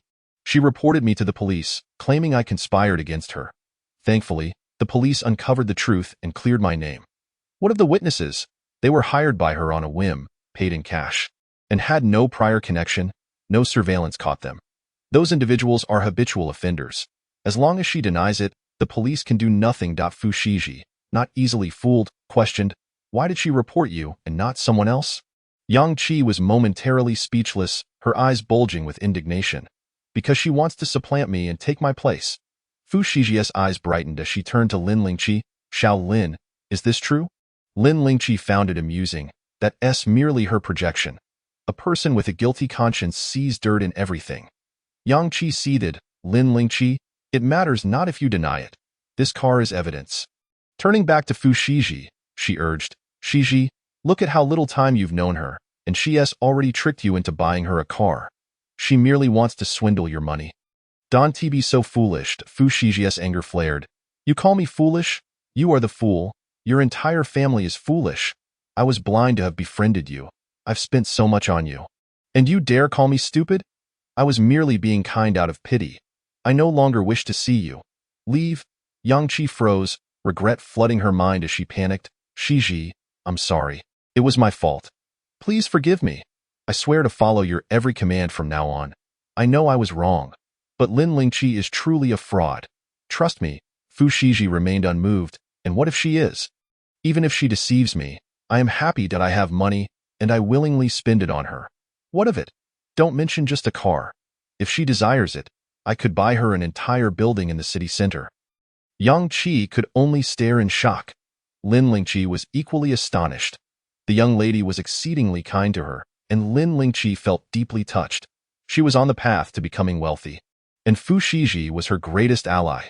Seeing Lin Lingqi's face full of emotion, Fu Shiji felt a sense of accomplishment. With pride, she walked over to Lin Lingqi, linked arms with her, and arrogantly declared, Xiao Lin, let us go. Yang Qi, realizing she could not salvage the situation, decided to play her trump card. Shiji, do you truly not care for Xie Qingyao? Upon hearing Xie Qingyao's name, Fu Shiji paused momentarily. Lin Lingqi grasped her hand. Yang Qi, seizing the moment, thought to herself, I've received news that Xie Qingyao will be at the Wudong Bar tonight. If you wish to see him, I can take you. Fu Shiji asserted. I can go myself. Yang Qi scoffed. Are you certain he will see you? Fu Shiji felt a wave of frustration. A voice in her head incessantly urged her to love Xie Qingyao, insisting that her very purpose was to adore him. Yet, Xiao Lin was correct. Xie Qingyao did not harbor feelings for her, and she should not force the issue. She ought to let go. Fu Shiji struggled against the voice within her, as if something were tugging at her very soul. She felt unwell, her head pounding, as though she were on the verge of being torn apart. Chapter 038. Not just for the money. Lin Lingqi noticed the distress on her face and hurriedly supported her, saying, Miss, are you all right? Fu Shiji grasped her arm tightly, her complexion pale. I have a headache. A headache? Lin Lingqi furrowed her brow. Let us go to the hospital. And no sooner had she spoken than Fu Shiji suddenly embraced her. Lin Lingqi froze in place. Yang Qi's eyes widened in disbelief. Shiji, do you truly not care about Xie Qingyao anymore? Upon hearing Xie Qingyao's name, Fu Shiji instinctively loosened her grip, and her headache intensified. Shut up. She gritted her teeth and clutched Lin Lingqi's hand. Let us go. She instructed the driver to return to the Fu family's old residence, determined to continue shopping with Lin Lingqi. Yang Qi stood dazed, disbelief etched on her face as she gazed at the direction Fu Shiji had departed. Could it be true that she no longer cared for Xie Qingyao? How could that be possible? Her skepticism turned into resentment towards Lin Lingqi. As she glanced at the 9 million yuan white sports car. Her hatred deepened. Why? Why could Lin Lingqi deceive her? Yet she forgave her and even gifted her such an extravagant car. For all the years she had been Fu Zhe's follower, she had merely taken what Xie Qingyao discarded. Yet this was how she treated her. What right did she have? The more Yang Qi thought about it, the more discontented she became. Once in the car, Fu Shiji trembled from the pain. Recognizing the urgency, Lin Lingqi promptly instructed Xiao Li to drive to the hospital. Miss, we are heading to the hospital now. Fu Shiji leaned against Lin Lingqi, her head resting on her shoulder, her voice quivering. Qingyao Gij. Seeing her in such a state while still thinking of Xie Qingyao filled Lin Lingqi with a sense of helplessness, akin to a blacksmith who could not forge iron into steel. First, let us go to the hospital. Fu Shiji felt as though she were being ripped apart and cried. No, I want to find Qingyao Gij. I cannot live without him. Lin Lingqi grasped her hand. Miss, please come to your senses. Look at yourself. We must go to the hospital first. Fu Shiji sobbed and wailed, tears streaming down her face. Xiao Lin, please let me find Qingyao Gij. I truly cannot live without him. I am sorry, I'm so sorry. She didn't wish for this, but the pain was unbearable. Fearing she might leap from the car, Lin Lingqi had Xiao Li lock the doors. She held Fu Shiji tightly, restraining her. In your current state, how can you go looking for him? Rest assured, he won't run away. Didn't Yang Qi say that Xie Qingyao wouldn't be at Wudong Bar until tonight? We have time. Perhaps it was Lin Lingqi's composed demeanor and soothing voice that calmed Fu Shiji, for she ceased to struggle, merely muttering, Qingyao Gij, I'm sorry. Lin Lingqi furrowed her brows and pursed her lips, never having anticipated the depth of Fu Shiji's feelings for Xie Qingyao. Was this the power of the narrative, or was it the potency of love? Could love truly drive a person to madness? Such love was terrifying. Upon arriving at the hospital, Lin Lingqi instructed Xiaoli to handle the payment while she took Fu Shiji to register for an examination.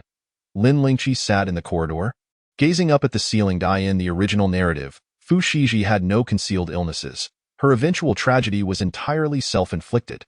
Therefore, there should be no cause for concern.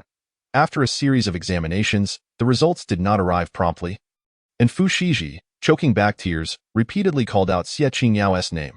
Lin Lingqi remained silent. Suddenly, Fu Shiji spoke. "Xiao Lin, I want a drink. Can you help me get one?" Lin Lingqi replied, "The results want tea come out quickly." "Let us go together." Fu Shiji remained still. "I can't move. Can you please get it for me?" Lin Lingqi also did not budge. "Let Xiaoli go by it." Fu Shiji. Lin Lingqi crossed her arms and smirked. There was no way she would let Fu Shiji slip away to sneak out. With someone as infatuated as Fu Shiji, no amount of persuasion would work. Thus, Lin Lingqi ceased her attempts. Feeling mocked, Fu Shiji's anger simmered within her. "What do you mean by that? What's wrong with me asking you to get a drink? Am I no longer able to command you? Don't forget. You are the steward of the Fu family." Lin Lingqi looked at her calmly. "Then go ahead and fire me." Fu Shiji choked on her words. "Don't think I wouldn't dare." Lin Lingqi responded with a nonchalant "Oh." Fu Shiji was driven to tears. "You are just doing this to provoke me. Let me tell you, Xiao Lin, mind your own business regarding my affairs." Lin Lingqi turned her face away. Did she wish to meddle? It was merely for the sake of financial compensation. Recalling the nearly 9 million yuan car and those expensive handbags, Lin Lingqi took a deep breath. What fault did the young miss possess? It was all Xie Qingyao's doing. Fu Shiji sat there, fuming, her eyes reddening. When the examination results were finally revealed, Fu Shiji was found to be perfectly fine. Upon returning to the Fu family's old residence, Fu Shiji alighted from the car, slamming the door with a resounding crash. "Now that I'm home, don't follow me." She shot Lin Lingqi a glare before heading upstairs. Lin Lingqi shrugged her shoulders, utterly indifferent. Xiao Lan stifled a laugh, her face gleaming with schadenfreude. "I told you, the young miss is not so easily managed. What good is flattery?" While Xiao Lan dared to mock Lin Lingqi, the other servants did not. Lin Lingqi sighed, then joyfully went to admire her beloved Ciard. As she gazed at the sleek lines of the vehicle, glistening under the sunlight, she couldn't help but pull out her phone to take pictures. After capturing the moment, she settled into the car to explore the interior, touching and examining every detail. Suddenly, a booming voice interrupted her. "What do you think you're doing?" Turning, Lin Lingqi spotted Xiao Lan approaching. Her face twisted with anger. "This is the young Miss S' new car. What are you up to?" Lin Lingqi raised an eyebrow. "Can't you see I'm test driving?" Xiao Lan scoffed derisively. "You? Test driving? What right do you have to sit in the young Miss S car without her permission?" Lin Lingqi grasped the steering wheel, smiling. "I don't need your permission." Xiao Lan glared at her. "Get out of the car!" Lin Lingqi grinned at her, then leisurely pressed the ignition button. "You?" Xiao Lan was seething, pointing at her in disbelief. Yet in the next moment, Lin Lingqi sped off in the car. "Lin Lingqi, you." Xiao Lan grabbed Xiaoli, exclaiming, "Xiaoli!" Lin Lingqi just drove off with the young Miss S' new car. "Stop her!"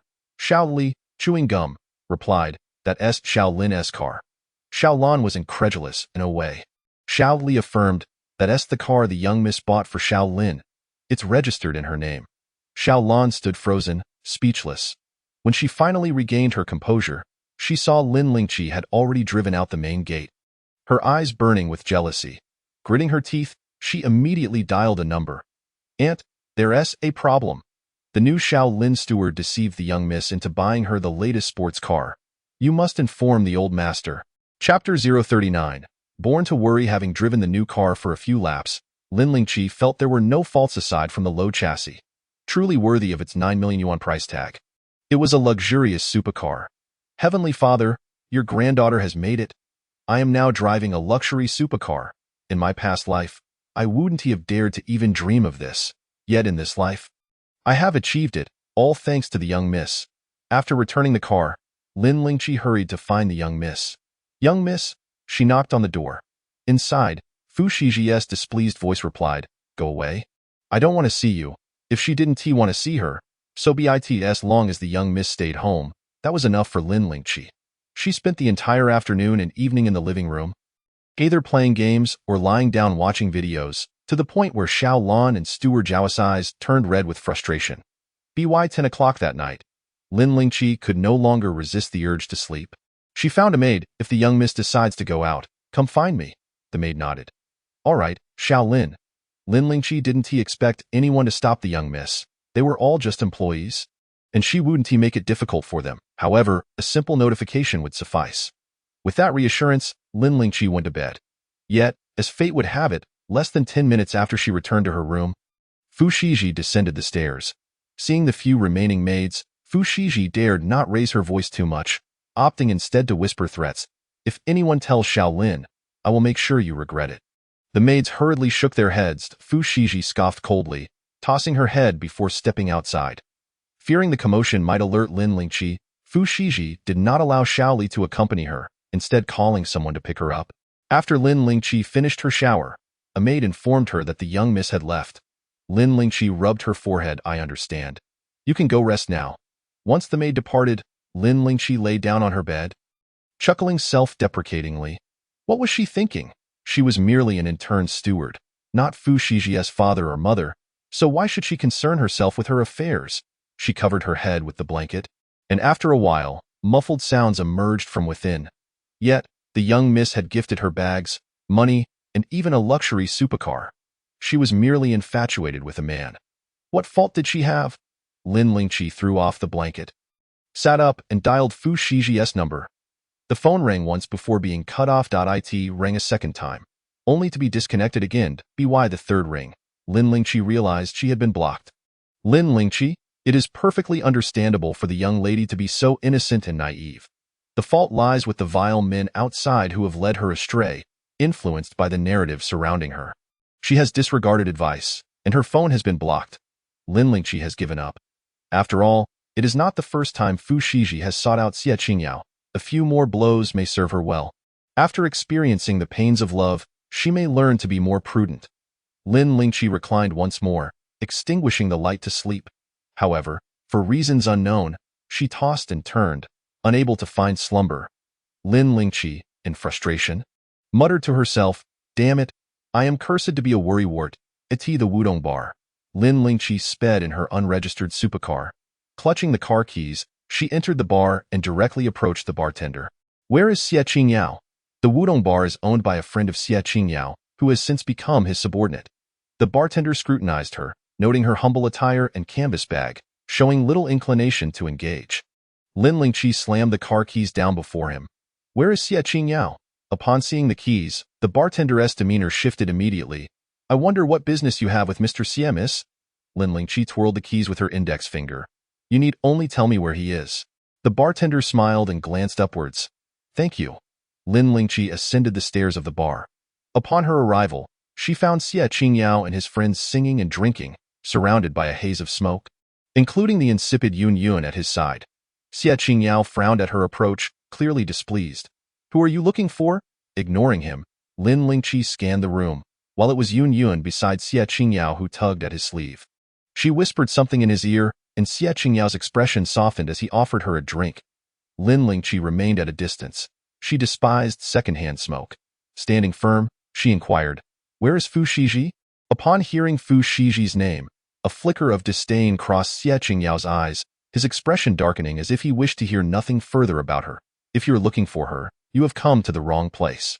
Yun Yun, who stood close to Xie Qingyao and was inhaling the smoke, offered Lin Lingqi a sweet smile.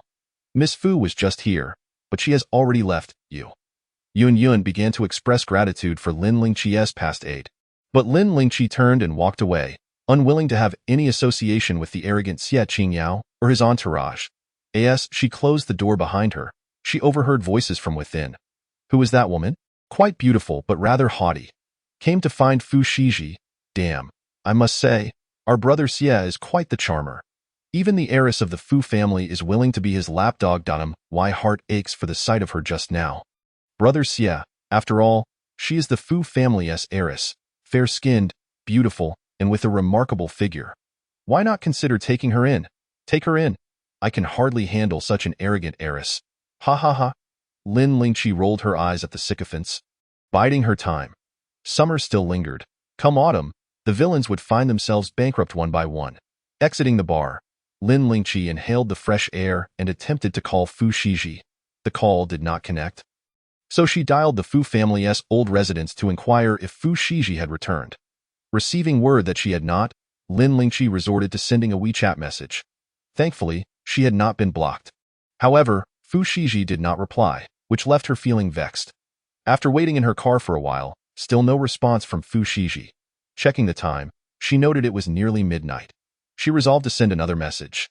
If Fu Shiji remained unresponsive, she would return to the Fu family's old residence.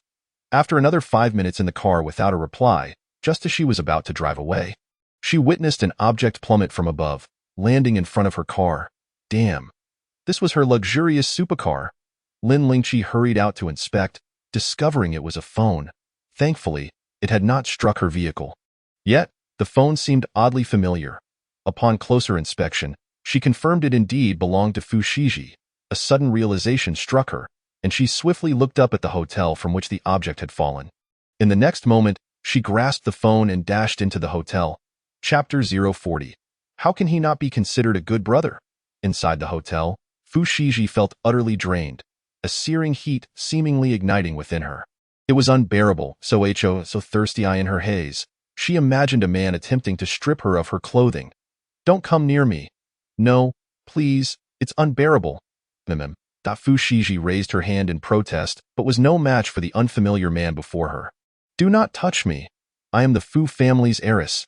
If you dare lay a hand on me, I will make you pay, she cried, struggling to escape. Yet, as she attempted to rise, he seized her by the hair. Throwing her back onto the bed. The Fu family's heiress? Merely an impostor, you know? I have liked you for a long time, yet you remain oblivious, chasing after Xie Qingyao, acting as his lapdog without a glance in my direction. Why? Why do you never acknowledge me?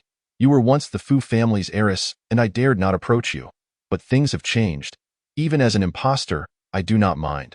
Rest assured, I will treat you well. Fu Shiji, feeling helpless and desperate, wept. I am not an impostor. Let me go. At that moment, her phone rang. Remembering something, she seized the opportunity to leap from the bed and grab her phone, only to have the man snatch it away. In their struggle, Fu Shiji inadvertently hurled the phone out of the window. Don't. The man laughed heartily. Still thinking of calling for help? Miss Fu, your destiny is to be mine. Fu Shiji, in a fit of despair, screamed, Do not touch me. I will not let you get away with this. That is fine. All I need is to have had you. To die beneath the peony blooms is to be a spirited ghost. Ha ha ha ha. Fu Shiji gritted her teeth and charged toward the window, bracing herself against it to threaten the man. Stay back. If you take another step, I will jump, if I die, whether I am a fake or not. The Fu family will not spare you. The man hesitated, rooted in place, unwilling to advance. Fu Shiji felt increasingly feeble, even struggling to speak. The man recognized that he merely needed to wait until the effects of the drugs completely overwhelmed her. Lin Lingqi sprinted into the hotel, dialing Shun Qianza as she ran. The young lady is in trouble. I'll send you my location. Come quickly. After hanging up, she sent him her coordinates. Rushing through the hotel, Lin Lingqi searched room by room, her forehead slick with sweat. Young lady, where are you? Just as she was about to pass a particular room, she suddenly heard the sound of a heavy object crashing to the floor. Lin Lingqi paused for a moment and knocked on the door. Open up. No response came from within. Lin Lingqi gritted her teeth and began to kick the door. 1 kick, 2 kicks, 3 kicks. Miss, I have already called the police. Do not be afraid. The young master will be here soon. She prepared to kick the door once more. It swung open from within. Lin Lingqi was met with the sight of a disheveled man. And from inside came the sound of Fu Shiji sobbing. In an instant, her mind went blank. Clenching her fists, she unleashed a punch at the man's face. Beast! The man was knocked to the ground by her blow. Lin Lingqi entered to find Fu Shiji curled up by the window, her clothing disheveled and looking pitiful, a strange flush upon her cheeks. Lin Lingqi wrapped her in a blanket from the bed. Fu Shiji looked up at Lin Lingqi, tears brimming in her eyes. Butler Lin, I'm so sorry. Lin Lingqi felt a tightness in her throat, a hint of bitterness rising within her. She embraced Fu Shiji gently, soothing her in a soft voice. It's all right, do not be afraid. Lin Lingqi took Fu Shiji's bag and quickly searched the room, ensuring that she securely wrapped Fu Shiji from head to toe, leaving not a single hair exposed. Lifting her in a horizontal position, she carried her out, and as they passed the fallen man, Lin Lingqi feigned nonchalance while delivering a vicious kick to his most vulnerable spot. Ah! The man's pitiful scream echoed throughout the hotel. After safely bringing Fu Shiji downstairs, Fu Jingji and Shan Qianze arrived with bodyguards to the hospital. Upon seeing the scene, Fu Jingji's expression darkened instantly. He strode forward, taking Fu Shiji from Lin Lingqi's arms. His gaze was icy, radiating an intimidating aura, his handsome face seemingly encased in frost. Qianze, you stay behind. Someone had to remain to handle the situation. He did not trust others to do so. Having said that, he swiftly carried Fu Shiji into the car. Lin Lingqi naturally followed. Shin Qianze, shedding his usual playful demeanor, bore an expression of anger tinged with a hint of malice. Get in with me. He was eager to discover which fool had dared to lay a hand on the Fu family's heiress. Upon reaching the hospital, Lin Lingqi watched as Fu Jingji rushed in, carrying the unconscious Fu Shiji in his arms. Their pace was swift. During Fu Shiji's blood tests and examinations, Fu Jingji turned to Lin Lingqi and expressed his gratitude. Thank you. Lin Lingqi habitually displayed a smile, saying, Young master, you are too courteous. This is what I ought to do. Whether it was truly what one ought to do was a matter both were acutely aware of. Fu Jingji did not utter another word. His phone continued to ring incessantly. Fortunately, Fu Shiji had merely been affected by a common drug, causing no lasting harm to her body. After finishing the 4-drip, she would be able to return home after a good rest. By the time Fu Shiji was hooked up to the 4, it was already past 1 in the morning. After answering a call, Fu Jingji returned, stating, I will have Xiaowang take you home to rest. Lin Lingqi was taken aback. The young lady hasn't awakened yet, Fu Jingji replied. I will stay here. Lin Lingqi was puzzled. Fu Jingji's phone rang again, prompting him to step to the window to take the call. Lin Lingqi gazed at his handsome profile, noting how busy he was even at this late hour. Rushing over upon hearing of his sister's peril, he even intended to personally keep vigil for her. With so many idlers in the Fu family, it seemed absurd that the formidable antagonist should take on such a role. Who said that antagonists lacked familial affection, were ruthless, deranged, and devoid of humanity? This was a good brother. How could one not consider him a good brother? When Fu Jingji returned after the call, Lin Lingqi suggested, Young master, since you are so busy, perhaps I should remain here. I can catch up on sleep when the young lady is discharged tomorrow. Before Fu Jingji could respond, another call came through. This time, he did not step away but answered it right in front of Lin Lingqi. All right, you handle it, he said, glancing at Fu Shiji on the hospital bed. Once she awoke, he would inquire about her wishes. From the context, Lin Lingqi surmised that it was Shan Qianze calling. After hanging up, Fu Jingji turned his gaze toward Lin Lingqi, who found his stare unsettling. Blinking, she asked, Young master? Why are you looking at me like that? Being scrutinized by the antagonist made her feel somewhat anxious. Chapter 041. You are enduring hardship unnecessarily, Fu Jingji remarked. It seems I must trouble you with shi, so that was what he meant. Lin Lingqi inexplicably sighed in relief. It's no trouble at all. It's what I should do. After all, she had received nearly 10 million for the young lady's care, which was certainly not without merit. Fu Jingji instructed, leave a contact number. Call me if you need anything. Lin Lingqi nodded vigorously and exchanged contact information with him. He was so busy that even at this hour, calls were still coming in. Fu Jingji did not linger in the hospital. After exchanging numbers, he departed, leaving behind 2 imposing bodyguards who exuded a sense of security. Lin Lingqi settled in the hospital room to keep watch over the young lady.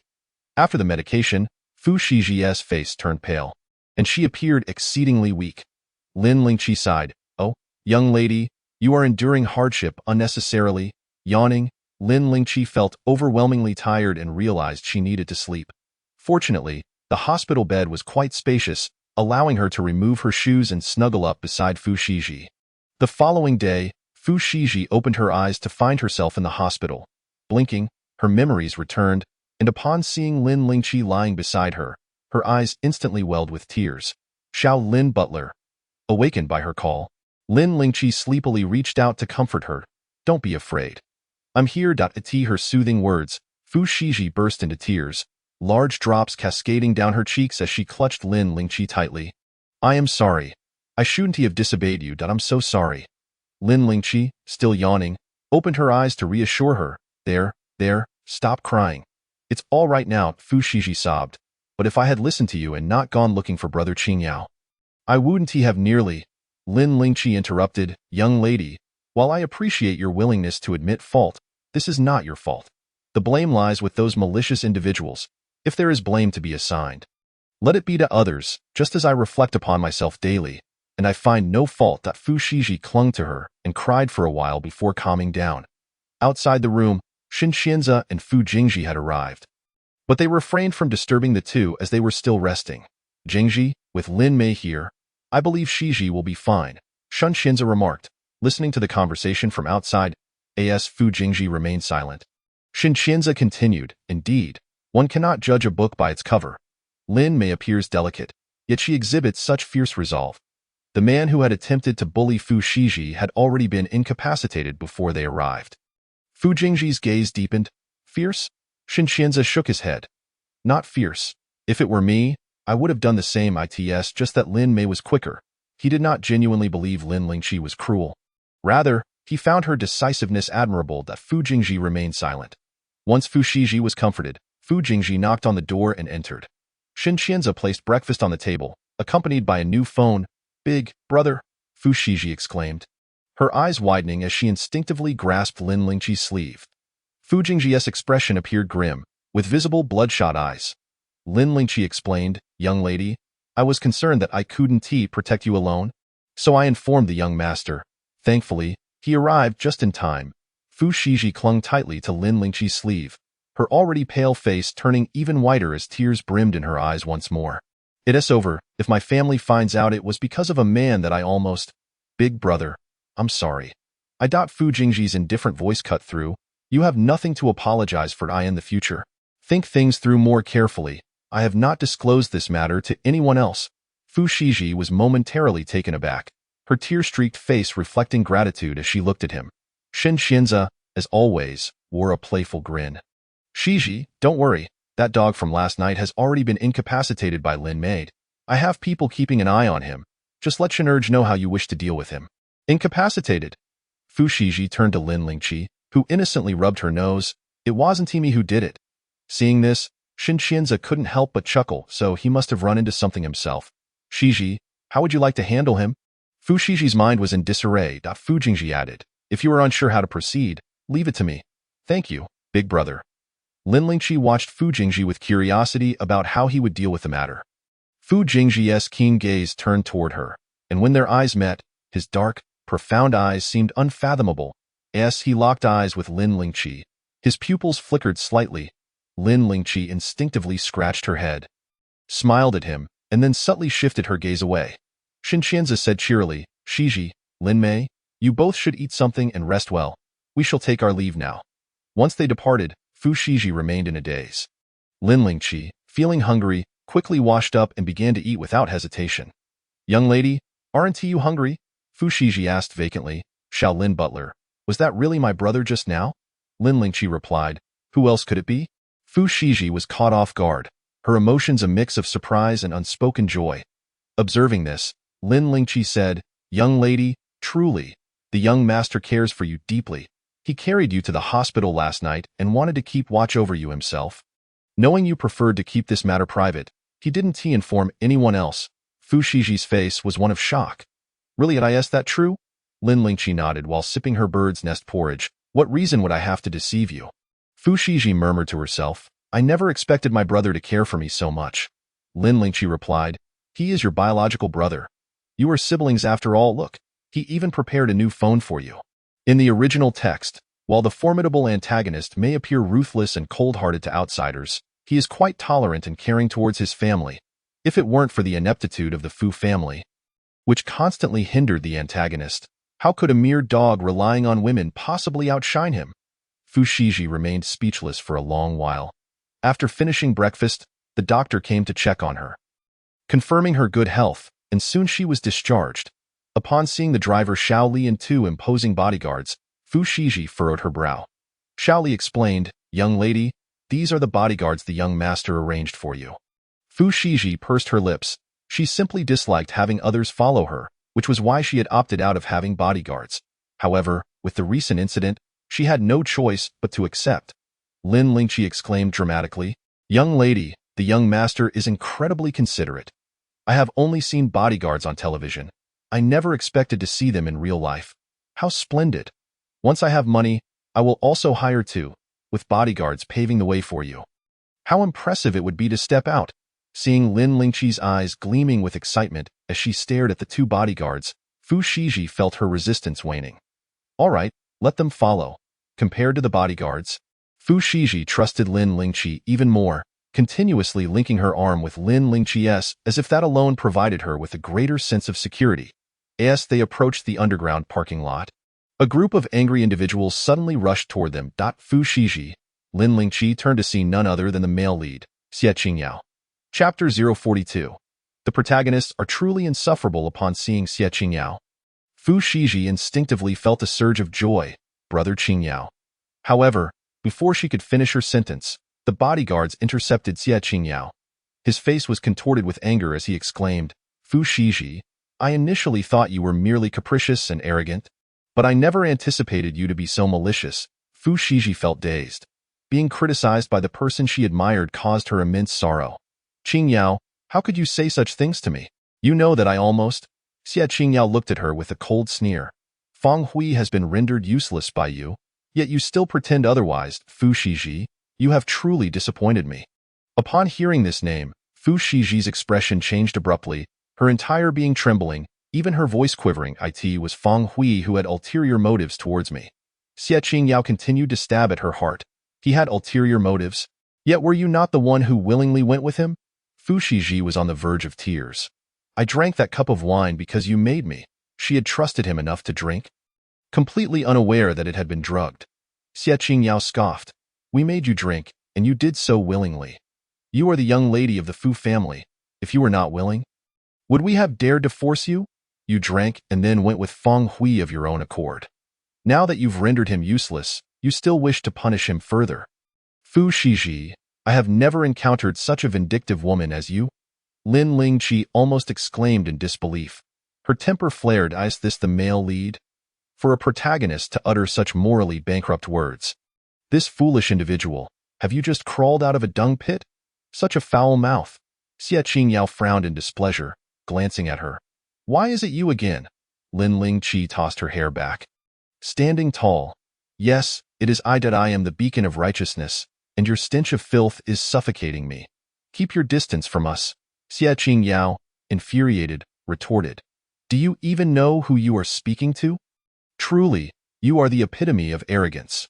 Your words are dripping with grease." Lin Lingqi rolled her eyes. "Fool, scoundrel, trash, filth." Xie Qingyao was momentarily taken aback, her expression frozen.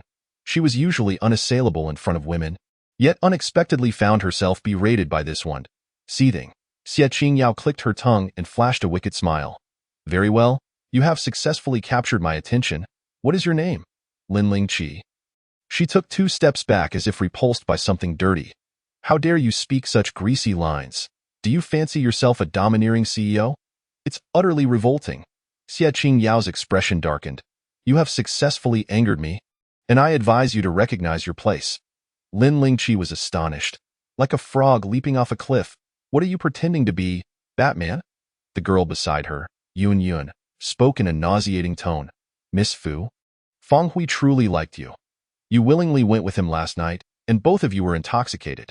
It is understandable that he lost control. Is it not solely his fault? After all, it takes 2 to tango. Can't you let him off the hook?" Fu Shiji trembled with rage, tears streaming down her face as she looked at Xie Qingyao. Lin Lingqi gazed at the assembly of men and women, utterly shattered by their warped morals. How could this morally bankrupt group be the protagonists? It is laughable. It is revolting. This group of protagonists is simply too disgraceful. The male lead, this arrogant fool. Can such trash even be a male lead? I cannot endure this any longer. Heavenly Father, I am your granddaughter. Today, I shall teach this arrogant fool a lesson. Lin Lingqi chose not to remain silent, her fists clenched with the urge to strike. Seeing Fu Shiji in a state of suppressed fury, she gave her a push. "Young lady, when tolerance reaches its limit, there is no need to endure further." You can tell her now whether one hand can clap. Go up and slap these scoundrels. Fu Shiji glanced back at her. Lin Lingqi raised an eyebrow. What are you afraid of? I am here, along with 2 bodyguards. If they dare to retaliate, we will make them pay. Fu Shiji had indeed been holding back her anger. Although she had yet to regain much strength, slapping a few people was certainly within her capabilities. With a resounding slap, her hand struck Yun Yun's face. Yun Yun was left dazed. You hit me? Fu Shiji, with reddened eyes, gritted her teeth. And what of it? I did hit you. When it comes to verbal sparring, Fu Shiji was quite inept, even less capable than a child in kindergarten. Lin Lingqi shook her head. It was clear she needed to step in. Did you not say one hand cannot clap? The young lady is demonstrating whether one hand can indeed clap. Yun Yun covered her face, looking as if she might cry, appearing both aggrieved and pitiful. Xie Qingyao snapped back to reality, transforming into a raging beast. Fu Shiji, how dare you hit Yun Yun? After her outburst, she rushed forward. Fu Shiji stepped back, only to be pulled behind Lin Lingqi, who directly addressed the bodyguards. What are you waiting for? Go beat her up. As long as it doesn't result in death, make sure to pummel her thoroughly. It was too disgraceful. If they do not strike back, Lin Lingqi felt she might explode. Yun Yun looked at Lin Lingqi in disbelief, tears brimming in her eyes, embodying a grand white lotus flower. I thought you were different from them. Lin Lingqi scoffed, puffing out her chest. We are indeed different. You are a white lotus, while I am an angel of justice. After which, she began to sing. We are not the same, not the same, not the same. Yun Yun. Xie Qingyao was pinned to the ground by the bodyguards. Yet she did not forget to shield her handsome face. Fu Shiji, even if all the women in the world perished, I would never like you. Tears glistened in Fu Shi's eyes. Clearly hurt by his callous words, Lin Lingqi, standing behind her, gave her a pat. Young lady, you are simply too kind-hearted, and coupled with your poor judgment, you mistook trash for treasure. It is time to awaken. Remember to sort the trash when disposing of it. Based on my years of experience in picking up trash, this is clearly hazardous waste. Entanglement will surely lead to poisoning. Fu Shiji turned around, embracing her with tears in her eyes. Little Lin, I will listen to you from now on. Lin Lingqi did not take her words to heart, but at least Fu Shiji's performance today was commendable. As for future matters, they could be addressed later. After giving Xie Qingyao and the others a good thrashing, Lin Lingqi escorted Fu Shiji to the car and departed. As they left, Xie Qingyao did not forget to declare, I, Xie Qingyao, will remember today's humiliation. 30 years in the east, 30 years in the west. Do not bully the young and poor. Lin Lingqi laughed derisively. At your age? Still so juvenile. Do you think you are still that young boy from the past? Chapter 043. If it comes to it, die halfway. Ha ha ha. Lin Lingqi's melodious laughter rang out from the car. Xie Qingyao's face was contorted with rage, her frustration restrained, remaining silent. As the car drove away, Lin Lingqi caught a glimpse of Xie Qingyao's humiliated expression in the rearview mirror and sighed inwardly. It was indeed satisfying to beat up this arrogant fool, but she could not concern herself with what would follow. Suddenly, Lin Lingqi felt her arm being tugged. She turned to see Fu Shiji. Her head bowed, tears still clinging to her eyelashes, appearing sorrowful. Young lady, are you still thinking about hazardous waste? Fu Shiji, choking on her sobs, looked at her with shiny eyes, filled with admiration. Little Lin, you are so incredible. Lin Lingqi smiled. You flatter me. The conversation took a sudden turn as Lin Lingqi continued teasingly. Young lady, today I have offended your Qingyao brother for your sake. And I even had the bodyguards beat him up. You won't blame me for that, will you? Fu Shiji opened her mouth. I doubt but thinking of Xie Qingyao's words and his disheveled state beneath the bodyguards. She suddenly found him less handsome, even somewhat distasteful. That Fu Shiji patted her chest in assurance. Little Lin, you can rest assured. From now on, I will not like him anymore. Lin Lingqi stroked her chin. Skeptically, really? Fu Shiji sniffed. I keep my word. If you don't believe me, you can hit me. Lin Lingqi shook her head, reaching out to touch her delicate, beautiful face. I cannot bear to strike such a tender and lovely visage. Fu Shiji's pale face flushed, turning crimson. Little Lin, you must trust me. Lin Lingqi nodded perfunctorily. All right, I believe you. She believed Fu Shiji, but not the formidable plot. Reflecting on the male lead's life circumstances, Lin Lingqi rubbed her forehead. For now, one step at a time. If it comes to it, die halfway. It's all about the thrill. Fu Shiji looked at her in admiration. Little Lin? Could you teach me how to curse? Curse? Lin Lingqi blinked. I never curse. Fu Shiji. But you just curse so well. Seeing them fuming made me feel all warm inside. That was exhilaration. Lin Lingqi fabricated. Warm inside? No, young lady. The effects of the drug in your system have not yet worn off. Fu Shiji puffed up her cheeks, glaring at her in anger, while Lin Lingqi poked her, deflating her. Quite amusing. Little Lin, you must speak properly. Do not act spoiled. Fu Shiji leaned her entire body against her, blinking innocently. Then teach me. Lin Lingqi had no defense against beautiful girls who acted spoiled. Young lady, you really don't need to learn. Fu Shiji replied. But I can never win in a verbal fight. It's so infuriating. I always just get angry afterward, sometimes sitting up at night, growing more and more furious as I think. Lin Lingqi responded. What I mean is, you don't need to learn how to curse. You are the young lady of the Fu family. Who would dare provoke you? Just slap them. Fu Shiji's mouth fell open in astonishment. Isn't hitting someone rather inappropriate? She had witnessed Lin Lingqi striking others before, and now, recalling it, she felt an inexplicable thrill and an urge to try it herself. Lin Lingqi flashed a wicked smile. What's wrong with that? If I had your status, I could walk sideways in Kyoto.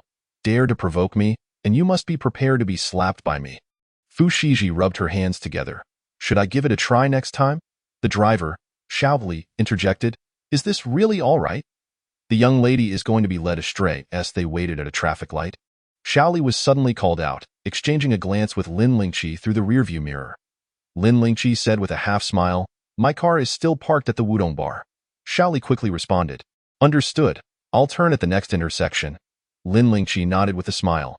Upon arriving at the Wudong bar and finding her beloved car safe and sound, Lin Lingqi happily took the young lady back to the Fu family's old residence. With Lin Lingqi driving in front and Xiaoli along with the bodyguard behind, it was quite a spectacle. Few knew what had transpired at the bar, so when they saw Lin Lingqi return in a sports car, Xiaolan and Butler Zhao's eyes widened in surprise.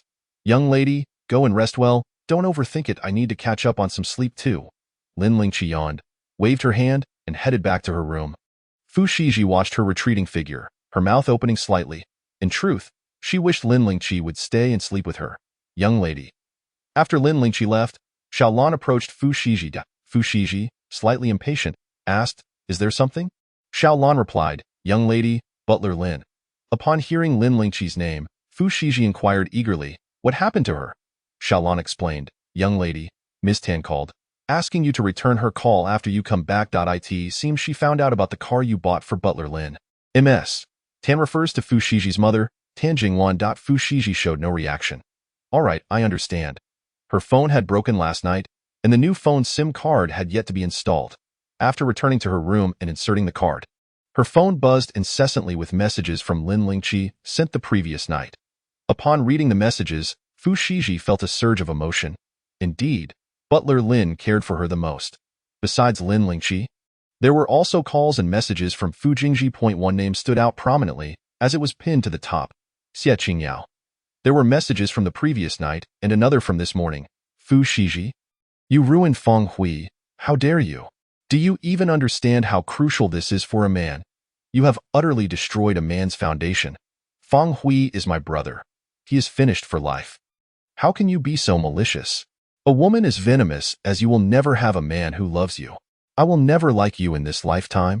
Reading these messages made Fu Shiji tremble with anger. Tears streaming down her face, she shakily replied, I will no longer like you. I despise you. The man she admired had watched her drink drugged wine without warning her, then coldly observed as another man took her away.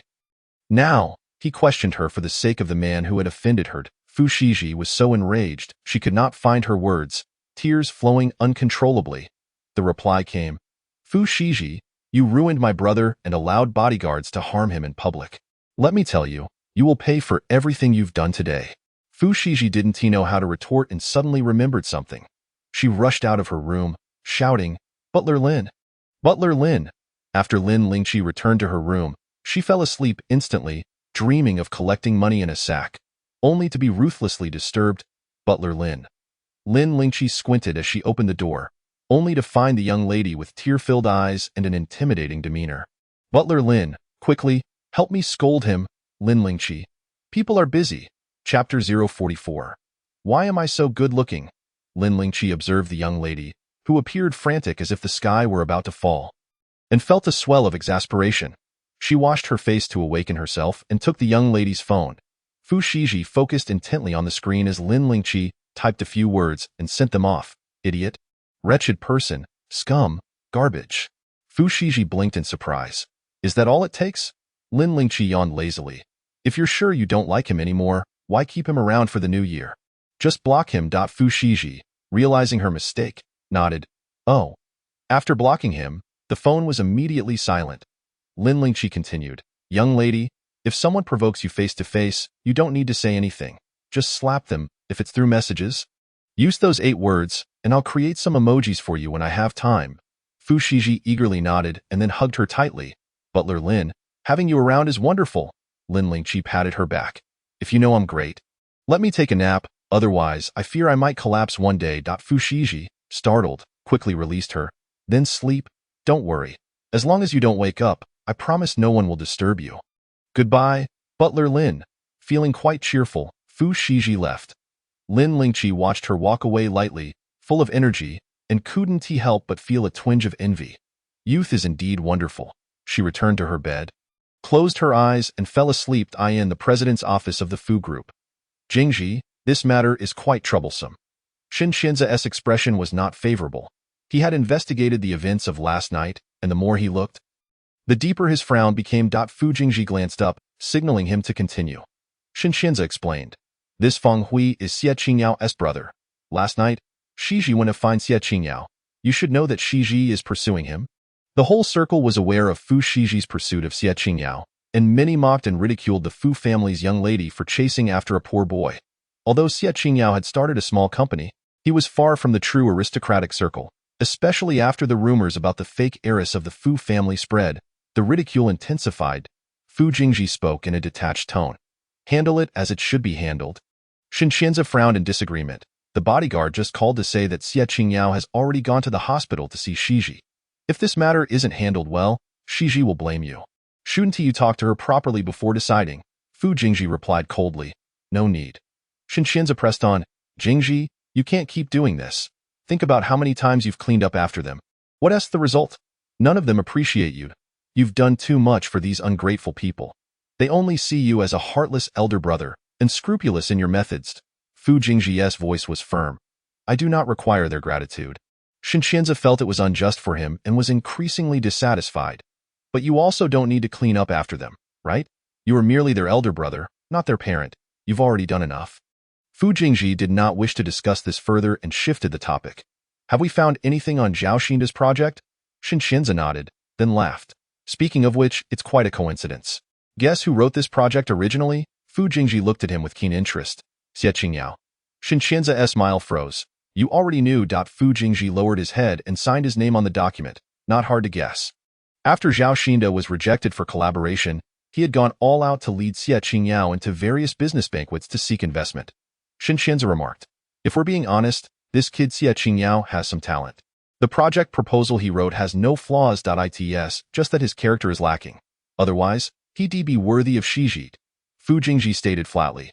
Implementing this project will be several times more challenging than a regular project. Xin Xianza raised an eyebrow. So when Zhao Xinda came looking for you, you turned him down, but your father seems very interested. Fu Jingji remained unfazed. Don't mind him. Xin Xianza stood up, preparing to leave. Jingji, I think you should have a proper conversation with Shiji. Lin Lingqi slept soundly until the next morning, waking up thinking she had misread the date. While washing up and looking in the mirror, she couldn't help but touch her youthful, radiant skin, glowing with a hint of pink. She gently caressed her thick, lustrous black hair, praising herself. Why am I so good-looking? When she emerged, hungry, she found Fu Shiji sitting there, gazing at her with longing. Butler Lin, you've slept for so long. Lin Lingqi, just speak normally. Why act coy? Fu Shiji approached and linked arms with her. Hurry and eat. After we eat, we'll go shopping. Then have a spa in the afternoon, and this evening, my mom is treating us to dinner. Huh? Lin Lingqi's face showed confusion. Miss Tan wants to treat me to dinner? Fu Shiji confirmed, yes. Ive already told my mom about that incident. She wants to thank you in person. To be honest, Lin Lingqi felt quite flattered. In the original text, Tan Jingwan was portrayed as a career-oriented woman. She had chosen to enter a marriage of convenience with Fu Onrong solely for her career. Once she secured her position as the heir of the Tan family, she discovered she was pregnant. And with Fu Onrong's infidelity, she chose to divorce without hesitation. These two children were born after the divorce, and once they were a month old, she sent them to the Fu family without a second thought. Truly, a formidable woman. After finishing breakfast, the two departed from the old residence of the Fu family. Fu Shiji insisted that Lin Lingqi drive the sports car, with two bodyguards trailing closely behind. Lin Lingqi held little interest in shopping, as her wallet was not sufficiently filled. However, she did harbor some curiosity about indulging in a spa. Who wouldn't long for a moment of beauty and leisure? Little Lin, the eldest brother, came to talk to me last night. Did you know? I was nearly scared to death, Fu Shiji suddenly exclaimed. Lin Lingqi, focused on driving, could discern from her cheerful tone that the siblings had a pleasant conversation. Was it merely a chat? What is so frightening about that? Fu Shiji replied. You have no idea. It was the first time in my life that my elder brother called me for a talk. Given the circumstances, I thought he would scold me. But unexpectedly, he merely informed me of how he intended to deal with Feng Hui and asked if I had any objections. That, of course, I had none. I would be more than happy never to see him again. Lin Lingqi smiled slightly. I told you, the young master cares about you. Fu Shiji sighed. But he has never been like this before. Unless absolutely necessary, he rarely spoke more than a word to us. Since childhood, I've always been a bit afraid of him. Lin Lingqi pursed her lips, recalling how Fu Jingji was a burden to the entire family, and she too felt the suffocating weight of familial ties. She couldn't help but think how similar Fu Jingji was to her past self. In a fleeting moment, she felt a twinge of sympathy for him. Chapter 45. It's unwise to feel sorry for the wealthy. My dear, some individuals simply struggle to express themselves. You shouldn't focus on what they say, but rather on what they do. Fu Shiji nodded earnestly, resembling a diligent student. My elder brother truly cares for me. He treats me well. Every year on my birthday, he buys me gifts, and during the new year, he even gives me lucky money. Little Lin, I believe you are right. Although I still find him intimidating, I know he cares for me. Just as she finished feeling sympathy for Fu Jingji, Lin Lingqi began to envy Fu Shiji. She instinctively posed a soul-searching question. Have you ever given your brother a birthday gift? Fu Shiji. Silence is the best answer. Upon being asked by Lin Lingqi, Fu Shiji immediately felt a wave of embarrassment wash over her. She murmured softly, I don't even know when my elder brother's birthday is. He has never celebrated it, so it's not my fault. Lin Lingqi asked in astonishment, Never celebrated his birthday? Fu Shiji nodded. I've never seen him celebrate his birthday in my entire life. Lin Lingqi responded, That shouldn't be the case. Fu Jingji is the sole heir designated by the head of the Fu family, directly bypassing Fu Onrong, his own son, to hand over the entire Fu group to him. Such an esteemed heir should surely have celebrated his birthday at least once. Neither my grandfather nor my father has ever mentioned my brother's birthday, not even once. Lin Lingqi observed the look of grievance on her face. She was suddenly reminded of her own younger siblings from her past life. Every year, she would buy a cake for their birthdays, purchase shoes for her brother, and a dress for her sister. Yet her siblings never remembered her birthday. Not just her siblings, even her parents had forgotten. Although she hadn't made a conscious effort to remember, there would always be someone to remind her. Wow, little Lin, look quickly, the Qixi festival is approaching. The atmosphere over there is delightful. At the milk tea shop, couples get half off on the second cup on that day. Suddenly, Fu Shiji exclaimed as they passed by shops. Cafes, cake shops, and milk tea stores adorned with various pink balloons, hosting sweet Qixi activities. Little Lin, I've never tried half-price milk tea. I wonder what makes it special. While Lin Lingqi was searching for a parking space, a car ahead was just about to leave. As she prepared to pull in, a car behind suddenly appeared, attempting to snatch the parking spot from her. How could she let someone else take the spot she had set her sights on? Skillfully maneuvering the steering wheel and pressing the accelerator, she deftly slid into the parking space, perfectly aligned. Fu Shiji exclaimed, Wow, little Lin, how did you do that? Incredible. The naive young lady clapped her hands in admiration. Just as Lin Lingqi was about to let her out of the car, the driver behind began to honk furiously, leaning out of the window to hurl insults. Are you blind? Can you even drive? Didn't you see my car trying to pull in? Do you think driving a sports car makes you special? The driver, clearly irate, continued to shout while banging on the car door. Lin Lingqi opened the door to let the young lady out. And with Lin Lingqi backing her up, the young lady retorted fiercely, "You're the one who's blind. You thought you could steal my parking spot? Dream on." Lin Lingqi glanced at the driver. "My lady, there's no need to stoop to the level of such trash and ruin your mood." "Trash? Who are you calling trash?" The driver stepped out of the car, charging at them with a menacing demeanor. Just then, the bodyguards arrived and intercepted the individual. Lin Lingqi crossed her arms, a smirk playing on her lips. "I was referring to trash. If you're not trash, why are you reacting so defensively?" The driver fumed, glaring at the bodyguards, yet her anger only grew. "Having bodyguards makes you think you can bully others? Let me tell you, in Kyoto, even a brick thrown down can belong to someone powerful. Just you wait." With that, she appeared unable to swallow her pride. Pulling out her phone to call for backup, Fu Shiji was furious. "This is infuriating. He clearly tried to steal my parking space, yet he has the audacity to insult us. Let him wait. I'm curious to see who he thinks he can summon."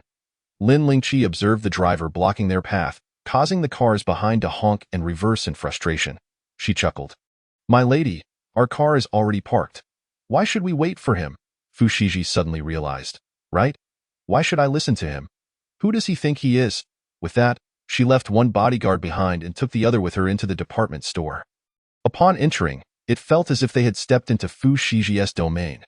With a wave of her hand, she declared, "Little Lin, anything you desire here today, you may take. Even gifts?" Lin Lingqi was astonished. "My lady, you've already gifted me a car." Fu Shiji boldly replied, "That car doesn't count. Shopping is shopping. Whatever you want from this mall, I can gift you." Standing in the mall atrium, Lin Lingqi looked up.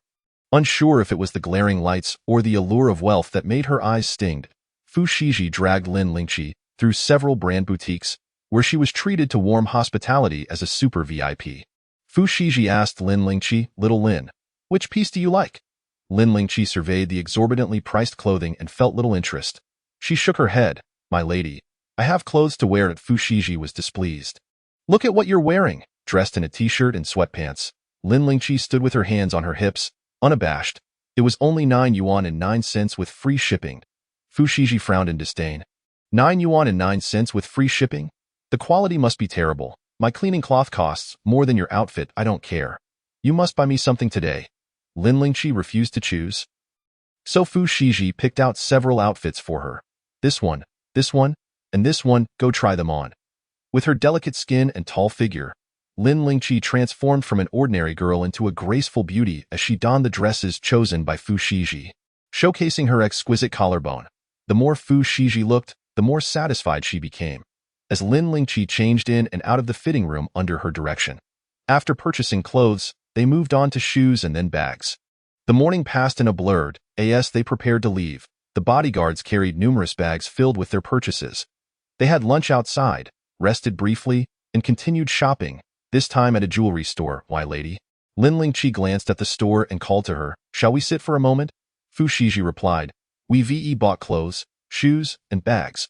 All that's left are jewelry and accessories. Just 1 or 2 more pieces will suffice." Lin Lingqi whispered a reminder, "My lady, including that car, you've already spent over 10 million. Fu Shiji remained unfazed.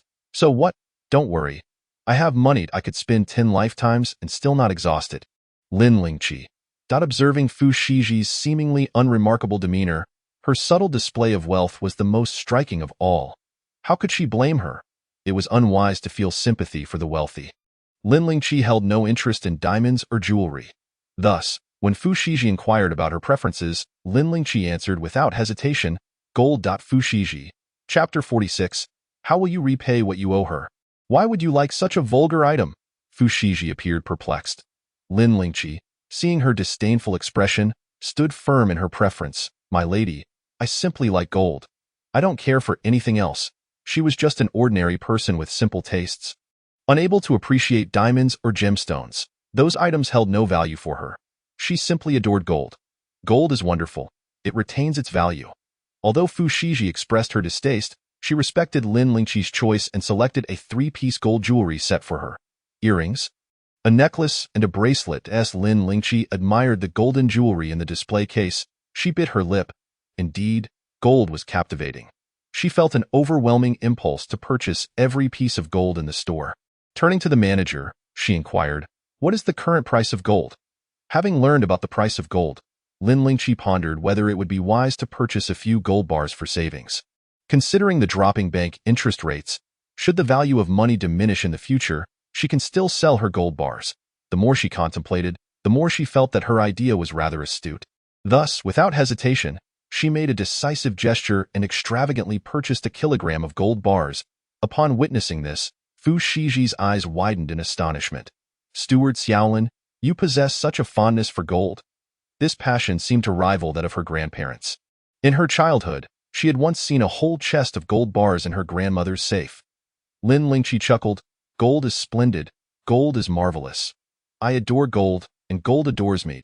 Fu Shiji merely pursed her lips, choosing not to respond. After the purchase, Lin Lingqi gazed at the shimmering gold bars, their weight tangible in her hands, bringing her immense joy. Fu Shiji, perplexed, inquired, "How do you plan to store those gold bars?" Lin Lingqi replied with a smile, "I have researched it. They can be kept in a bank vault." Fu Shiji was taken aback that she had done her homework, indicating her genuine affection for gold. Suddenly, her eyes sharpened. "Steward Xiaolin, look, is that Yang Qi?" Lin Lingqi had already spotted her and nodded calmly. Fu Shiji, confused, remarked, "Why is she wrapped up like that?" The mall was bustling, and Yang Qi, wearing a hat and a mask, hurried along, dragging a suitcase with a furtive demeanor. Lin Lingqi couldn't help but scoff. Why do some people think they can go unnoticed like this? It only draws more attention, doesn't it? Fu Shiji glanced over, noticing Yang Qi had entered a luxury handbag store.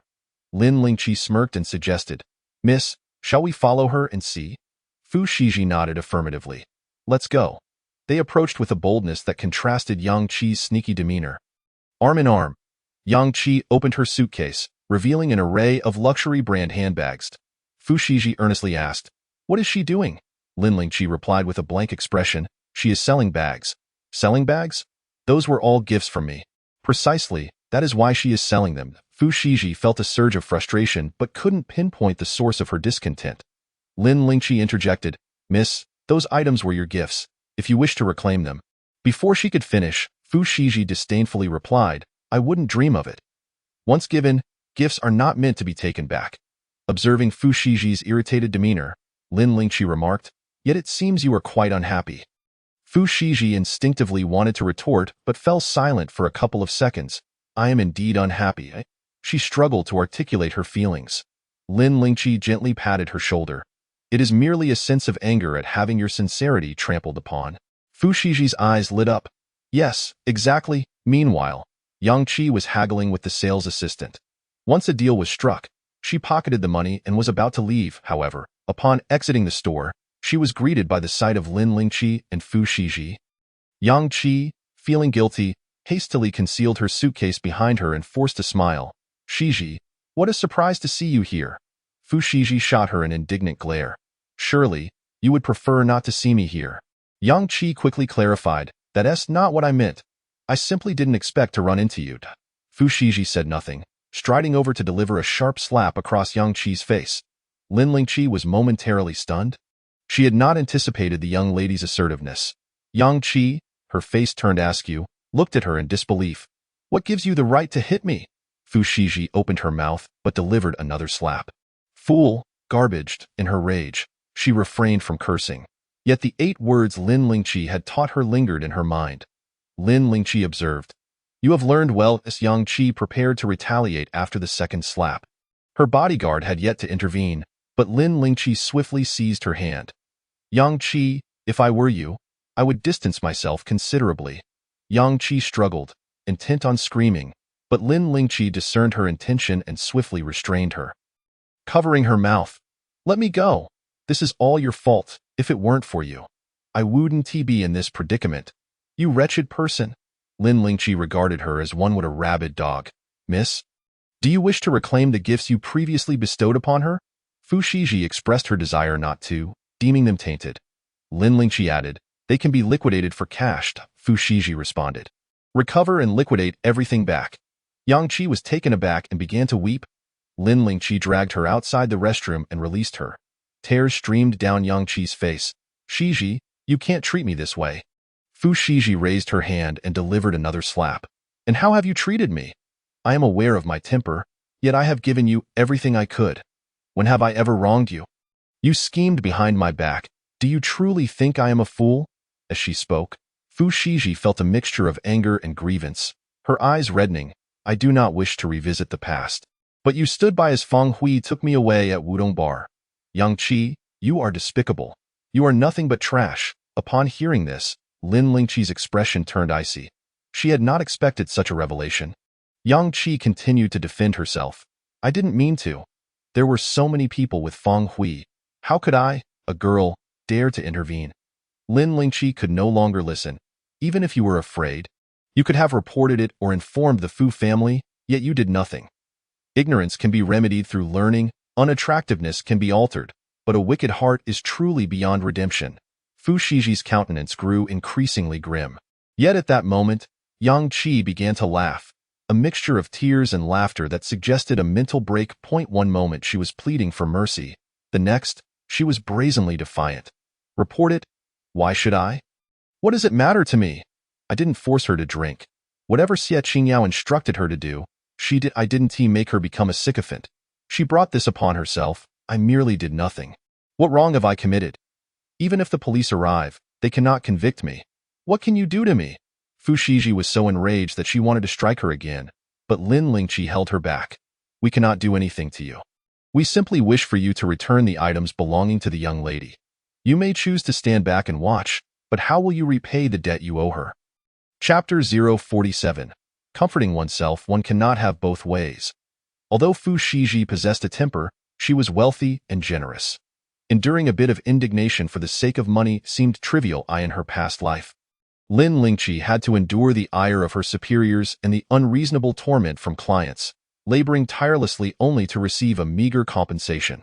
To suffer the displeasure of many while earning trifles. Yet to endure the displeasure of one and become a minor wealthy individual. Such a disparity was truly enviable. The more she looked at Yang Qi, the more she found her loathsome. Yang Qi? Your good days have come to an end. Her words fell like a bucket of cold water, and upon regaining her senses, Yang Qi began to plead once more, but Fu Shiji had lost her patience. I will ensure that every account is settled. From this moment on, you may begin preparing the funds. Mark my words, do not think of escaping. I will have someone keep tabs on you. With that, she turned away, no longer casting a glance at Yang Qi. Weak in the knees, Yang Qi collapsed to the ground, covering her face and weeping uncontrollably. Appearing cold and unfeeling, Fu Shiji turned back after exiting the restroom. Her eyes sparkling with a desire for praise directed at Lin Lingqi. Steward Xiaolin, how did I perform just now? Lin Lingqi smiled and gave her a thumbs up. Excellent. If it were graded out of 10, I would give you a perfect score. Fu Shiji, elated, jumped in place twice. Thanks to your excellent teaching, Steward Xiaolin. Lin Lingqi's eye twitched slightly. The credit goes to the young lady for being diligent and eager to learn. The emotional value was high, transforming Fu Shiji into a Navi sweetheart, even causing her to forget the sorrow of being betrayed by Yang Qi. Come, let us indulge in a spa, and then dine with my mother. After the spa treatment, Lin Lingqi felt utterly relaxed and rejuvenated, as if all her fatigue had been swept away. She admired her skin and spirit in the mirror. Is this the joy of the affluent? She thought to herself, relishing it. Upon exiting the spa, Lin Lingqi no longer wore her 9 yuan t-shirt but donned a light green dress. With her shoes, bag, and accessories, she appeared transformed. Gazing at her reflection, she smiled with satisfaction. Who would have thought I would have a day like this? After appreciating her beauty, Lin Lingqi stepped outside to find Fu Shiji standing there, visibly upset, while Luo Qingqing wore a mocking expression. Without Lin Lingqi by her side, Fu Shiji appeared vulnerable and easily bullied. Steward Xiaolin. Upon seeing Lin Lingqi, Fu Shiji immediately began to complain. Luo Qingqing is bullying me again. Lin Lingqi affectionately patted her head. Miss, you are simply too fortunate, which makes you a target for jealousy. Being envied since childhood is, after all, a mark of excellence. Instantly, Fu Shiji's ire dissipated, her eyes shining with newfound brightness. She turned to Luo Qingqing with an air of superiority. Luo Qingqing, don't think I don't know that you're just jealous of me. I won't stoop to your level. Luo Qingqing's lips twitched in disbelief as she scoffed. Jealous of you? What do you have that I would envy? Fu Shiji raised her chin, confidence radiating. You envy me for being superior to you. Luo Qingqing laughed in exasperation. Superior to me? Fu Shiji, do you even hear what you're saying? Fu Shiji tilted her head, puzzled. If you are not jealous of me, then why do you always seek trouble with me every time we meet? Luo Qingqing's face turned a shade of green with anger. Fu Shiji continued. When we were children, you compared pocket money with me. Later, when you discovered that my allowance was twice as much as yours, you began to create trouble for me. Is this not jealousy? His words struck a nerve with Luo Qingqing. Fu Shiji, silence yourself. What use is having more pocket money? Your mother abandoned you. She cast you aside to the Fu family the moment you were born. My parents are affectionate. Our family is harmonious. How could I possibly be envious of a motherless person like you? Fu Shiji's expression immediately darkened. Lin Lingqi, who had initially found amusement in her unrestrained behavior, was taken aback when someone touched on her sore spot. This was truly a heart-wrenching blow. Miss Luo, your parents may be loving and your family harmonious, but why do they not provide you with ample pocket money? Does it imply that your parents do not love you? Luo Qingqing had relished seeing Fu Shiji's face change, yet Lin Lingqi's words caused her own expression to falter. Who do you think you are? Do you have any right to speak here? Lin Lingqi clicked her tongue and smiled. Aside from flaunting your parents' love and your family's harmony, you possess nothing. Luo Qingqing, as if treading on a raw nerve, glared furiously. You shut your mouth, Lin Lingqi retorted. You are not entirely without possessions. You still have your illness. Luo Qingqing shouted at her. Shut up. I command you to be silent, Lin Lingqi, with a smile, turned to Fu Shiji. Look, Miss Luo has been triggered. Seeing Luo Qingqing's angry demeanor, Fu Shiji couldn't help but chuckle. Luo Qingqing, why did you allow yourself to be so easily provoked? It must be true what little Lin said. Ha ha. Luo Qingqing, with clenched fists, glared intensely at Lin Lingqi and Fu Shiji, unable to utter a single word. Fu Shiji, in a cheerful mood, linked arms with Lin Lingqi and departed. Little Lin, you truly are remarkable. Just a few words and you've set Luo Qingqing off. How do you manage it so effortlessly? I genuinely admire you. Fu Shiji gazed at her with starry eyes, full of admiration. Lin Lingqi nodded. Miss, you have great discernment. I too take pleasure in being so formidable. Fu Shiji, equally delighted, remarked, It's nearly 5 o'clock. Aren't you supposed to visit the bank to deposit the gold bars? Afterward, we can meet my mother for dinner. Once Lin Lingqi finished her bank transaction, Fu Shiji received a call from Tan Jingwan.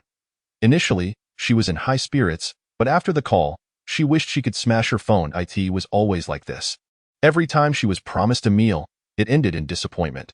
She should have never held any hope. Fu Shiji's eyes reddened with frustration as her phone chimed with the sound of money being transferred from Tan Jingwan. I knew it. Every time she breaks her promise, she compensates me with money. What use is money to me? Lin Lingqi remarked. Miss, you truly are the Rose of Versailles.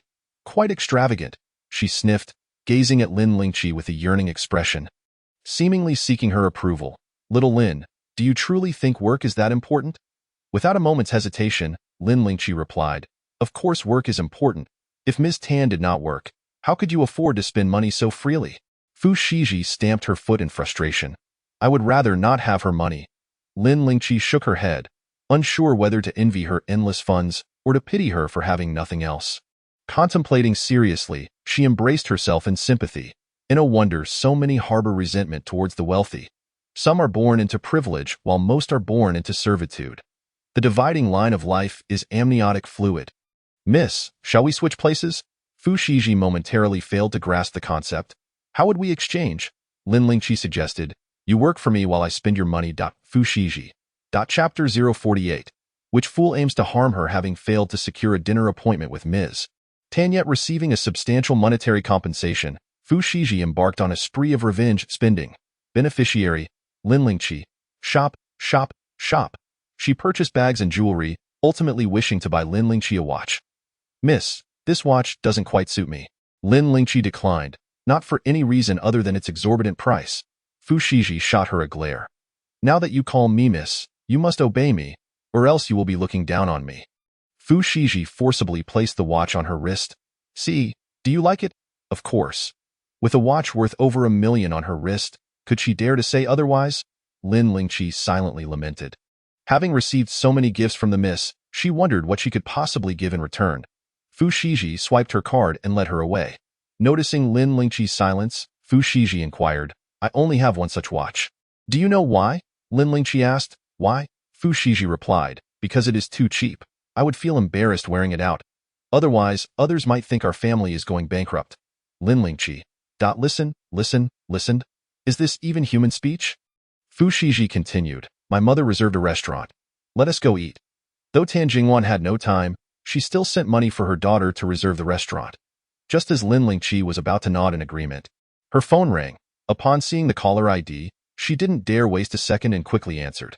Young Master. Fu Shiji was about to inquire who it was, but fell silent at Lin Lingqi's exclamation. Lin Lingqi, glancing at her attire, replied earnestly, All right, young master, I understand. Please send me a location, and I will drive over myself. See you soon. After hanging up, Fu Shiji couldn't help but ask, What does my brother want from you? Lin Lingqi half-jokingly replied, The young master's assistant is temporarily unavailable, so I am to accompany him to a business cocktail party tonight. Miss, then you. Fu Shiji interjected, Go ahead. Lin Lingqi asked, Aren't you upset? Fu Shiji pouted, If my brother seeks you out, then this business cocktail must be significant. I'm not one to be unreasonable or create a fuss. Seeing her sulky face, Lin Lingqi couldn't resist poking her cheek, chuckling. Miss, not only are you beautiful and kind-hearted, but you are also understanding. Being friends with you is my fortune. The slight disappointment in Fu Shiji's heart was instantly soothed, and she hugged Lin Lingqi tightly. You must promise me that I am your best friend.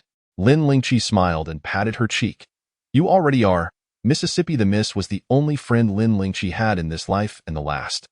After cheering up Fu Shiji, she led her bodyguard with an assortment of bags and departed. Upon reaching the parking area, Lin Lingqi found her car sandwiched between two others, unable to open the door, which made her both furious and amused. In a hurry, she snapped a couple of photos, removed her shoes, and climbed into her car. Thank goodness for her driving skills. Otherwise, it would have been a disaster. Once she maneuvered her car out, Lin Lingqi flashed a friendly gesture before departing. As night fell and lights illuminated the city. Luxury cars flowed in and out of the entrance of a five-star hotel in the city center, where elegantly dressed men and women descended gracefully. The white sports car without a license plate entered among them. After parking, Lin Lingqi was about to call Fu Jingji when she casually glanced and noticed two bodyguards standing by a car nearby. Fu Jingji was seated inside, working. Lin Lingqi opened her car door and approached, expecting to be stopped by the bodyguards, but they allowed her to pass without issue. She knocked on the car window. Fu Jingji looked up to meet Lin Lingqi's radiant smile and her bright, lively eyes, momentarily lost in thought. Seeing him dazed, Lin Lingqi tilted her head and knocked on the window again. Young master? Fu Jingji blinked rapidly, putting away his documents as he exited the vehicle. Apologies, I was lost in thought. Maintaining a calm demeanor, his voice was low and aloof. Lin Lingqi smiled and waved off any concern. No worries, Mr. Fu. Your matters are of greater importance. You can handle them first, and I don't mind waiting a bit. Fu Jingji regarded her, his gaze lingering on her features, and spoke in a deep voice. It's already been taken care of. Noticing his focused gaze, Lin Lingqi took a couple of steps back. Smiling as she asked, Mr. Fu, do you think I look all right in this? Only then did Fu Jingji notice her long dress. Typically, she opted for loose, comfortable clothing, but this time, she was a vision. Her tall frame and the fitted dress accentuated her slender waist, while her delicate collarbone drew the eye upward. Lin Lingqi, aware of his reticent nature, did not press for a response. Mr. Fu, I noticed others attending cocktail parties dress up elegantly. I hope I won't embarrass you like this.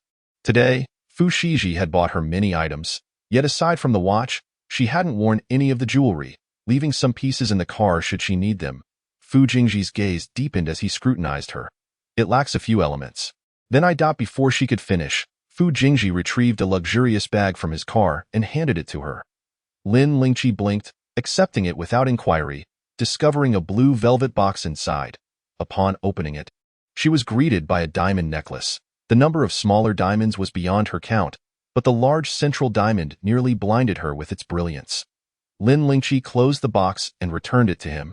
Mr. Fu, this is far too precious. It would be inappropriate for me, as an assistant, to wear it, especially with so many people around today. If I were to accidentally bump into something or lose it, even selling it would not cover the cost. Please, spare the working class, Fu Jingji replied. Time is running out, put it on. Although his tone was rather indifferent, Lin Lingqi discerned an unmistakable air of finality in his voice. Filled with reluctance, she declared, let us make this clear. If it gets damaged, if something happens, you cannot hold me responsible. She had accepted the young lady's item, yet she still had not grasped what kind of person this formidable antagonist truly was. Nor had she been of any assistance thus far. Despite her trepidation, she picked up the necklace and adorned herself with it. The clasp did not close properly, and with a playful nudge, she urged Fu Jingji. Mr. Fu, move aside. Fu Jingji, having been nudged, silently regarded her.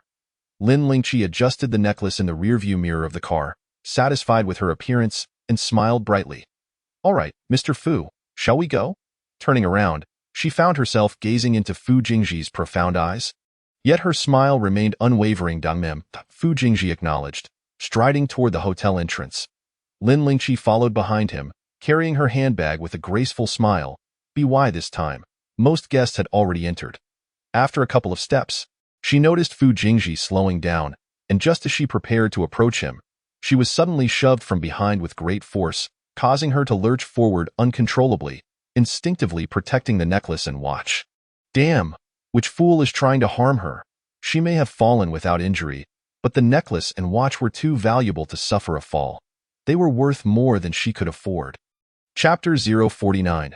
Thank you, Mr. Fu, for saving my life. Mr. Fu, step aside.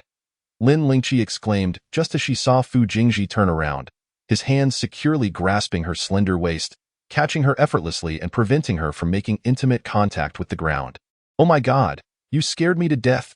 Lin Lingqi gulped, her heart racing as she instinctively checked her necklace and watch.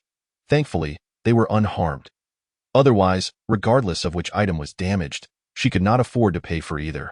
She offered Fu Jingji a radiant smile as she met his icy, penetrating gaze. Thank you, Mr. Fu, for saving my life. Fu Jingji kept his hands on her waist, their bodies closely aligned. As Lin Lingqi attempted to rise, she discovered herself ensnared and unable to break free. Mr. Fu, I'm fine now. May I stand? She blinked innocently, her expression one of confusion as she gazed at the man before her. Up close, his strikingly handsome face was a stunning blow to her senses. She was enveloped by the subtle yet pleasant scent of his cologne. Just then, a sarcastic voice interrupted from behind. Oh my, what do we have here? If you're getting cozy, at least do it indoors. It's quite inappropriate out here. Zhao Xinda sauntered in with his female companion, his hand resting on her waist, a malicious grin plastered across his face while his eyes remained fixated on Lin Lingqi. A chill ran down Lin Lingqi's spine as she prepared to retaliate, only to find the hand around her waist loosening. Fu Jingji's cold voice pierced through. If you find it inappropriate, then be understanding. Zhao Xinda narrowed his eyes, pondering the implications of Fu Jingji's words. Once steadied, Lin Lingqi surveyed her surroundings, seeking the identity of the assailant who had attempted to harm her. To her surprise, there was no one in sight. She smiled at Zhao Xinda and his companion. Hello, Mr. Zhao. Good evening, Mrs. Zhao. Zhao Xinda's expression darkened, clearly indicating that the woman at his side was not his wife. Lin Lingqi continued, her smile exaggerated. Mrs. Zhao, you must take excellent care of yourself. You look no older than your 20s.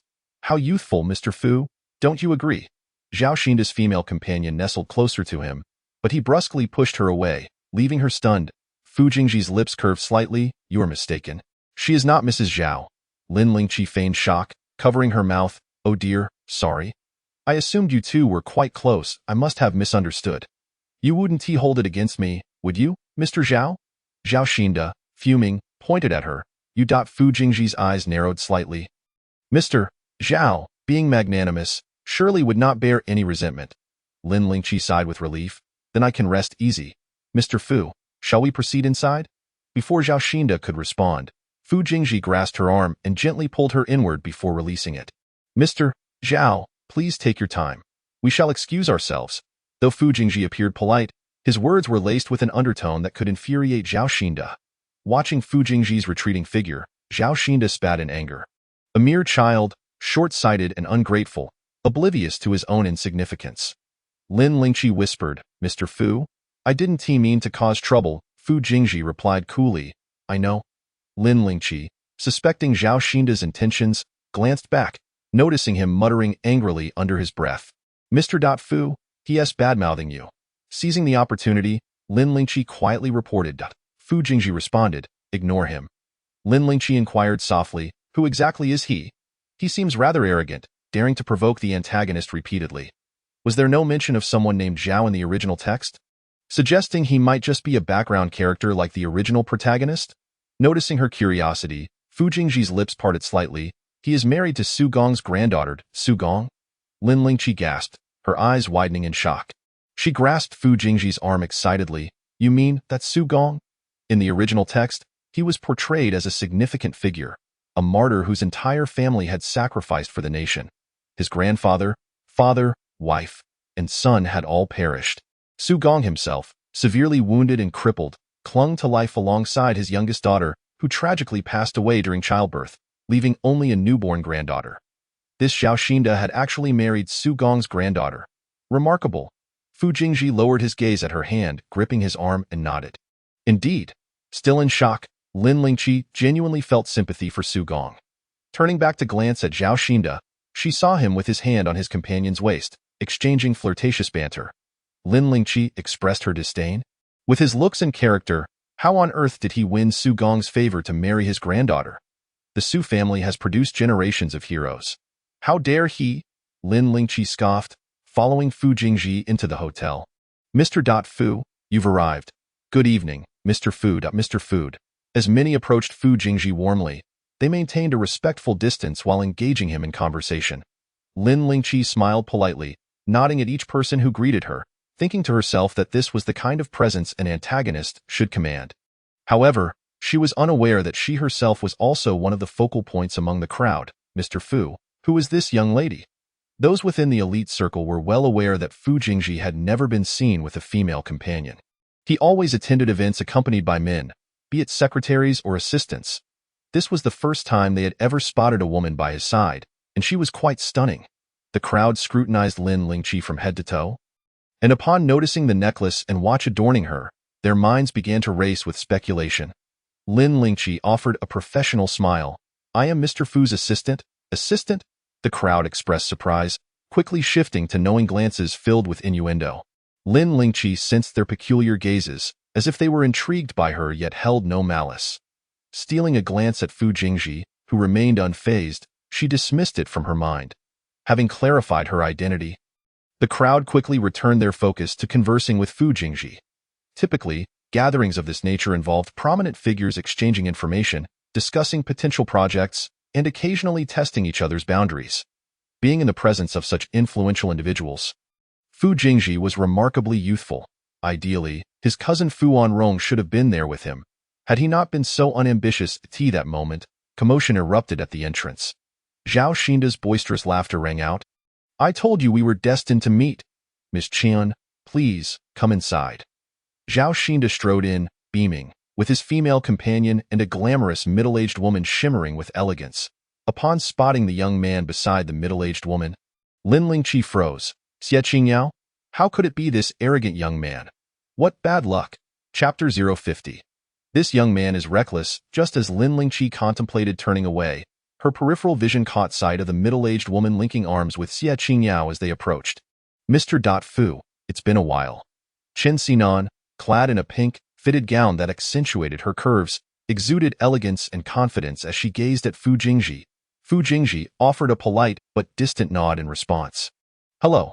Chen Xinan turned her attention to Lin Lingqi, who promptly introduced herself. "I am Mr. Fu's assistant." "Assistant?" Chen Xinan replied with surprise, her gaze at Fu Jingji laced with teasing. "I thought Mr. Fu preferred not to have female assistants. Had I known, I would have applied for the position myself." Lin Lingqi pondered her words, sensing an underlying implication. With a serious expression, she remarked, "This young lady has misunderstood. Our general manager Fu does not harbor any gender discrimination.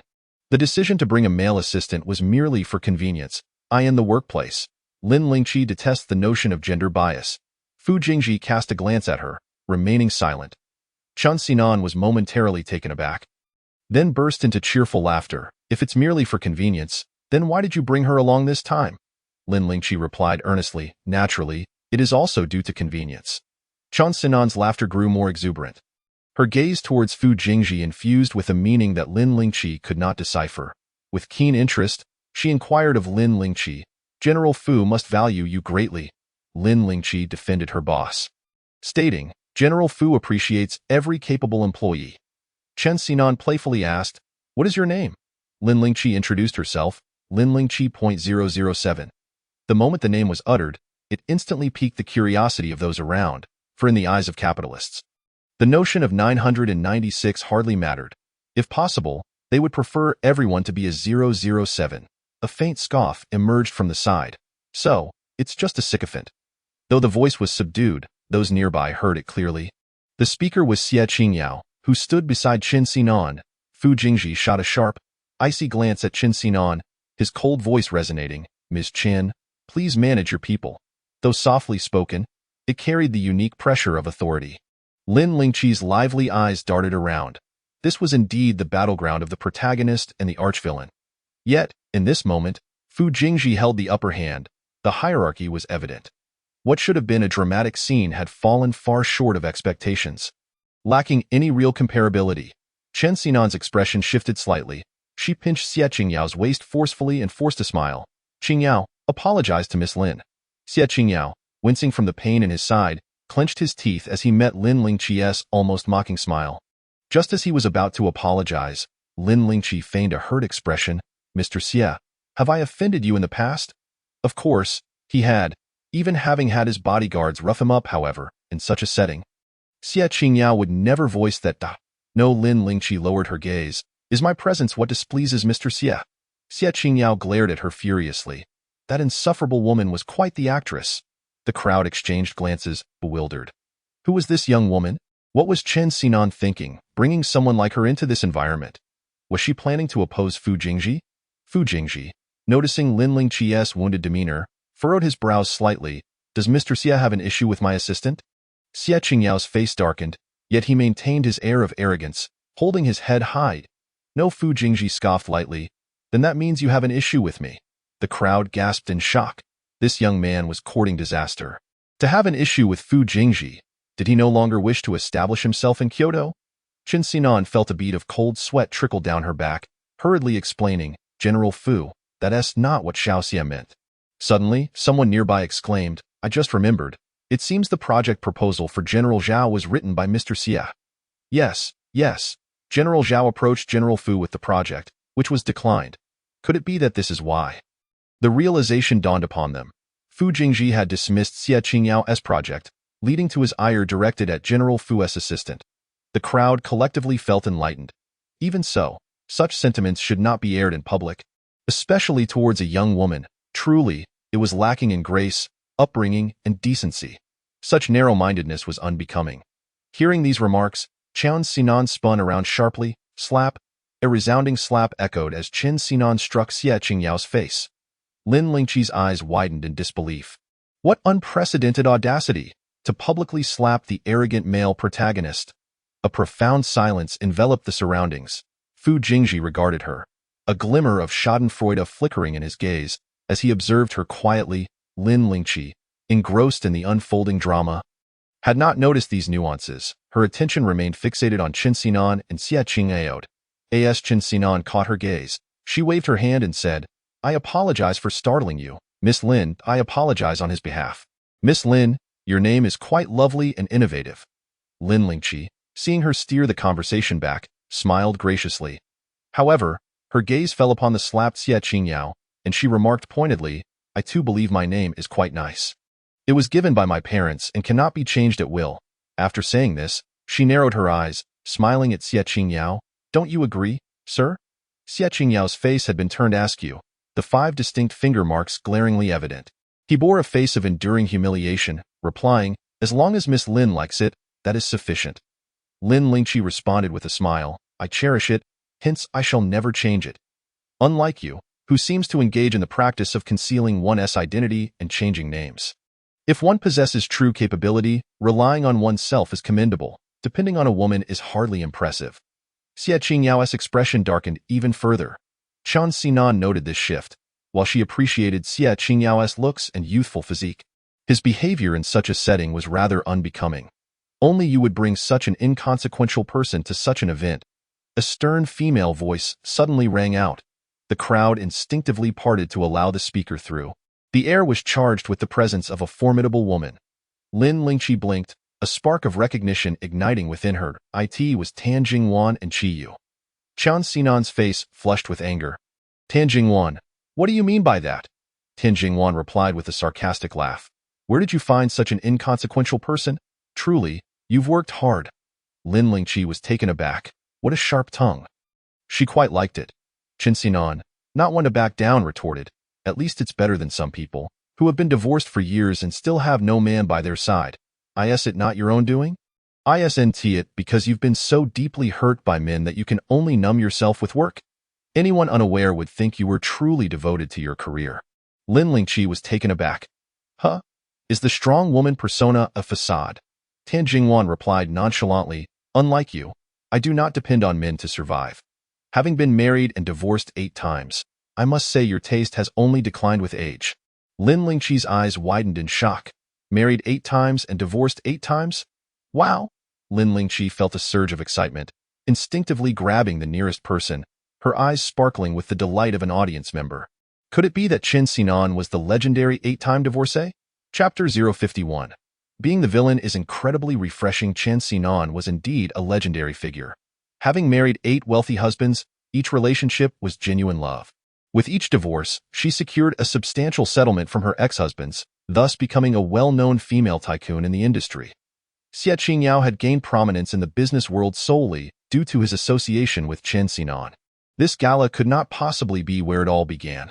Thus, due to her presence, Xie Qingyao had managed to offend Fu Jingji and leave a lasting impression with a slap. The arrogant male protagonist's fate had been so effortlessly disrupted by her. Ha ha ha! Truly, she was exceptional. The granddaughter of fortune was undoubtedly the most formidable. The onlookers, including Lin Lingqi, relished the unfolding drama. She remained blissfully unaware that she was gripping Fu Jingji's arm. He lowered his gaze to her delicate hand. Swallowing hard, seeing her wholly engrossed in the unfolding spectacle, he chose not to intervene. Ultimately, it was the event organizers who separated the two. Chen Xinan huffed indignantly and left Xie Qingyao behind. Tan Jingwan shot Xie Qingyao a look filled with disdain, delivering the classic villain-esque line, men like you, who rely on women to elevate themselves, are a dime a dozen. Don't let me see you again. Lin Lingqi observed Xie Qingyao's face, filled with humiliation yet unable to voice his anger, and felt an exhilarating thrill. After Xie Qingyao stormed off in a fit of rage, Lin Lingqi couldn't help but pinch herself. She murmured softly, "It seems I possess great potential to be a villain. Being the villain truly invigorates." She patted her face and, upon looking up, met Fu Jingji's gaze, which seemed to penetrate her very being. Lin Lingqi's heart skipped a beat, but she feigned calmness.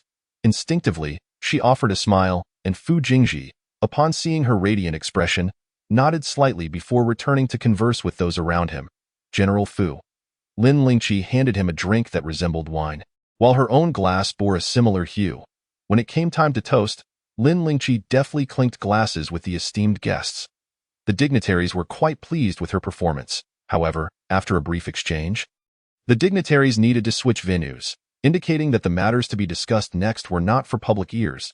Fu Jingji looked at her and stated calmly, "You stay?" Lin Lingqi nodded with a smile. Watching him depart, upon turning, she headed straight for the dessert section. Upon entering, she had noticed the vast array of desserts on display, and the sweet aroma wafted through the air, making her stomach rumble. Little Lin, the butler. Qiyu approached her. Lin Lingqi glanced behind her, realizing Tan Jingwan was absent. "Miss Qi, I didn't expect to run into you here. What a pleasant surprise." Lin Lingqi beamed at her. Qiyu raised an eyebrow. "Is it a surprise?" Lin Lingqi blinked. "Isn't it?" Qiyu lifted her glass, and Lin Lingqi clinked her cup against it, then sighed. "Miss Qiyu, are you and Ms. Tan attending the cocktail party?" The young lady is likely unaware. "Correct," Qiyu hesitated for a moment, remaining silent. Lin Lingqi interjected. I accompanied the young lady for an entire day. Initially, it was Ms. Tan who suggested a dinner with her, but unexpectedly, Ms. Tan had to cancel at the last minute. I shouldn't have said too much, but sooner or later, the news of tonight's cocktail party will reach the young lady's ears. I hope, Miss Qi, you can consider how to explain this to her. After all, canceling one daughter's engagement and attending the cocktail party with another only serves to reinforce the rumors of false daughters. It's rather pitiable. Qiyu smiled faintly. You certainly think ahead for her. While speaking, Lin Lingqi took a moment to savor a piece of cake. Upon hearing Qiyu's words, she nodded. What can I say? The young lady has given so much. She craved affection, while I craved money. Thus, we make for complimentary friends. Qiyu. Observing Qiyu's bewildered expression, Lin Lingqi continued to enjoy her sweet cake. Miss Qiyu, this dessert is delightful. Would you care to try? Qiyu, all right. Lin Lingqi smiled brightly, wielding a small fork. Miss Qiyu, you start from there, and I'll begin here. Qiyu was taken aback. You don't mean to try all the desserts here, do you? Lin Lingqi blinked innocently. Is that not permissible? Qiyu choked slightly. You really do enjoy desserts. Lin Lingqi chuckled bashfully. It's just that I haven't had the opportunity before. Of course, I must try everything while I can. Her unabashed greed did not offend Qiyu. Rather, it struck her as refreshingly genuine. Then indulge yourself. Seizing the moment while Fu Jingji had not yet returned, Lin Lingqi hurriedly sampled the desserts. Fortunately, the sweets and cakes here were exquisitely crafted, easily devoured in a single bite. Hurry, let us eat over there. Pressured by Lin Lingqi, Qiyu remarked, why does indulging in a small dessert feel so peculiar? The sense of guilt is overwhelming. Lin Lingqi savored the cake, her eyes sparkling.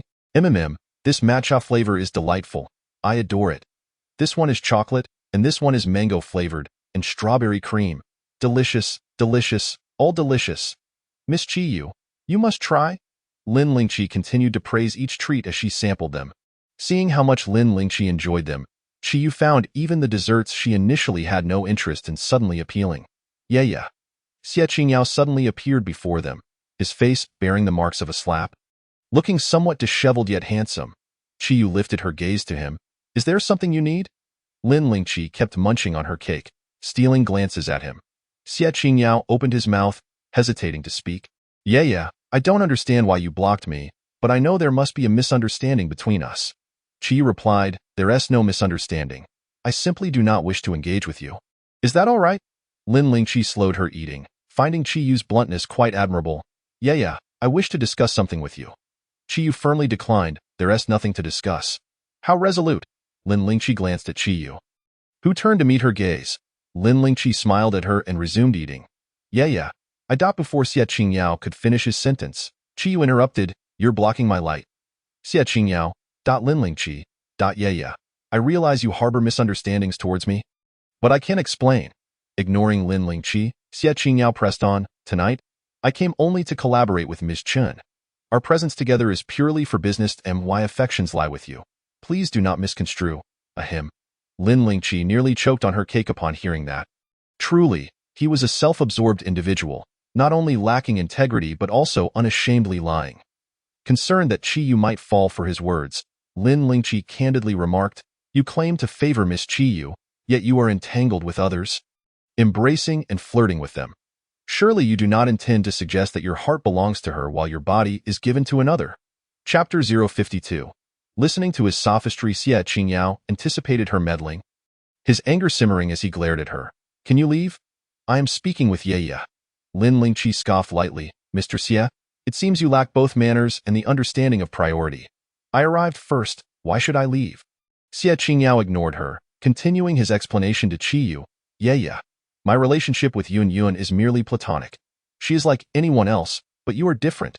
You are the one I cherish. Lin Lingqi interjected. So you mean to say you have an intimate relationship with her, yet consider her just a friend? I wonder how Yun Yun would feel upon hearing this. Even I, an outsider, feel pity for her. Xie Qingyao, taken aback by her interruption, retorted angrily. What nonsense are you spouting?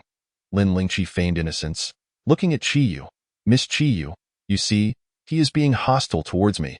He must be feeling guilty and is lashing out. Xie Qingyao exclaimed, I am not. Yun Yun and I are truly just friends. We? Lin Lingqi nodded knowingly. Got it. So you share no relationship whatsoever, aside from lying in the same bed and chatting under the covers. What fault do you bear? Simply wishing to provide every girl who admires you with a home. Your self-sacrifice is truly heartwarming. Xie Qingyao clenched his fists in frustration, wishing to silence her. Inserting himself into matters with Fu Shiji was one thing. Now, he was being slandered by Lin Lingqi here. Excellent. Lin Lingqi, he growled, I will remember you. Yeah, do not be angry. She is speaking nonsense. She is with Fu Shiji, and her words are untrustworthy. Lin Lingqi nodded, yes, Miss Qiyu. Do not be upset. Quickly listen to his sophistry. He can still fabricate more, Xie Qingyao. Frustration consumed him. He longed to silence her. How could such an insufferable woman exist in this world? Xie Qingyao wished to explain. But just then, Chen Xinan approached him, and he dared not linger any longer. Yeah, I speak the truth. I hope you will believe me. With an air of embarrassment, Xie Qingyao departed. Lin Lingqi watched him leave, rolling her eyes dramatically. That scared me. He was so fierce just now. I thought he might strike me. Who knows if he would resort to domestic violence? How terrifying. A man professing his love for you yet never rejecting the advances of other women. Even engaging in flirtation, kissing, and sharing beds, all while believing himself blameless. What fault does he have? He merely commits the same transgressions that all men do. Personally, I find such boundaryless, morally bankrupt individuals utterly detestable. While she could not disclose to Qiyu the deed Xie Qingyao had committed towards Fu Shiji, she could at least offer a warning. Qiyu looked over, her gaze laden with meaning. Nodding, thank you for the reminder, but it seems you hold quite a disdain for him. Lin Lingqi shook her head. Distaste is not quite the word. I simply cannot abide by his scoundrel behavior. Isn't Fu Shiji quite fond of him? Are you not concerned about him reporting you? Lin Lingqi scoffed dismissively. Am I supposed to fear him? Lin Lingqi felt she had surely offended Xie Qingyao irreparably. Being the villain was rather exhilarating. After being suppressed for a lifetime, living anew, one ought to revel in it. After all, she was the cherished granddaughter of heaven itself. However, Lin Lingqi regarded Qiyu with a hint of suspicion. Miss Qiyu, you wouldn't harbor feelings for him, would you? Surely not. She recalled that in the original narrative, Qiyu initially maintained a cool demeanor towards Xie Qingyao. Yet, as the story progressed, particularly after Fu Jingji's demise, upon witnessing Xie Qingyao establish his own business empire, Qiyu would ultimately be moved by him, joining his harem. Lin Lingqi's current mood mirrored the uncertainty of the preceding points. Utterly perplexed, seeing her friend's incredulous expression, Qiyu found it amusing. Rest assured, I do not harbor any affections for him. Lin Lingqi responded with a non-committal "oh," not taking it to heart. After all, she had witnessed the formidable narrative and the bewildering nature of love. It was all too frightening. Qiyu raised an eyebrow, offering no further explanation. At that moment, someone approached to discuss a project with Qiyu. Lin Lingqi listened intently, her interest piqued by both the original plot and Qiyu's remarkable financial acumen, making the conversation quite enticing. Once the individual departed, Lin Lingqi, with an air of mystery, probed, Miss Qiyu, that project you just discussed seems rather promising. Qiyu nodded. Are you interested, Miss Lin? Lin Lingqi smiled. Is your investment substantial? I have a modest sum, though I suspect it may not meet your standards. Although she wished to take it easy, it did not prevent her from pursuing wealth. No one ever complained about having too much money. Noticing the spark of ambition in Qiyu's eyes, she continued, this project will likely take at least 6 months to a year to yield results. If you are interested, you might want to ponder it further. Lin Lingqi's eyes lit up. Miss Qiyu, you truly wish to include me? Her heart raced, hands trembling. Who could understand this feeling? It was akin to finding money on the street. Qiyu replied, if you are interested. Miss Lin, then of course. Lin Lingqi eagerly fetched 2 glasses of wine, handing one to Qiyu, and they clinked glasses together. Thank you, Miss Qiyu. The path to becoming a wealthy woman begins tonight.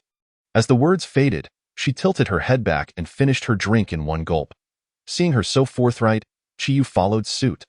Lin Lingqi smiled and urged her to indulge in some cake, fearing she might find it too rich, and added some fruit.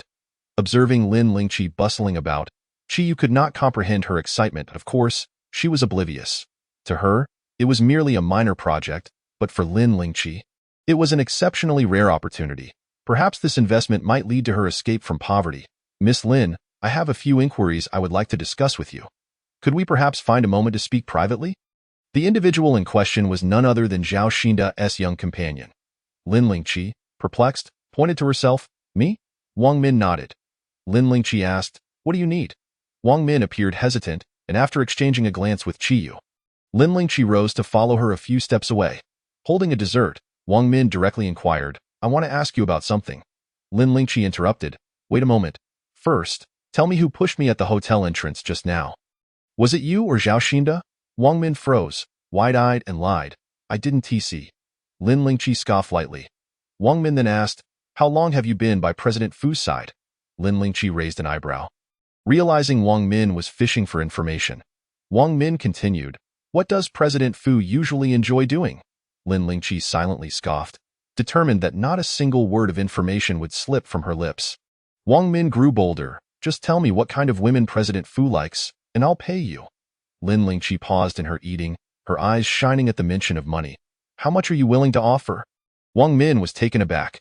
Lin Lingqi pressed, if I divulge what kind of women President Fu likes, what price are you prepared to pay? Wang Min noticed the glimmer of greed in her eyes. How much do you want? Lin Lingqi's eyes curved with a smile. This inquiry is at Zhao Xinda's behest, isn't it? Wang Min remained silent, conceding the point. Lin Lingqi smirked, extending 5 fingers. Wang Min frowned, 5 million? Lin Lingqi remained quiet. Wang Min protested, 5 million is excessive. It's just a single sentence. At most, it should be 500,000. Fearing she would backtrack, Lin Lingqi hastily pulled out her phone and shared her bank account details. All right then, 500,000 it is.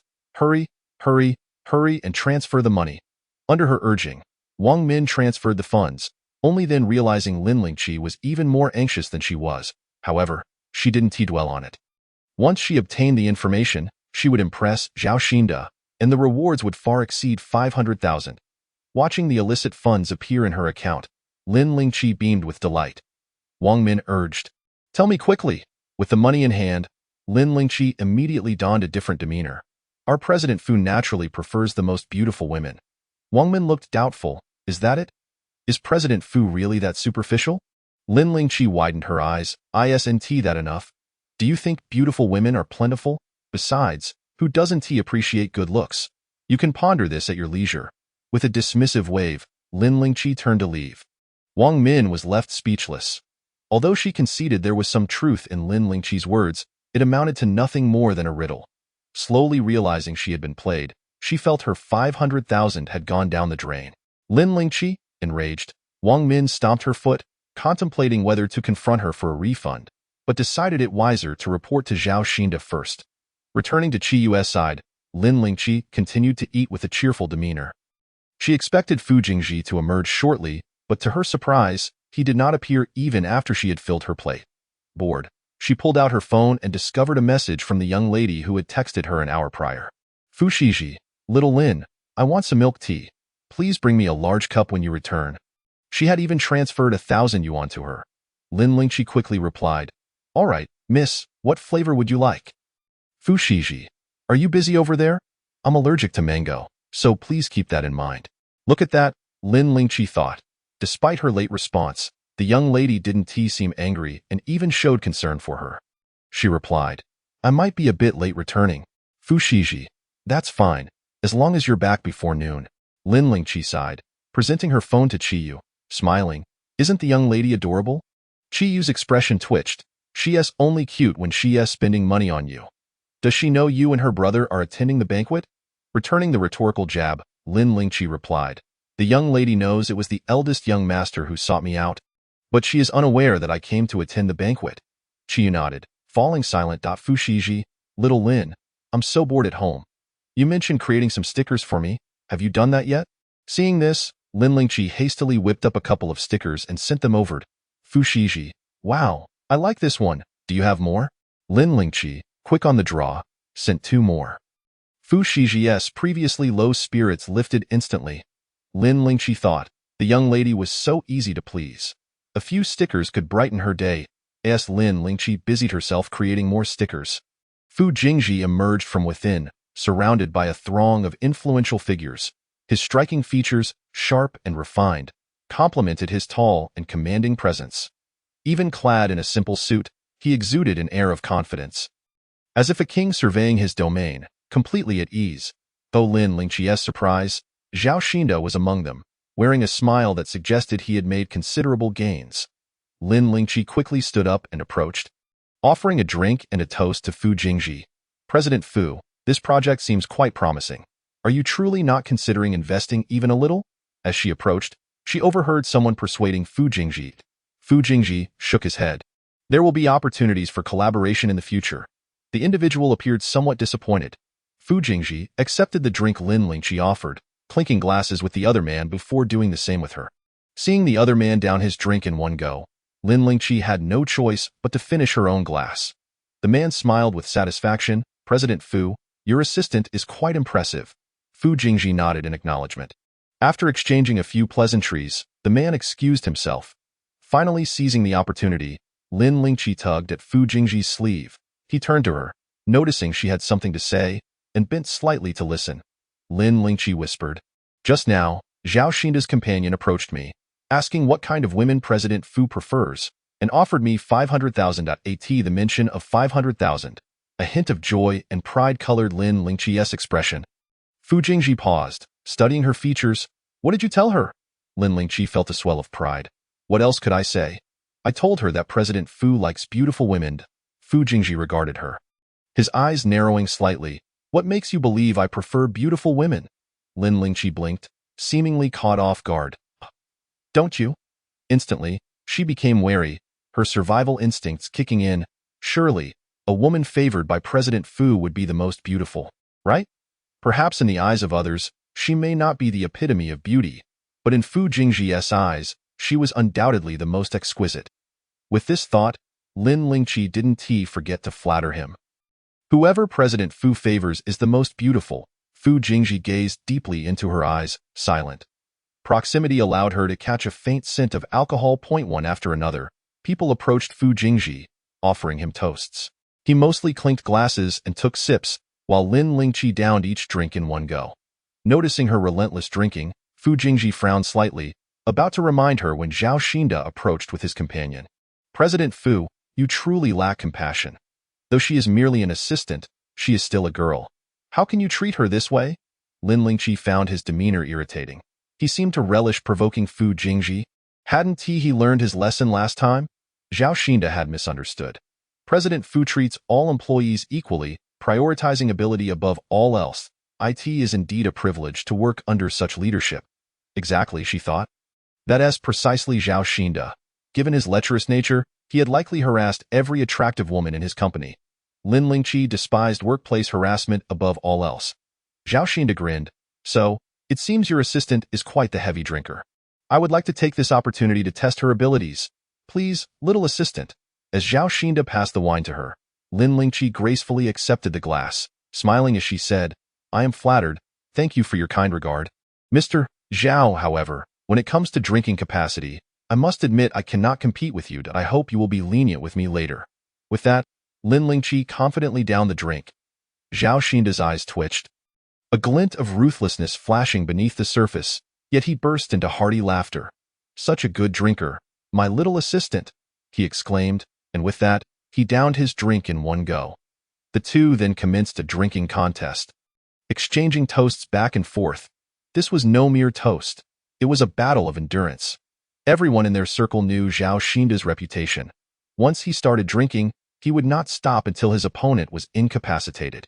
Those who were close to Fu Jingji felt a wave of anxiety for Lin Lingqi, but upon observing Fu Jingji's calm demeanor, they refrained from voicing their concerns.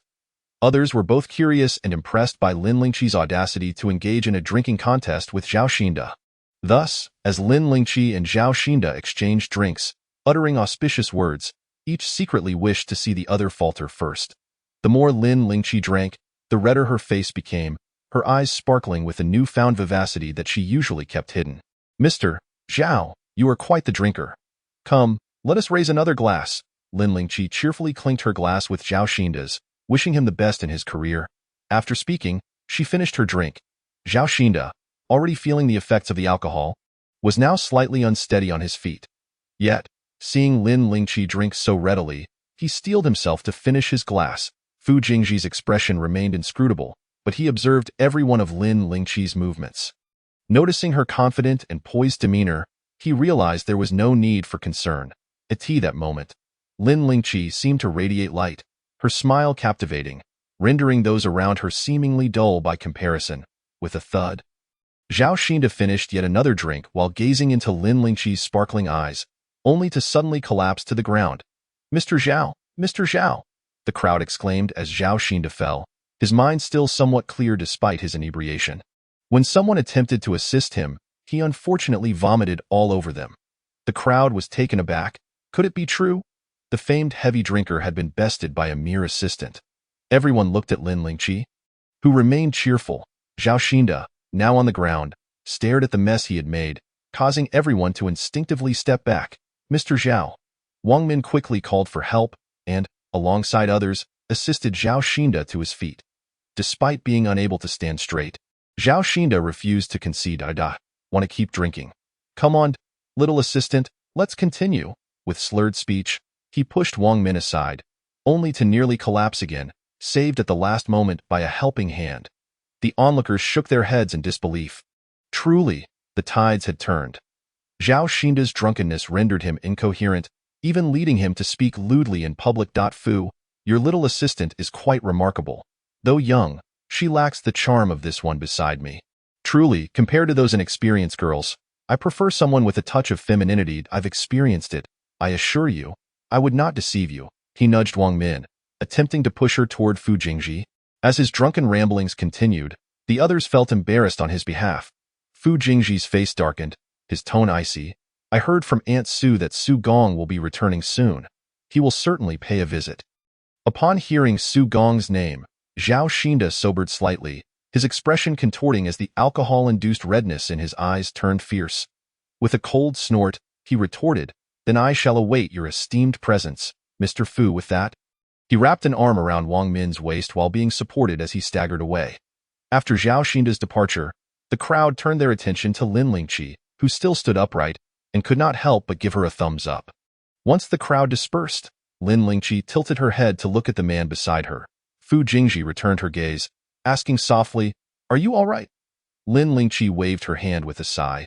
"Had I known that the world of work was like this, I would never have descended." Her face flushed from the drink, her eyes sparkling, more radiant than the stars above. It was hard to ignore the brilliance of her gaze as Fu Jingji found his own reflection within them. Suddenly, Lin Lingqi flashed him a smile, causing Fu Jingji to instinctively avert his gaze, his brows furrowing slightly. Checking the time on his wrist, Fu Jingji said, "I shall escort you home." Lin Lingqi replied with a smile. "Thank you for your kindness, Mr. Fu." Standing was manageable, but as soon as she took a step, the world spun around her, her mind clear but her body betraying her, causing her to falter. "Mr. Fu, help." Fu Jingji had been keeping a close watch on her, swiftly catching her in his arms. Lin Lingqi chuckled foolishly, "Hee, I didn't fall." Fu Jingji's expression remained neutral, though a hint of exasperation flickered in his eyes. Fearing she might fall again, he did not release her. The onlookers at the gathering exchanged knowing smiles at the sight. Upon exiting the hotel, the wave of heat hit Lin Lingqi, making her feel uncomfortable. Once in the car, her discomfort intensified, and she felt a wave of nausea. Fu Jingji handed her honey grapefruit water, asking, "Are you feeling unwell?" Lin Lingqi raised her hand to dismiss him. Seizing the moment before the car started, she flung open the door and rushed out to vomit. Afterward, she felt somewhat better, yet remained crouched by the roadside. A hand reached down, offering her a tissue. "Wipe your mouth." Lin Lingqi accepted it, murmuring her thanks. Just as she was about to rise, another hand extended, presenting her with a warm bottle of water. After rinsing her mouth with it, she prepared to stand, but was met with yet another offering of hot honey grapefruit water. Lin Lingqi looked at the serious-faced man holding the drink and found it unexpectedly amusing. She took a sip and smiled. "Thank you, Mr. Fu. It's delightful." "Michem." Just as they were about to enter the car and leave, Lin Lingqi's keen ears caught sounds from a nearby vehicle. "You rascal, be gentle.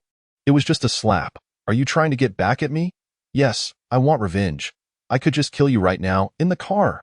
The flirtation between the couple echoed, causing Lin Lingqi to halt. her eyes widening as she beheld the shaking vehicle. What the heck? Had she stumbled upon a couple getting frisky in the wild? How scandalous! How thrilling! A live-action show, and she wanted to see. Lin Lingqi stood frozen, her eyes sparkling with intrigue as she stared at the card. Fu Jingji's expression darkened suddenly. The sounds continued, with a sultry voice from the woman. I adore your reckless driving. You're young but quite skilled. It's exhilarating. Truly enjoyable. The man panted. As long as Chun Jie is happy, even if I get slapped, I am more than willing. The woman laughed playfully, and suddenly a loud slap echoed, followed by her surprised squeals. Ah, what was she hearing? The live-action show involved Qin Xinan and Xie Qingyao. This was not merely a wild encounter. This was at the hotel entrance. How daring!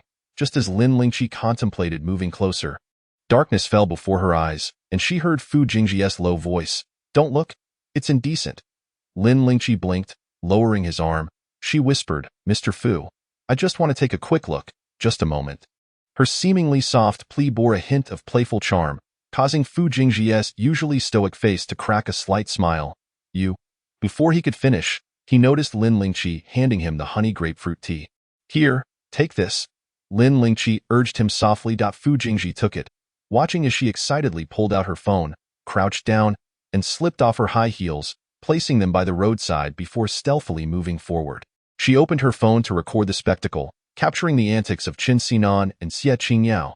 Fu Jingji was left speechless. After filming for a few minutes, Lin Lingqi turned and ran back, shoes in one hand and tugging Fu Jingji along with the other. The sounds from the car continued. Was someone just there? Xie Qingyao chuckled mischievously. Isn't it more exciting with an audience? Lin Lingqi thought to herself. Indeed, it is thrilling. You guys are wild, and I am also quite thrilled. Once in the car, she hastily replayed the video, noting the dim lighting made it a bit blurry, but with careful scrutiny, she recognized Qin Xinan and Xie Qingyao.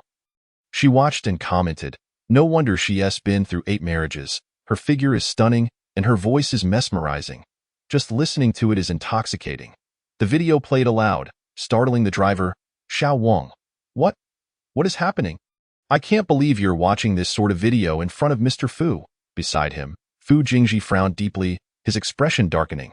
Lin Lingqi, he called her name, his voice low and serious. Lin Lingqi turned her sparkling eyes towards him, asking, do you want to watch? Let us see it together. Fu Jingji gazed at her flushed cheeks and those glistening, watery eyes. Overcome by her uninhibited behavior, he lowered his gaze and pressed his fingers to his brow. You are intoxicated. Lin Lingqi straightened her posture, declaring, impossible. I am impervious to drunkenness. Fu Jingji's voice was heavy as he replied. You just vomited. Lin Lingqi retorted, that was merely because the cake was too delicious. Fu Jingji inquired, do you enjoy cake? Lin Lingqi nodded, her face lighting up with a radiant smile, exuding happiness. I have never tasted such exquisite cake. When my birthday arrives in a few days, I must splurge on a delightful cake to celebrate my rebirth. Thus, a joyous decision was made. Lin Lingqi closed her eyes, a smile playing on her lips, her face turned toward the car window. Fu Jingji observed her, momentarily at a loss for words. As the vehicle smoothly transitioned off the main road, the streetlights cast a soft glow, rendering Fu Jingji's face shadowy and enigmatic. Yet his gaze remained fixed on Lin Lingqi, seemingly lost in thought, tinged with confusion. Xiao Wang, the driver, felt a sudden surge of alarm. Why was President Fu fixating on the little housekeeper with such a perplexed look? A blinding light caused Lin Lingqi to furrow her brows uncomfortably. She raised her hand to shield her eyes and slowly opened them. Have we arrived? Fu Jingji replied. Not yet. Lin Lingqi exclaimed softly, turning to him, her eyes blinking. President Fu, why are you staring at me? Xiao Wang stifled a gasp. The little housekeeper had the audacity to directly question him. With such a straightforward approach, how would President Fu respond? Fu Jingji's gaze shifted downward. The necklace. Lin Lingqi suddenly perked up. Right, the necklace. She raised her hand to touch her neck, confirming it was still there. My apologies, President Fu, I forgot. It was not intentional. I will take it off now. As she spoke, Lin Lingqi endeavored to remove the necklace. Fu Jingji interjected, keep it on as a token of gratitude for this evening. Ah? Lin Lingqi felt her mind dulling, as if her intelligence was being siphoned away. I feel dizzy. It seems someone is stealing my wisdom, Fu Jingji remarked, It is the alcohol, Lin Lingqi. Struggling to remove the necklace. She discovered that not only had her wisdom been pilfered, but her limbs were also uncooperative. After considerable effort, she finally succeeded, looking triumphantly at Fu Jingji. See, I got it off. Her expression, pleading for praise, brought a rare moment of hesitation to Fu Jingji. He swallowed hard and replied coldly, You are impressive. Xiao Wang. What had he just heard? President Fu. Could it be that you two are intoxicated? Lin Lingqi cheerfully handed the necklace to him. You are also remarkable. Thank you for your hard work. She even patted his shoulder in encouragement. Fu Jingji. Momentarily taken aback, he was still processing when Lin Lingqi's phone rang. Upon seeing the caller ID, her demeanor visibly sank. She answered, Dad. Hearing that title, Fu Jingji once again scrutinized Lin Lingqi, his gaze deep and inscrutable. Whatever was said on the other end made Lin Lingqi sniffle suddenly, her voice laced with distress. I can't go home. I have no home anymore. It's fine. The house belonged to you anyway. You could have at least informed me. Surprise? What surprise? You expect me to wait until my birthday for the revelation? Can't you tell me now? A house, of course, the bigger the better. When I have the money, I will buy the largest, most splendid house in the world. One I can run around in. And I want to wake up every day on a 500-meter bed. Ha ha ha ha. I love it. Yes, I've decided. I will buy a house. Once Lin Lingqi hung up, she lifted her head only to meet Fu Jingji's inquisitive gaze. Fu Jingji appeared perplexed. A 500-meter bed? Lin Lingqi chuckled lightly. Indeed, I want a 500-meter bed. Haven't you seen one? Neither have I, so I need to contemplate it thoroughly. After all, I am the cherished granddaughter of heaven and the beloved of the god of wealth. I believe anything is possible. Which girl hasn't harbored a whimsical dream? She certainly has. Chapter 056. Who doesn't want a raise? Xiao Wang believed Lin Lingqi was genuinely intoxicated, rambling nonsense. However, Fu Jingji continued to observe her. Captivated by the stars and hope in her eyes, her radiant smile, and her peculiar thoughts and statements. She lived so freely and flamboyantly, as if nothing in this world mattered to her. Yet, she remained acutely aware of money. Loving it with unabashed sincerity, she would sift through trash for money but would refuse the necklace he offered. Fu Jingji had never encountered anyone quite like Lin Lingqi. Though she worked, she lacked ambition, seemingly desiring to slack off and be dismissed, ever prepared to vanish at a moment's notice. Why are you staring at me? Lin Lingqi turned her head, her expression one of dissatisfaction. Fu Jingji maintained his calm demeanor. I am observing. Lin Lingqi furrowed her brow, suddenly leaning closer, tilting her head to scrutinize his eyes, which were deep and unfathomable, inching nearer. Oh, I understand.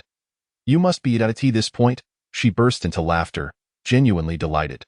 The atmosphere turned slightly awkward. The dimly lit car was a breeding ground for ambiguity, especially as their proximity diminished. Xiao Wang, driving, felt his heart leap to his throat, fearing she might utter something scandalous. Lin Lingqi said mysteriously, Do you think my performance tonight was commendable? And thus you wish to grant me a raise? Isn't that right? Xiao Wang sighed in relief. Truly a diligent worker, even inebriated, she still thought of a raise. Fu Jingji asked, Do you desire a raise? Lin Lingqi rolled her eyes. Of course, in this day and age, who wouldn't want a raise? Xiao Wang nodded. He too desired a raise. Lin Lingqi reclined in the back seat, gazing upward, her thoughts drifting to her lack of a home. Her mood plummeting in adulthood, there was no safe haven. The balance in one's bank account was the only source of security in this world. Anyone could abandon or betray you, but money would not. As she spoke, Lin Lingqi turned to Fu Jingji. I truly envy wealthy individuals like you. Fu Jingji replied, You too shall become wealthy. Seeing his stern countenance, Lin Lingqi chuckled. Indeed, the path to becoming a wealthy woman has officially commenced. Thanks to the benevolence of the young lady. Even Miss Qiyu is willing to help me earn money. They are all wonderful people. President Fu, you are also a good person. He. Even inebriated. Lin Lingqi remained fair-minded. Since destiny decreed she could not be a rich second generation, she would strive to be a rich first generation. She would become a wealthy woman. Fu Jingji nodded. His expression serious. Oh, she does have aspirations. But if she has goals, why does she refuse to work? He pondered this and voiced his thoughts, in her drunken state. Lin Lingqi was unrestrained. Well, who genuinely enjoys working these days? I am utterly fed up with feeling inferior while earning no money. Others are already suffering in a 996 work schedule, and I am stuck in a 007. Just hearing my name reveals my fate as a born workhorse. Why must my life be so arduous? I truly feel sorry for myself, which is why I refuse to be a workhorse. Fu Jingji. Xiao Wang. Lin Lingqi leaned against the car window, reminiscing about the hardships and grievances of her past life, and tears welled up uncontrollably. Just as she was about to cry, she spotted a milk tea shop by the roadside and suddenly jolted awake. Stop, stop, Lin Lingqi began to knock on the car window. Xiao Wang jumped in surprise. Little housekeeper, we can't stop here. Lin Lingqi pouted, her eyes brimming with unshed tears. Milk tea? I want milk tea. Why can't I have milk tea? I just want a cup of milk tea. What's wrong with that? Xiao Wang was at a loss. Seeing her still banging on the window, Fu Jingji, concerned for her safety, grasped her wrist and instructed Xiao Wang in a low voice, find a place to pull over. Xiao Wang complied, maneuvering the steering wheel to locate a suitable spot. Fu Jingji released Lin Lingqi, and she promptly opened the door, eager to jump out. Fu Jingji, worried she might fall, quickly seized her arm. Get back in the car. What do you want? I'll go buy it. Lin Lingqi pouted in distress. No, I promised the young lady I would buy her milk tea, Fu Jingji insisted. I'll go buy it. Lin Lingqi blinked, regarding him with suspicion. Fu Jingji commanded, get back in. Reluctantly, Lin Lingqi turned and returned to the car, resting her chin on the window, her eyes following Fu Jingji's retreating figure. Xiao Wang, witnessing the entire exchange, was left in shock. President Fu personally went to buy milk tea for the little housekeeper? This was akin to the boss serving food to an employee. He was astonished beyond belief. Fu Jingji emerged with a cold, stoic expression, holding the milk tea. Here, he handed the milk tea to her. And Lin Lingqi, leaning against the window, tilted her head, saying, handsome guy, although you are quite attractive, we are not familiar with each other. Fu Jingji. Xiao Wang. Fu Jingji chose to abandon the conversation with the inebriated girl and entered the car, only for Lin Lingqi to suddenly kick him. I said we are not familiar. How dare you get in the car? Don't think that just because you're handsome, I want to kick you. Fortunately, Fu Jingji withdrew swiftly. Otherwise, he would have been caught squarely by her kick. Xiao Wang exclaimed, what the heck? Is Butler Xiao Lin out of her mind? How dare she kick President Fu? Upon noticing her glaring with her glistening, watery eyes and fierce demeanor, Fu Jingji was suddenly reminded of the cat from Shan Qian's household. Every time he encountered it, it would display its claws, just like Lin Lingqi at that moment. Despite his icy expression, Fu Jingji, with surprising patience, inquired, what must I do to get in the car? Lin Lingqi looked at him and, rubbing her hands together, broke into a grin, her face brimming with avarice. Although we aren't acquainted, you could use money to draw closer to me. Fu Jingji promptly produced the necklace he had earlier and extended it toward her. Would this suffice? Lin Lingqi leaned in for a closer inspection. Even without knowledge of jewelry or diamonds, she discerned that it was a fine piece. Is this expensive? Fu Jingji intended to say it wasn't costly, but swallowed his words. It's not inexpensive. Satisfied, Lin Lingqi then asked with a mysterious air, are you truly giving me such an expensive item? Yes. Lin Lingqi shook her head in disbelief. She pulled out her phone and activated the recording function. Repeat what you just said. Declare that you willingly give me the necklace and will never ask for it back. Fu Jingji's profound gaze suddenly narrowed, seemingly taken aback that she, in her inebriated state, could still think to record. Xiao Wang held his breath, subtly shrinking back, desperately trying to diminish his presence. Fu Jingji repeated her words, and only then did Lin Lingqi smile as she accepted the necklace. Instead of wearing it around her neck, she wrapped it around her wrist several times. She patted the car seat and cheerfully declared, come on in, handsome. I am willing to give you a ride. Thank you. You're welcome. Xiao Wang thought, this is truly an unprecedented turn of events. Why Butler Xiao Lin is remarkable. He rubbed his face vigorously, feeling somewhat lost in life. He sensed that he might know too much. Chapter 057. How disgusting. My eyes are dirty. The following day, Lin Lingqi awoke to find one wrist adorned with a watch and the other with the diamond necklace from the previous night. What on earth happened? Lin Lingqi was utterly bewildered. Why was this necklace still in her possession? She sat up abruptly, removed the necklace for a thorough inspection, and, relieved to find it undamaged, carefully placed it aside. Rubbing her head, she realized her mind was still blank, only recalling that Zhao Xinda had challenged her to a drinking contest, resulting in her getting utterly drunk. What happened afterward? It was all a blur. Furrowing her brow at the necklace, she sighed, conceding that if she couldn't recall, there was little point in dwelling on it. After freshening up and stepping outside, she immediately encountered Fu Shiji's concerned gaze. "Butler Shaolin, are you all right?" Lin Lingqi shook her head.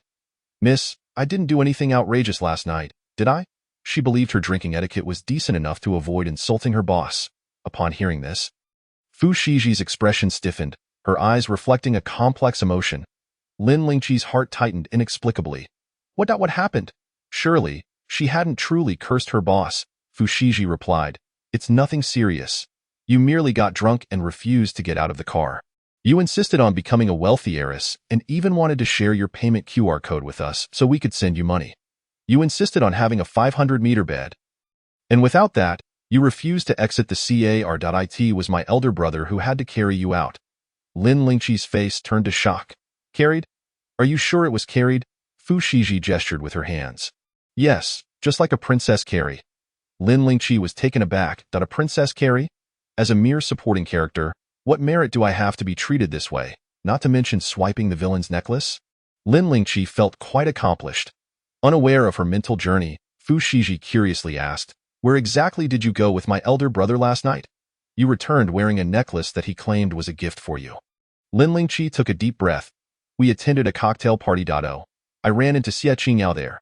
He is with Chen Xinan." Upon hearing Xie Qingyao's name, Fu Shiji visibly froze, a hint of discomfort crossing her features. Noticing her silence, Lin Lingqi assumed she was lost in romantic thoughts and quickly retrieved her phone. "Miss, I have something to show you."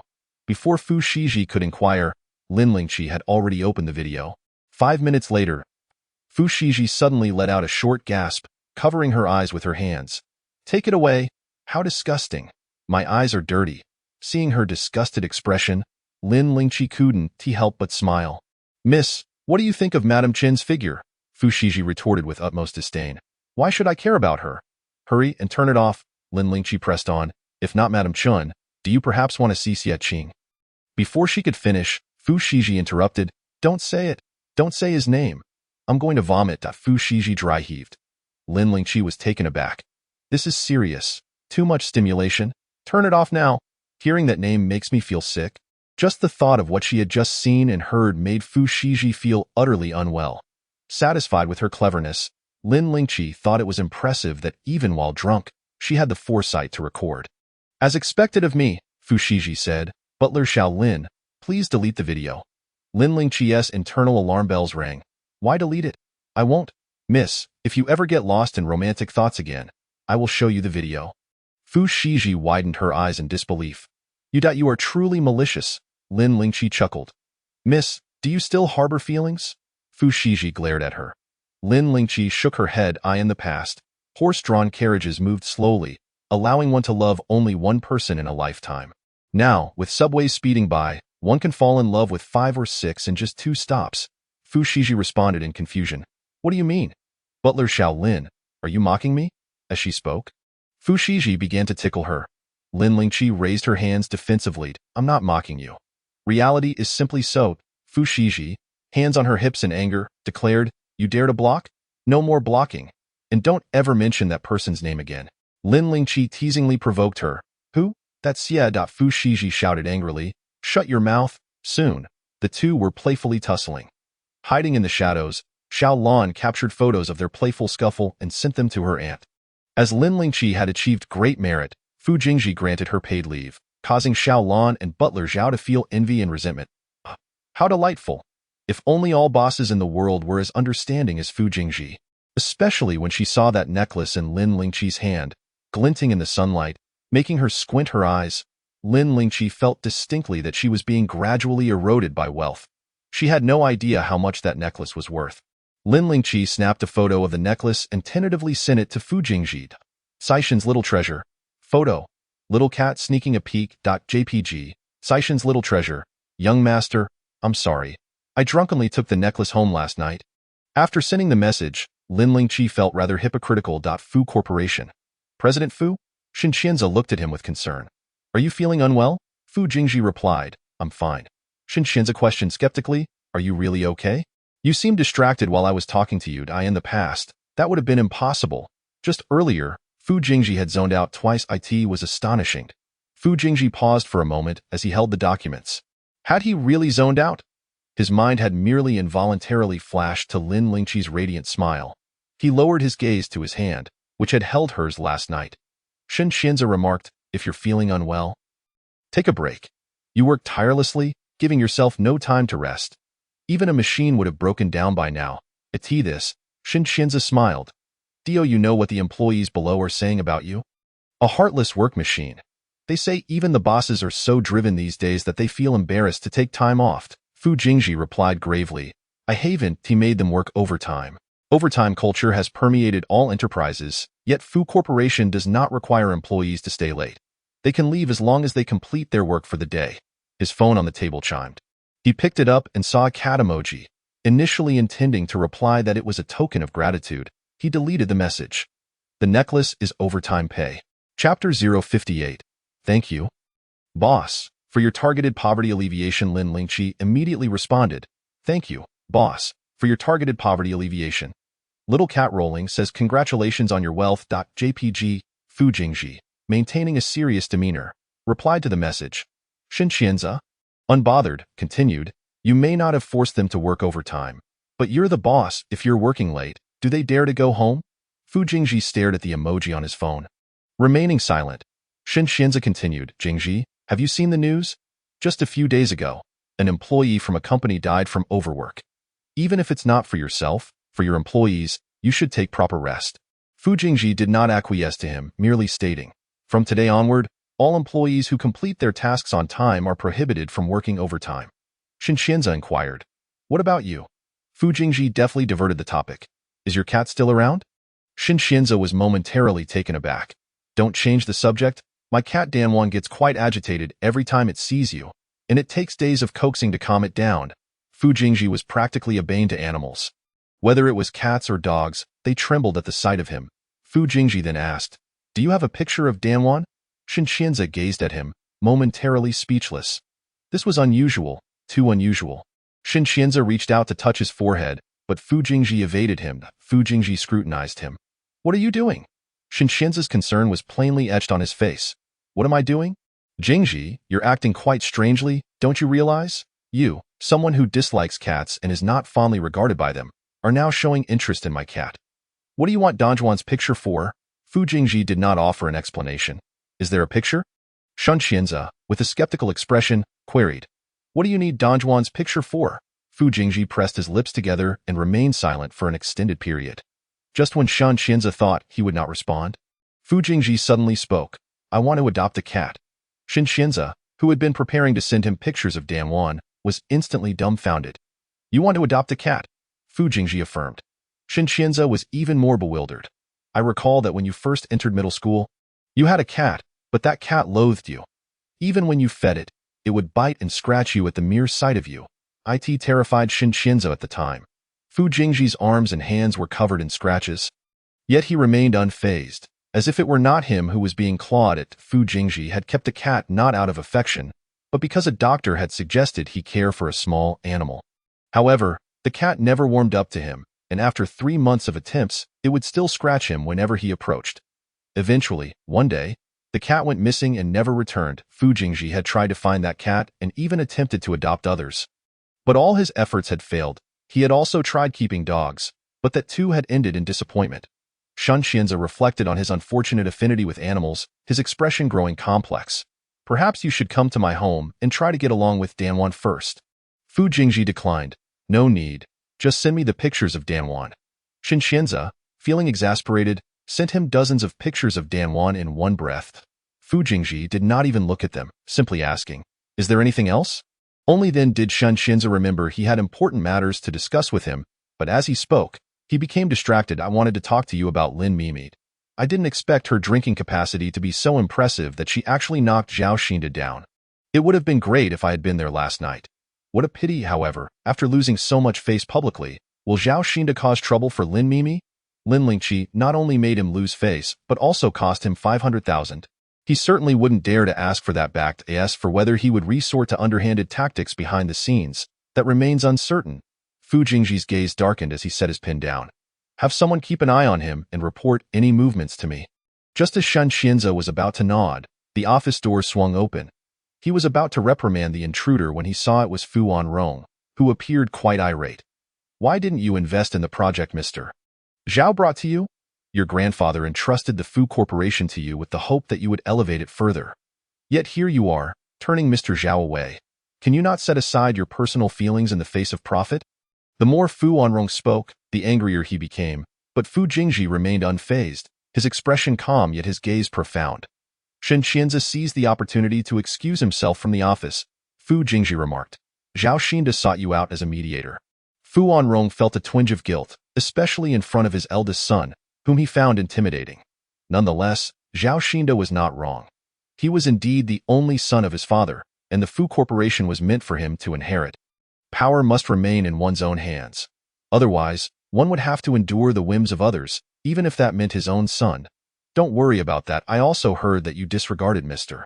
Zhao's authority for a woman. Do you still remember what happened with Su Gong? Fu Jingji interrupted.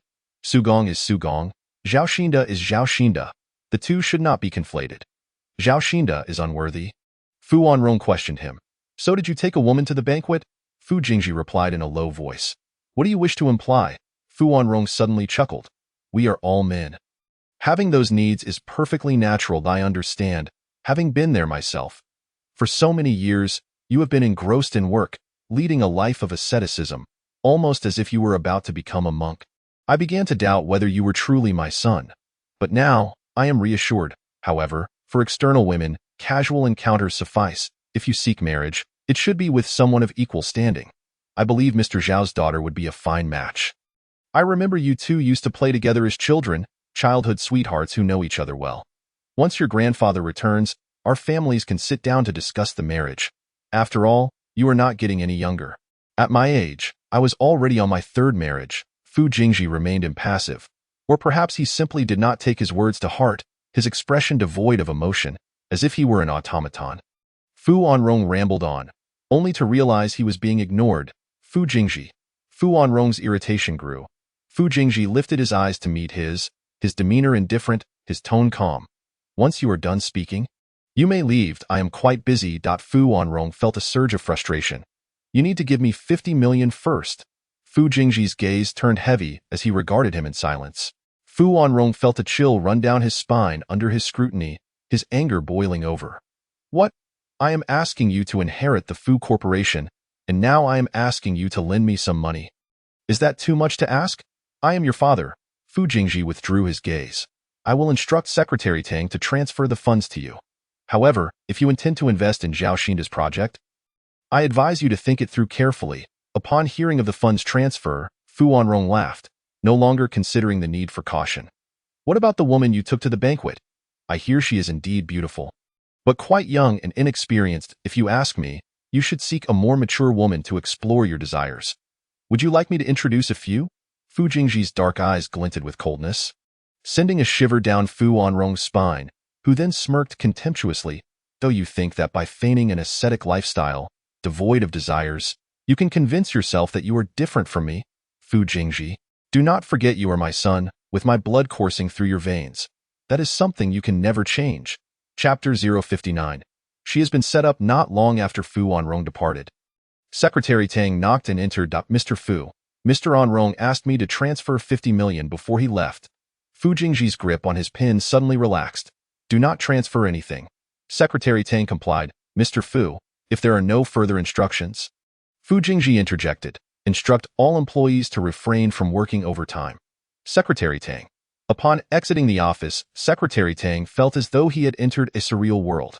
While all companies were operating under a 996 work schedule, their Mr. Fu had actually prohibited overtime. It was as if he were dreaming. Indeed, when Secretary Tang relayed this news to the workgroup, there was a full 5 minutes of silence before it erupted in chatter. Prohibiting overtime? Is this for real? Today is not April Fool's Day. No way. No way. While prohibiting overtime is outrageous, I will take it seriously. Are there really companies that prohibit overtime now? There weren't any before. But now it seems there are. Secretary Tang, Come out and tell us who came up with this idea. I just saw Manager Sean and Mr. Fu going to see Mr. Fu. What is going on? I took it seriously too. If I keep working overtime, my girlfriend will break up with me. This is hilarious. How can someone this busy even have a girlfriend? Secretary Tang was unsure who had proposed the idea, but it was indeed Fu Jingji who had said it. Mr. Fu said it himself? What a joke. Mr. Fu is the king of hustle, so Mr. Fu doesn't want us to hustle, but does he still hustle himself? Secretary Tang had no way of knowing that, nor did he dare to ask. However, he soon discovered the truth, for Fu Jingji actually left the office punctually. Watching Fu Jingji emerge from the office, Secretary Tang was so shocked he nearly lost his composure. Mr. Fu Jingji, he cast a casual glance his way. It's time to leave, Secretary Tang. Even after Fu Jingji stepped into the elevator, Secretary Tang remained frozen in disbelief. From that day forth, Lin Lingqi ceased to go out on assignments, spending her days indulging in leisure activities with the young lady, enjoying a life of comfort. Of course, there was also the matter of Yang Qi's debt repayment, which Fu Shiji had forgotten, but Lin Lingqi had not. She had assumed Yang Qi would henceforth be more cautious, but unexpectedly point one day. As Lin Lingqi drove a sports car with Fu Shiji and passed an intersection, an old man and a child suddenly dashed towards the front of the car, colliding with it. Oh, my back? My leg, ah! She was being set up. Lin Lingqi, adept at driving, quickly swerved, making a complete 360-degree turn before coming to a halt. Grandma, are you all right? Wah. Who will save my grandma? Lin Lingqi sat in the car, observing the duo, and smiled. Fu Shiji was left dumbfounded, the spinning car leaving her dizzy and nauseous. What just happened? Did we hit someone? Lin Lingqi wore an expression of indifference. I have been a victim of a scam. Ah? Fu Shiji appeared bewildered. A scam? Lin Lingqi stepped out of the car, and a child rushed over, clinging to her leg, weeping profusely. You hit my grandmother. You must take responsibility. You can't leave, woo-woo. The child's cries were nothing short of earth-shattering. Echoing loudly, Lin Lingqi noted that the child had a surprising amount of strength, clinging tightly to her. Little one, I'm not going anywhere. If you keep holding on like this, your grandmother might just die. The sobbing child paused. Fu Shiji. With gentle compassion, Lin Lingqi continued, I have already called the police. Would you like to call for an ambulance? It seems your grandmother is quite seriously injured. Don't you want to hear her last words? The child looked at her in confusion, momentarily forgetting to cry. Fu Shiji. Lin Lingqi gazed at him with pity, shaking her head. How tragic. If your grandmother dies, you will be left an orphan. You won't be able to see her again. Don't you want to bid her farewell? At her words, the child was instantly frightened, crying even louder and with greater sincerity. He released Lin Lingqi and dashed to his elderly relative, embracing her while weeping heartbrokenly. Fu Shiji observed this scene, her expression complex as she tugged at Lin Lingqi's sleeve. Xiao Lin, is she really going to die? Lin Lingqi looked coldly at the elderly woman writhing on the ground and the child sobbing uncontrollably. Who knows? If she dies, it wasn't my fault. What happened? Was there a car accident? How badly was she hurt? Well-meaning passers-by approached, inquiring if they should call for an ambulance. Upon learning that Lin Lingqi was the driver, one compassionate young woman, displeased by Lin Lingqi's apparent indifference, exclaimed, How can you be so unfeeling after hitting someone? This is a matter of life and death. You are truly outrageous. Her words incited a wave of criticism from the surrounding crowd. What is wrong with you, young lady? How can you stand there unmoved after hitting someone? Today's youth seem increasingly lacking in kindness. Seeing this, Fu Shiji was infuriated. What nonsense are you talking about? Which of you saw us hit her? She crashed into us. Her protest only intensified the crowd's ire. Nearly brought to tears by the accusations, Fu Shiji looked at Lin Lingqi, seeking help. Lin Lingqi patted her arm, chuckling lightly at the crowd.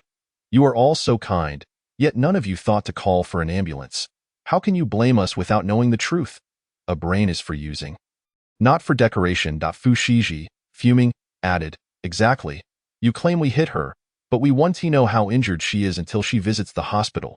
We Haven T fled the scene, so you needn't meddle in our affairs. Hong Wei, taken aback by their audacity, angrily took out her phone to take pictures, venting her frustration by posting on social media.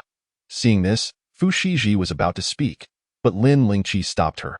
Fu Shiji, worried, said, What if she shares the photos? Lin Lingqi glanced at the furious Hong Wei. We are the ones being scammed. What is there to fear? If it spreads, it might serve as a lesson for her. Fu Shiji, momentarily at a loss, then saw Hong Wei approach. I've already taken pictures and posted them. I will seek justice for the grandmother and the child today. Fuming, Fu Shiji contemplated slapping her. Lin Lingqi firmly held her back and smiled at Hong Wei. Dio, you know the secret to longevity? Mind your own business. Soon, the police and medical personnel arrived. Upon seeing the ambulance, the elderly woman clung desperately to a police officer's leg. Insisting she would not go to the hospital, I won't go. She hit me. You must arrest her. Don't let her off just because she drives a luxury car. The police and medical staff exchanged glances. Their expressions grim. Chapter 060. Cutting off one's financial resources, killing one's parents despite the officer's repeated attempts to persuade her. The elderly woman adamantly refused to go to the hospital, even accusing them of collusion. The officer's expressions darkened as the medical staff gently tried to reason with her, only to be pushed away. Are you all in cahoots? You want to take me away so you can let her go. I swear, I will not leave today. As she spoke, the elderly woman grabbed Hong Wei's hand, weeping pathetically. Young lady, you took pictures, right? You must testify for me.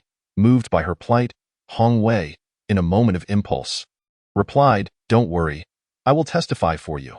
The elderly woman asked, You saw her driving and hitting me, correct? Hong Wei hesitated. She hadn't seen it, but felt sympathy for the pitiful elderly woman. Under her pleading gaze, she nodded. Fu Shiji shot a furious glare at Hong Wei. Lin Lingqi scoffed lightly. Why refuse to go to the hospital?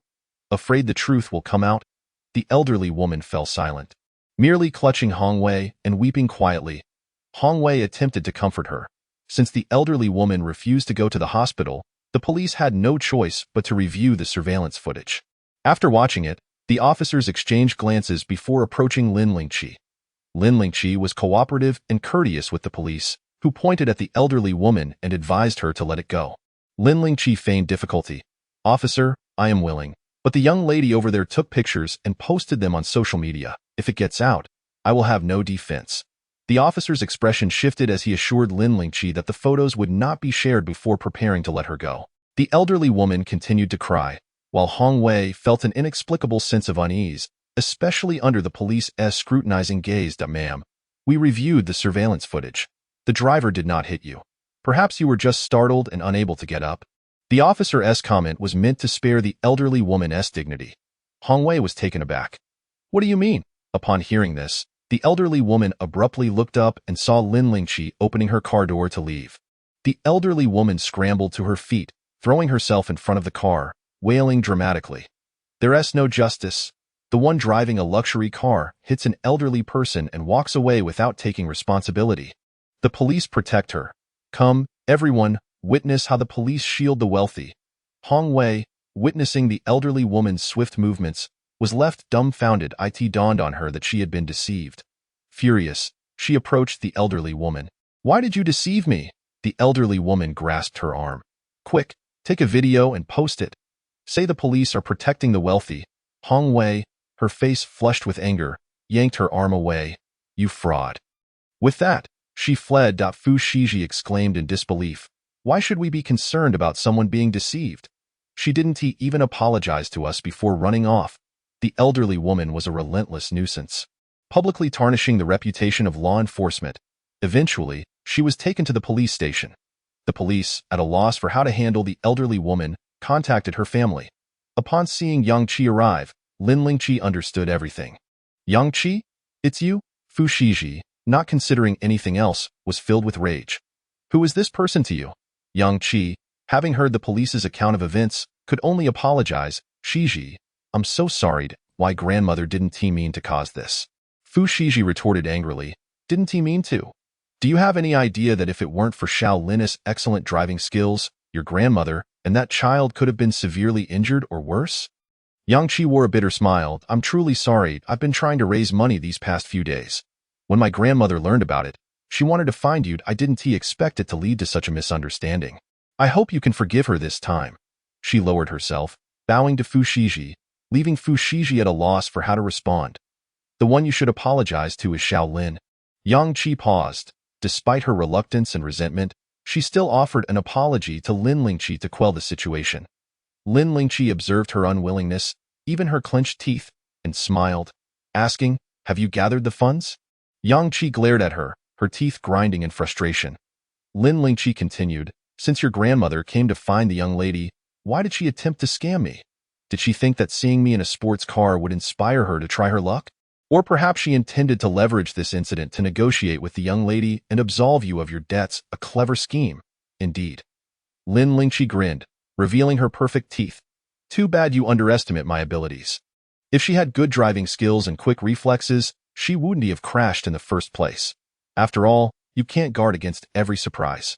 Yang Qi, that the police officer attempting to mediate, felt quite awkward. Only Fu Shiji applauded from the side. "Exactly. Xiao Lin is the best. She knew all along she was being scammed. Yang Qi, I advise you not to engage in any underhanded tactics, or I will show you my true strength." The police officer felt even more uncomfortable.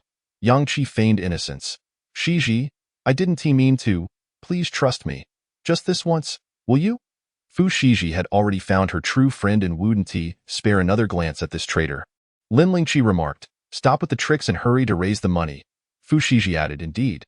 You have 3 days to gather the funds, or I will make things difficult for you." Yang Qi gazed at Lin Lingqi's retreating figure. Her hands clenched into fists, nails digging into her palms to the point of numbness. The hatred she felt as palpable as a physical entity, wishing fervently to pierce her like a hole. Lin Lingqi, to obstruct someone's means of livelihood is akin to slaying their parents. I shall never, ever let you off. In the Fu family's ancestral home, as Lin Lingqi sat comfortably in the embrace of air conditioning, indulging in watermelon and scrolling through short videos, she suddenly let out a sneeze. Instinctively glancing behind her, it seemed yet another person was gossiping about her. Just then, a message from a WeChat friend popped up. Upon opening it, she discovered it was a message from her university classmate and roommate, Yu Jing. "Lin Lingqi, I've been officially confirmed ahead of schedule. Are you free tonight? I'll treat you all to dinner. Let us celebrate with flowers." Lin Lingqi straightened abruptly, her eyes lighting up at the prospect of a dinner invitation. She replied, "Congratulations. Let us celebrate." Yu Jing then inquired, "Are you coming?" "We'll be at the usual restaurant near our campus at 7. Lin Lingqi responded with an affirmative. Upon arrival, Lin Lingqi realized that Yu Jing had invited not only their few roommates, but also several unfamiliar faces, purportedly Yu Jing's colleagues, both male and female. However, Lin Lingqi paid little mind to this, her focus solely on the lavish spread of dishes before her. With male colleagues present, they also indulged in drinks. After the meal, Yu Jing proposed a karaoke outing. Having just enjoyed a complimentary dinner, Lin Lingqi felt it would be impolite to decline, so she accompanied them. The karaoke venue. More alcohol was ordered. Noticing Yu Jing's desire to drink further, Lin Lingqi urged, "You already tipsy." "Why, Yu Jing?" Her face flushed, laughed heartily. "I'm tipsy. Then you must drink for me. I'm so happy today." As she laughed, tears began to flow. Lin Lingqi sighed and downed the drink Yu Jing poured for her. "Cheers." After finishing a glass, Yu Jing dragged Lin Lingqi to sing. They sang and drank, until finally, Yu Jing lay motionless. Lin Lingqi called her name a few times, but she remained unresponsive, clearly quite inebriated. Though Lin Lingqi had a good tolerance for alcohol, she too felt dizzy after overindulgence. Leaning against Yu Jing, she closed her eyes to gather herself. "Why, Yu Jing, Lin Lingqi, you too should wake up and drink more, sing more." Yu Jing was genuinely intoxicated, while Lin Lingqi simply wished to avoid dealing with these so-called colleagues, pretending to be drunk and ignoring them. Suddenly, a pungent smell of smoke invaded Lin Lingqi's nostrils, indicating someone was approaching her.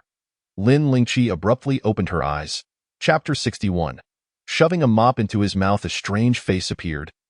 Grinning with a sinister and lecherous smile, hands reaching out towards her. Lin Lingqi's bright, shimmering eyes blinked, a glint of coldness flashing through them. "You?" The man, clearly startled, quickly withdrew his hands, a wary expression crossing his face. Lin Lingqi feigned drunkenness, first shoving Yu Jing lightly. "Why aren't we singing?" "Keep drinking. I want to drink more." Her words. The man chuckled. "Want a drink? I'll pour you some." Lin Lingqi deliberately covered her mouth. "I can't anymore.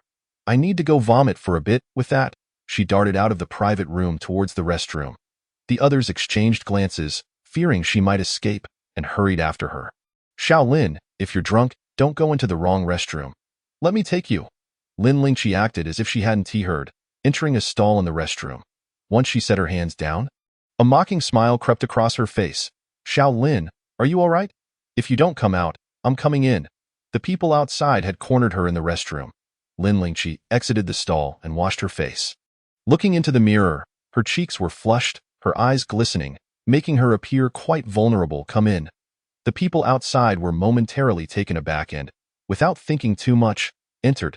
As soon as they did, Lin Lingqi kicked one of them, sending him crashing against the restroom wall. Before he could comprehend the situation, Lin Lingqi thrust a mop into his mouth. What are you doing? The man was bewildered, instinctively opening his mouth, only to feel an overwhelming wave of nausea wash over him. He gazed at Lin Lingqi with sheer terror. Lin Lingqi was unsure if there were any other accomplices beyond those in the private room. Taking advantage of her inebriation, she decided to give him a beating first. Although Yu Jing was her roommate, their relationship wasn't particularly strong. A simple dinner invitation was the extent of their connection. Not only had Yu Jing ordered an extravagant feast, but they also went to karaoke and drank, which would cost Lin Lingqi at least a month's salary. Who would splurge so much on someone with whom they had a lukewarm relationship? If she wasn't out of her mind? Then she surely had ulterior motives. At that moment, footsteps echoed, causing the man's eyes to brighten. Lin Lingqi fought even harder. It was two female patrons. Lin Lingqi shouted while continuing to strike. You scoundrel, filthy pervert, thief. This is the women's restroom. What are you doing here? The two women's expressions shifted instantly upon hearing this. Filthy pervert, vile lecher. How dare you peep? I'll beat you to death. Miss, let me help you, they exclaimed, brandishing their handbags and striking the man's face and body. I'm innocent. Lin Lingqi cast a grateful glance at the two women. Thank you, ladies, for your assistance. I genuinely didn't expect to encounter a voyeuristic pervert. Let us check his phone to see if there are any other victims. The two women understood immediately. Lin Lingqi restrained the man while the two ladies searched his phone. They managed to retrieve the phone, but it was password protected. Lin Lingqi slapped the man across the face. Tell me the password. The man, having regained his freedom, immediately attempted to curse her, only to be silenced by another slap. The two women shrank back, their eyes filled with admiration as they regarded her. What a brave lady! Yet the man stubbornly refused to divulge the password. What to do now? Lin Lingqi smashed the phone, crushing it underfoot before tossing it into the sink and turning on the tap. Without a phone, he wouldn't be able to contact anyone outside. Mrs., there are ropes above. Could you please hand them to me? With the assistance of the two women, Lin Lingqi bound the man tightly, then knocked him unconscious with her elbow, dragging him out and tossing him into the storage room. The two women were left dumbfounded by her swift actions. Will that voyeur get into trouble? Don't worry, I know my limits. He won't die. Lin Lingqi chuckled as she washed her hands.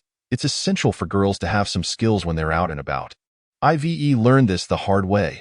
The two women nodded, not questioning her further. Lin Lingqi exited the restroom, humming a cheerful tune, and did not return to the private room, instead heading straight for the elevator. Knowing someone was treating them to dinner, she hadn't driven but had come on a shared electric bike.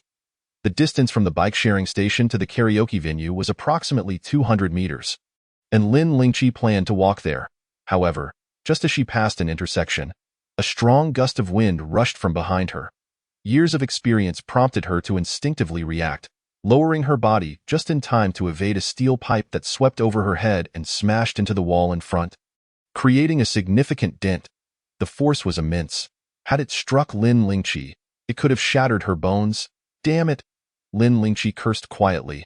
Turning around, she found herself surrounded by a group of menacing figures, each clutching steel pipes, exuding an intimidating aura, their robust physiques starkly contrasting with the previous rowdy crowd. This group appeared decidedly more formidable. At that moment, they closed in on Lin Lingqi without uttering a single word. Her bright, glistening eyes ignited with a fierce light, her blood seemingly boiling at that instant. With a grin revealing her pearly whites, she tilted her head, evading the steel pipe aimed at her, and delivered a powerful punch to the nearest thug's face. The thug, caught off guard by her strength, staggered back. Seizing the opportunity, Lin Lingqi snatched the steel pipe from him and retaliated fiercely. The alley was soon filled with the sounds of steel clashing against flesh and the agonized cries of those struck. Useless trash, get up and fight me! Lin Lingqi swung the steel pipe with vigor, embodying that carefree spirit often unleashed after a few drinks, reveling in her freedom. With such pathetic skills, you dare to challenge me? Are you not worthless? Daring to ambush me? You must be looking down on me, right? When I was getting beaten up, you were still suckling, Lin Lingqi boasted. I was once a sparring partner for a boxing champion. Her prowess didn't stem from innate talent. She had undertaken numerous odd jobs for survival, learning everything she could. From a novice subject to ridicule, she had grown increasingly adept, mastering skills through varied experiences. After all, having multiple skills is never a burden. Her claim of having been a sparring partner was true. She had indeed endured blows, but the pay was worth the risk. Just then, a blinding light suddenly illuminated the scene, causing Lin Lingqi to squint and raise her hand to shield her eyes. Her body tensed, thinking it might be an accomplice of the thugs, instinctively tightening her grip on the steel pipe. Filled with caution and readiness, the sound of footsteps approached, and Lin Lingqi raised the pipe, entering combat mode, only to hear a deep voice resonate. Lin Lingqi. That familiar voice belonged to the young master? Chapter 62. Why don't we become blood brothers? A tall and imposing figure emerged against the light. Lin Lingqi closed her eyes momentarily, and as the figure strode towards her, he furrowed his brow, surveying her with a serious expression. Are you hurt? Lin Lingqi shook her head, her tone unabashedly defiant. Impossible. In my past, I once sparred with a boxing champion. Do you truly believe that a few worthless individuals could inflict harm upon me? Fu Jingji regarded her flushed cheeks and glistening eyes.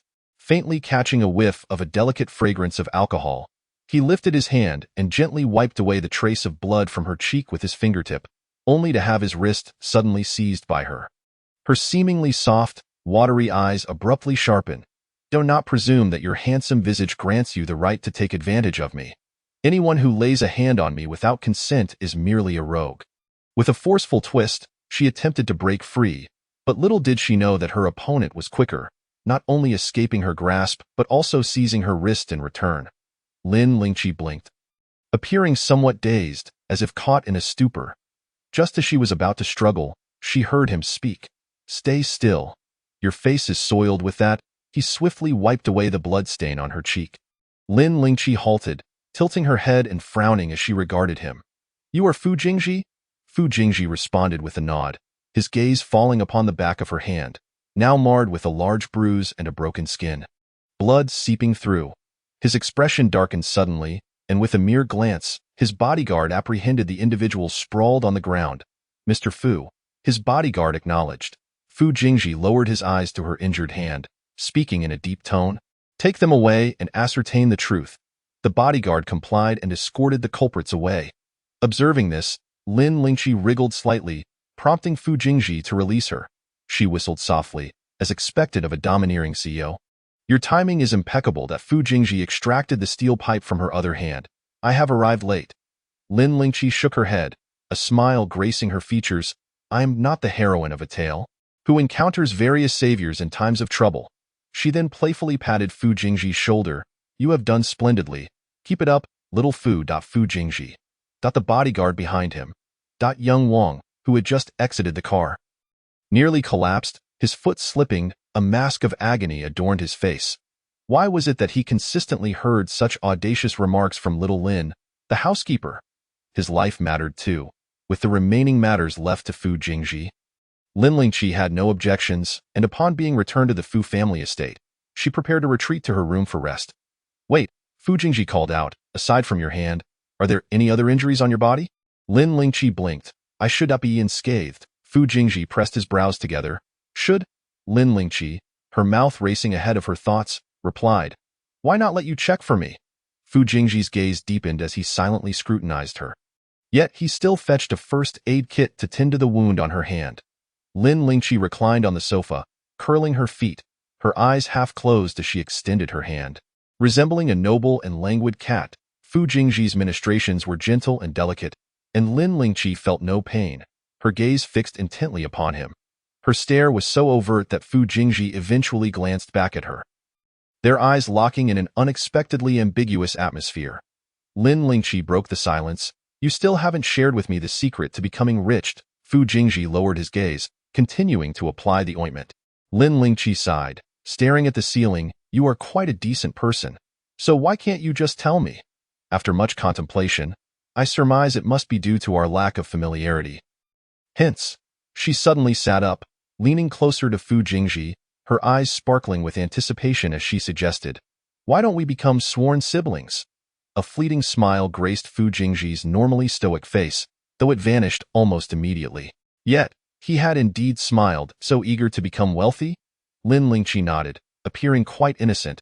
My wish is rather modest, merely 4 words. To obtain wealth without labor, to possess money that never runs dry. Oh, if we don't become siblings, then I shall take my leave. In dreams, there is everything. Fu Jingji observed her retreating figure, silently putting the first aid kit away. Young Master, Xiao Lan, noticing Lin Lingqi's departure, stealthily emerged to report.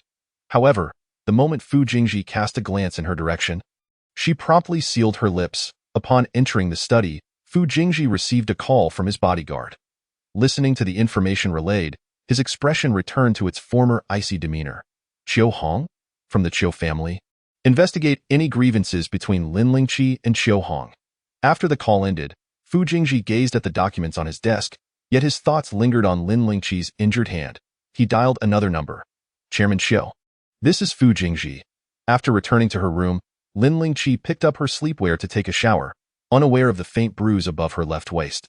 She felt no pain, and under the influence of alcohol, she collapsed onto her bed, slipping into a deep slumber. The following morning, upon awakening, Lin Lingqi discovered she could scarcely move. Any motion sent sharp pangs throughout her body, particularly near her left waist.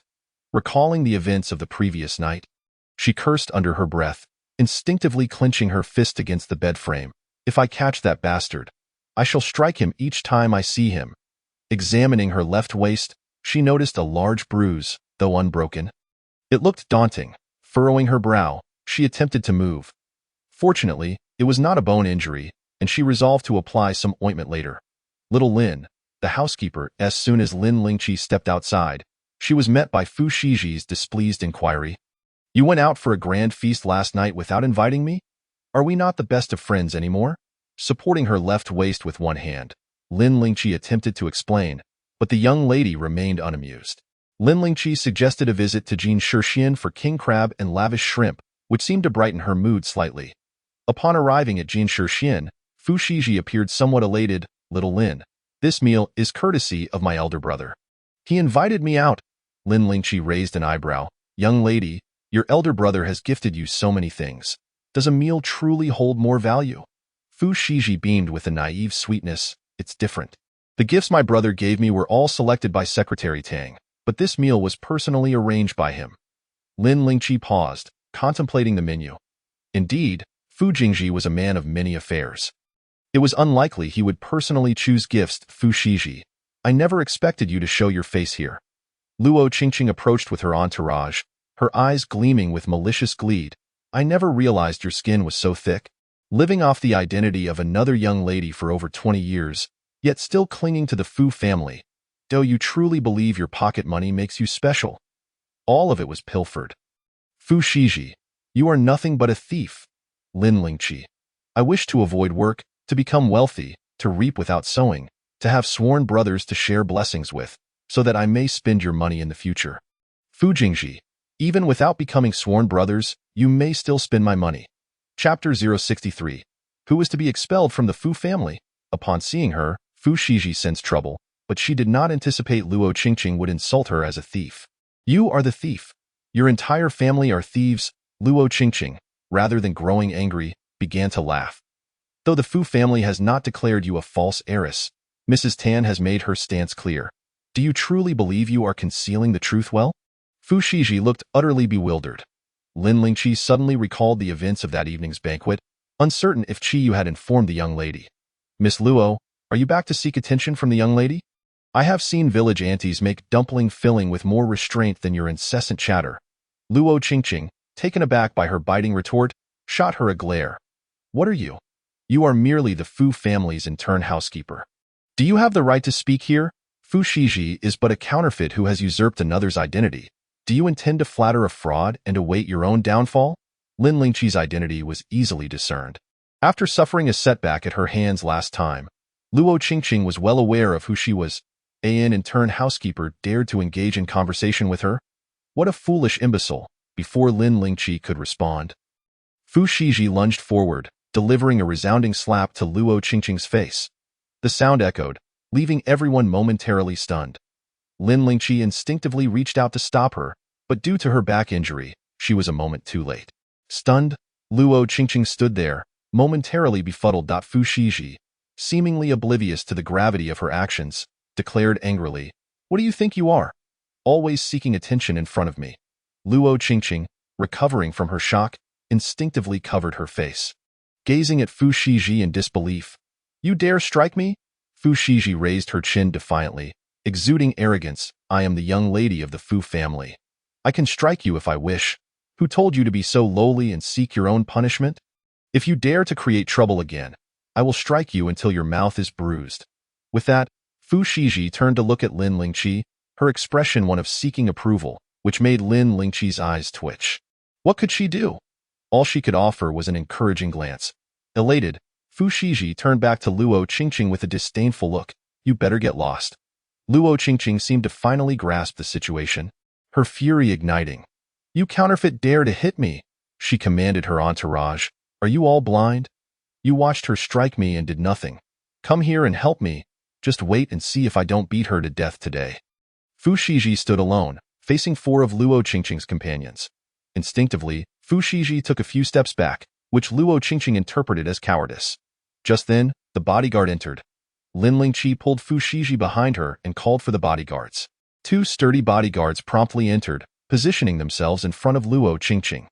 Luo Qingqing, uncertain whether her feelings stemmed from anger or jealousy, gritted her teeth and exclaimed, "The Fu family actually assigned you bodyguards."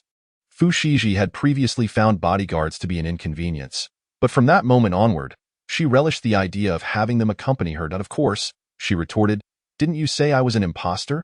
Even as a mere counterfeit, my allowance surpasses yours, and I have bodyguards while you, the legitimate child, seem to fall short in every aspect. Is it that your parents do not love you?" Luo Qingqing, nearly grinding her teeth to dust in frustration, warned, "Do not be too arrogant.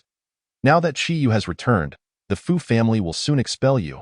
And then, as she spoke, she envisioned Fu Shiji's downfall.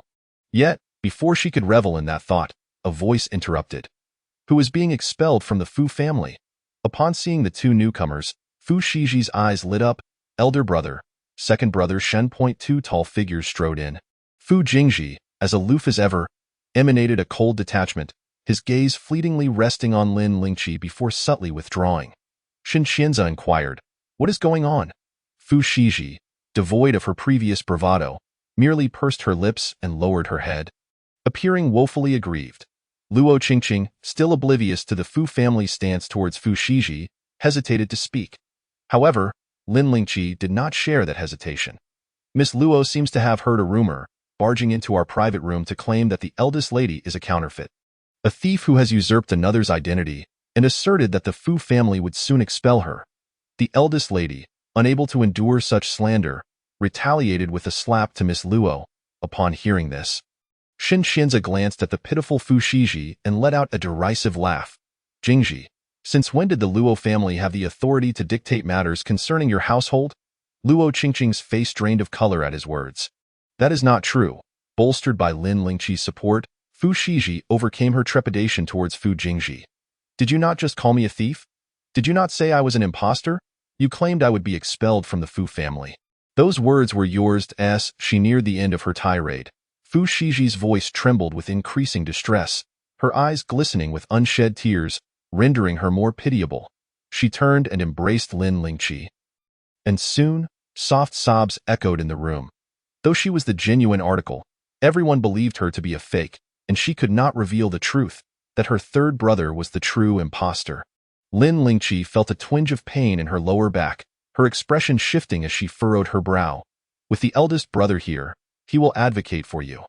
After uttering those words, she cast a glance at Fu Jingji, who was also looking at her. Their eyes met, and she felt that his dark orbs were too profound, concealing unfathomable depths. Yet at that moment, They were intently focused on her. Lin Lingqi's heart raced suddenly. Flashes of last night's events flooding her mind. She touched her nose, feeling a twinge of guilt, and gently pushed Fu Shiji away. Fu Shiji, with reddened eyes, gazed at Fu Jingji, her expression a mix of grievance and hope. Elder brother. Fu Jingji withdrew his gaze from Lin Lingqi, responding coolly as he turned to the pale Luo Qingqing. Fu Shiji is my sister. Inform your parents that should any issues arise, they may approach me. We do not require the Luo family to meddle in our affairs. Fu Shiji could no longer concern herself with Luo Qingqing and her entourage's reactions. She looked at Fu Jingji with tears streaming down her face. Overwhelmed with emotion, the significance of his declaration, Fu Shiji is my sister, was not lost on anyone present. Luo Qingqing stood in stunned silence. Oh, what if Fu Shiji were a counterfeit? As long as Fu Jingji acknowledged her, she remained the eldest daughter of the Fu family. In haste, Luo Qingqing bid farewell and left in a fluster. While wiping her tears, Fu Shiji choked out a promise. Elder brother, I will be a good sister and will never bring you shame. Fu Jingji remained stoically indifferent, his expression unchanged. Shen Qianze, however, shook his head. Sister Shiji, do you still remember Xie Qingyao? Upon hearing his name, Fu Shiji's countenance shifted, her mind flooded with memories from the videos. Uggy. Chapter 064. The alluring glow of a man. Fu Shiji felt a wave of nausea wash over her. And even before eating, she felt on the verge of vomiting. Sister Shiji, what is wrong with you? Shen Qianze asked, perplexed. Fu Shiji gagged a few times. I'm fine. I just ugh. Lin Lingqi swiftly poured her a cup of tea, discreetly concealing her own contributions. Shen Qianze's expression shifted to one of concern. Sister Shiji, I merely mentioned Xie Qingyao. Is it that he began to suspect whether Xie Qingyao had ever bullied Fu Shiji? Hearing Xie Qingyao's name again made Fu Shiji gag once more, and she hastily waved her hands. Second brother Shen, could you refrain from mentioning that person's name? Just hearing it makes me want to vomit. Shen Qianze, how could this be? Has the love-struck brain been cured? He instinctively glanced at Fu Jingji, who immediately turned his attention to Lin Lingqi.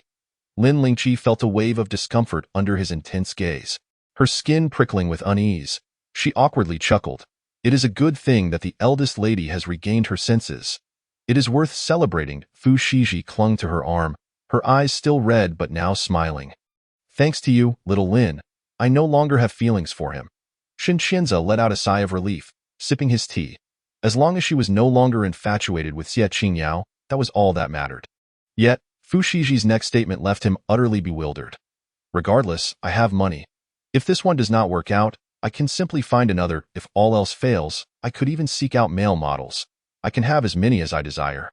Lin Lingqi was a moment too late to cover her mouth. Cough, cough. Shen Qianze was taken aback by her declaration, choking on his drink. Fu Jingji's expression darkened. Lin Lingqi scratched her head, feeling as though Fu Jingji's gaze was continuously fixed on her, making her exceedingly uncomfortable. After Shen Qianze finally regained his composure, he asked, Sister Shiji, what has prompted this sudden change in perspective? The shift seemed too abrupt. When she was infatuated with Xie Qingyao, she disregarded the dignity of the Fu family's eldest daughter, enduring ridicule without faltering, as though under a spell. Now that she had recovered, it appeared she was veering onto another path. Indeed, resolving old issues only seemed to give rise to new ones. Fu Shiji replied. Little Lin, the steward said that I am simply daring in love and hate. Second brother Shen, you too have had your fair share of romantic entanglements. Shen Qianze, wary of setting a poor example, maintained a serious demeanor.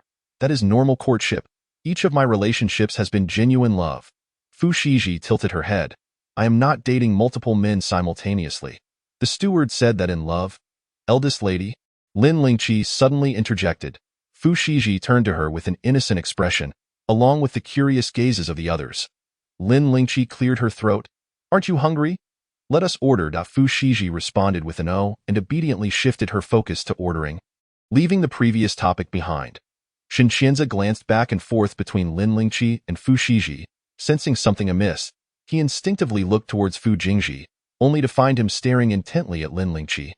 As if with great interest, Shen Qianze slapped his forehead, realizing that Fu Shiji's sudden transformation could very well be attributed to Lin Lingqi's influence.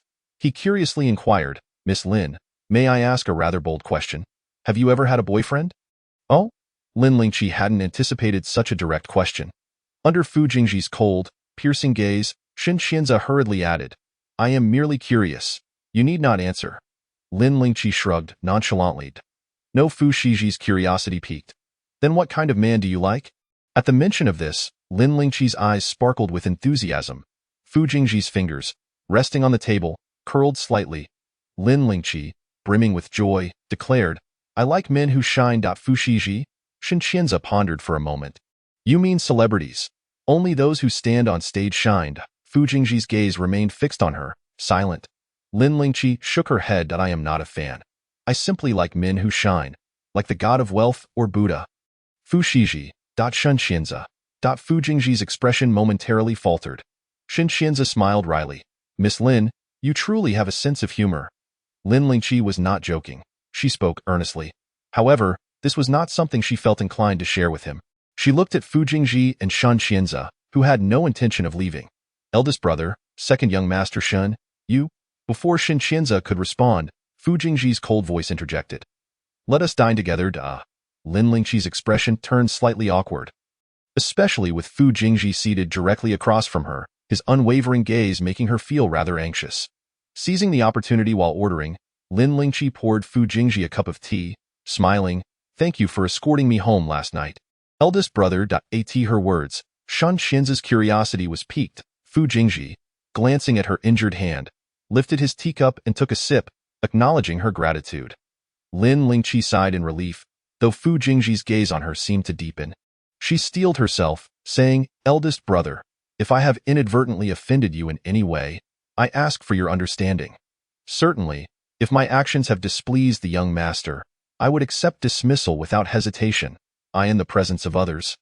She may speak freely, yet when faced with the formidable villain, she exercises the utmost caution. Although she may have inadvertently offended him on multiple occasions, she cannot naively assume that he would overlook such transgressions. After all, he is the villain, her employer. Dismissed? In an instant, Fu Shiji interjected, but the housekeeper Xiaolin cannot leave. I won't allow it. Brother, please do not dismiss Xiaolin. All right. I promise to behave and heed your words from now on. Upon hearing the word dismissed, Fu Jingji furrowed his brow momentarily before relaxing. I never said that. Fu Shiji beamed with delight at his response. Brother, why not promote the housekeeper Xiaolin ahead of schedule? Meanwhile, Lin Lingqi felt a tumult of emotions within, unsure whether to be pleased or distressed. Observing the naive and sweet young lady, she sensed her entanglement with the villainous family deepening. If that family were to meet its demise one day, would she not share the same fate? However, that thought was soon countered. The young lady now recoiled at the mere mention of Xie Qingyao's name, her romantic delusions seemingly cured. The last gala. She had unwittingly thwarted Xie Qingyao's grand entrance, playing the role of the villain herself. Thus, the narrative could indeed be altered. Fu Jingji, who had been observing her changing expressions intently, spoke in a low voice. Housekeeper Xiaolin is not yet prepared for promotion. Lin Lingqi looked up in confusion. What do you mean? Is this a sign that she won't be promoted? He had not said such things when dealing with Xiao Lan previously. So, he must care about being offended by her after all. Fu Jingji continued. Whenever the housekeeper Xiaolin feels ready, that will be the time for her promotion. Lin Lingqi? She was even more bewildered. Chapter 065. I am no good person. Before Lin Lingqi could grasp the meaning behind his words, the dishes were served. Her eyes lit up, and she swiftly cast aside her earlier concerns, focusing intently on the delectable feast before her. Gazing at the king crab and the luxurious prawns laid out on the table, she glanced once, then lowered her head to eat, only to look up again without making a move. Lin Mei, do you wish to eat? I can call someone over. Shen Qianze initially intended to suggest calling someone to handle the king crab, but before he could finish, Fu Jingji began donning gloves. Preparing to tackle the crab himself, Shen Qianze, he stared at Fu Jingji, his eyes wide with astonishment and confusion. Lin Lingqi. She averted her gaze and continued to savor the other dishes. It was not until a bowl of crab meat was placed in front of her that she finally looked up. Thank you, big brother. Beside her, Fu Shiji had a bowl of crab meat as well, her expression one of astonishment and gratitude. Amidst her surprise, Lin Lingqi felt a chill run down her spine, swallowing hard. Thank you, young master. The boss personally prepared crab meat for her. Lin Lingqi had initially longed to taste the king crab. But now, looking at the bowl of crab meat before her felt akin to a bowl of poison. The last time her superior had smiled warmly and poured her a drink, calling her Xiaolin affectionately. She had nearly been sold off. Why nearly? Because she had pretended to be drunk and retaliated. Therefore, when a superior shows undue kindness, it is often for ulterior motives. Lin Lingqi habitually tried to decipher her superior's intentions. But after much deliberation, she could not fathom Fu Jingji's reasoning behind this gesture. Young master, if you have any tasks, please do not hesitate to command me. I shall not decline as long as it is within my capability. If one must scheme, let it be done openly. Do not resort to covert methods. Manipulating the hearts of workers is disgraceful. Though Shen Qianze found Fu Jingji's actions peculiar, he chuckled. Lin Mei Mei? It's just a meal. What could possibly be at stake? Don't be nervous. Lin Lingqi instinctively replied. I'm not nervous. After all, I am no good person. Shen Qianze. Fu Shiji also looked over. Even Fu Jingji, having finished with the king crab, paused in his motion of removing his gloves. Lin Lingqi blinked and smiled. I was merely joking. Why have you all stopped eating? Would she be nervous? What a jest! As long as she maintained a carefree attitude, nothing could unsettle her. Her current mindset was, it's not like she would die. If worst came to worst, death would be a relief. Fu Jingji. Just as Lin Lingqi was enjoying her meal, a furious shout erupted from outside. Upon seeing the newcomer, Fu Shiji immediately stood up. Father. Fu Wanrong hardly spared her a glance, his face contorted with rage as he pointed an accusatory finger at Fu Jingji. Where is my 50 million? You promised me 50 million, yet I have seen nothing. Fu Wanrong waited impatiently, and when the funds did not materialize, he had even called Secretary Tang for an update. The response inciting his fury. You promised me 50 million. Why this sudden change of heart? Do you even acknowledge me as your father? Fu Wanrong's public tirade made it seem as though Fu Jingji had committed some heinous crime. Fu Jingji raised his eyes, regarding him coolly. Grandfather is returning. Fu Wanrong furrowed his brow. What does that have to do with the 50 million? Fu Jingji replied. Grandfather does not approve. Fu Wanrong felt a lump in his throat, his anger dissipating as his lips quivered, caught in a storm of frustration with no outlet, wearing a look of utter defeat. You need to report such a trivial amount to your grandfather? Fu Jingji, are you doing this on purpose? You simply do not wish to give me the money, do you? 50 million is trivial? Lin Lingqi nearly rolled her eyes. 50 million. Even 5 million is a sum that many ordinary families would struggle to earn in a lifetime. The world of the wealthy is truly terrifying. Fu Jingji remained unfazed. If I give you the money, grandfather will inquire about its use. Fu Wanrong had already prepared an excuse. I promised someone an investment in a film, and the contract is nearly signed. If you don't believe me, I can show you the contract, Fu Jingji stated. Hand it to Secretary Tang. Fu Wanrong was momentarily taken aback, his expression shifting as he realized he was serious. Fine, I'll prepare it now. Once you've reviewed the contract, you will release the funds to me. Fu Wanrong stormed off, filled with indignation and frustration. Fu Jingji and Shen Qianze had to return to work, so they departed first. Watching their retreating figures, Lin Lingqi suddenly realized that she, as a mere employee, was far more relaxed than her superiors. It was truly an upside-down world. Hee. Beside her, a silly giggle broke the silence. Lin Lingqi turned to find Fu Shiji gazing at her bowl of crab meat, her face beaming with delight. Young lady, aren't you going to eat? Lin Lingqi glanced at her empty bowl and inquired. What happened to my bowl? Fu Shiji cradled her bowl of crab meat with both hands, her eyes sparkling. Housekeeper Xiaolin, this was prepared by my brother. He did it himself. It's the first time I've ever had crab meat prepared by him. I don't want to eat it. I want to keep it as a memento. Lin Lingqi felt her eye twitch. The crab meat prepared by the young master is for the young lady. If you don't eat it, aren't you wasting his effort?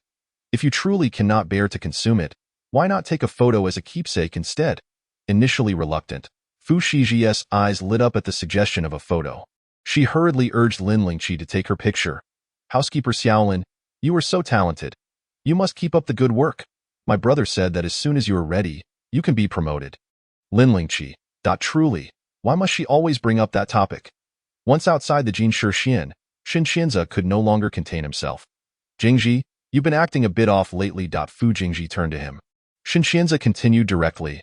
I feel that something isn't quite right, Fu Jingji inquired. What seems to be wrong? Shinxianze shook his head. I can't quite put my finger on it. It just feels odd. Fu Jingji replied. I am perfectly fine. Shinxianze remained unconvinced. Ever since you banned employees from working overtime, you've been leaving work on time. May I inquire what you do after work? Fu Jingji answered, I feed cats.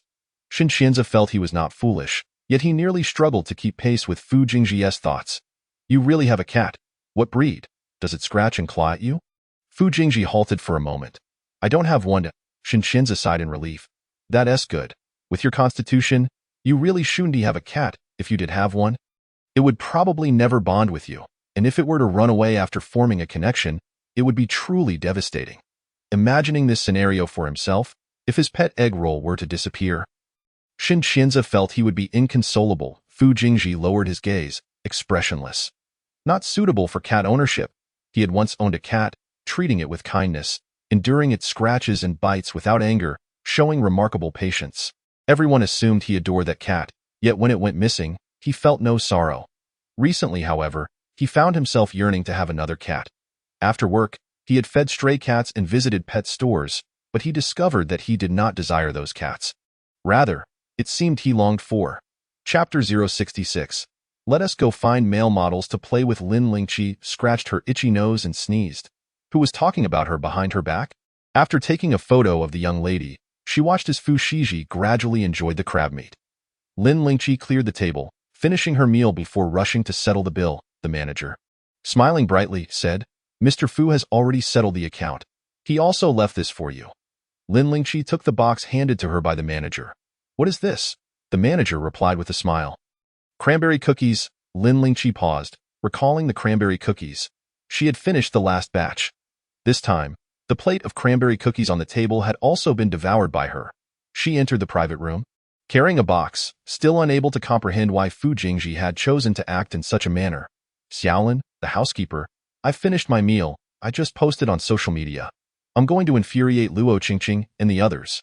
Fu Shiji was in high spirits today, having enjoyed the crab meat that her elder brother had personally peeled for her. I'm just a waste of space, Lin Lingqi suddenly declared, leaving Fu Shiji utterly bewildered. Xiaolin, what did you just say? Lin Lingqi replied earnestly. I said I'm just a waste. Fu Shiji, confused by her sudden despondency, exclaimed, how can someone as capable as Xiaolin possibly be a waste? Who told you that? Tell me, and I will go confront them. Lin Lingqi gazed at the cranberry round cake in her hand with a complex expression, clenching her fist. As long as I am deemed a waste, no one can exploit me. Fu Shiji looked perplexed. Xiaolin, what on earth is wrong with you? Taking a deep breath, Lin Lingqi smiled and said, it's nothing. Let us go. After getting into the car, Lin Lingqi pondered for a moment before messaging Fu Jingji. Little treasure of the god of wealth. Good afternoon, young master. Cat peeking out. JPG, little treasure of the god of wealth. May I inquire who sent those people last night? She hadn't asked while Fu Shiji and Shinxianze were present. Fu Jingji replied, Qiu Hong. Upon reading the name Qiu Hong, Lin Lingqi frowned. The last time, she had accidentally dislocated his arm, which sparked his desire for revenge against her. However, that was not the sole reason. A more significant factor was that Lin Lingqi was exceptionally skilled at darts, and the wealthy second-generation group led by Fu Lingji had often mocked him for it recently, suggesting he was inferior to a mere housekeeper. When had Qiu Hong ever endured such humiliation? With someone urging him on and fueled by alcohol, he sought to teach Lin Lingqi a lesson. Little did he anticipate encountering a formidable opponent and subsequently provoking Fu Jingji. At the Qiu family estate, Qiu Hong was punished by the old master and confined, forced to reflect on his actions. Why should I be punished? It's just a little housekeeper. What is the big deal about teaching her a lesson? Qiu Hong failed to recognize the gravity of his actions. The old master, in a fit of rage, hurled a teacup at him, stating, if you have the ability to teach her a lesson, you better ensure no one finds out. Qiu Hong retorted defiantly, so what if they find out? What can a mere housekeeper do to me? The old master, nearly resorting to family discipline, replied, she may not be able to do anything to you. But Fu Jingji can. Qiu Hong was taken aback. Fu Jingji? What does this have to do with him? The old master waved him off. For the time being, you will stay at home and reflect. Don't go out and stir up trouble. Upon hearing this, Qiu Hong bolted for the door, only to be swiftly restrained by two bodyguards who returned him to his room. the old master lamented. You are more of a hindrance than a help. Although he was unsure why Fu Jingji was concerned with such trivial matters, she was notoriously protective of those she cared about. The old master presumed Fu Jingji was merely looking out for Lin Lingqi, given her position as the Fu family housekeeper, and thought a light reprimand would suffice. Little did he know that Xiao Hong had slipped out and was subsequently assaulted that very night, leaving him with a serious injury. Of course, Lin Lingqi was oblivious to these events, as tomorrow marked the Qixi festival, her birthday. In her past life and this one, her birthday fell on the same day, and her previous parents had forgotten it. Seemed that her current parents had also. Xiaolin, the housekeeper, Fu Shiji said mysteriously, leaning in closer, tomorrow is Qixi, let us go find some male models to have fun. Lin Lingqi replied, Miss, tomorrow I will treat you to cake. Fu Shiji didn't believe one needed a birthday to enjoy cake and nodded in agreement. You treat me to cake, and I'll take you to find male models to sing. Lin Lingqi. It was evident that Miss was indeed eager to seek out male models. Just then, Qiyu unexpectedly returned and halted upon seeing Lin Lingqi. Xiaolin, come here for a moment. Lin Lingqi's eyes lit up, and she smiled, coming right away. Fu Shiji grabbed her, preventing her from leaving. You're not allowed to go. Lin Lingqi coaxed her with a smile. Miss, I'll be right back with that. She departed. Fu Shiji stood there, stamping her foot in frustration at Lin Lingqi and Qiyu's retreating figures. Once inside Qiyu's room, Qiyu spoke directly. Xiaolin, have you thought more about the investment you mentioned last time? Lin Lingqi nodded. I've made up my mind. Upon exiting, she immediately met Fu Shiji's resentful gaze. Mississippi Fu Shiji, fuming, turned to leave. Lin Lingqi chased after her, and Fu Shiji shouted, Why are you following me? Go find Qiyu. You both like her, I don't care at all. If she hadn't been speaking with reddened eyes, it might have been more convincing. It's not like I'm abandoning you to attend a party with her. It's not like I'm hiding some little secret with her. I don't care. I'm not bothered at all. Woo-woo-woo. The more Fu Shiji spoke, the more heartbroken she became, eventually squatting down to wipe her tears, looking pitiful and aggrieved. Lin Lingqi sighed. Miss, I sought out Miss Qiyu merely to learn how to earn money alongside her. Fu Shiji glared at her. Then why did you go to her? Am I not capable enough? Indeed, she was. Qiyu was more accomplished, more capable. It was only natural for her to seek Qiyu's guidance. Lin Lingqi handed her a tissue to dry her tears. Raising an eyebrow, does Miss truly believe that? Fu Shiji turned her face away, lowering her gaze. It's not just me. Everyone thinks so. She was aware that Qiyu excelled in business and was adept at making money. It was only reasonable for Tan Jingwan to bring Qiyu to social events, and Lin Lingqi's desire to approach Qiyu was equally justified. Yet, it left her feeling unsettled. Lin Lingqi sighed. Miss Qiyu is indeed remarkable, but you are not lacking either. Each person is unique. As long as you find happiness in your own life, there is no need for comparison. Upon hearing this, Fu Shiji felt much better, and a small smile graced her lips. At the very least, Lin Lingqi was willing to comfort her. Wasn't she?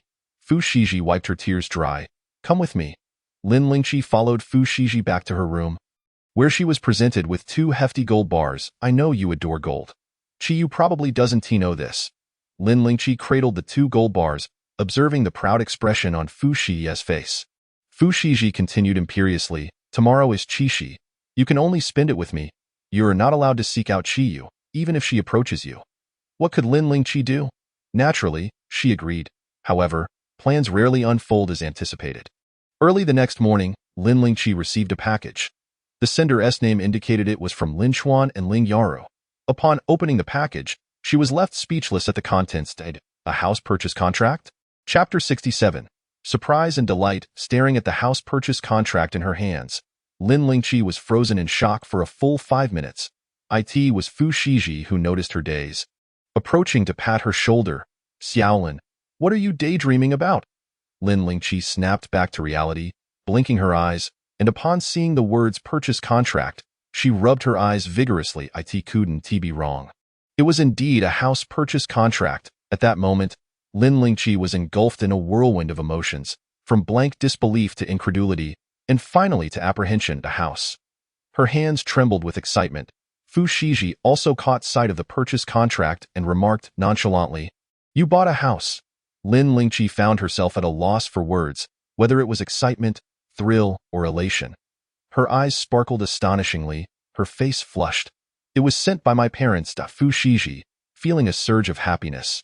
Said, let us see where it's located. I'll buy one too. I want to be your neighbor. Lin Lingqi, still in a daze, hadn't yet looked at the location or the size of the property. She took a deep breath, calming her emotions, and began to peruse the purchase contract. Upon discovering that the house was situated in a renowned luxury district in Kyoto, with an area of 278 square meters, Lin Lingqi's legs buckled, and she collapsed onto the sofa. Xiaolin, our family also has several properties there, but yours is a flat, while ours is a villa. Xiaolin. Before Fu Shiji could finish her sentence, she noticed Lin Lingqi was as stiff as a statue. Xiaolin, what is wrong? Lin Lingqi lay rigidly on the sofa, not even shifting her gaze. Fu Shiji, seeing her unresponsive state, quickly nudged her. Xiaolin, what is the matter? Don't scare me. Lin Lingqi adjusted herself, lying flat, placing her hands on her abdomen, and closed her eyes peacefully. Xiaolin, are you unhappy with the house your parents bought for you? That's all right. Just have them buy you a better one next time. Lin Lingqi kept her eyes firmly shut. Miss, my body is unwell. I wish to take a leave of absence. Seeing her in such a state, Fu Shiji became increasingly worried, unable to fathom the reason behind it. It's just a house. Don't be like this. If you want a different kind of house, I can give you one. All right. Lin Lingqi opened her eyes to meet Fu Shiji's concerned gaze. Miss, I'm fine. I'm just too happy. Fu Shiji, though not the sharpest, could distinguish between happiness and sadness. Realizing she didn't want to elaborate further, she merely huffed and fell silent. Lin Lingqi gazed at the luxurious and opulent ceiling of the living room, her heart surging with tumultuous waves. The flat in a luxury district, valued at over 67 million. Over 67 million, not just 6,700. Where did they acquire such a substantial sum of money? Lin Chuan and Ling Yaru sold their previous house without informing her, all to purchase a new one as a birthday gift for her. That moment, she thought. Perhaps it was the blinding sunlight, but Lin Lingqi felt a slight ache in her eyes. She rose to neatly pack the housing contract and said to Fu Shiji, Miss, I have something to attend to and will return to my room for a while. Fu Shiji gazed at her longingly, replying, Oh, all right. Once back in her room, Lin Lingqi finally gathered her emotions and tremblingly took out her phone to call Lin Chuan. The phone rang only once before the other party answered. Xiaoqi, happy birthday. Did you receive the birthday gift from your parents? Surprised? Happy? Ling Yara's gentle and cheerful voice resonated from the other end. Lin Lingqi thought of Ling Yara's warm and loving face, and her throat felt as though it were constricted by cotton. Ling Yara's voice came through again. Though this house is a bit small, it is in a great location, close to your workplace. Your father and I took quite some time to select it. Lin Lingqi choked up and asked, Mom, why did you buy me a house? Ling Yara seemed taken aback for a few seconds before responding. Do I need a reason to buy you a house? You are my daughter, and if I wish to buy you a house, I will. Furthermore, every girl should at least possess a home of her own.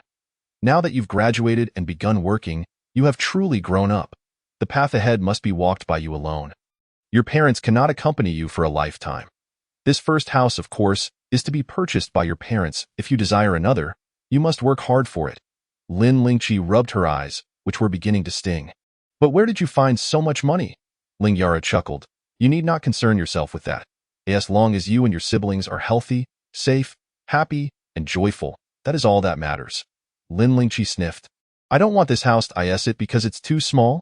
Ling Yara assumed. She found the house inadequate and continued. You previously mentioned that the bigger, the better, and even requested a 500-meter bed. However, we have yet to find a house that can accommodate such a bed. Lin Lingqi retorted. When did I ever say that? Ling Yara replied. You did say it when your father called you.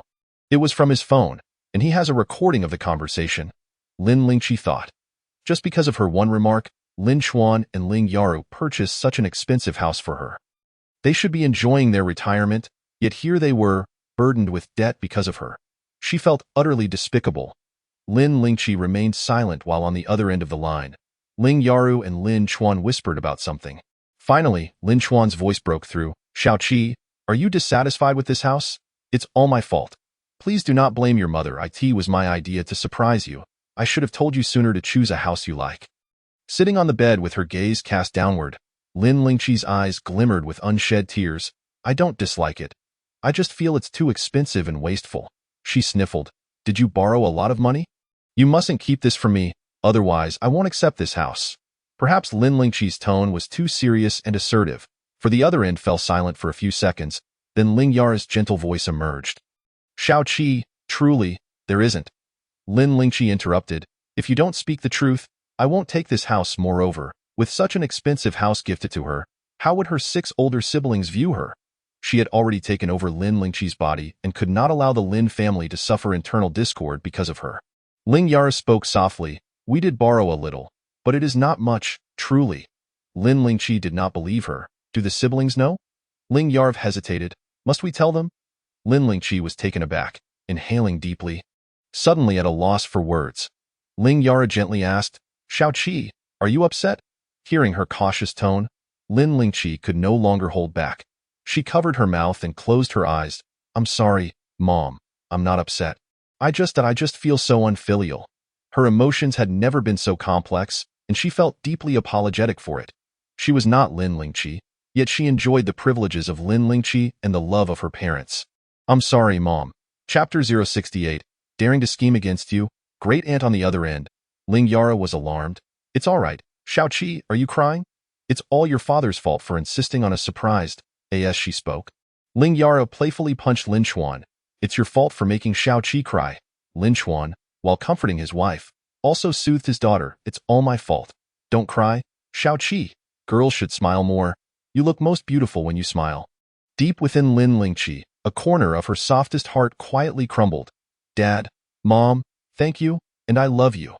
This sentiment was one she expressed on behalf of the original owner, for they truly loved her. Ling Yara responded with a smile. Mom and Dad love you too. Lin Lingqi quickly suppressed her emotions and returned to reality. Please send me your bank account number shortly, Ling Yara replied. Note there's no need. Lin Lingqi insisted. Then I won't take this house. With no other option, Ling Yara had to acquiesce. After hanging up, Lin Lingqi collapsed onto her bed, curling into a ball, burying her head in the pillow to regain her composure. In her memory, the place referred to as home had always been a dirty, chaotic, cramped space filled with foul odors and cockroaches, where sunlight was stingy to penetrate. She had coexisted with cockroaches since childhood. No one knew how desperately she longed for a home of her own. Yet, she had never dared to dream of it. Even now, despite the lady purchasing luxury cars, bags, and jewelry for her, she knew that if the lady were displeased one day, a mere word from her would require her to return everything with interest. She had never considered relying on anyone in her world. No one was trustworthy. The only reliable means for her survival was money. Previously, she had been a money-making machine, a victim of circumstance, but now she willingly worked to repay debts and felt somewhat pleased about it. Once Ling Yaru sent her the bank account details. Without hesitation, Lin Lingqi transferred all the remaining funds. After washing her face, she stepped out, brimming with vitality. Upon opening the door, she found Fu Shiji squatting at her doorstep. As she emerged, he stood up in a flash. Gazing at her eagerly, Little Lin, are you all right? Lin Lingqi smiled. I'm fine now, let's go.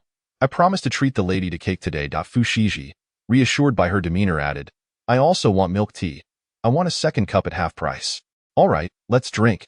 Their first stop was the milk tea shop. On this Qixi festival, the shop was bustling with young couples, and the streets were adorned with festive decorations. Given the heat, Lin Lingqi instructed the lady to wait in the car while she queued for drinks. As she approached, someone jostled her arm forcefully. Turning to look, she found Yu Jing glaring at her with fury. Lin Lingqi raised an eyebrow. Oh, what a coincidence. Isn't it the weekend? Don't you have to work? Yu Jing glared at her. Lin Lingqi, are you feigning ignorance? Is this amusing to you? Lin Lingqi pondered for a moment before suddenly feigning realization. Could it be that you were fired? Well, that's splendid news. Today truly is a day of celebration for all. Why? Yu Jing raised her hand, ready to strike. But Lin Lingqi seized her wrist and pulled her away from the crowd before releasing her. This is all your fault, Yu Jing lamented, pointing at her as tears streamed down her face. If it weren't for you, how could I have been fired? Lin Lingqi crossed her arms and chuckled. You re so adept at shifting blame. It's a pity you're not a chef. But it's not too late to switch careers. Why? Yu Jing, infuriated, cried and yelled at her. Are you satisfied now that I've lost my job? Do you know how much I sacrificed to stay in Kyoto and get promoted? I've been fired, and now I want to find another good job. Without a job, I have to return home. My parents have long wanted to use me as a bargaining chip for my brother's marriage to buy him a house. I struggled to get a loan to attend university, and now because of you, I've lost my job. Wah. Watching her cry, Lin Lingqi felt no stirrings of sympathy. In fact, she nearly laughed. Why, memory isn't great. I can't recall if I ever gave you face. Knowing she had been fired brought her joy because it was well-deserved. Did she think she could morally manipulate her, assuming Lin Lingqi was as foolish as she? Yu Jing, in a fit, attempted to charge at her. Lin Lingqi swiftly slapped her, then grabbed her hair and pushed her against the wall. I didn't seek you out, yet you dare to jump out and bite me. Do you really believe I don't know what sort of person you are? You foolish idiot, daring to scheme against your great-aunt. I see you're tired of living. Had the original owner been in her place, she would have met a tragic fate that night. With that thought, Lin Lingqi forcefully threw Yu Jing away and kicked her. Yu Jing curled up, clutching her stomach, writhing in pain, her face pale. Lin Lingqi, I'm going to report you. You can't just let this go. Lin Lingqi replied with a smile. Sure, when we reach the police station. We can also let the officers investigate that night's events. Upon hearing this, Yu Jing broke out in a cold sweat and dared not mention the police again. Lin Lingqi coldly snorted. Fool. With that, she dusted off her hands and walked away. In her previous life, she had encountered numerous individuals who sought shortcuts to ascend the social ladder, so when Yu Jing mentioned her early confirmation, Lin Lingqi felt little surprise. After all, it was a personal choice. However, for Yu Jing to gain benefits by betraying her, that was simply unacceptable. Lin Lingqi had initially intended to rejoin the queue for bubble tea, but instinctively glanced towards the parking area, her expression suddenly turning icy. She hastened over. She overheard Xie Qingyao speaking with an air of arrogance. Fu Shiji, I have made it clear that I do not like you. I kindly ask you to show some self-respect. Upon seeing his face, Fu Shiji was immediately reminded of the video, a wave of nausea washing over her as she covered her mouth. Xie Qingyao continued, Is there any point in you stalking me? Fu Shiji, having mustered the courage to respond, retorted, I am not. Xie Qingyao scoffed with utmost confidence. Do you really think I would believe you? If you weren't following me, how could it be such a coincidence to run into me here? I have already stated that even if every woman in the world were to vanish, I would never develop feelings for you. Fu Shiji took a deep breath, her anger boiling over as she slapped him. Xie Qingyao was momentarily stunned. Fu Shiji unleashed a torrent of insults. Can you not comprehend human language? I said I am not. You fool, garbage, just get lost. Your presence disgusts me. Xie Qingyao was now thoroughly bewildered, his fierce demeanor exposed. You hit me? You actually hit me? Fu Shiji, somewhat frightened, took a couple of steps back just as Lin Lingqi arrived, supporting the young lady's waist. Little Lin, the housekeeper. Fu Shiji's eyes brightened as she began to complain. It's so annoying. He insists on claiming that I'm stalking him, I explained, but he wouldn't listen, so I had no choice but to slap him. She shot a disdainful and perplexed glance at Xie Qingyao. How could I have ever liked someone like him? Was I blind? Xie Qingyao, feeling insulted, gritted his teeth. Fu Shiji glared at him with increasing disgust. Shut up, little Lin. I can't take it anymore. I'm going to be sick. Ugh. Xie Qingyao. Chapter 69. How can she survive without working? What a humiliation. This was nothing short of a profound insult. Xie Qingyao clenched his fists, veins bulging on his forehead, his gaze fixated on Fu Shiji. Fu Shiji, do you think this will make me view you differently? You merely seek to attract my attention, and congratulations, you've succeeded. Fu Shiji, are you out of your mind? I was truly blind to have ever considered you. It's revolting. Fu Shiji grabbed Lin Lingqi and attempted to leave. Lin Lingqi, observing Xie Qingyao's furious countenance, chuckled softly. Mr. Xie, does Ms. Chen know about your narcissism and your average demeanor? On this day of Qixi, instead of accompanying Ms. Chen, you choose to stroll with another woman. I wonder how Ms. Chen would feel about that. As she watched his expression constantly shift, she continued, then again, you're not really anything to Ms. Chen. You might as well be one of her male companions. Lin Lingqi. Xie Qingyao roared, his voice transforming into a furious growl, causing the once handsome facade of his face to dim slightly. Lin Lingqi, with a smirk, remarked, a prince's tantrum is what we call a prince complex. You are merely exhibiting wild duck emotional outburst syndrome. Xie Qingyao, consumed by impotent rage, began to roar, startling Fu Shiji. who clung to Lin Lingqi. Retreating repeatedly, her gaze towards Xie Qingyao increasingly filled with disdain. Little Lin, he's terrifying. Let us hurry and leave. What if he starts hitting people? Lin Lingqi, observing Xie Qingyao's apocalyptic demeanor, smiled as she suggested, then we should call the hospital. Perhaps they can treat his delusions of grandeur. Xie Qingyao felt as if he might explode. A man who had never faltered in matters of women now found himself repeatedly on the verge of vomiting blood due to the same woman. Lin Lingqi, I will remember you. I hope that one day you do not come to regret this. After delivering his threat, Xie Qingyao stormed off in a huff. Lin Lingqi couldn't be bothered to acknowledge him, but was pleased to see that the young lady's infatuation had been effectively cured. Fu Shiji, noticing Lin Lingqi's gaze upon her, eagerly grasped her hand, a hopeful expression on her face. Little Lin, how did I perform just now? Lin Lingqi smiled and gave her a thumbs up. You did splendidly. It completely exceeded my expectations. What a delightful surprise. Fu Shiji joyfully embraced her, her eyes crinkling with laughter, her cheeks flushed from the praise. Little Lin, I truly adore you. You must stay with the Fu family. Lin Lingqi remained silent, her emotions complex and difficult to decipher. From the beginning, she had intended to coast through, signing an internship contract with a high salary, simply aiming to complete her internship period. However, now, burdened with debts due to housing, she found herself with no other options. She had to keep working. After all, she was 007, the chosen worker. How could she survive without working? I must persevere, young lady. She herself was uncertain if she could secure a permanent position, having always taken a laid-back approach. Was it still possible to put in the effort now? Difficult. Fu Shiji widened her eyes, threatening her. I don't care. You have to stay, or I will be upset, and the consequences will be severe. Lin Lingqi poked her puffed cheek playfully. Is that all? Fu Shiji seized her hand. Did you hear that? You absolutely must stay. If worst comes to worst, I will gift you a few more handbags. Lin Lingqi sighed. Young lady, do you think I don't want to? Fu Shiji nodded. Don't think I don't know. You are just waiting to be fired every day. Lin Lingqi. All right then. Previously, she had thought so, but now. Young lady, trust me, I desperately want to secure a permanent position. Fu Shiji regarded her with suspicion, yet chose to believe her. Fine, I will trust you. Thank you, young lady.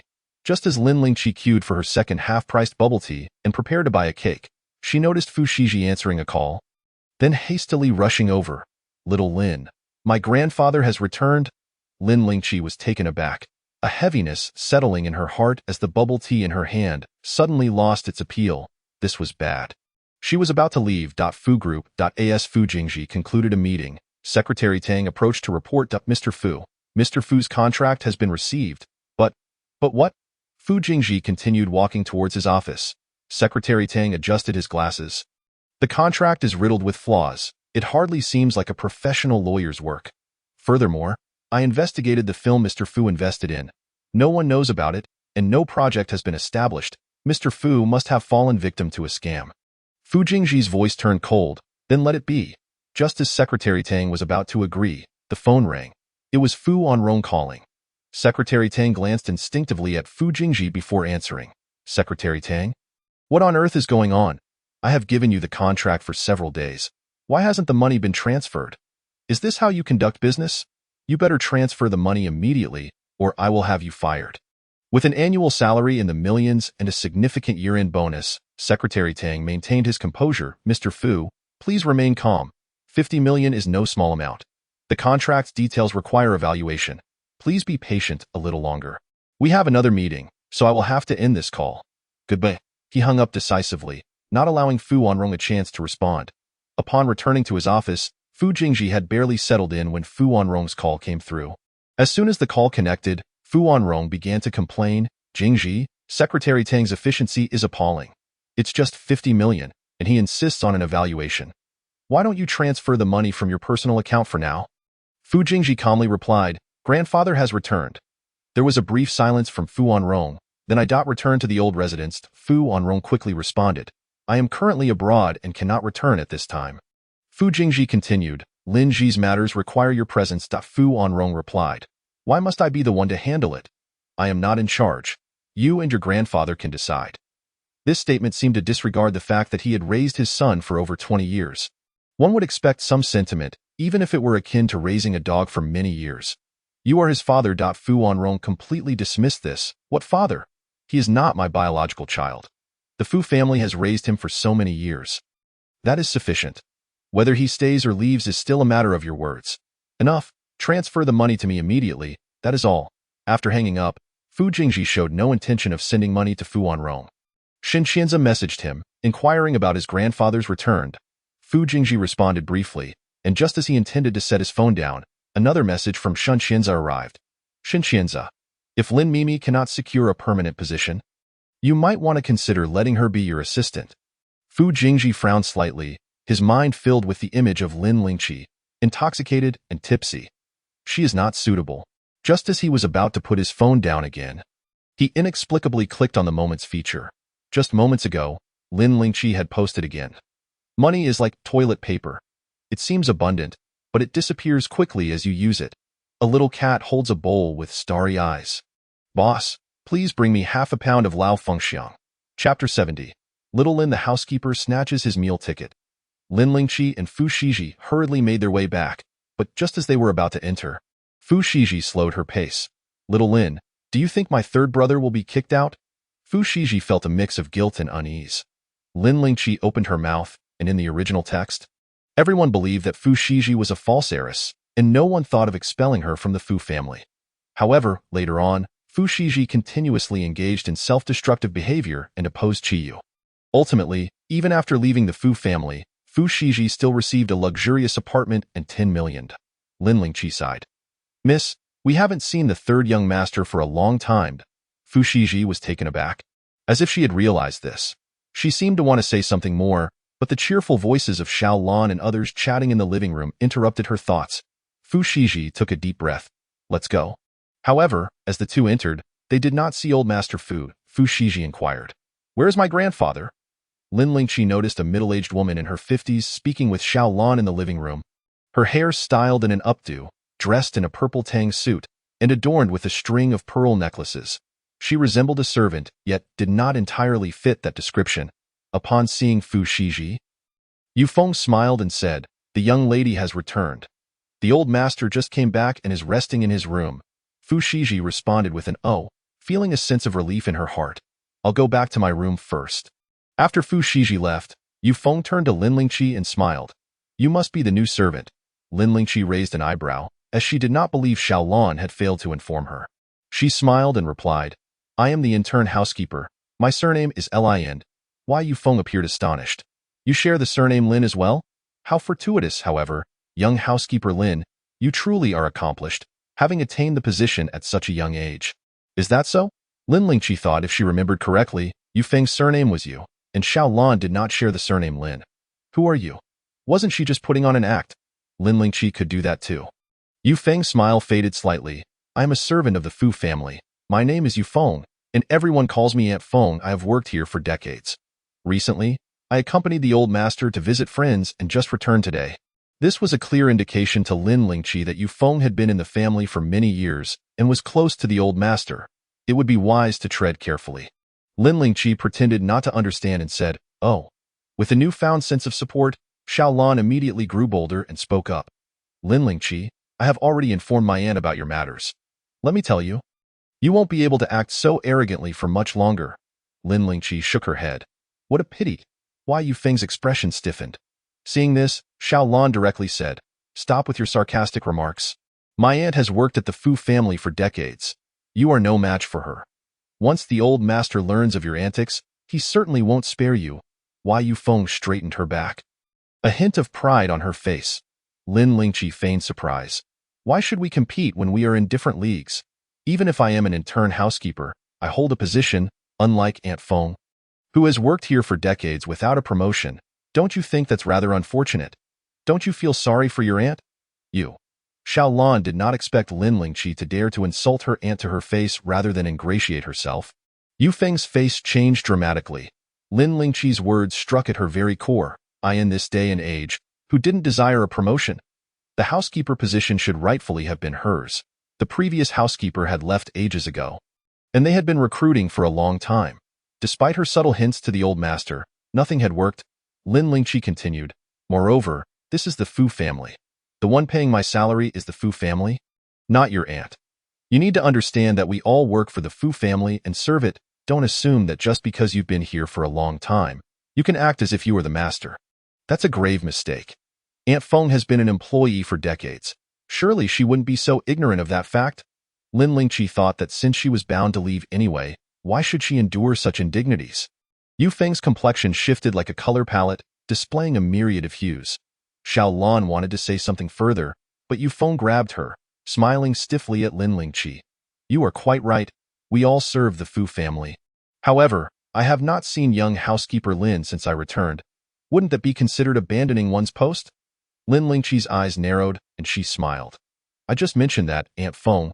How quickly you've forgotten it. Seems you are rather eager to exercise the authority of the master. Yu Feng quickly retorted. I did not. Lin Lingqi's smile vanished. Then what right do you have to question me? Just because you are an old employee? Yu Feng's expression darkened. After so many years in the Fu family, not even the young masters and mistresses would speak to her in such a manner. Who did this little brat think she was? Lin Lingqi scoffed.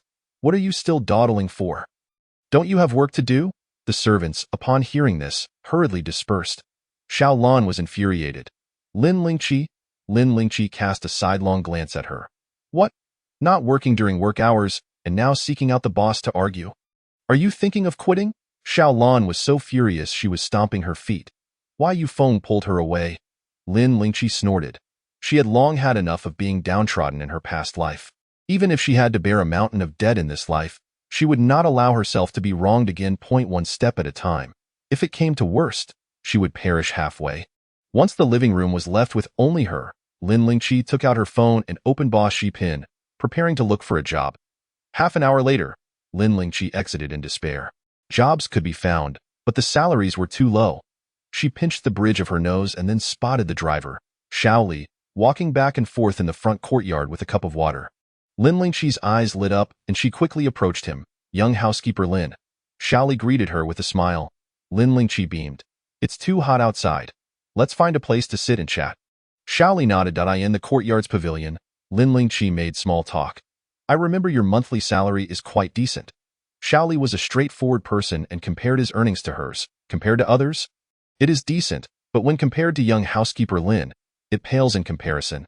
Lin Lingqi looked at the figure, her smile growing ever brighter. So, do you think I could do it? Xiaoli was taken aback. Unable to respond for a long time, Lin Lingqi continued. What do you think of me as a driver? Xiaoli immediately became alert, realizing that young housekeeper Lin was attempting to take his job. Absolutely not. Young housekeeper Lin, please don't joke around. I have never considered resigning. Seeing his reaction, Lin Lingqi said, I was just kidding. That joke is too frightening, Xiaoli thought, and it scared him off. Lin Lingqi extended her hand in dismay. She had not expected that working in a wealthy family would be so lucrative. Just being associated with a wealthy household meant a salary higher than that of ordinary workers. What to do now? Lin Lingqi opened her phone, contemplating whether to bother Shenxianze. Treasurer's little darling. Is second young master Shin busy?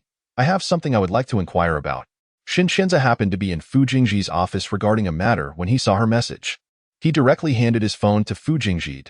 Fu Jingji glanced up just as Lin Lingqi sent another message. Treasurer's little darling. If the assistant to President Fu has yet to be found, do you think I would be suitable? Boss, please give me a chance. Kneeling in supplication. JPG. Chapter 071. My darlings, let us elopement. Shenxianze chuckled upon reading this message. Jingji, look, even Lin Mimi herself wants this job. If you ask me, since no suitable candidate has been found yet, I think Lin Mimi would be great. Why are you so unwilling? Shenxianze was puzzled. From the beginning, Fu Jingji had said Lin Lingqi was not suitable. Yet he felt there was no one more fitting than Lin Lingqi. Fu Jingji pushed the phone back to him. Tell her no. Shenxianze was taken aback. Why not? Fu Jingji remained silent.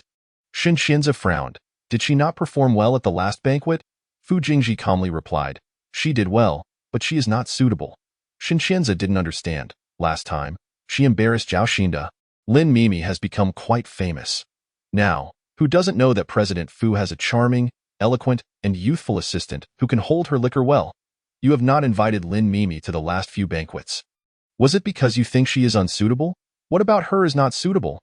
I believe no one is more qualified for this job than she. Fu Jingji did not explain, his tone flat. Just do as I say. Shen Qianzi sighed, having no choice but to reply to Lin Lingqi. While typing, he muttered, "This is the first time Lin Mimi has been so proactive. It's a pity President Fu is not giving her face." While flipping through documents, Fu Jingji's gaze momentarily paused, but he did not speak. After finishing the reply, Shen Qianzi stood up. "About what I just mentioned, please reconsider. I will take my leave now." Fu Jingji acknowledged with a sound and continued reading the documents. Signing. Lin Lingqi saw Shen Qianzi's reply and sighed. Had she known, she would have been more proactive. Alas. Back in her room, Lin Lingqi laid out all the bags and jewelry that the young lady and young master had given her recently on the bed. Her fingers gently brushed over these adornments. To be honest, she felt somewhat reluctant. However, the current situation was as such. Old Master Fu had returned, and as Xiao Lan had said, there were no true simpletons in a wealthy family. Money did not come easily. There was no way the head of the family would tolerate such generous gifts being bestowed upon an outsider, especially with Yu Feng, an employee of decades, stirring the pot beside her. She was surely not going to keep these things. Lin Lingqi took out her phone and photographed each piece of jewelry. Although they would soon no longer belong to her, they represented a brief moment of possession. She thought this way, yet her heart ached. Darlings, what to do? I truly cannot bear to part with them. My heart hurts so much that I can scarcely breathe. My dear ones, let us elope to a place where no one can find us. To cherish each other forever, wailing in sorrow. Lin Lingqi, clutching her bag of jewelry, staged a heart-wrenching, tragically beautiful soliloquy. My dearest, I apologize. It is my current inadequacy that has driven you away from me. However, rest assured, there will come a day when I will welcome you back into my embrace, and from that moment forth, we shall never part. The greatest agony in this world is to gain and then lose. Had I known, I would have preferred never to have possessed you at all. Alas, my heart truly aches. I can no longer bear to look. The more I gaze, the more painful it becomes. Lin Lingqi gathered her belongings and composed herself before stepping outside. From a distance, she could hear Xiao Lan and Yu Feng joyfully conversing, their laughter ringing like bells. I have waited far too long for this day. Does she truly believe that merely being an intern housekeeper grants her the power to dominate? Auntie, you have not seen her. She dares to use her modest charm to entice the young master. How utterly laughable. And as for the young lady, I wonder what she has fed her to earn such obedience. Showering her with gifts, thank goodness the old master has returned. Why, Yu Feng smiled sweetly. Not everyone is willing to be grounded. I have encountered many like her, who, with a hint of beauty, foolishly aspire to soar to great heights. You need not concern yourself with this matter. The young master is not someone she can manipulate. Xiao Lan huffed. Exactly. We shall wait and see how she digs her own grave, and how the young master will deal with her. Lin Lingqi smirked, pulling out her phone, pretending to make a call as she walked at Oh. Did I just hear the sound of a sewage truck exploding, spewing a foul stench everywhere? Do not laugh. I truly heard it. And I think I even caught a whiff. It is unbearable, the thought of such a scene, as if a mouth were spewing filth everywhere. Tell me, is that not revolting? I find it quite disgusting. Yu Feng and Xiao Lan exchanged glances, both looking rather unwell. Xiao Lan, unable to contain herself, demanded, Lin Lingqi, what do you mean by that? Lin Lingqi blinked innocently. I was just on the phone with a friend. She mentioned a sewage truck exploded and is spewing filth everywhere. What of it? Xiao Lan's face twisted in anger. You did that on purpose. Lin Lingqi set her phone down. On purpose? Xiao Lan, you are deliberately speaking in riddles. Lin Lingqi suddenly burst into laughter. No way, no way. Surely no one would admit to spewing filth from their mouths. Ha ha ha. Xiao Lan, you are truly adorable. Xiao Lan was so furious she lunged towards her, but Lin Lingqi swiftly caught her hand and flung it away. We can speak, but why resort to violence? Xiao Lan stumbled backward, tearfully accusing. Did you hit me? Hit? Lin Lingqi shook her head, stretching her limbs. That hardly counts as hitting. Would you like to try? Xiao Lan, having experienced her strength before, instantly felt a pang of fear. Why Yu Feng's expression turned cold. Enough. Lin Lingqi, somewhat regretful, remarked. Considering Auntie Feng's decades of service, I shall grant her this face today. However, she looked at Yu Feng with a knowing smile. Are you all loafing about here instead of working? Xiao Lan quickly stood and approached Yufeng. The only one slacking off here is you. Do not accuse others of your own faults, I tell you. Your days of comfort are numbered. You think you can seduce the young master and trick the young lady into spending so much on you? Do you truly believe you can get away with it? At this point, Xiao Lan's face was filled with schadenfreude. Lin Lingqi shook her head. Jealousy distorts one's perception, as you so clearly exemplify, looking quite grotesque. Xiao Lan's expression contorted. Me? Jealous of you? Lin Lingqi raised an eyebrow. Otherwise? Why do you keep staring at me? Could it be that you have fallen for me? Xiao Lan retorted. Who would like you? If you do not like me yet keep glaring, it must be envy. Jealousy and hatred. Lin Lingqi smiled. The young lady is beautiful and kind-hearted. She wishes to spend on me, to buy me this and that. Do you not desire the same? Xiao Lan was left speechless. Glancing for help at Yufeng, Yufeng patted her hand in reassurance, smiling. Little Lin, you are quite the silver-tongued one. Lin Lingqi returned the smile. Flattery, flattery. Auntie Feng is quite adept at leveraging her seniority. Yufeng's face twisted in irritation, but out of respect for the old master's presence, she refrained from saying more and led Xiao Lan away. Lin Lingqi rolled her eyes, spoiled to the core. Where there are people, there will be competition and disputes. Oh, the trials of my fate. How I lament my own plight. After lamenting her own misfortunes, Lin Lingqi turned to find a stern silver-haired elder standing at the stairway. His piercing gaze fixed upon her. Lin Lingqi. Chapter 072. You are born to be a cucumber, deserving of a slap. Lin Lingqi felt her breath catch, startled. Yet, thinking of her imminent departure, she regained her composure. With a calm demeanor, she approached and introduced herself. Good day, sir. I am the intern housekeeper, Lin Lingqi. The old master said nothing, merely squinting his astute eyes as he scrutinized her. Lin Lingqi felt a chill run down her spine under his gaze. Truly, he was the patriarch of a villainous family, and even in silence, one could sense his formidable presence, a testament to his long tenure of authority. Remembering the circumstances of the old master's demise in the original text, she found him less intimidating, even feeling a flicker of sympathy for him. Lin Lingqi offered a professional smile. Sir, is there anything you require of me? No sooner had she spoken than Yufeng seized the opportunity to rush over to serve tea to the old master. Sir, would you like some tea? Her gentle tone and obsequious expression left Lin Lingqi in awe. The old master disregarded her and raised his hand to indicate he did not wish for tea. Yufeng, left with no choice, stood behind him, holding the teacup.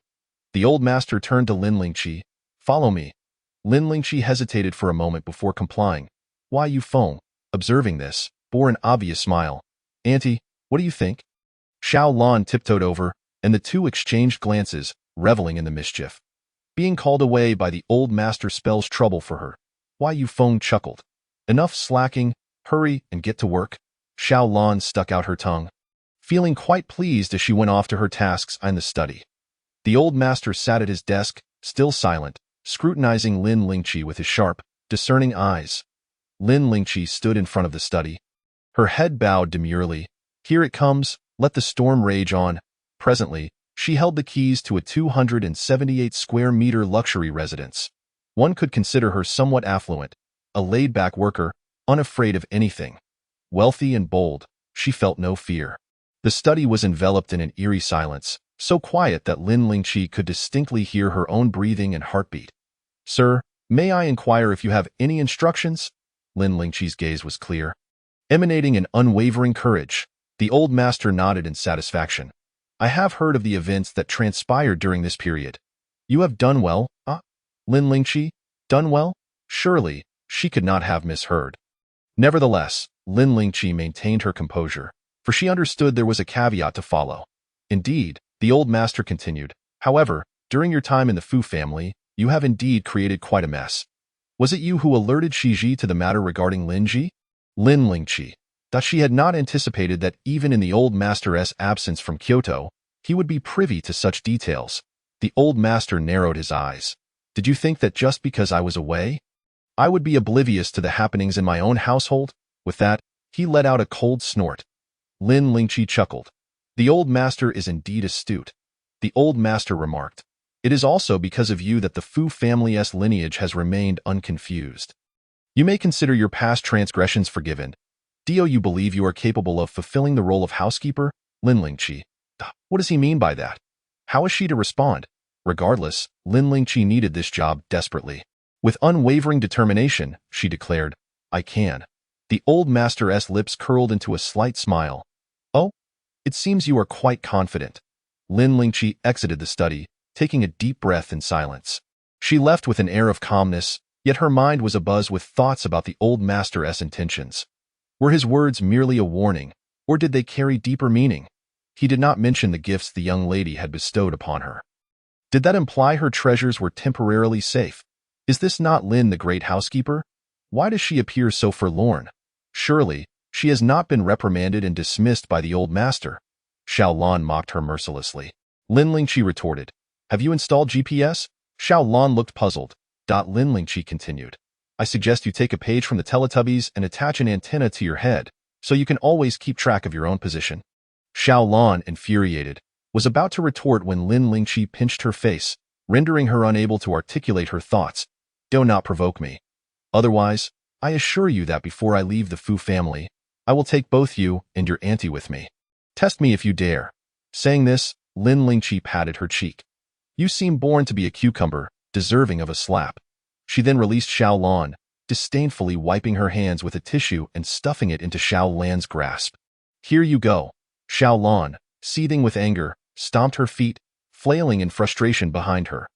Lin Lingqi concluded that perhaps she was ill-suited to celebrate her birthday. This birthday was indeed filled with surprises, twists, and heart-pounding moments. In the evening, except for the fourth young master, who was away on a graduation trip, and the second young master, who was occupied with business abroad, the two young masters and two young ladies of the Fu family were all present. As the heads of the Fu family dined together, Lin Lingqi feigned interest in the kitchen, observing the chef at work, yet she was reluctant to serve others. Suddenly, the chef called her over, with a jovial smile. The plump chef informed her, The eldest young master has instructed me to prepare a small cake for dessert, and this piece is for you, little Lin. Lin Lingqi was taken aback, pointing to herself. For me? The chef chuckled. Indeed, do try it and see if it pleases your palate. Lin Lingqi gazed at the cake, momentarily speechless. Initially, she had intended to share the cake with the eldest young lady, but upon the elder's return, her mood to venture out vanished, and she feared she might miss out on the cake altogether. Accepting the cake, she murmured her thanks, thank you. The chef replied with a grin. You should thank the eldest young master. Lin Lingqi nodded. He truly is a good person. She cradled the cake in her hands, carefully ascending the steps to sit down, savoring each bite slowly. The sweet, creamy frosting melted in her mouth, igniting a desire for indulgence and evoking a sense of happiness. From her perspective, Fu Jingji was a commendable employer. To the members of the Fu family, he was a responsible and capable heir. A good brother. Yet, this narrative unfolds from Xie Qingyao's viewpoint, where anyone opposing him is deemed a villain. The incompetent are labeled as cannon fodder, while the competent are cast as antagonists. Thus, notions of right and wrong become mere reflections of differing perspectives. In the dining room, the 5 members of the Fu family sat in silence, the only sound being the clinking of chopsticks against porcelain bowls, creating a stifling atmosphere. Fu Jingji remained as composed as ever. While Fu Shiji and Fu Lingji appeared visibly restless, it was not until the elder laid down his chopsticks that Fu Shiji hastily followed suit, sitting upright like a well-behaved student. Lingji? The elder called, prompting Fu Lingji to straighten up immediately. Grandfather. The elder gazed at him, frowning. The Fu family has lost face once. That is sufficient. If you wish to remain in the Fu family, you must rid yourself of your idle habits and cease causing trouble. Attend to your work diligently, Shiji, and you too, Qiyu. Jingji, arrange jobs for them. Fu Jingji replied calmly, understood, grandfather. After dinner, Fu Jingji and the elder retired to the study. Once the door was closed, the elder inquired, has your father asked you for money again? Fu Jingji acknowledged with a slight hum. The elder seethed, that good-for-nothing spends his days in revelry and womanizing. You are not to give him any more money. If he asks again, let him come to me. Understood. The elder observed his eldest grandson with a complex and worried expression, several times opening his mouth as if to speak, yet hesitating. I heard you've taken little Lin to a few soirees? Yes, Fu Jingji responded in a tranquil tone. The elder continued, I heard she outdrank Zhao Xinda at the banquet. Yes. The elder pressed on. Lin Ji's situation was brought to Shiji's attention by her. She also came to Shiji's aid when in peril. Her skills are commendable. She excels at darts and holds her liquor well. Do you believe she is fit for the role of housekeeper? Fu Jingji responded almost without thought. Yes. The elder inhaled deeply. You hold her in high regard? Fu Jingji remained composed. Yes. The elder narrowed his eyes slightly. Is it because she is old Lin's granddaughter? Fu Jingji raised his gaze. She is exceptional. It is not due to her lineage, but her inherent qualities. The elder chose not to pursue the topic further. I intend for Lin Ji to stay in the Fu family. What are your thoughts? Fu Jingji replied, none.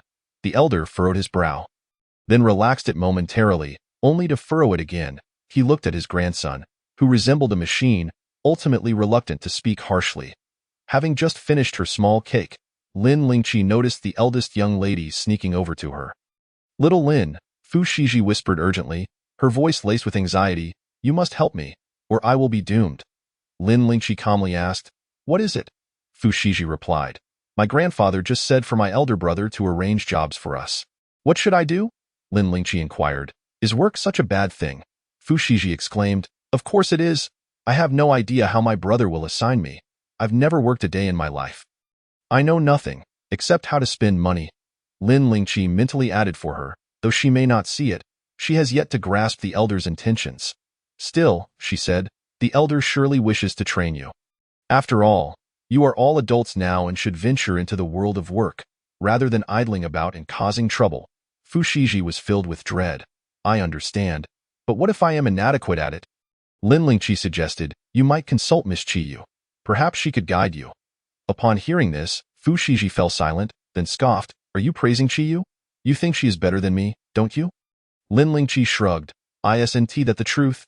But I cannot say it outright. Your upbringings and personalities differ. Why compare? Fu Shiji retorted angrily. So you admit she is superior, implying I am worthless, right? Lin Lingqi patiently reassured her. My lady, everyone has their own strengths, just as you and I both dislike work. However, Miss Qiyu enjoys it, and so does the eldest young master. Therefore, there is no need to compare your shortcomings with other strengths. We all possess our own brilliance. Fu Shiji's lips involuntarily curved into a smile. Then what is my brilliance? Lin Lingqi replied effortlessly, you, my lady, are beautiful and kind-hearted, genuine in your dealings with others, and possess admirable character, akin to an angel among mortals. With that remark, she had the eldest young lady completely charmed. Little Lin, I truly adore you. Thank you. I have a fondness for myself as well. Fu Shiji, now aware that work was imminent, felt a sudden surge of panic. Yet, after Lin Lingqi's comforting words, her spirits lifted considerably. Having reassured the eldest young lady, Lin Lingqi rose and made her way to the pavilion in the courtyard. Typically, she would have returned to her room to enjoy the air conditioning and her phone by this hour, but with the elder's return, she felt it prudent to restrain herself. Seated in the pavilion, Lin Lingqi pondered increasingly that she could not remain dependent on a single opportunity. It was essential to prepare for the future. Perhaps the Fu family's elevated monthly salary had raised her expectations for other jobs. It was not that she looked down upon them, but rather, the thought of repaying her debts loomed large. Indeed, even in a new world and under a different identity, a worker remains a worker. What a cruel fate! She felt a pang of sympathy for herself. After sitting in the pavilion for a while, Lin Lingqi decided to return. As she approached, she noticed Fu Jingji standing at the door, backlit as he conversed with the driver, Xiao Wang, who handed him a document. Lin Lingqi smiled and walked over, but Xiao Wang's expression froze upon seeing her. He greeted her hurriedly before departing. Good evening. Eldest young master. Lin Lingqi's eyes sparkled with genuine warmth. Fu Jingji nodded slightly. Good evening. His voice was low and measured, devoid of fluctuation, and no matter how many times she encountered him, Lin Lingqi always found him exceptionally courteous. Lin Lingqi cheerfully inquired, have you found an assistant, eldest young master? Since the last banquet, she had not ventured out much for work. Fu Jingji remained silent, merely observing her. His dark, deep-set eyes held an inscrutable calm that felt imposing when focused on someone. Lin Lingqi seemed to have entirely forgotten the mortifying incident from the last soiree. She felt no embarrassment. The awkwardness was theirs, Not hers, Dio, you still need a driver. I have excellent driving skills. Fu Jingji continued to regard her, his expression unreadable, leaving others guessing at his thoughts. Do you wish to change careers? Lin Lingqi felt a twinge of guilt as she touched her nose. It's just that the internship period is approaching. So I wanted to prepare in advance. Changing careers seems too drastic. I haven't even started. She had come to the Fu family as an intern housekeeper through a backdoor entrance. Fu Jingji asked, "Do you dislike your current position?" Lin Lingqi chuckled helplessly. Disliking it is irrelevant. It ultimately depends on the leader's wishes. Indeed, Fu Jingji replied. Lin Lingqi pondered. So what does that imply? The leader's reticence made Lin Lingqi hesitant to speculate on his intentions. Yet, as the internship period loomed closer, she still wished to clarify. Eldest young master, does this mean I need not change careers? Fu Jingji remained silent. He found it perplexing. Lin Lingqi had consistently exhibited a lackadaisical attitude toward work, appearing ready to depart at any moment. Yet now, she seemed transformed. Are you prepared? Lin Lingqi thought to herself. Though uncertain of what to prepare for, her response was resolute. Always ready. Opportunities are for the prepared. Fu Jingji replied calmly, I see. Lin Lingqi asked, what have you discerned? Just then, she watched Fu Jingji turn and stride inside. Unsure whether to follow, she hesitated. Follow me, he instructed. Lin Lingqi instinctively reacted, trailing behind him. Then she followed the path to the eldest young master's study. As Lin Lingqi stepped inside, she pondered what matter the young master could possibly want to discuss with her. To her surprise, Fu Jingji directly handed her a paper handbag that lay on the table. Lin Lingqi, puzzled, queried, Is this for me? Indeed, he affirmed. She accepted it, peering discreetly into the bag. The contents did not appear particularly extravagant, yet her curiosity was piqued. Fu Jingji remarked, You may open it and take a look. With a smile, Lin Lingqi retrieved the box within, only to be momentarily stunned by the 3 characters emblazoned on it. Lao Feng Xiang. Chapter 074. A wish fulfilled in the circle of friends, oh my heavens. Surely, her eyes were not deceiving her. Rubbing her eyes, she glanced again at the 3 characters. They remained unchanged. Lao Feng Xiang. Gazing at Fu Jingji's composed yet cool demeanor, she concluded that perhaps she had overthought the situation. Upon opening the box, she exclaimed, Young master, what is this? Inside lay 2 hefty bricks of golden yellow material, each marked at 500 grams, leaving her utterly bewildered. Fu Jingji simply stated, Lao Feng Xiang. Lin Lingqi's heart raced, her hands trembling. This revelation left her more flabbergasted than when she learned her parents had purchased a house for her. Taking a deep breath, she inhaled once more, finally wiping her face in disbelief. Young master, why have you gifted me this? Fu Jingji looked into her eyes and replied, You need it. Lin Lingqi was taken aback, her mind swirling in confusion. Surely someone had siphoned her intellect away. Leaving her utterly blank. Fu Jingji continued, Your circle of friends. Lin Lingqi's eyes widened in realization. She hastily retrieved her phone and opened her social media, only to find her own post featuring a crafted meme. A little cat holding a bowl with starry eyes. Boss, please start with half a kilogram of Lao Feng Xiang, JPG. The mystery was unraveled. Her eyes widened in shock. She could hardly fathom that the busy, powerful CEO, a notorious antagonist, would also peruse social media. Not only did he browse her posts, but he had also responded to her wish. Such down-to-earth phrases as browsing social media and Lao Feng Xiang seemed incompatible with his persona, yet here they were, intertwined. So was her wish in the circle of friends truly realized. She had requested half a kilogram, and the young master had bestowed upon her 2. Was it perhaps too little to present? Thus, he had generously doubled it.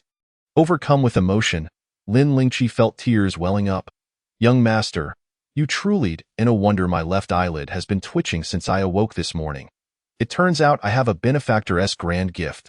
Young master, you are indeed my benefactor, the finest boss in the world, bar none. From now on, should you require anything, as long as it lies within my capabilities, I shall willingly devote myself to your service. Even at great personal cost. How could she not be moved?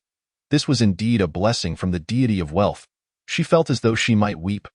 Listening to her impassioned declarations, Fu Jingji's fingers, which hung by his side, twitched slightly. He gazed into her eyes, which sparkled with a translucent brilliance, reflecting an unrestrained, radiant smile that seemed to illuminate the entire room. In that dimly lit study, Lin Lingqi was the sole source of vibrancy. How had she managed to exude such liveliness? Fu Jingji replied thoughtfully. Lin Lingqi tentatively inquired, "Young master, if I were to change careers one day, would you reclaim those items?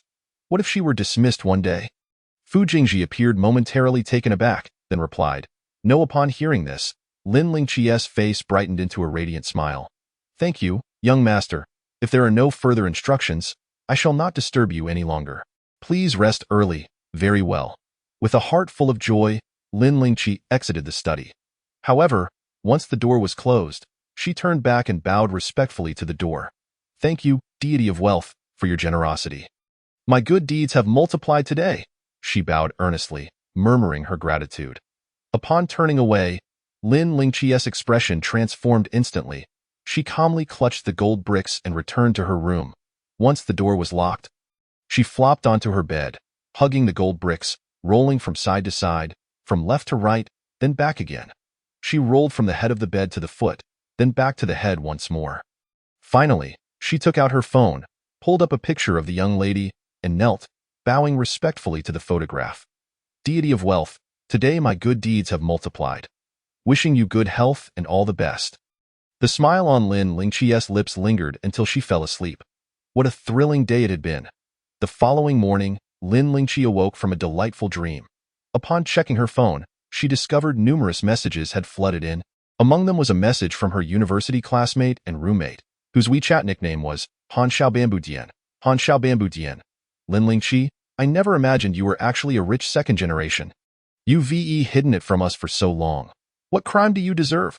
Lin Lingqi jumped in surprise, her eyes sparkling with excitement. Her fingers danced over the screen as she replied, "Really? Am I truly a rich second generation? Where did you hear this news? Why haven't my wealthy parents come to find me? Have you given them my contact information?" Han Xiaobambudian. Han Xiaobambudian. Lin Lingqi. "Stop pretending. You've been exposed." A link followed. Lin Lingqi, confused, clicked on it, only to find a video of herself captured while driving a supercar and competing for a parking space, complete with expletives directed at another driver. This video had soared to the top of a trending short video list. She entered the comment section, where a multitude of people were lambasting her. What an arrogant rich second generation, stealing someone else's parking space and cursing like trash. Driving a sports car doesn't make you great. Authorities, please take action. The supercar isn't even registered yet. It's a new car, and her attitude is infuriating. The family that raised such a rich second-generation child must not be much better. Does anyone know which family this rich second generation belongs to? Let us investigate. Almighty netizens, it's time for you to step in. Let more people see the true face of the rich second generation. Another spoiled child of capitalism causing trouble. Let us look into this. Upon reading these comments, Lin Lingqi couldn't help but laugh. Goodness, how long had it been since the parking incident? It turned out that the driver with whom she had competed for the spot was a social media influencer with over 1 million followers. He had cleverly edited the video, omitting all unfavorable footage, leaving only what painted him in a positive light. That driver was now live-streaming his sob story. "Thank you for your comfort, everyone. Please don't send gifts. I am really fine. Life is divided into classes. We must take care of ourselves. We ordinary people can't afford to provoke these rich second generations. It's just a parking space. Let them have it. It's better to avoid trouble in the future." Lin Lingqi watched the driver's green tea antics, her amusement turning to exasperation. After finishing her morning routine, she grabbed her phone to find Fu Shiji. Fu Shiji was seated in the living room, and upon seeing her, rushed over. "Little Lin, are you all right?" Lin Lingqi nodded. "I have something to discuss." Just as Fu Shiji was about to say something, Lin Lingqi placed her phone before her. The audio set to speaker mode. Though the volume was low, Fu Shiji still heard the words. "Miss, we've been trending for the wrong reasons." Fu Shiji remained unfazed. "I knew last night. Luo Qingqing even called to mock me. I simply hung up after scolding her." Lin Lingqi raised her eyebrows in surprise. "What did you say to her?" Fu Shiji wore a proud expression. "I called her a fool and trash. She is jealous of my brilliance, which is why she constantly seeks trouble with me. She won't even admit it. Isn't he that foolish?" Lin Lingqi felt a twitch at the corner of her eye. Had she inadvertently led the young lady astray? Chapter 075. How can I not be considered rich? The young lady herself didn't feel she had gone astray. Rather, she had learned to curse, leaving her in high spirits. As she watched the video of the driver. She scoffed disdainfully. He tried to steal my parking space and now resorts to live streaming his sob story? Truly disgusting. Lin Lingqi remarked, the video wasn't censored. Both the young lady and I have been exposed. And now we VE topped the trending list with over 500 shares. We could sue him for this. Fu Shiji nodded. I discussed this with my brother last night. He said he would handle it. Look, that fool's live stream has been taken down, and the videos are gone too. Lin Lingqi tapped her phone, confirming that indeed, the live stream had been removed. Refreshing the page, she found that the driver had uploaded an apology video. The speed at which this unfolded left her unable to enjoy the spectacle. Sigh. She had awoken that morning thinking she might truly be a rich second generation. But alas, the dream had shattered once more. Yet, considering her ownership of a luxurious flat worth 67 million, how could she not be considered a rich second generation? Glancing at the supercar in the yard, she realized that besides her lavish home, she was now a small fortune holder with assets exceeding 10 million. That despicable person was at it again, playing the victim. Stupid fool, ridiculous trash, Fu Shiji exclaimed in sudden anger as she observed the phone. Lin Lingqi wiped her face, realizing that after the driver's apology, his fans were now questioning whether he had been coerced into apologizing. The driver offered no verbal response, merely replying with a crying emoji. This emoji seemed to say everything without uttering a single word. The truth had been turned upside down, and he had successfully garnered sympathy while increasing his follower count by tens of thousands. Miss, let us check with the mall manager to see if the surveillance footage is still available. Otherwise, even if he apologizes, the netizens and his fans will believe we're pressuring him. Lin Lingqi frowned. Typically, mall surveillance footage is overwritten periodically. It had been nearly half a month, and she wondered if it was still available. Fu Shiji began making calls to inquire about the mall surveillance footage. But when it finally arrived, disappointment washed over both of them. In that corner under surveillance, only half of the scene was captured, and amidst the ruckus, it was impossible to discern what was being said. The car owner's possession of a clear and audible video had already secured her victory. Unless they could produce a clearer and more complete video, their actions would merely reflect a bullying demeanor. Frustrated, Fu Shiji puffed her cheeks in anger. I'll take my bodyguard over right now and smash his mouth. Lin Lingqi, observing the furious young lady, poked her puffed cheek and cautioned, don't act impulsively. There must be other ways. Lin Lingqi urged the young lady to sit down and review the mall surveillance footage to see if there were any other clues upon arriving at the office. Fu Jingji was met by Secretary Tang, who began to report on the progress. President Fu, that car owner is affiliated with a live streaming company under the Shinda Group, although the owner has already apologized. Netizens perceive it as us wielding our influence to silence her. We have contacted the mall, but the integrity of the surveillance footage is lacking. We're attempting to reach out to nearby stores for additional footage. The Shinda Group, led by Zhao Shinda, could potentially be behind this incident. Fu Jingji was unsurprised. Zhao Shinda had lost face at the banquet and was bound to take action, though he hadn't anticipated that it would involve manipulating public opinion. Continue the search, he instructed. Understood. After Secretary Tang departed, Fu Jingji's phone rang. Upon answering, Zhao Shinda's cheerful voice resonated through the receiver. President Fu, how have you been lately? I heard that your assistant and Shiji have been trending for all the wrong reasons. How careless of them.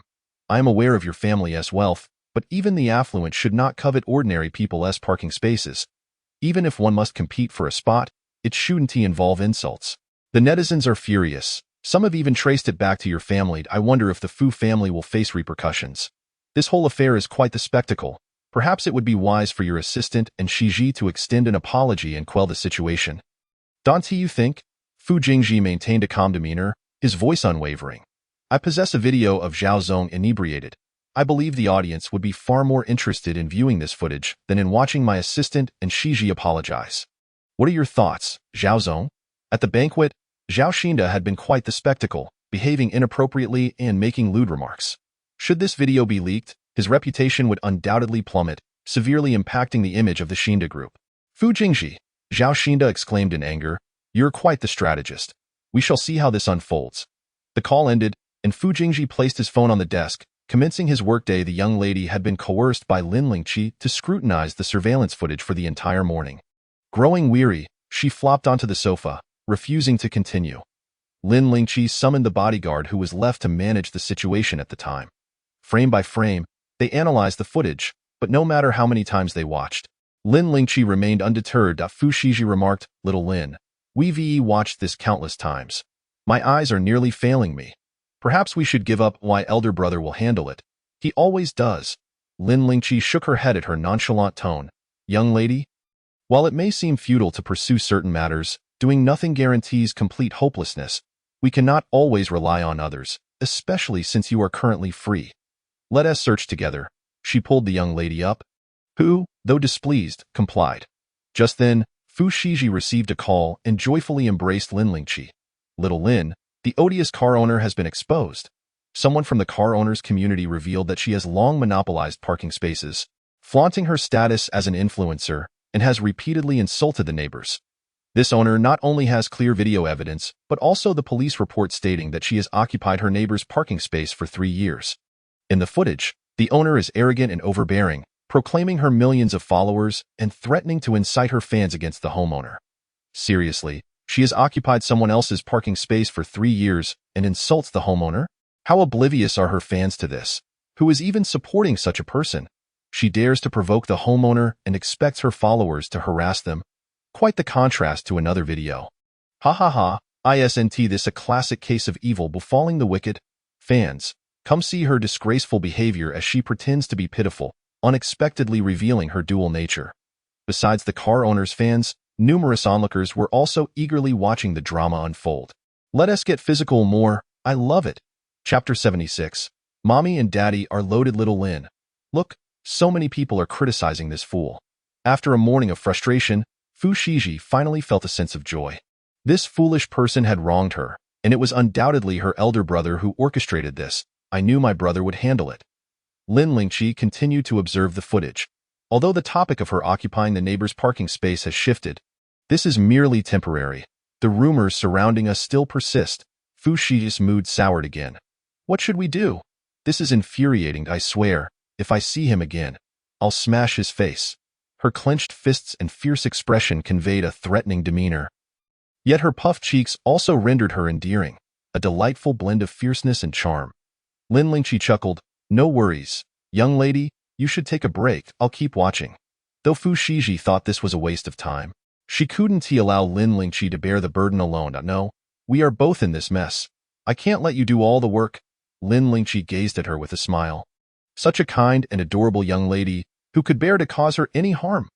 Lin Lingqi reviewed the footage once more, but found no advantageous evidence for them, so she shifted her focus elsewhere. Young lady, I think we should revisit that mall. Fu Shiji blinked, uncertain yet agreed to accompany her. Upon reaching the previous parking area, Lin Lingqi scanned the surroundings and indeed spotted a luxury brand store nearby. The store's entrance had surveillance cameras directly aimed at her parking spot. Lin Lingqi beamed, "Young lady, let us go inside and take a look." Fu Shiji responded with a soft "oh," and the two entered the luxury store. After selecting several luxury items, Lin Lingqi initiated a discussion about the surveillance at the entrance. Indeed, the store's footage captured the incident and retained the recordings from that date. Fu Shiji was elated. Waving her hand to pick out additional items, which she handed to Lin Lingqi.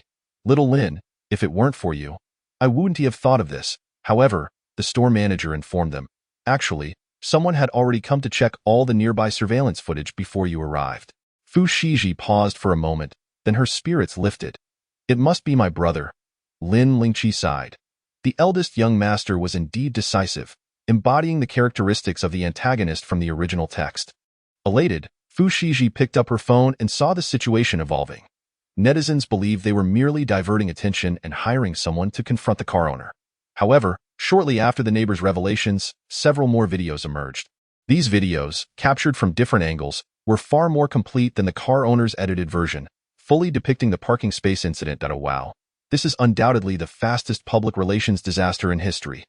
Clearly, she attempted to seize a parking space but encountered resistance. And she still dares to play the victim. I've always said, don't take one side's word for it. Let the public opinion simmer a bit longer. There's no need to wait 24 hours. It's evident she has hit a brick wall. That supercar I checked costs $8.98 million. Can an ordinary person afford such a vehicle? This is what they call karma. flaunting her influencer status while provoking a young lady. Did she not see the bodyguard accompanying her? This drama is delicious, and the twists are rapid. The two ladies in the video are stunning. Even their insults seem charming. I'm a fan of beauty. Those two ladies are lovely, and the one who insulted others is particularly fierce and adorable. As Fu Shiji read the comments, she couldn't help but giggle. Little Lin. Look, netizens are praising me for being cute and beautiful. Lin Lingqi replied with a smile. Of course, young lady, you've grown up eating cuteness. Being praised by the netizens was one thing, but receiving compliments from Lin Lingqi was another. Fu Shiji's cheeks flushed, her demeanor a mixture of shyness and pride. Of course, I am the young lady of the Fu family. The matters were resolved swiftly. Not only was a lawyer's letter sent to the car owner, but various surveillance videos also thoroughly substantiated their case against her. The public opinion shifted dramatically, and online criticisms of them virtually vanished. Lin Lingqi couldn't help but marvel at the power of wealth. Being rich was truly wonderful. Little Lin, let us go shopping. Fu Shiji felt that since they were here, she certainly couldn't return empty-handed. Lin Lingqi sighed. All right. She also planned to convert the gold she had stored in the bank into cash. Once the money arrived, Lin Lingqi promptly transferred it to Ling Yaru. Meanwhile, Ling Yaru, enjoying a seaside vacation in a flowing blue bohemian dress, donned a sun hat with floral embellishments and sunglasses, leisurely reclined under a sun umbrella while using her phone. Darling, upon receiving the money transfer from Lin Lingqi, Ling Yaru excitedly called out, come quickly, something's happened. Clad in beach shorts, Lin Chuan hurried over, a coconut in one hand. What is the matter? Ling Yarf asked, handing him her phone. Look, Xiao Qi has transferred money to me again. She has only just started working. Where could she have amassed so much? She must be economizing. Why do you think she's sending me money? Lin Chuan offered the straw inserted in the coconut to her lips and replied. It was her birthday yesterday, and we gifted her a house. She probably thinks we borrowed a lot of money, which is why she sent us funds. Upon hearing this, Ling Yaru was immediately overwhelmed with emotion.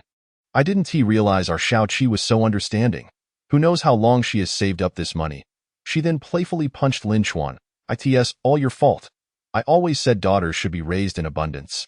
Look at her now, my obedient, sensible and pitiful Xiao Qi. After all her efforts to save some pocket money, she gives it all to you. Yes, all your fault. Lin Chuan sighed, attempting to soothe Ling Yaru as he said, I was only thinking about keeping our wealth discreet. If it weren't for the kidnappings of our eldest and second child back then, we wouldn't have had to live in such a cramped space. I didn't realize we had gone too far.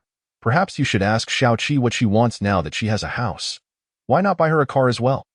Tell her we are not short on money. Ling Yaru shot him an accusatory glare. It's all your fault. Lin Chuan grasped her fist. All right, it's all my fault. I take full responsibility. Ling Yaru glared at him again before starting to contact a car dealership on her phone. Subsequently, she boldly transferred 5 million to Lin Lingqi. Xiao Qi, Mom and Dad are not short on money. Keep some for yourself. By the way, I've reserved a super cool car for you. Meanwhile, Lin Lingqi, who was shopping with the young mistress, received the bank transfer notification and the message from Ling Yaru. Startled, she nearly dropped her phone, her legs felt weak, and she knelt down. Roar. How could a wealthy family ever lack money? May everyone be blessed with abundance and red envelopes aplenty. Buy whatever you desire. Chapter 077. Heaven has not been unkind to her. In a moment of social embarrassment, Lin Lingqi desperately clutched the railing to maintain her composure. Xiao Lin, what's wrong? Fu Shiji rushed over to support her. Lin Lingqi squatted on the ground, her legs trembling. She blinked, pinched her thigh hard, and winced. So this isn't a dream. 67 million for a mansion is real. 5 million pocket money is real. I am indeed a rich second generation. Miss, Fu Shiji's concerned gaze snapped Lin Lingqi back to reality. My parents gave me pocket money. In Fu Shiji's eyes, 5 million was nothing significant. Yet Lin Lingqi felt tears welling up in her eyes. She began to cry. Fu Shiji was at a loss. Why are you crying? Is the pocket money too little? Lin Lingqi shook her head, her eyes shimmering with emotion as she grasped Fu Shiji's hand tightly. It's too much. I'm so touched. I'm truly overwhelmed. Though my parents are not the richest, they finally remembered where they put their money. I am genuinely moved. Fu Shiji, having grown up without parental love, could not fully empathize. Shall we continue shopping? Lin Lingqi rubbed her eyes. Yes, I want milk tea. I also want to buy a cake, 2 pieces. And a KFC kids meal. Oh no, I can't believe I'm actually a rich second generation. No, I might even be a third generation. Surely, the heavens have listened to my prayers and granted me this status. Heaven has indeed been kind to me. When they went to buy milk tea, Fu Shiji asked, "Is the second cup half price?" The clerk shook her head with a smile. The promotion ended yesterday. Fu Shiji was a bit disappointed, as she found the half-price milk tea especially delightful. Lin Lingqi, uncharacteristically assertive, lifted her chin and declared, "Miss, no need for half price. I'll treat you at full price. We not short on money." Fu Shiji beamed with gratitude. Enjoying their milk tea, they also purchased 4 small cakes, reveling in their happiness. They later visited a jewelry store where Lin Lingqi generously splurged on a gold bracelet for Fu Shiji. Spotting an adorable little fortune cat, she didn't hesitate to buy it and even requested the clerk to string it into a red thread bracelet. What a cute little fortune cat. "Xiao Lin, who are you planning to give it to?" Fu Shiji inquired, intrigued by the exquisite and charming trinket. Lin Lingqi replied with a smile, "I'm thinking of gifting it to the eldest master." Fu Shiji was taken aback. "Your brother? Are you sure you want to give him a fortune cat? Such a delicate and adorable gift. Will he even accept it?" Lin Lingqi playfully nudged the fortune cat. "Why not? I find it quite charming." This was the most expensive gift she had ever given, not just in this life but the last as well. That Fu Shiji was puzzled. "Why do you want to give it to him?" Lin Lingqi explained, "I helped the eldest master twice, and he assisted me during my most challenging times. I simply wish to express my gratitude." Fu Shiji didn't think much of it, admiring her own bracelet. "This bracelet is lovely too. You should get one as well. Let us each have one, so everyone knows we are best friends." Today, Lin Lingqi was in a generous mood. With a wave of her hand, she bought a matching bracelet for herself. After some thought, she decided to buy a large gold bracelet for Ling Yaru and a gold pendant for Lin Chuan. It was known that she had always been frugal, meticulously counting every penny. Now, however, she was indulging in passionate spending, seizing the moment as if it might never come again.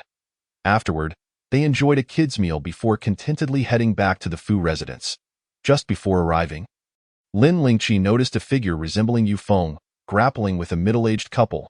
She paid attention but didn't dwell on it. Upon returning to the Fu residence, she found Yu Feng was indeed absent. Even Xiao Lan, upon seeing her with numerous bags, though green with envy, refrained from her usual sarcastic remarks, merely scoffing and muttering something under her breath. Lin Lingqi rolled her eyes. "Oh, I went shopping today and bought so many things." Xiao Lan stomped her feet in frustration while Lin Lingqi chuckled. "Shouldn't you get back to work? Are you trying to slack off?" Xiao Lan hissed through clenched teeth, a petty person gaining a moment of triumph. Lin Lingqi, in high spirits, replied, "A petty person? I haven't even had my moment. Why it seems I'm not petty enough." Xiao Lan was fuming, her face contorted with rage. "Every time you go out with the young mistress, you trick her into buying you things. I have never seen a woman so obsessed with money and materialistic as you." "Tricking the young mistress? The master and the eldest master let you off the hook." Lin Lingqi laughed joyfully. "Is loving money and being materialistic such a crime? If you don't love money, then help me work, and I'll take your salary," she continued. "If your mother had cared a bit more for money and material possessions back then, you'd be a rich second generation by now. No need to toil and envy me." Xiao Lan was furious. "Why, mother would never be as materialistic as you?" Lin Lingqi playfully asked. "You think she wouldn't want to?" Xiao Lan was about to retort when she suddenly spotted someone entering from outside, and she hurried over. "Aunt!" Lin Lingqi turned to see Yu Feng, raising an eyebrow. The person she had seen grappling with the couple was indeed her. Yu Feng glanced at the items Lin Lingqi was carrying. Her eyes flickered, but she said nothing, instead comforting Xiao Lan. Lin Lingqi hummed a tune, cheerfully returning to her room. "Aunt, look at her!" Xiao Lan stomped her feet, her face betraying jealousy and resentment. "Why?" Yu Feng patted her hand soothingly. "Don't worry about her for now. While I was away, you need to tell me everything about the third young master." After returning to her room, Lin Lingqi initiated a video call with Ling Yaru. Once connected, she saw Ling Yaru in a flowing dress, wearing a straw hat, seated on the beach with the vast ocean in the background. "Xiao Qi, did you receive the pocket money?" Lin Lingqi replied. "You consider 5 million pocket money?" "Yes, I received it." "Thank you, Mom." Lin Lingqi suddenly felt her purchases of the large gold bracelet and pendant might have been too modest. "I bought a few small things for you and Dad. I hope you like them." Upon hearing this, Ling Yaru excitedly called out to Lin Chuan, "Honey, come quickly. Xiaoqi has bought us gifts." Lin Lingqi presented the large gold bracelet and pinned it to the camera. "These are the two little things. If you don't like them, I can always buy something else next time." To her surprise, Ling Yara gasped in delight, covering her mouth. "Honey, look, Xiaoqi gifted me a large gold bracelet. She used her hard-earned money to buy a gift for Mom. I'm so touched. Honey, aren't you moved?" Lin Chuan nodded. "I am moved. Our Xiaoqi has grown up." Being a person of deep emotions, Ling Yara was already in tears. "Our Xiaoqi is so sensible and filial. Mom loves you so much. Hurry, let us send Xiaoqi a heart." Lin Chuan complied, and together they formed a heart shape with their hands. Lin Lingqi twirled her fingers and returned the gesture of love to them. After the competition, Lin Lingqi inquired, "Mom and Dad, what exactly is our family's situation?" Chapter 078. The life of a rich second generation has arrived from the original text. It is evident that Lin Lingqi's family merely serves as a backdrop. Aside from the death of Lin Lingqi, which stirred conflict between the young lady and Qiyu, the other members of the Lin family do not make an appearance. Moreover, in Lin Lingqi's memories, there is no indication of the family's wealth. Her 6 siblings are perpetually busy with their work, and whenever they return home, it is in a hurried fashion, barely allowing them to glance at their parents before leaving again. She has never harbored doubts about the family's financial standing. After all, in her view, what wealthy individual would have so many children? In her previous life, the poorer one was, the more children they tended to have, leading to an endless cycle of poverty. Upon hearing this, Ling Yaru placed the blame squarely on Lin Chuan. "It's all your father's fault, and your grandfather's as well. Back in the day, your grandfather mingled with a few old gentlemen and purchased vast tracts of land, buying one piece today and another tomorrow, spending all the money on real estate, which left your father unable to afford even a meal during his childhood. Later on, because of the chaotic dealings between your grandfather and your father, your eldest and second brother were kidnapped, suffering grievous injuries and nearly losing their lives. I was terrified at the time, almost leading to a divorce with your father. Eventually, your grandfather ceased his reckless pursuits, settling down to live a modest life as a steward. Your father also understood that wealth should not be flaunted. I was fearful that others would discover our affluence, which is why we moved to a smaller house afterwards. Xiaoqi, we never intended to keep this from you. Now that you've grown up and society is stabilizing, such kidnappings should no longer occur." Upon hearing Ling Yaru mention her grandfather's land acquisitions as if they were trivial purchases, Lin Lingqi felt a shiver run down her spine. She recalled encountering a post in her previous life. "When will my parents finally tell me that I am, in fact, a rich second generation? Who among those who have experienced poverty has not harbored such dreams?" And now, her dreams have materialized. Taking a deep breath, Lin Lingqi asked, "So, how many houses does our family currently possess?" Ling Yarv hesitated, then glanced at Lin Chuan, and they exchanged a knowing look. Ling Yara replied, "We are not entirely certain of the exact number of houses, just know that we are not lacking in money or property. However, Xiaoqi, these houses likely cannot accommodate a 500-meter bed. If you truly desire one, you will have to build a house yourself. I will discuss it with your father to determine where it should be constructed." Lin Lingqi responded, "Mom, I was joking. Please do not take it seriously." She was genuinely concerned that Ling Yaru might take her words to heart, leading to an awkward situation. Ling Yaru, clearly a bit disappointed, said, "Joking? I was actually looking forward to seeing a 500-meter bed." At that moment, someone on Ling Yara's side was shouting something in a foreign language, to which Ling Yara replied in kind. "Xiaoqi, we have some matters to attend to, so we must hang up. Your father and I both adored the gift you bought. Sending love your way." The call ended. Lin Lingqi lay back on her bed, staring at the ceiling, reflecting on Ling Yara's words. So, their family is not lacking in wealth. Therefore, she does not need to toil to repay debts. Thus, she can continue to be lazy. Gazing at the money in her bank account, Lin Lingqi burst into laughter. "Ha ha ha, I am rich, I am rich. I don't even know how to spend it. The life of a rich second generation. Here I come because the elder was home. In the evening, Fu Jingji, Qiyu, and Fu Lingji returned to dine with him. The eldest son has returned." Upon hearing the car enter the courtyard, Lin Lingqi set down her watermelon juice and walked to the door, her face adorned with a perfectly measured smile, dutifully fulfilling her role. Fu Jingji paused, looking at her. Lin Lingqi smiled at him, noticing he was not carrying his briefcase, and gently reminded him, "Eldest young master, please take off your coat." Fu Jingji regarded her, then removed his coat, which Lin Lingqi promptly took from him. You. Fu Jingji began. Lin Lingqi smiled. What is it, eldest young master? Fu Jingji remained silent, simply gazing at her until Xiao Wang entered, carrying a briefcase and a stack of documents. Lin Lingqi hurried over to take them. Let me have that. Xiao Wang, taken aback, replied, No, it's fine, little Lin. I can't take this to the study. With that, he hurriedly fled with his belongings. Lin Lingqi missed catching the documents and the briefcase. So she hung up Fu Jingji's coat, muttering to herself about Xiao Wang's erratic behavior, lacking any steadiness. Turning around, she noticed Fu Jingji still standing in place.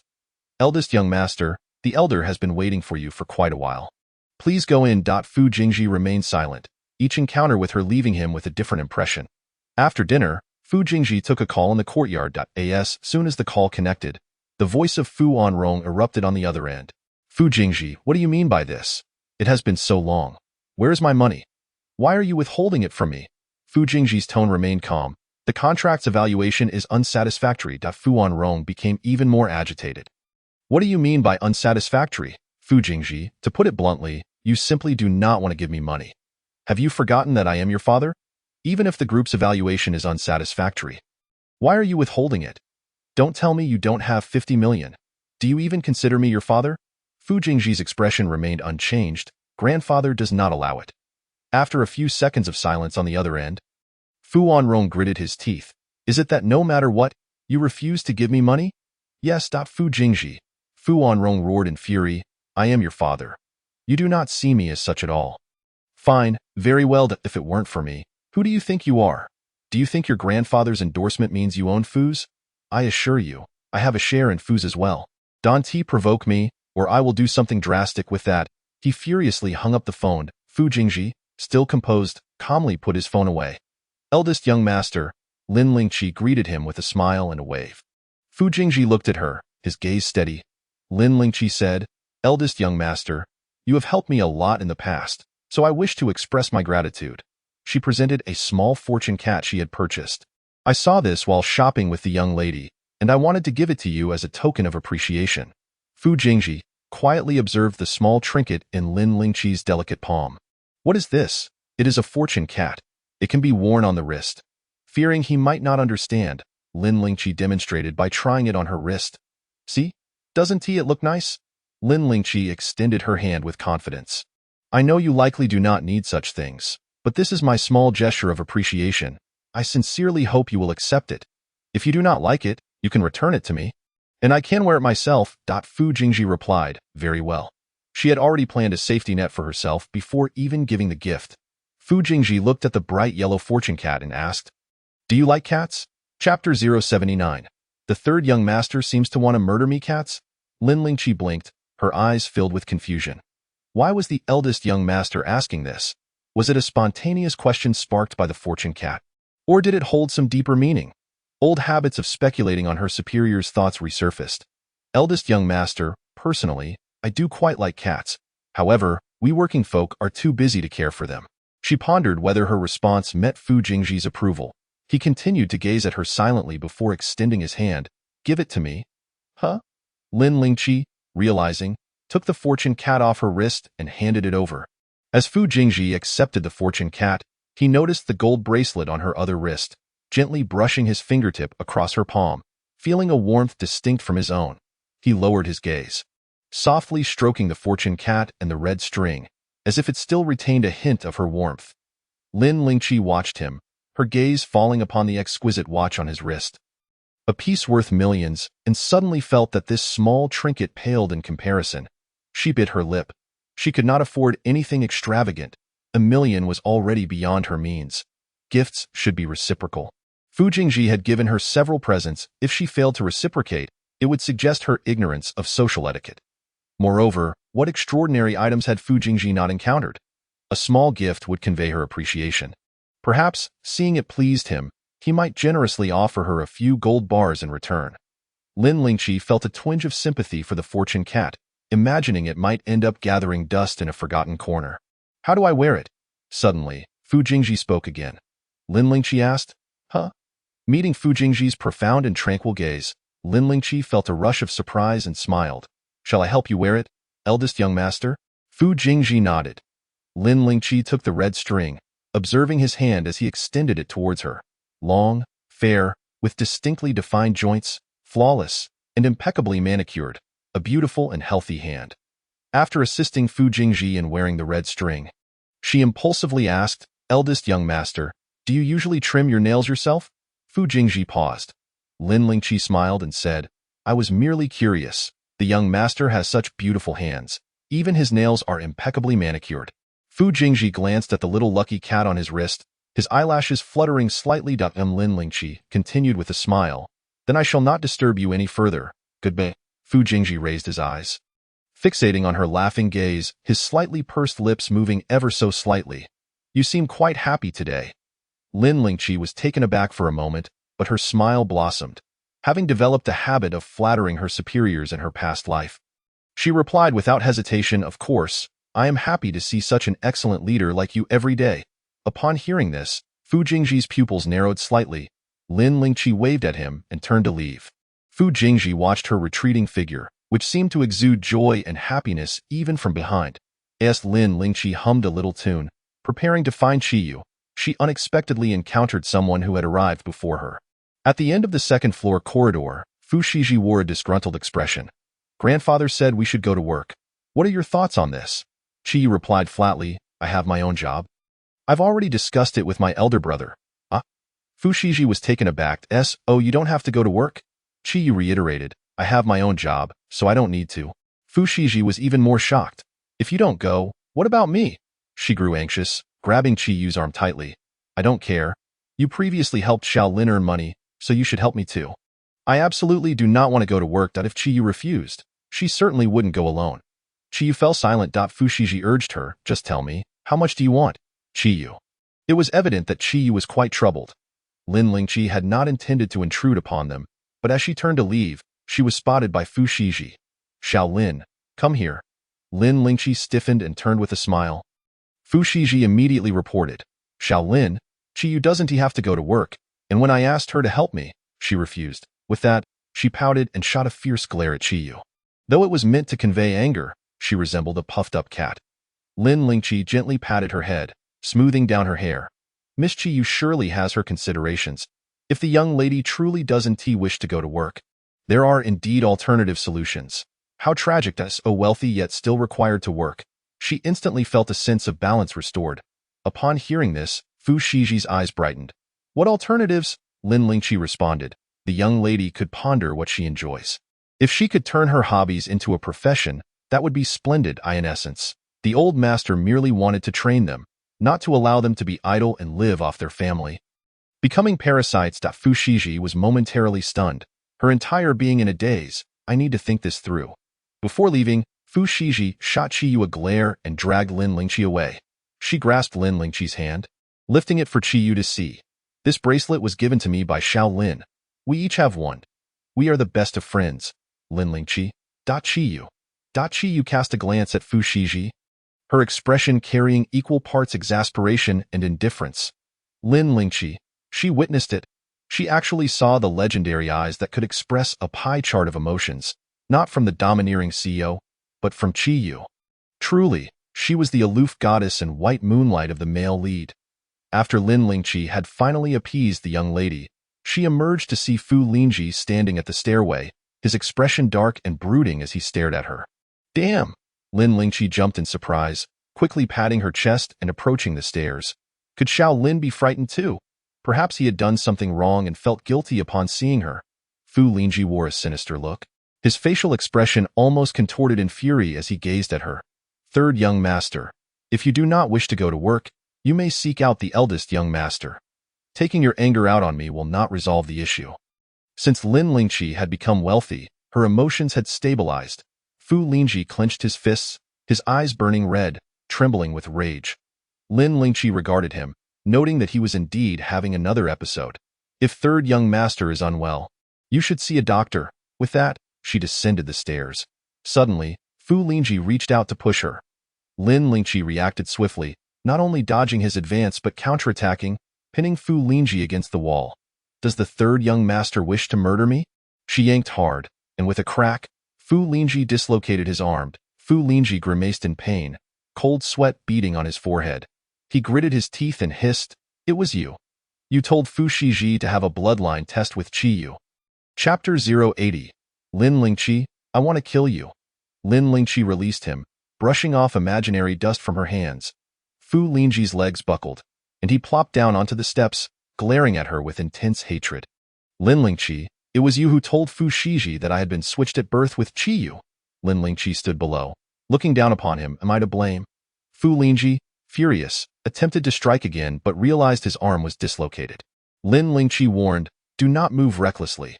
If you do, the other arm will suffer as well. That Fu Lingji's gaze at her was filled with murderous intent. Lin Lingqi, hands on her hips, rolled her eyes. Third young master. Can you not be reasonable? You unjustly accused me of stealing the young lady's possessions and locked me in a dark room. I merely retaliated appropriately. Besides, you and the young lady grew up together. Is your sibling bond not genuine? Standing upon the moral high ground, she admonished him. The young lady has always regarded you as her biological brother. After the incident, she regretted and blamed herself for doing the bloodline test. Yet, what about you? Every time you see her, it's either sarcasm or passive aggression. You claim that your heart only holds the young lady as your sister, but in my view, that is simply because the situation has not affected you directly. Once it does, you will change your tune. Third young master. Is it so difficult for adults to admit their hypocrisy? Fu Lingji's forehead throbbed with rage. Shut up, Lin Lingqi replied. I had no intention of speaking, but you came looking for me, so am I to blame? Regarding the matter of the false young master, neither the old master nor the eldest young master has said anything. You should consider yourself fortunate. Fu Lingji gritted his teeth, seething with anger. Fortunate? How am I fortunate? Seeing his expression, Lin Lingqi suddenly feigned shock. You aren't upset because you aren't the real young master and can no longer justify living off others. Are you? Thus, you are lashing out in embarrassment? Fu Lingji paused for a moment before erupting in a low growl. Lin Lingqi, I will kill you. Third young master. You need not be so defensive. Lin Lingqi replied. Murder is against the law. I have a criminal law book I can lend you to read. Fu Lingji thought he was on the verge of wanting Lin Lingqi dead. Lin Lingqi noticed how difficult it was for him to contain himself. Do you want me to help you fix your arm? Get lost? Fu Lingji glared at her with more hatred than one would have for a sworn enemy, covering his dislocated arm as he hurried down the stairs. Lin Lingqi shook her head. Then third young master shall endure the pain a little longer. She guessed that Fu Lingji was definitely heading to the hospital. Standing on the steps, Lin Lingqi looked down, and just then, Yufeng happened to glance up at her. Their eyes met. Yufeng was momentarily taken aback, smiled at Lin Lingqi, and then turned her gaze away. Lin Lingqi returned the smile, which gradually widened as she tilted her head and moved her lips. I knew it was you, restless little employee. What to do? She originally thought she would not last long with her nonchalant attitude, thinking that it was better to avoid trouble. After all, she hadn't suffered losses when Xiao Lan caused her trouble, in her previous life. She watched as fresh graduates from school harbored lofty ambitions of workplace reform, and she wanted to say a word. Workplace reform is something only the wealthy second generation can afford. It doesn't suit ordinary folk. As expected, within less than a month, everyone had become obedient. Previously, Lin Lingqi had been going with the flow, as besides her and Butler Zhao, everyone else were long-time employees. Why did they specifically provoke her? Couldn't they just act like ordinary colleagues? Xiao Lin, what is wrong with the third young master? Yufeng asked, feigning concern. Lin Lingqi, holding onto the stair railing, slowly descended. So concerned about the third young master. Why didn't you stop and ask just now? Yufeng was momentarily at a loss for words. I was just asking. How come Xiao Lin is still angry? Lin Lingqi feigned realization.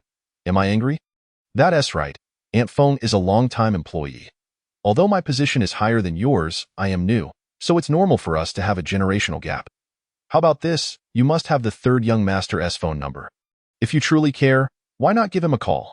Some matters are better discussed directly with the person involved, don't you think? Yufeng opened her mouth, then said, what Xiao Lin said makes sense. Lin Lingqi looked at her pained expression, her tone gentle.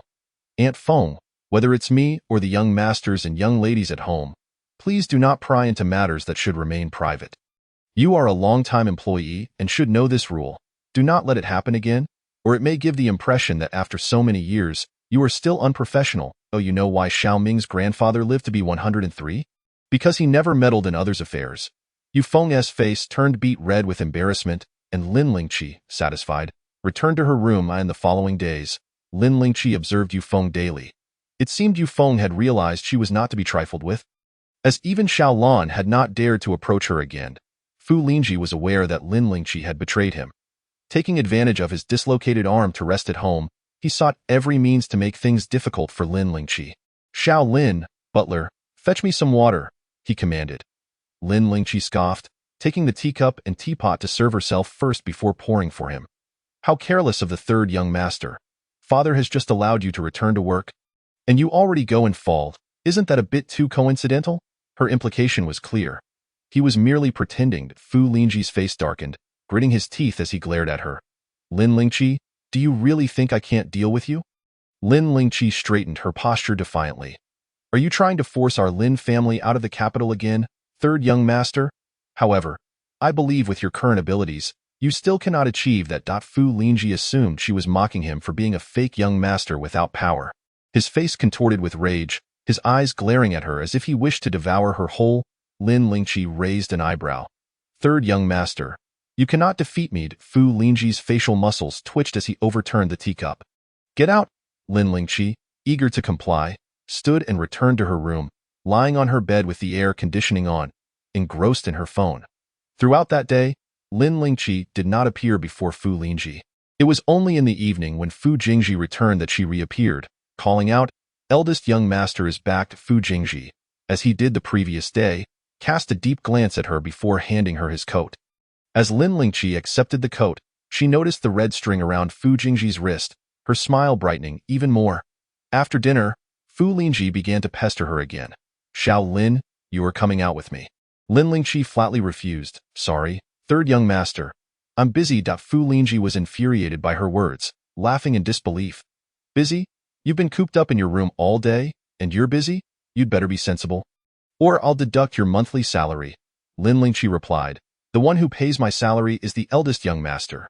Your words don't count." Fu Lingji's temper flared easily in their exchanges.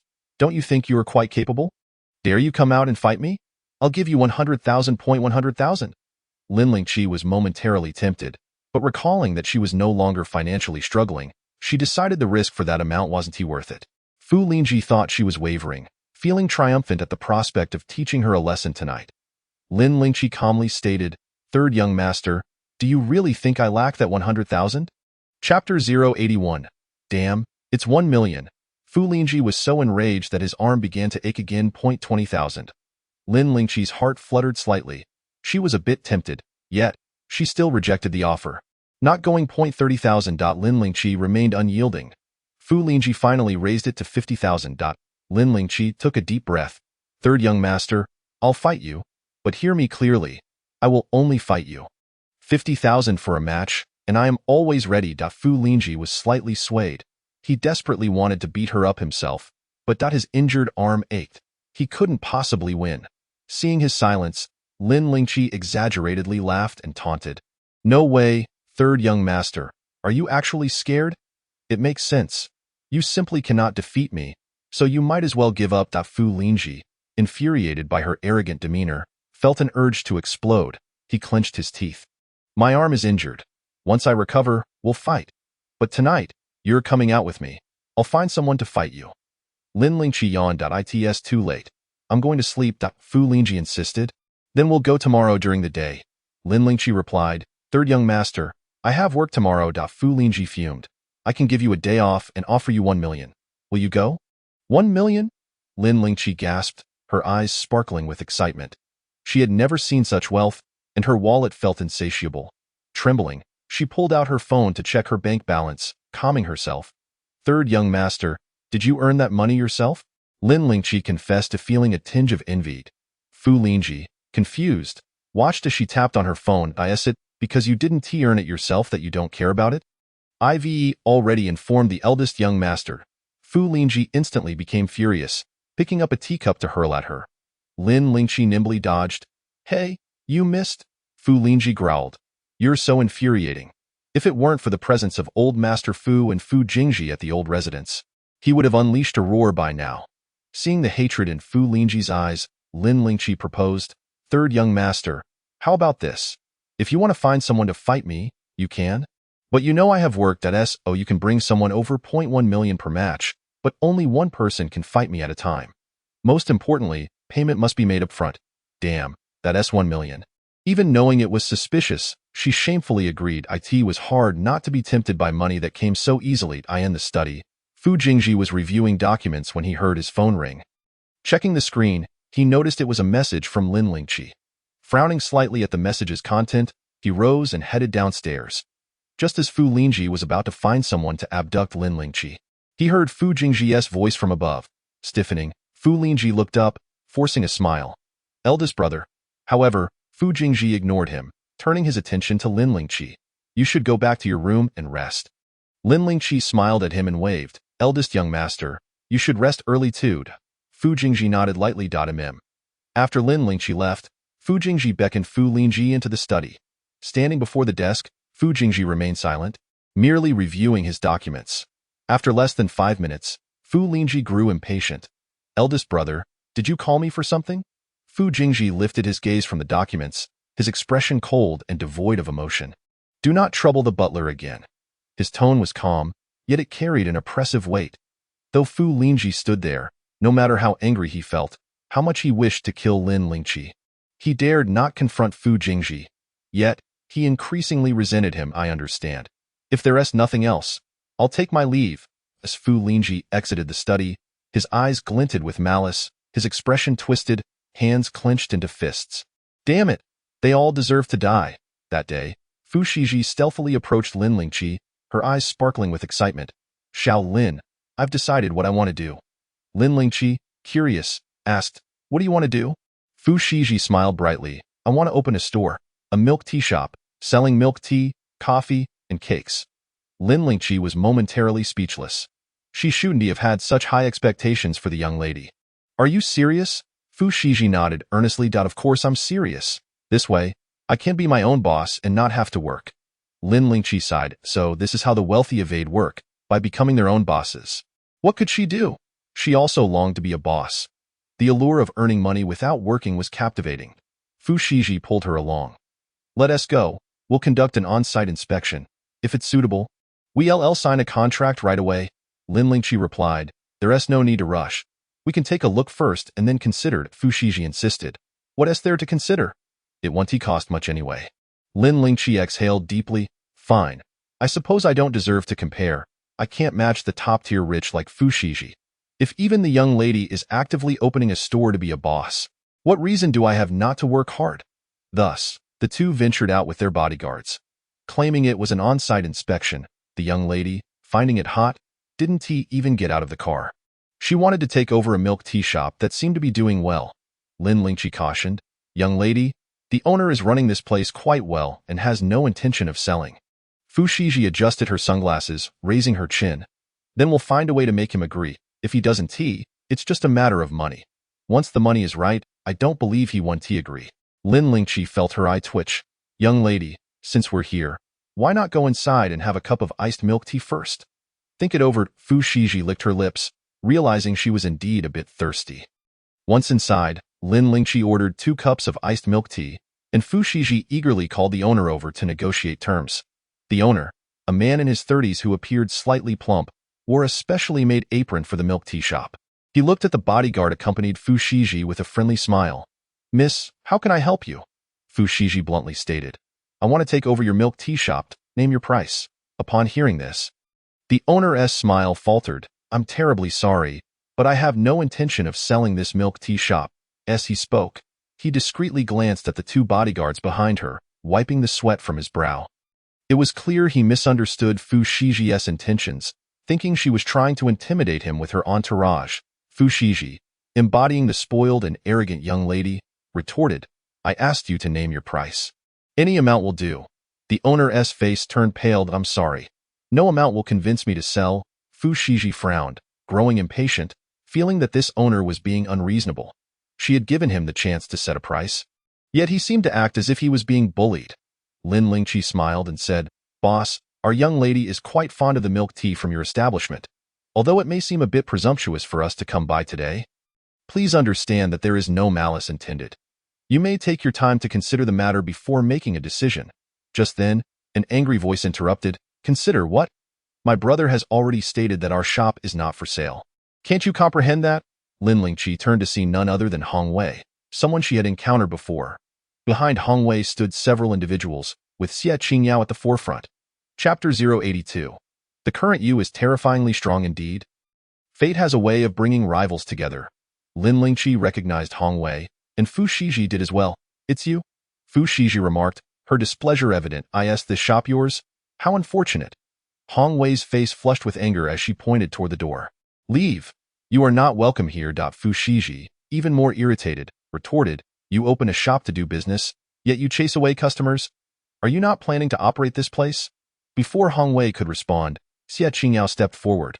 Playing the role of the gallant hero. Fu Shiji, if you cannot handle me, do not take your frustration out on my friend.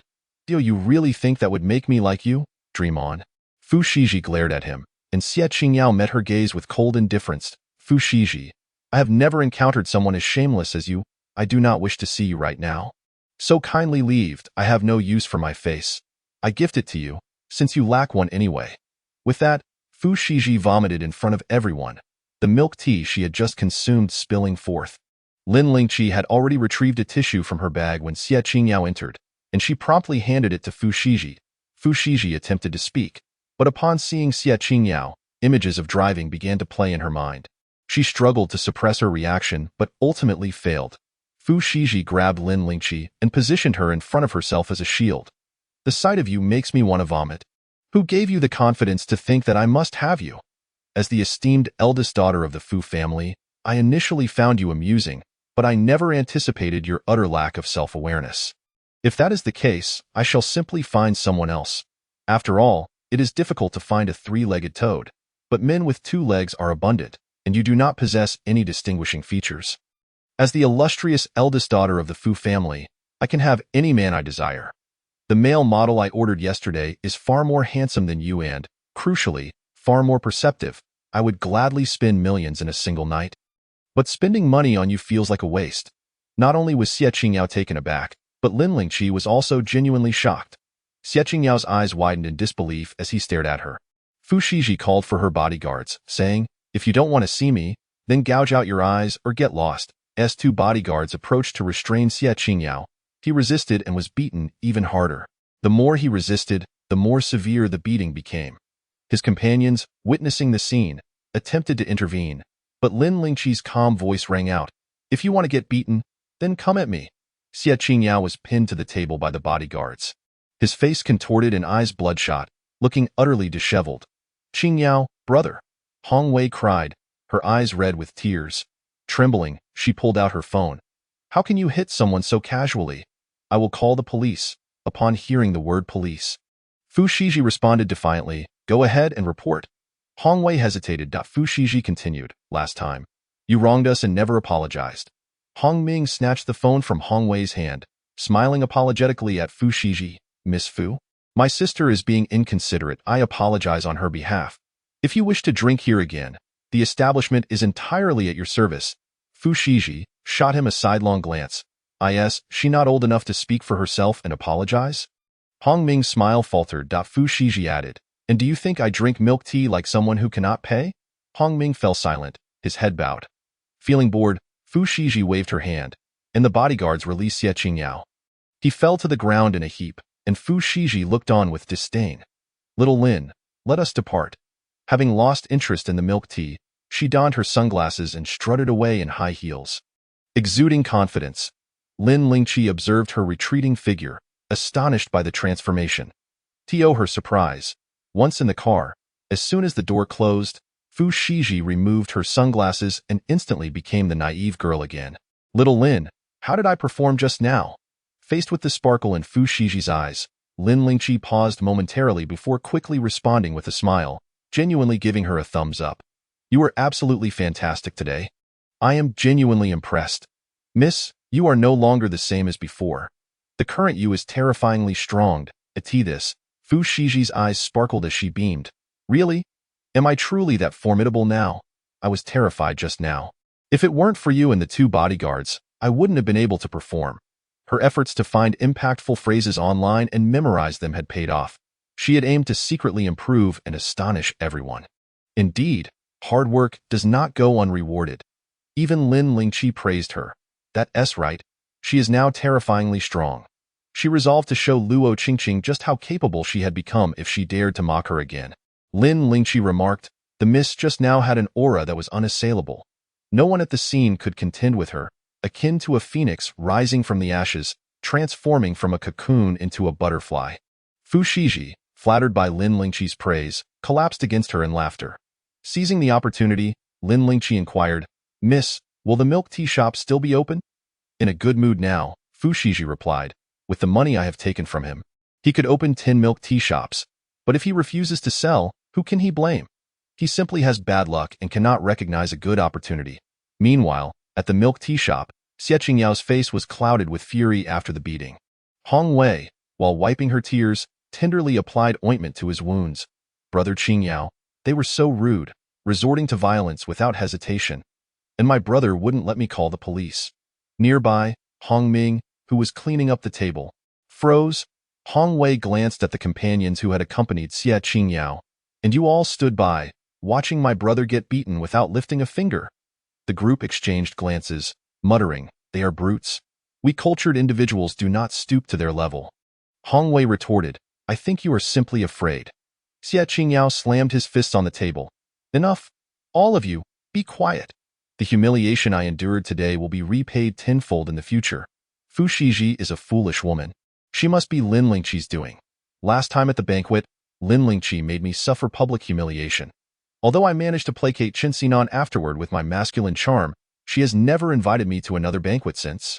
I will make sure to settle this score with Lin Lingqi. Lin Lingqi sneezed several times, rubbing her itchy nose, certain that some fool was cursing her from behind. Upon arriving at the Fu family's old residence, the moment Lin Lingqi stepped inside, she looked up to see Fu Lingji wearing a gloating expression as he watched her. Beside him sat a muscular man, his face adorned with a fierce demeanor. Clearly someone who was well trained. Lin Lingqi paused, her eyes instantly lighting up as she gleefully rubbed her hands together. 100,000, here I come. Though she was not short on cash, how could she miss an opportunity to earn some easy money? Chapter 083. Learning to get hit before learning to hit little Lin, Fu Lingji said with a sinister smile, his tone dripping with sarcasm, exuding a demeanor that begged for a smack no matter how annoying he appeared. To Lin Lingqi, he was merely a fool delivering her RMB. Hey, third young master. I'm here. Fu Lingji was about to introduce the muscular man beside him when Lin Lingqi interjected with a smile. Pulling out a payment QR code. Third young master, please make a deposit first. Otherwise, there's nothing to discuss. Feeling a sudden tightness in his chest, Fu Lingji angrily whipped out his phone and scanned the QR code. Lin Lingqi gently reminded him, third young master, please include a note stating this is a voluntary gift, with no expectations of repayment. Fu Lingji was left speechless. Why was it that he had sought someone to exact revenge but ended up feeling more humiliated? He transferred 100,000 to her. Upon seeing the amount, Lin Lingqi's smile vanished, and her expression turned cold. Third young master, do you look down on me? Fu Lingji attempted to haggle. Last time it was also 100,000. You? Lin Lingqi interrupted him. Last time was last time. This is now and I am no longer the same person I once was. Without 1 million, do not expect me to take action. Grinding his teeth, Fu Lingji transferred an additional 900,000. Is this sufficient? Lin Lingqi's expression instantly brightened, her smile radiant. All right, the one who pays is the boss. Third young master, how would you like me to proceed? Fu Lingji glanced at the muscular man, who looked doubtful as he regarded the delicate and slender Lin Lingqi. However, thinking of the money Fu Lingji had promised, he steeled himself. Fu Lingji was eager to see Lin Lingqi take a beating, so he had already arranged a venue before her return. There was a spacious area behind the courtyard. Before they began, Fu Lingji warned, Lin Lingqi, you have received the payment. If you dare inform my elder brother, you will regret it.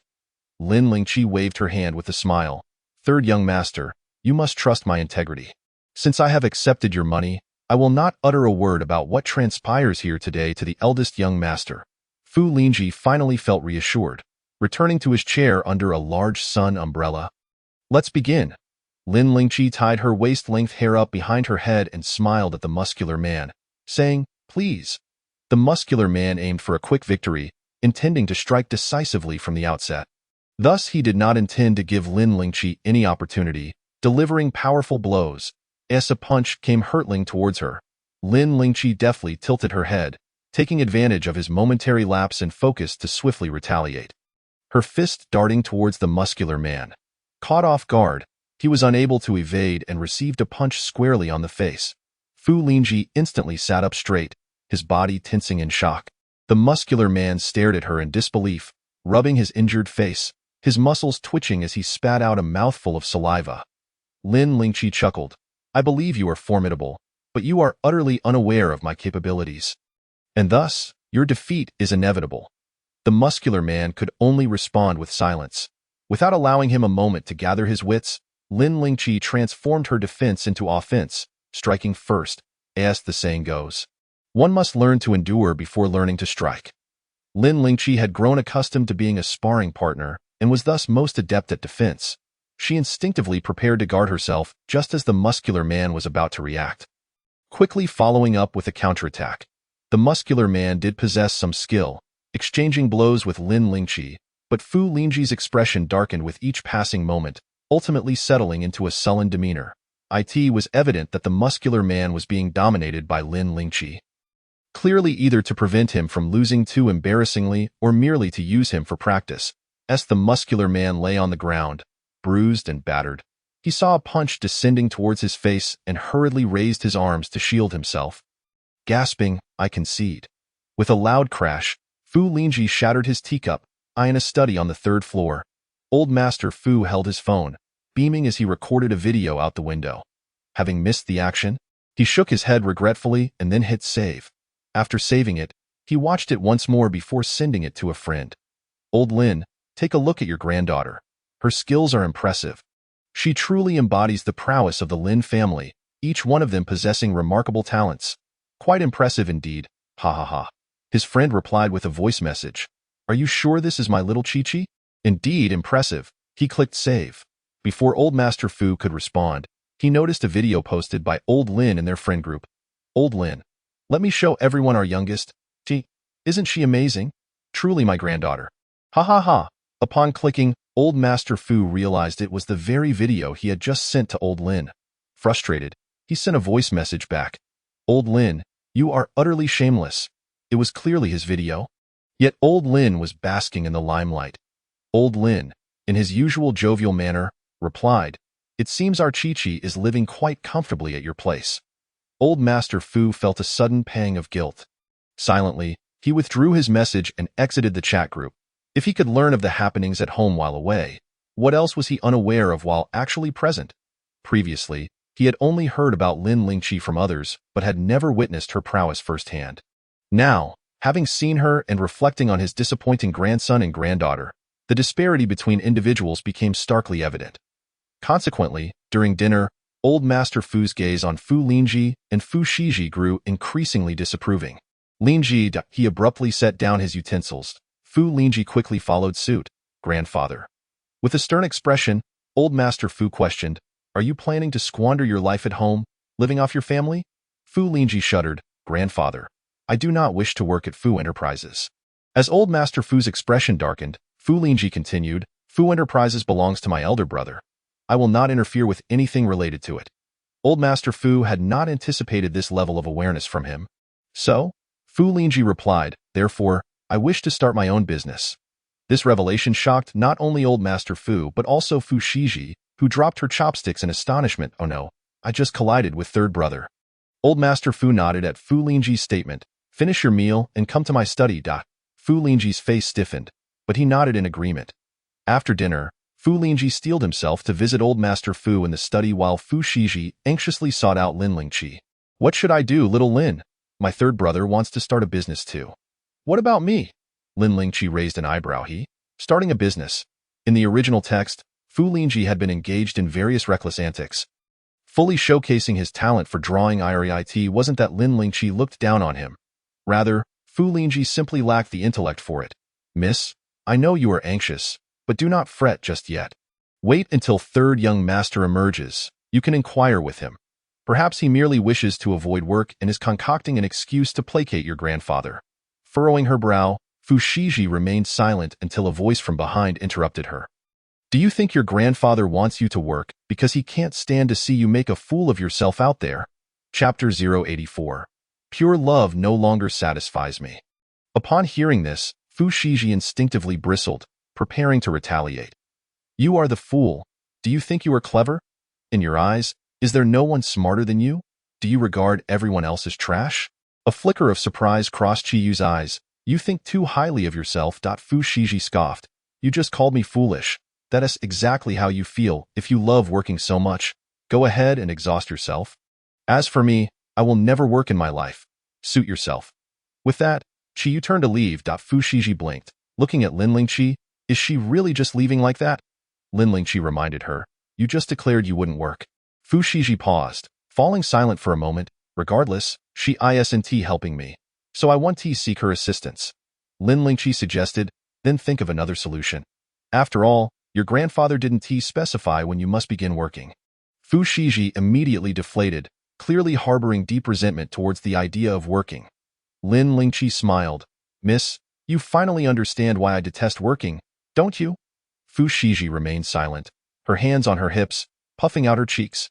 Little Lin, how dare you mock me? I am angry. Lin Lingqi poked her cheek. No need to be upset. Perhaps we can muddle through this, buying ourselves some time. With a dejected sigh, Fu Shiji threw her arms around Lin Lingqi, unconsciously acting like a child. Little Lin, why is my life so miserable? Lin Lingqi felt an urge to hit something. After soothing the young lady, Lin Lingqi sought out Chiyu again, preparing to invest another $1 million. After all, parents' wealth belongs to them. Her own earnings were her safety net and assurance. Upon returning to her room, she found Fu Lingji waiting at her door. Good evening, third young master. Have you come to bestow me with more funds? Fu Lingji glared at her menacingly, as if he wanted to tear her face off. Lin Lingqi reined in her smile. Third young master, I welcome your challenge. I am always readied. Fu Lingji's temper flared instantly. Lin Lingqi, I won't let you gloat for long. With that, he turned to leave. Wait, third young master. Lin Lingqi called out. I have something for you. Fu Lingji looked taken aback. Lin Lingqi entered her room and quickly re-emerged, cheerfully handing him a book. Make sure to read more. Fu Lingji glanced down at the thick, red-covered volume, which prominently displayed 4 large characters. Chinese criminal law. Lin Lingqi, do you wish for death? Fu Lingji's expression darkened, his eyes blazing with fury as if they could incinerate her. Lin Lingqi urged, Third young master, you should at least give it a look. Murder is illegal, trust me. Criminal law is a good thing. It will save your soul. Fu Lingji, I can't fight you. I can't out-curse you. Just wait for me. Fu Lingji turned to leave, determined to devise a plan to teach her a lesson, making her aware of who truly held authority in the household. A mere butler attempting to ride on his coattails. How infuriating. Lin Lingqi gazed at the Chinese criminal law in her hands, lamenting, and just like that, he's gone. This book was rather pricey. Well, I'll set it aside for now. Perhaps one day it may come in handy. Fu Lingji sought someone to teach Lin Lingqi a lesson. But after spending money, he ended up getting beaten instead. The more he thought about it, the more aggrieved he felt, and the more impulsively he desired to commit violence. After leaving the Fu family's ancestral home, he sought out his little sidekick, Peng Yue. Third young master, what's wrong? Peng Yue asked cautiously, noticing Fu Lingji's increasingly grim demeanor as he drank more. Fu Lingji slammed his cup down on the table. Is there a way to kill someone without anyone knowing? Peng Yue dropped his cup in shock, shattering it. Third young master, you must be joking. This was no laughing matter. It was rather frightening. Although he idled away his days and enjoyed playing pranks, he had never considered murder. Fu Lingji kicked him aside in disdain. When have I ever joked with you? Peng Yue, now sitting on the ground, his small eyes darting around. Third young master, who has the audacity to offend you? Fu Lingji, perhaps fueled by drink, felt no need to guard his words with his little sidekick. Who else but Lin Lingqi? Peng Yue's eyes widened in astonishment. Is it little Lin the butler? Fu Lingji poured himself another drink, still feeling a dull ache in his arm. He tossed the bottle aside, cursing, damn it. Peng Yue hastily replied, no, third young master, this won't do. We can't kill someone, even if we indulge in revelry. We can't engage in murder, that's a capital offense, and no amount of money can absolve you of that. Peng Yue spoke while pulling out his phone and tapping a few times. San Xiao? I have sent you something, be sure to take a look when you return later. Fu Lingji, perplexed, asked, what is it that I must see upon returning?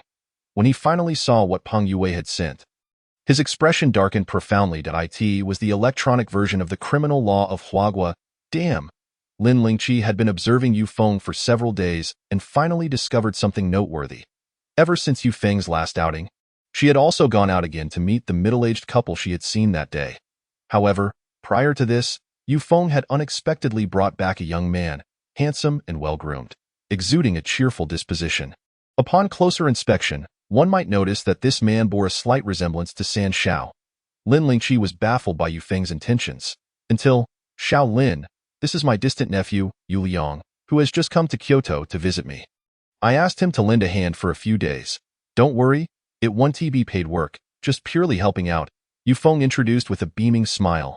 Lin Lingqi looked at her with a smirk. Aunt Feng, I couldn't help but feel that your distant nephew seems rather familiar. Why Yu Feng's expression stiffened. Really?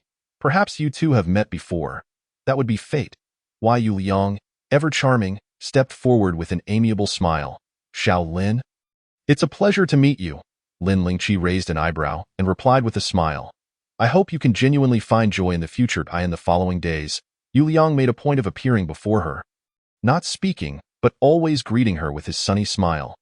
Lin Lingqi rolled her eyes, thinking he treated her like a naive girl fresh out of school, indulging in innocence. He may wish to pursue such innocence. But Lin Lingqi was not inclined to play along. As Yu Liang approached her once more, ready to flash his charming smile, he was interrupted by Lin Lingqi. Do you have ADHD or something? Huh? Lin Lingqi continued bluntly. I recall you came to see Aunt Feng. Your constant meandering around me, flailing your arms, is that not a sign of hyperactivity? Yu Liang flushed.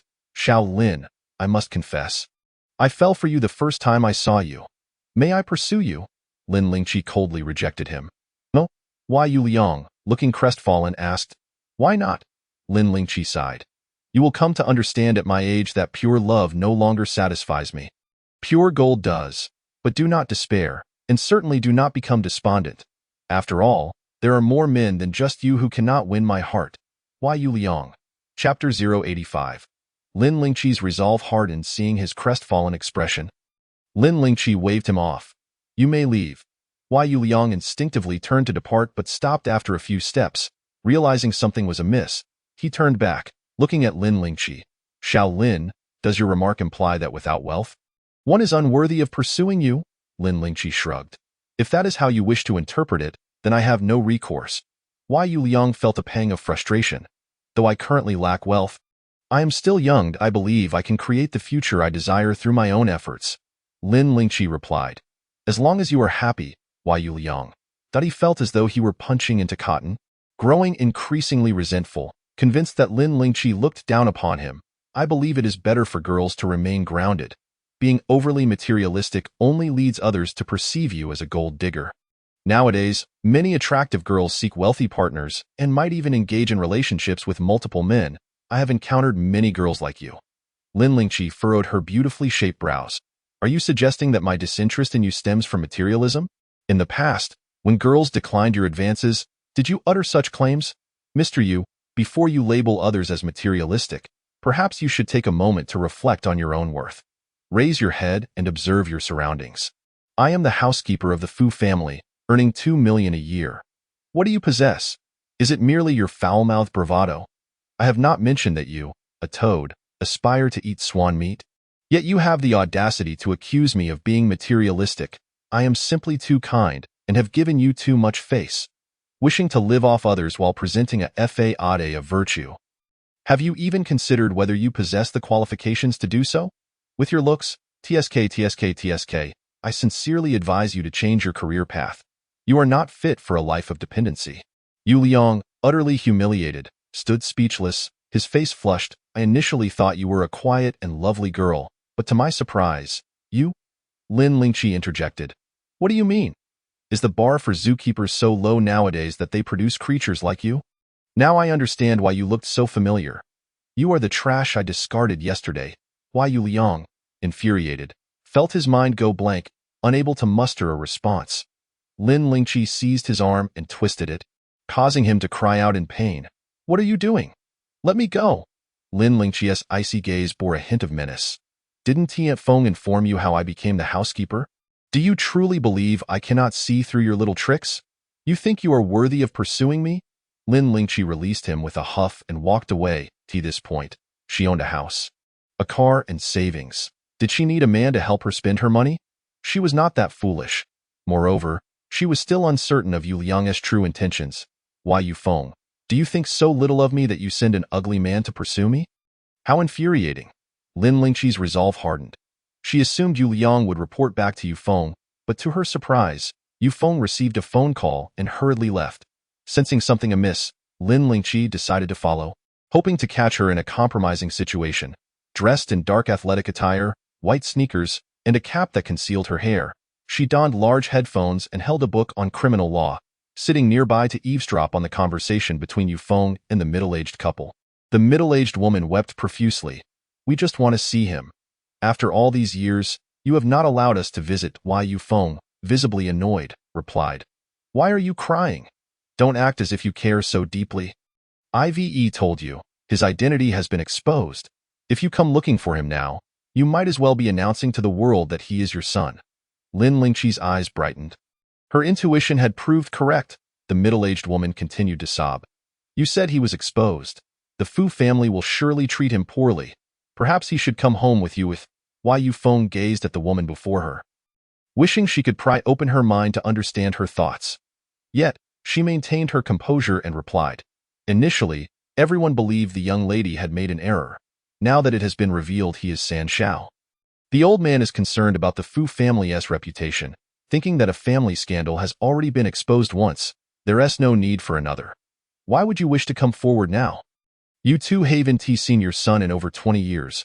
Why would you expect him to come home with you at this point? I find that hard to believe. The middle-aged woman's gaze faltered, and she ceased her weeping. The middle-aged man then spoke. "You were the one who said our son should become a young master of a wealthy family. We only followed your advice in giving him to you. After all these years, we can hardly even see him. Why, Yufeng? It is you who has caused our family to be torn apart. I must see my son today, or this matter will not end well for you." Yufeng's expression turned icy. "Do you wish to create a public spectacle?" The middle-aged man quickly cowered. "Regardless, we must see him." Why? Yufeng pressed. "Why the urgency to see him now? I do not believe in your parental affection. The Fu family has raised him for over 20 years, and they are not yet prepared to disclose his identity to the outside world. Shouldn't you be content with that? What is it you truly desire? Your son remains with the Fu family. Even if they only provide him with a fraction of their wealth, it will be more than sufficient for him to live a life of luxury.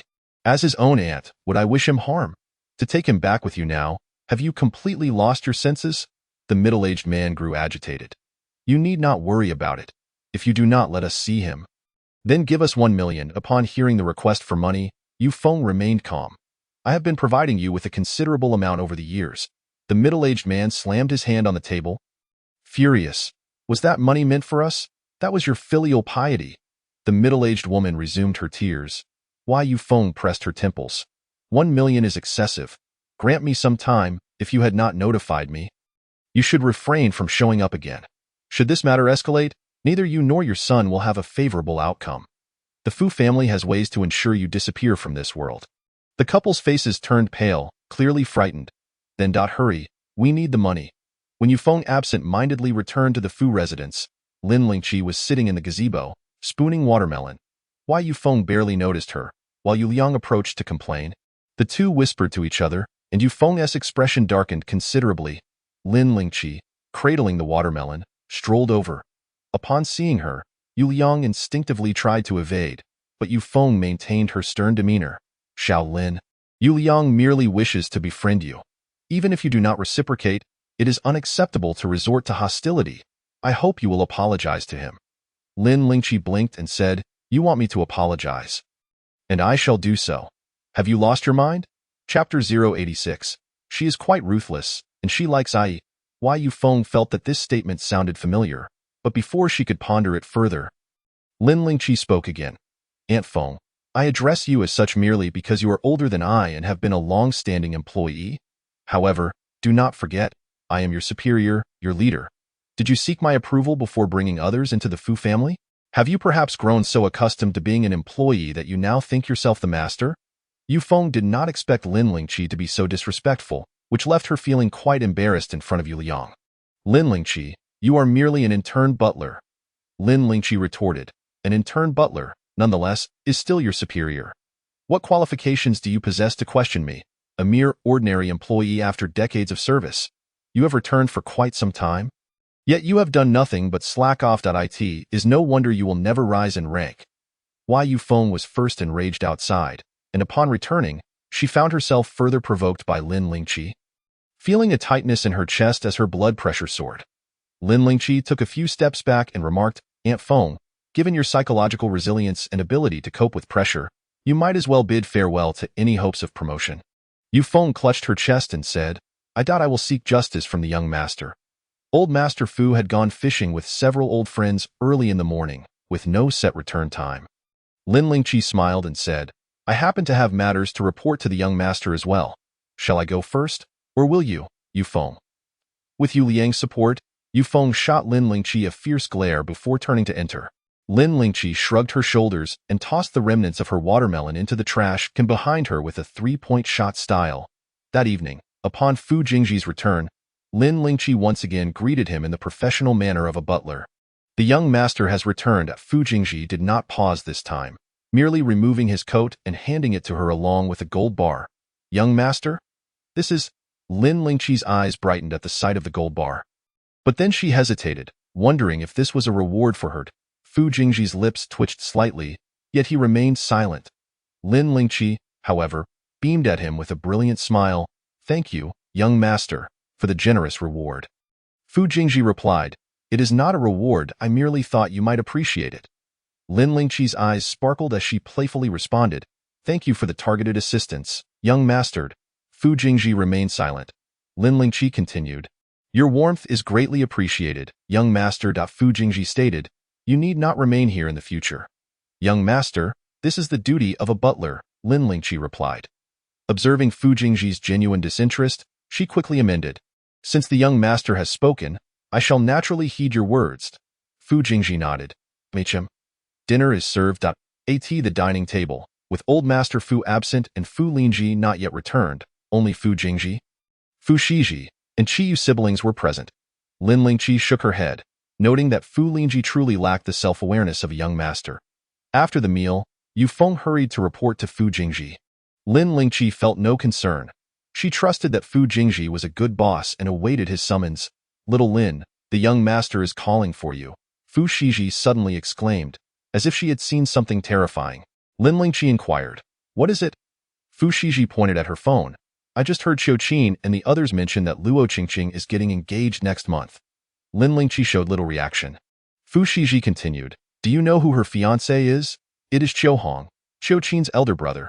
Lin Lingqi was well aware of Qiu Hong, who had sought revenge on her after losing a drinking game and a dart competition. Fu Shiji added, Not long ago, I don't know what Qiu Hong did wrong, but he was confined at home. After he escaped, he was attacked and suffered a head injury. His grandfather was furious over this incident, yet he is now getting engaged to Luo Qingqing. Lin Lingqi was taken aback. Miss, did you just say Qiu Hong was attacked? Fu Shiji nodded, Yes. Qiu Qin told me that he bled profusely and was in a coma for 3 days due to a concussion. Lin Lingqi suddenly recalled something and asked, When did this happen? Fu Shiji provided a time frame. Lin Lingqi was left dumbfounded. Wasn't this just a few days after Qiu Hong sought revenge on her? What a remarkable coincidence. At that time, only Fu Jingji was aware of Qiu Hong's actions against her. Is indeed quite ruthless. She finds it enjoyable. Little Lin, the young master is calling for you to his study. Yu Feng exited Fu Jingji's study with a hint of a smile on her face. Lin Lingqi rolled her eyes, and as they passed each other, Yu Feng whispered with a chuckle, The young master has grown up under my watch. Lin Lingqi paused. If you have worked here for so many years and still have not become a butler, shouldn't you reflect on yourself? Perhaps you are not putting in enough effort? The smile on Yu Feng's face instantly froze. Lin Lingqi remarked, It seems that both the master and the young master have keen eyes. To put it nicely, you are a veteran employee, but in reality, You are merely a workplace freeloader who collects a salary without working. You constantly enjoy pointing fingers, thinking yourself the most intelligent person in the world. Yet, in the eyes of others, you are simply a clown. Yu Feng was once again enraged. You? Lin Lingqi interrupted. What about me? You have delayed the young master's affairs. Can you bear the consequences? Yu Feng. A tightness returned to her chest, and her vision blurred momentarily. Damn you, wretched person. Lin Lingqi ignored her and directly knocked on the door of Fu Jingji's study. When Fu Jingji's voice came from within, Lin Lingqi's face instantly brightened with a smile. Young master. You called for me. Fu Jingji gathered his documents and said, Sit. Lin Lingqi sat upright with a smile. Fu Jingji observed the insincere smile on her face and asked, What do you think of Yu Feng? Lin Lingqi's eyes lit up at the question. She eagerly pulled out her phone, said nothing, and directly played a recording of Yu Feng's conversation with a middle-aged couple. After the recording concluded, Lin Lingqi stated, I happened upon them acting suspiciously, so I recorded their conversation just in case. I also took a photo of that couple. After listening to the recording and viewing the photos of the middle-aged couple, Fu Jingji's expression remained calm and collected. Lin Lingqi thought to herself, as expected of a major antagonist, showing no visible signs of emotion. Fu Jingji asked her, What is your take on this matter? Lin Lingqi was taken aback and, upon realizing he was asking her, replied honestly, Of course, those who should be dismissed must be dismissed, and responsibilities must be pursued. After all, Yu Feng has harmed the Fu family, and it has little to do with me. If she had not provoked me, I wouldn't even bother to care. Fu Jingji remained impassive. I understand. You may leave for now. All right, young master. Lin Lingqi stood up to leave. But just as she reached the door, she suddenly remembered something and asked, Young master, may I ask you something? Fu Jingji looked at her. Go ahead. Lin Lingqi smiled. I heard from the young lady that Qiu Hong was attacked and suffered a head injury. Young master, are you aware of this matter? Chapter 087. Just to annoy Fu Jingji did not expect her to inquire about this matter, which had occurred several days prior. Caught off guard, he fell silent for a moment. Lin Lingqi proceeded. He sought revenge on me previously and unexpectedly faced retribution. It must be that he has done too many bad deeds. I am truly grateful to the kind-hearted individual who avenged me. It is indeed a cause for celebration. Young master, may I take a photo with you? Fu Jingji's reaction momentarily faltered. Then he softly replied, Yes. Lin Lingqi happily pulled out her phone, adjusted the angle, and snapped a picture of Fu Jingji, smiling with satisfaction at the photo. Rest assured, young master, I will cherish this photo well. Fu Jingji glanced at her before lowering his gaze again. Machem. With the photo in hand, Lin Lingqi left the study. Fu Jingji stared at the documents for quite a while, seemingly lost in thought, until Lin Lingqi's recording and photo arrived on his phone. He glanced at it and promptly made a phone call. Secretary Tang, please help me look into something. It's not urgent. You can check tomorrow.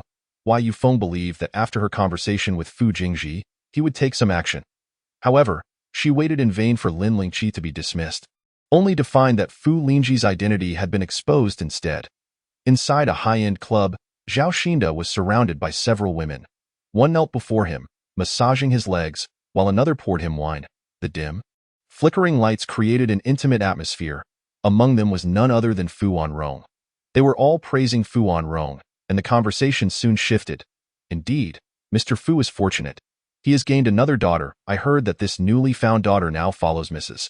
Tan daily to learn the ropes of business, and she seems to be quite adept at it. Unlike my two useless sons, who squander their days away while I toil outside, they live better than I do with my own money. What of it? You are unlike me. I not only need to earn money but also have to face my nagging wife at home, who complains about every little matter. So, Mr. Fu is indeed the better one. All his children are successful and do not have to deal with a nagging wife, free to do as they pleased. Fu Wanrong reveled in the flattery. He had been married 4 times and had 5 legitimate children. As for how many illegitimate children he had, he neither knew nor cared to find out. Men indulging in the pleasures of life, what is there to criticize? It is a mutual agreement, a harmonious union spurred by the intoxication of spirits. Thus one should pursue comfort without self-denial. Zhao Xinda suddenly recalled something, a glint of greed illuminating his eyes as he spoke with a smile. Speaking of which, your daughter Shiji has also been raised under our watchful eyes. The previous banquet nearly ended in tragedy, and rumors abound that your biological daughter has returned. that Shiji. Although Fu Wanrong was indifferent towards his own child, he too dared not provoke Tan Jingwan. Upon hearing Zhao Xinda's remarks, he quickly interjected, Shiji and Qi Wei are both my biological daughters. If that woman Tan Jingwan were to learn of this, do not blame me for the warning. Zhao Xinda was taken aback, genuinely surprised by his reaction. Clearly, Ms. Tan harbors deep feelings for her daughter Shiji. Fu Wanrong responded. How could a biological daughter not evoke deep feelings? Zhao Xinda squinted. If Shiji is biological, then Qi Wei is as well, which means. Fu Wanrong interjected. The one who was switched at birth is Lingji. Zhao Xinda. Others, initially believing it to be a matter of true and false heirs, they were astonished to discover that it was indeed a legitimate daughter and a false son. Fu Wanrong did not perceive his words as particularly shocking in any case. When encountering Tan Jingwan in the future, refrain from mentioning biological relationships, for her wrath would be unfathomable. Zhao Xinda promptly changed the subject. Speaking of which, Jingji has been a childhood companion of our Baizhu. Now that they have grown up, even the Qiu family's son is to be engaged next month. I am quite interested in forming a family alliance with you, Mr. Fu, though I wonder if you share the same sentiment. Fu Wanrong felt a surge of irritation towards Fu Jingji, which prompted him to disdainfully regard him. That would be his fortune. Zhao Xinda's smile widened. If that is the case, then let us agree on this. However, Fu Wanrong. However, what? Zhao Xinda continued. You are aware that Jingji has an assistant? A young and strikingly beautiful one. Although I recognize that Jingji is merely playing the field, should a familial alliance be on the horizon, I would prefer if he could resolve matters with the woman beside him. What do you think, Mr. Fu? Fu Wanrong opened his mouth, offering a perfunctory response. She is just one woman. I shall discuss this with Jingji. Zhao Xinda, knowing he had no sway over Fu Jingji, let out a derisive snort. Mr. Fu, I have heard that you invested in a film project previously, yet it seems to have fallen through. Upon this utterance, the surrounding atmosphere fell eerily silent. Fu Wanrong, confronted by the gazes of others, found himself at a loss for words. Zhao Xinda continued. I have also heard that you visited the Fu Corporation several times, and there was a quarrel with President Fu, which is why you have not returned home since the old master's return. Fu Wanrong felt as if he had been slapped across the face. That film has not yet been officially greenlit, and the plot is rather far-fetched. Upon reviewing it, I deemed it an unworthy investment. Others might have smoothly continued the conversation from there, but Zhao Xinda did not. Is that so? I had assumed it was due to President Fu withholding funds that it went unproduced. It appears I was mistaken. Fu Wanrong's expression darkened instantaneously, and Zhao Xinda gestured for the woman beside him to pour Fu Wanrong a drink. Fu Wanrong, feeling disgruntled, downed cup after cup. Zhao Xinda continued. As for myself, power ought to be firmly grasped in one's own hands. Otherwise, one is merely at the mercy of others. Look at me. I am the perfect example. Ha ha ha. Zhao Xinda had initially married the granddaughter of Su Gong, ingratiating himself for years, leveraging Su Gong's connections to establish a company. As his business flourished, Su Gong aged, now reduced to a hospital bed, barely surviving with a respirator. At that moment, Zhao Xinda truly stood tall. Until my last breath, I shall not relinquish power. I, Zhao Xinda, will no longer live under the scrutiny of others. Mr. Fu, you are still young, in the prime of your endeavors. I suggest you strive for what is rightfully yours. You are the most suitable heir. It is unreasonable to bypass the father in favor of the son. Suitable? Fu Wanrong's reputation is well known within the circle. Yet, having suffered at the hands of Fu Jingji and lost face, Zhao Xinda aimed to incite Fu Wanrong, the troublemaker, to stir the pot. Zhao Xinda incessantly urged and brainwashed Fu Wanrong, while the others remained silent, some even breaking into a cold sweat.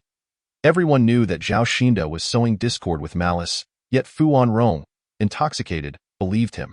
Not only did he believe, but he was also consumed with rage. You are right. I am the one who should inherit the Fu family. What is Fu Jingji, after all? Zhao Xinda shook his head. Unfortunately, your old master has nurtured Jingji as the heir since childhood. While he may not fully control the Fu family now, he certainly holds significant power. Mr. Fu, the possibility of you seizing control from the Fu family is slim, unless someone is willing to assist you. Fu Wanrong regarded him with astonishment. Zhao Xinda smiled and raised his glass. If we become in-laws, I would have every reason to support you, Mr. Fu. Whether we become in-laws is inconsequential. The goal is to vex Fu Jingji. Fu Wanrong, whose hopes had previously dwindled, now felt a resurgence of ambition. Chapter 088 Fu Wanrong. The eccentric nobleman that night, Fu Wanrong returned to the ancestral home of the Fu family. Lin Lingqi observed his unsteady gait, flushed face, and the unmistakable scent of alcohol on his breath, his attire disheveled, stumbling as he entered. Upon stepping inside, he began to shout for Fu Jingji. Fu Jingji, come out and see me. Fu Wanrong collapsed onto the sofa, unable to rise again. Hearing the commotion, Fu Shiji emerged only to retreat upon seeing Lin Lingqi, pausing momentarily before silently approaching Lin Lingqi's side. She quietly inquired, "Little Lin, the steward, my grandfather is not home." "Why has my father returned?" Lin Lingqi shrugged. "I do not know either." Fu Wanrong appeared quite intoxicated. "Fu Jingji, come out at once," and no one dared to approach. Only Yufeng brought tea and a towel to wipe Fu Wanrong's face. "Sir, please drink some tea. I have arranged for the kitchen to prepare soup for you. Drinking it will help you feel better upon waking tomorrow." Fu Wanrong gazed at her with a somewhat dazed expression, suddenly seizing Yufeng and leaning in close. "Sir, please do not do this. I am Yufeng." Why Yufeng pushed him a few times without success, her mouth silenced. Lin Lingqi gasped in shock. "Damn. My eyes!" She quickly turned away, hastily closing her eyes, feeling utterly despairing. She never expected that the two were engaged in such a relationship. It appeared not to be their first time. "Young miss, you?" Lin Lingqi opened her eyes, ready to inquire of Fu Shiji, only to find Fu Shiji staring in disbelief at the scene before her. Well then, it seemed the young miss was unaware. She raised her hand to shield the young miss's eyes. "It's filthy." Fu Shiji, with a calm demeanor, removed her hand, a self-deprecating smile gracing her lips. "It is nothing. After all, it is not the first time." Lin Lingqi. "What is not the first time?" "Oh, the video of Xie Qingyao and Chen Xinan driving also counts, right?" Fu Shiji whispered. "I saw him bring someone home when I was young. It was also on the sofa." Bringing someone home? Engaging in intimate and flirtatious acts on the sofa? Lin Lingqi was astounded. Fu Wanrong truly was a mad nobleman. How could he subject the young miss to such corruption at such a tender age? What a sin! Do the old master and the eldest young master know? Fu Shiji shook her head. "At that time, it was just me and the second brother at home. The second brother forbade me from telling grandfather and elder brother." Having said that, she turned to leave. Lin Lingqi. She watched Fu Shiji's departing figure, her emotions a jumbled mess. "Little Lin, the steward, please check if the soup is ready in the kitchen." Why Yufeng's voice called out. Lin Lingqi turned to see Yufeng smiling at her. Lin Lingqi scanned the area, her gaze landing on Xiao Lan. "Xiao Lan, you go." The previously smug Xiao Lan shot her a glare. "You?" Lin Lingqi raised an eyebrow.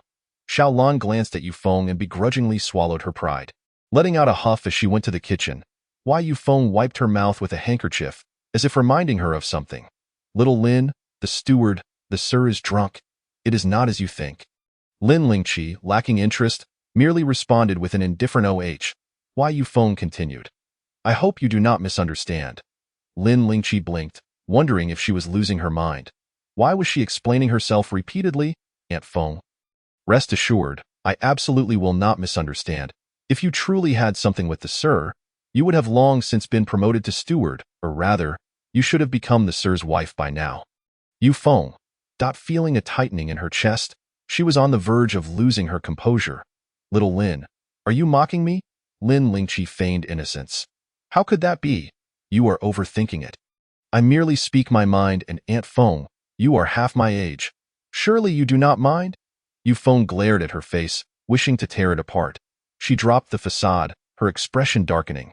"Young people have not yet experienced the harshness of society. Wait until you have worked a few more years, and you will be more subdued," Lin Lingqi retorted. "Aunt Feng, your lack of propriety stems from slacking off at work? No wonder you haven't been promoted." Yufeng gritted her teeth. "Lin Lingqi, you will come to regret this." Lin Lingqi stood tall. "My life is mine to govern. Your criticisms mean nothing." Why Yufeng wished to say more, but was interrupted by Fu Wanrong's loud exclamations. With a calculating glint in her eyes, she cast a glance at Lin Lingqi, then settled beside Fu Wanrong, tenderly massaging his temples with an air of intimacy. Lin Lingqi rolled her eyes. She had encountered the unwritten rules of the workplace before. Typically adorned with elegance and charm, but someone like Yufeng was indeed a rarity. Fu Wanrong. was genuinely famished.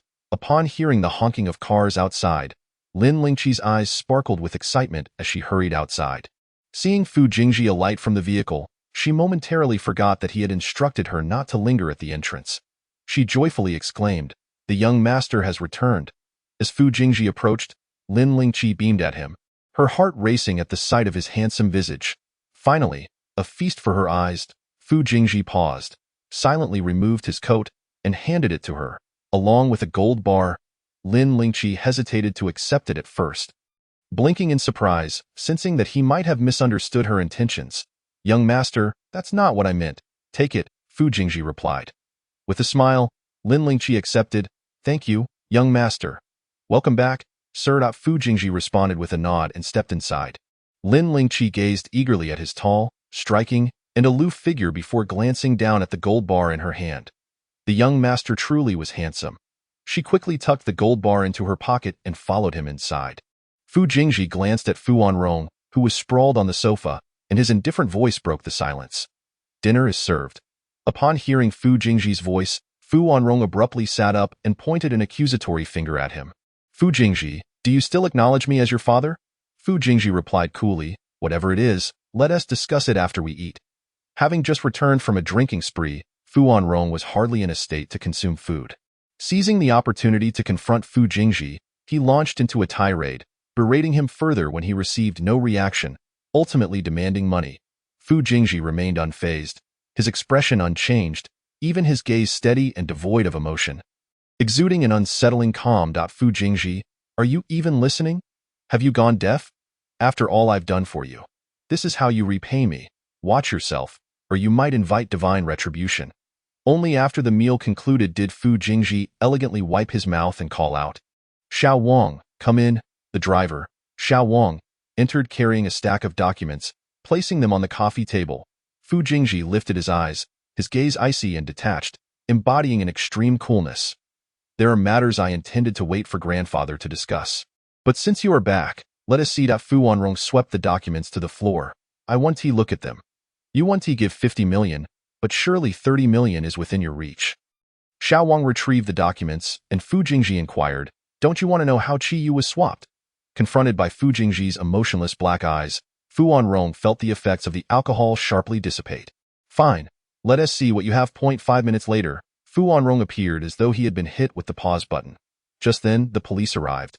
"Who is Yufeng?" Yufeng stepped forward in confusion, and the officer solemnly stated, "Yufeng, you are suspected of child trafficking. Please accompany us for questioning." Happy New Year! Wishing everyone a prosperous year ahead, filled with good health, success, and abundant fortune in the year of the snake.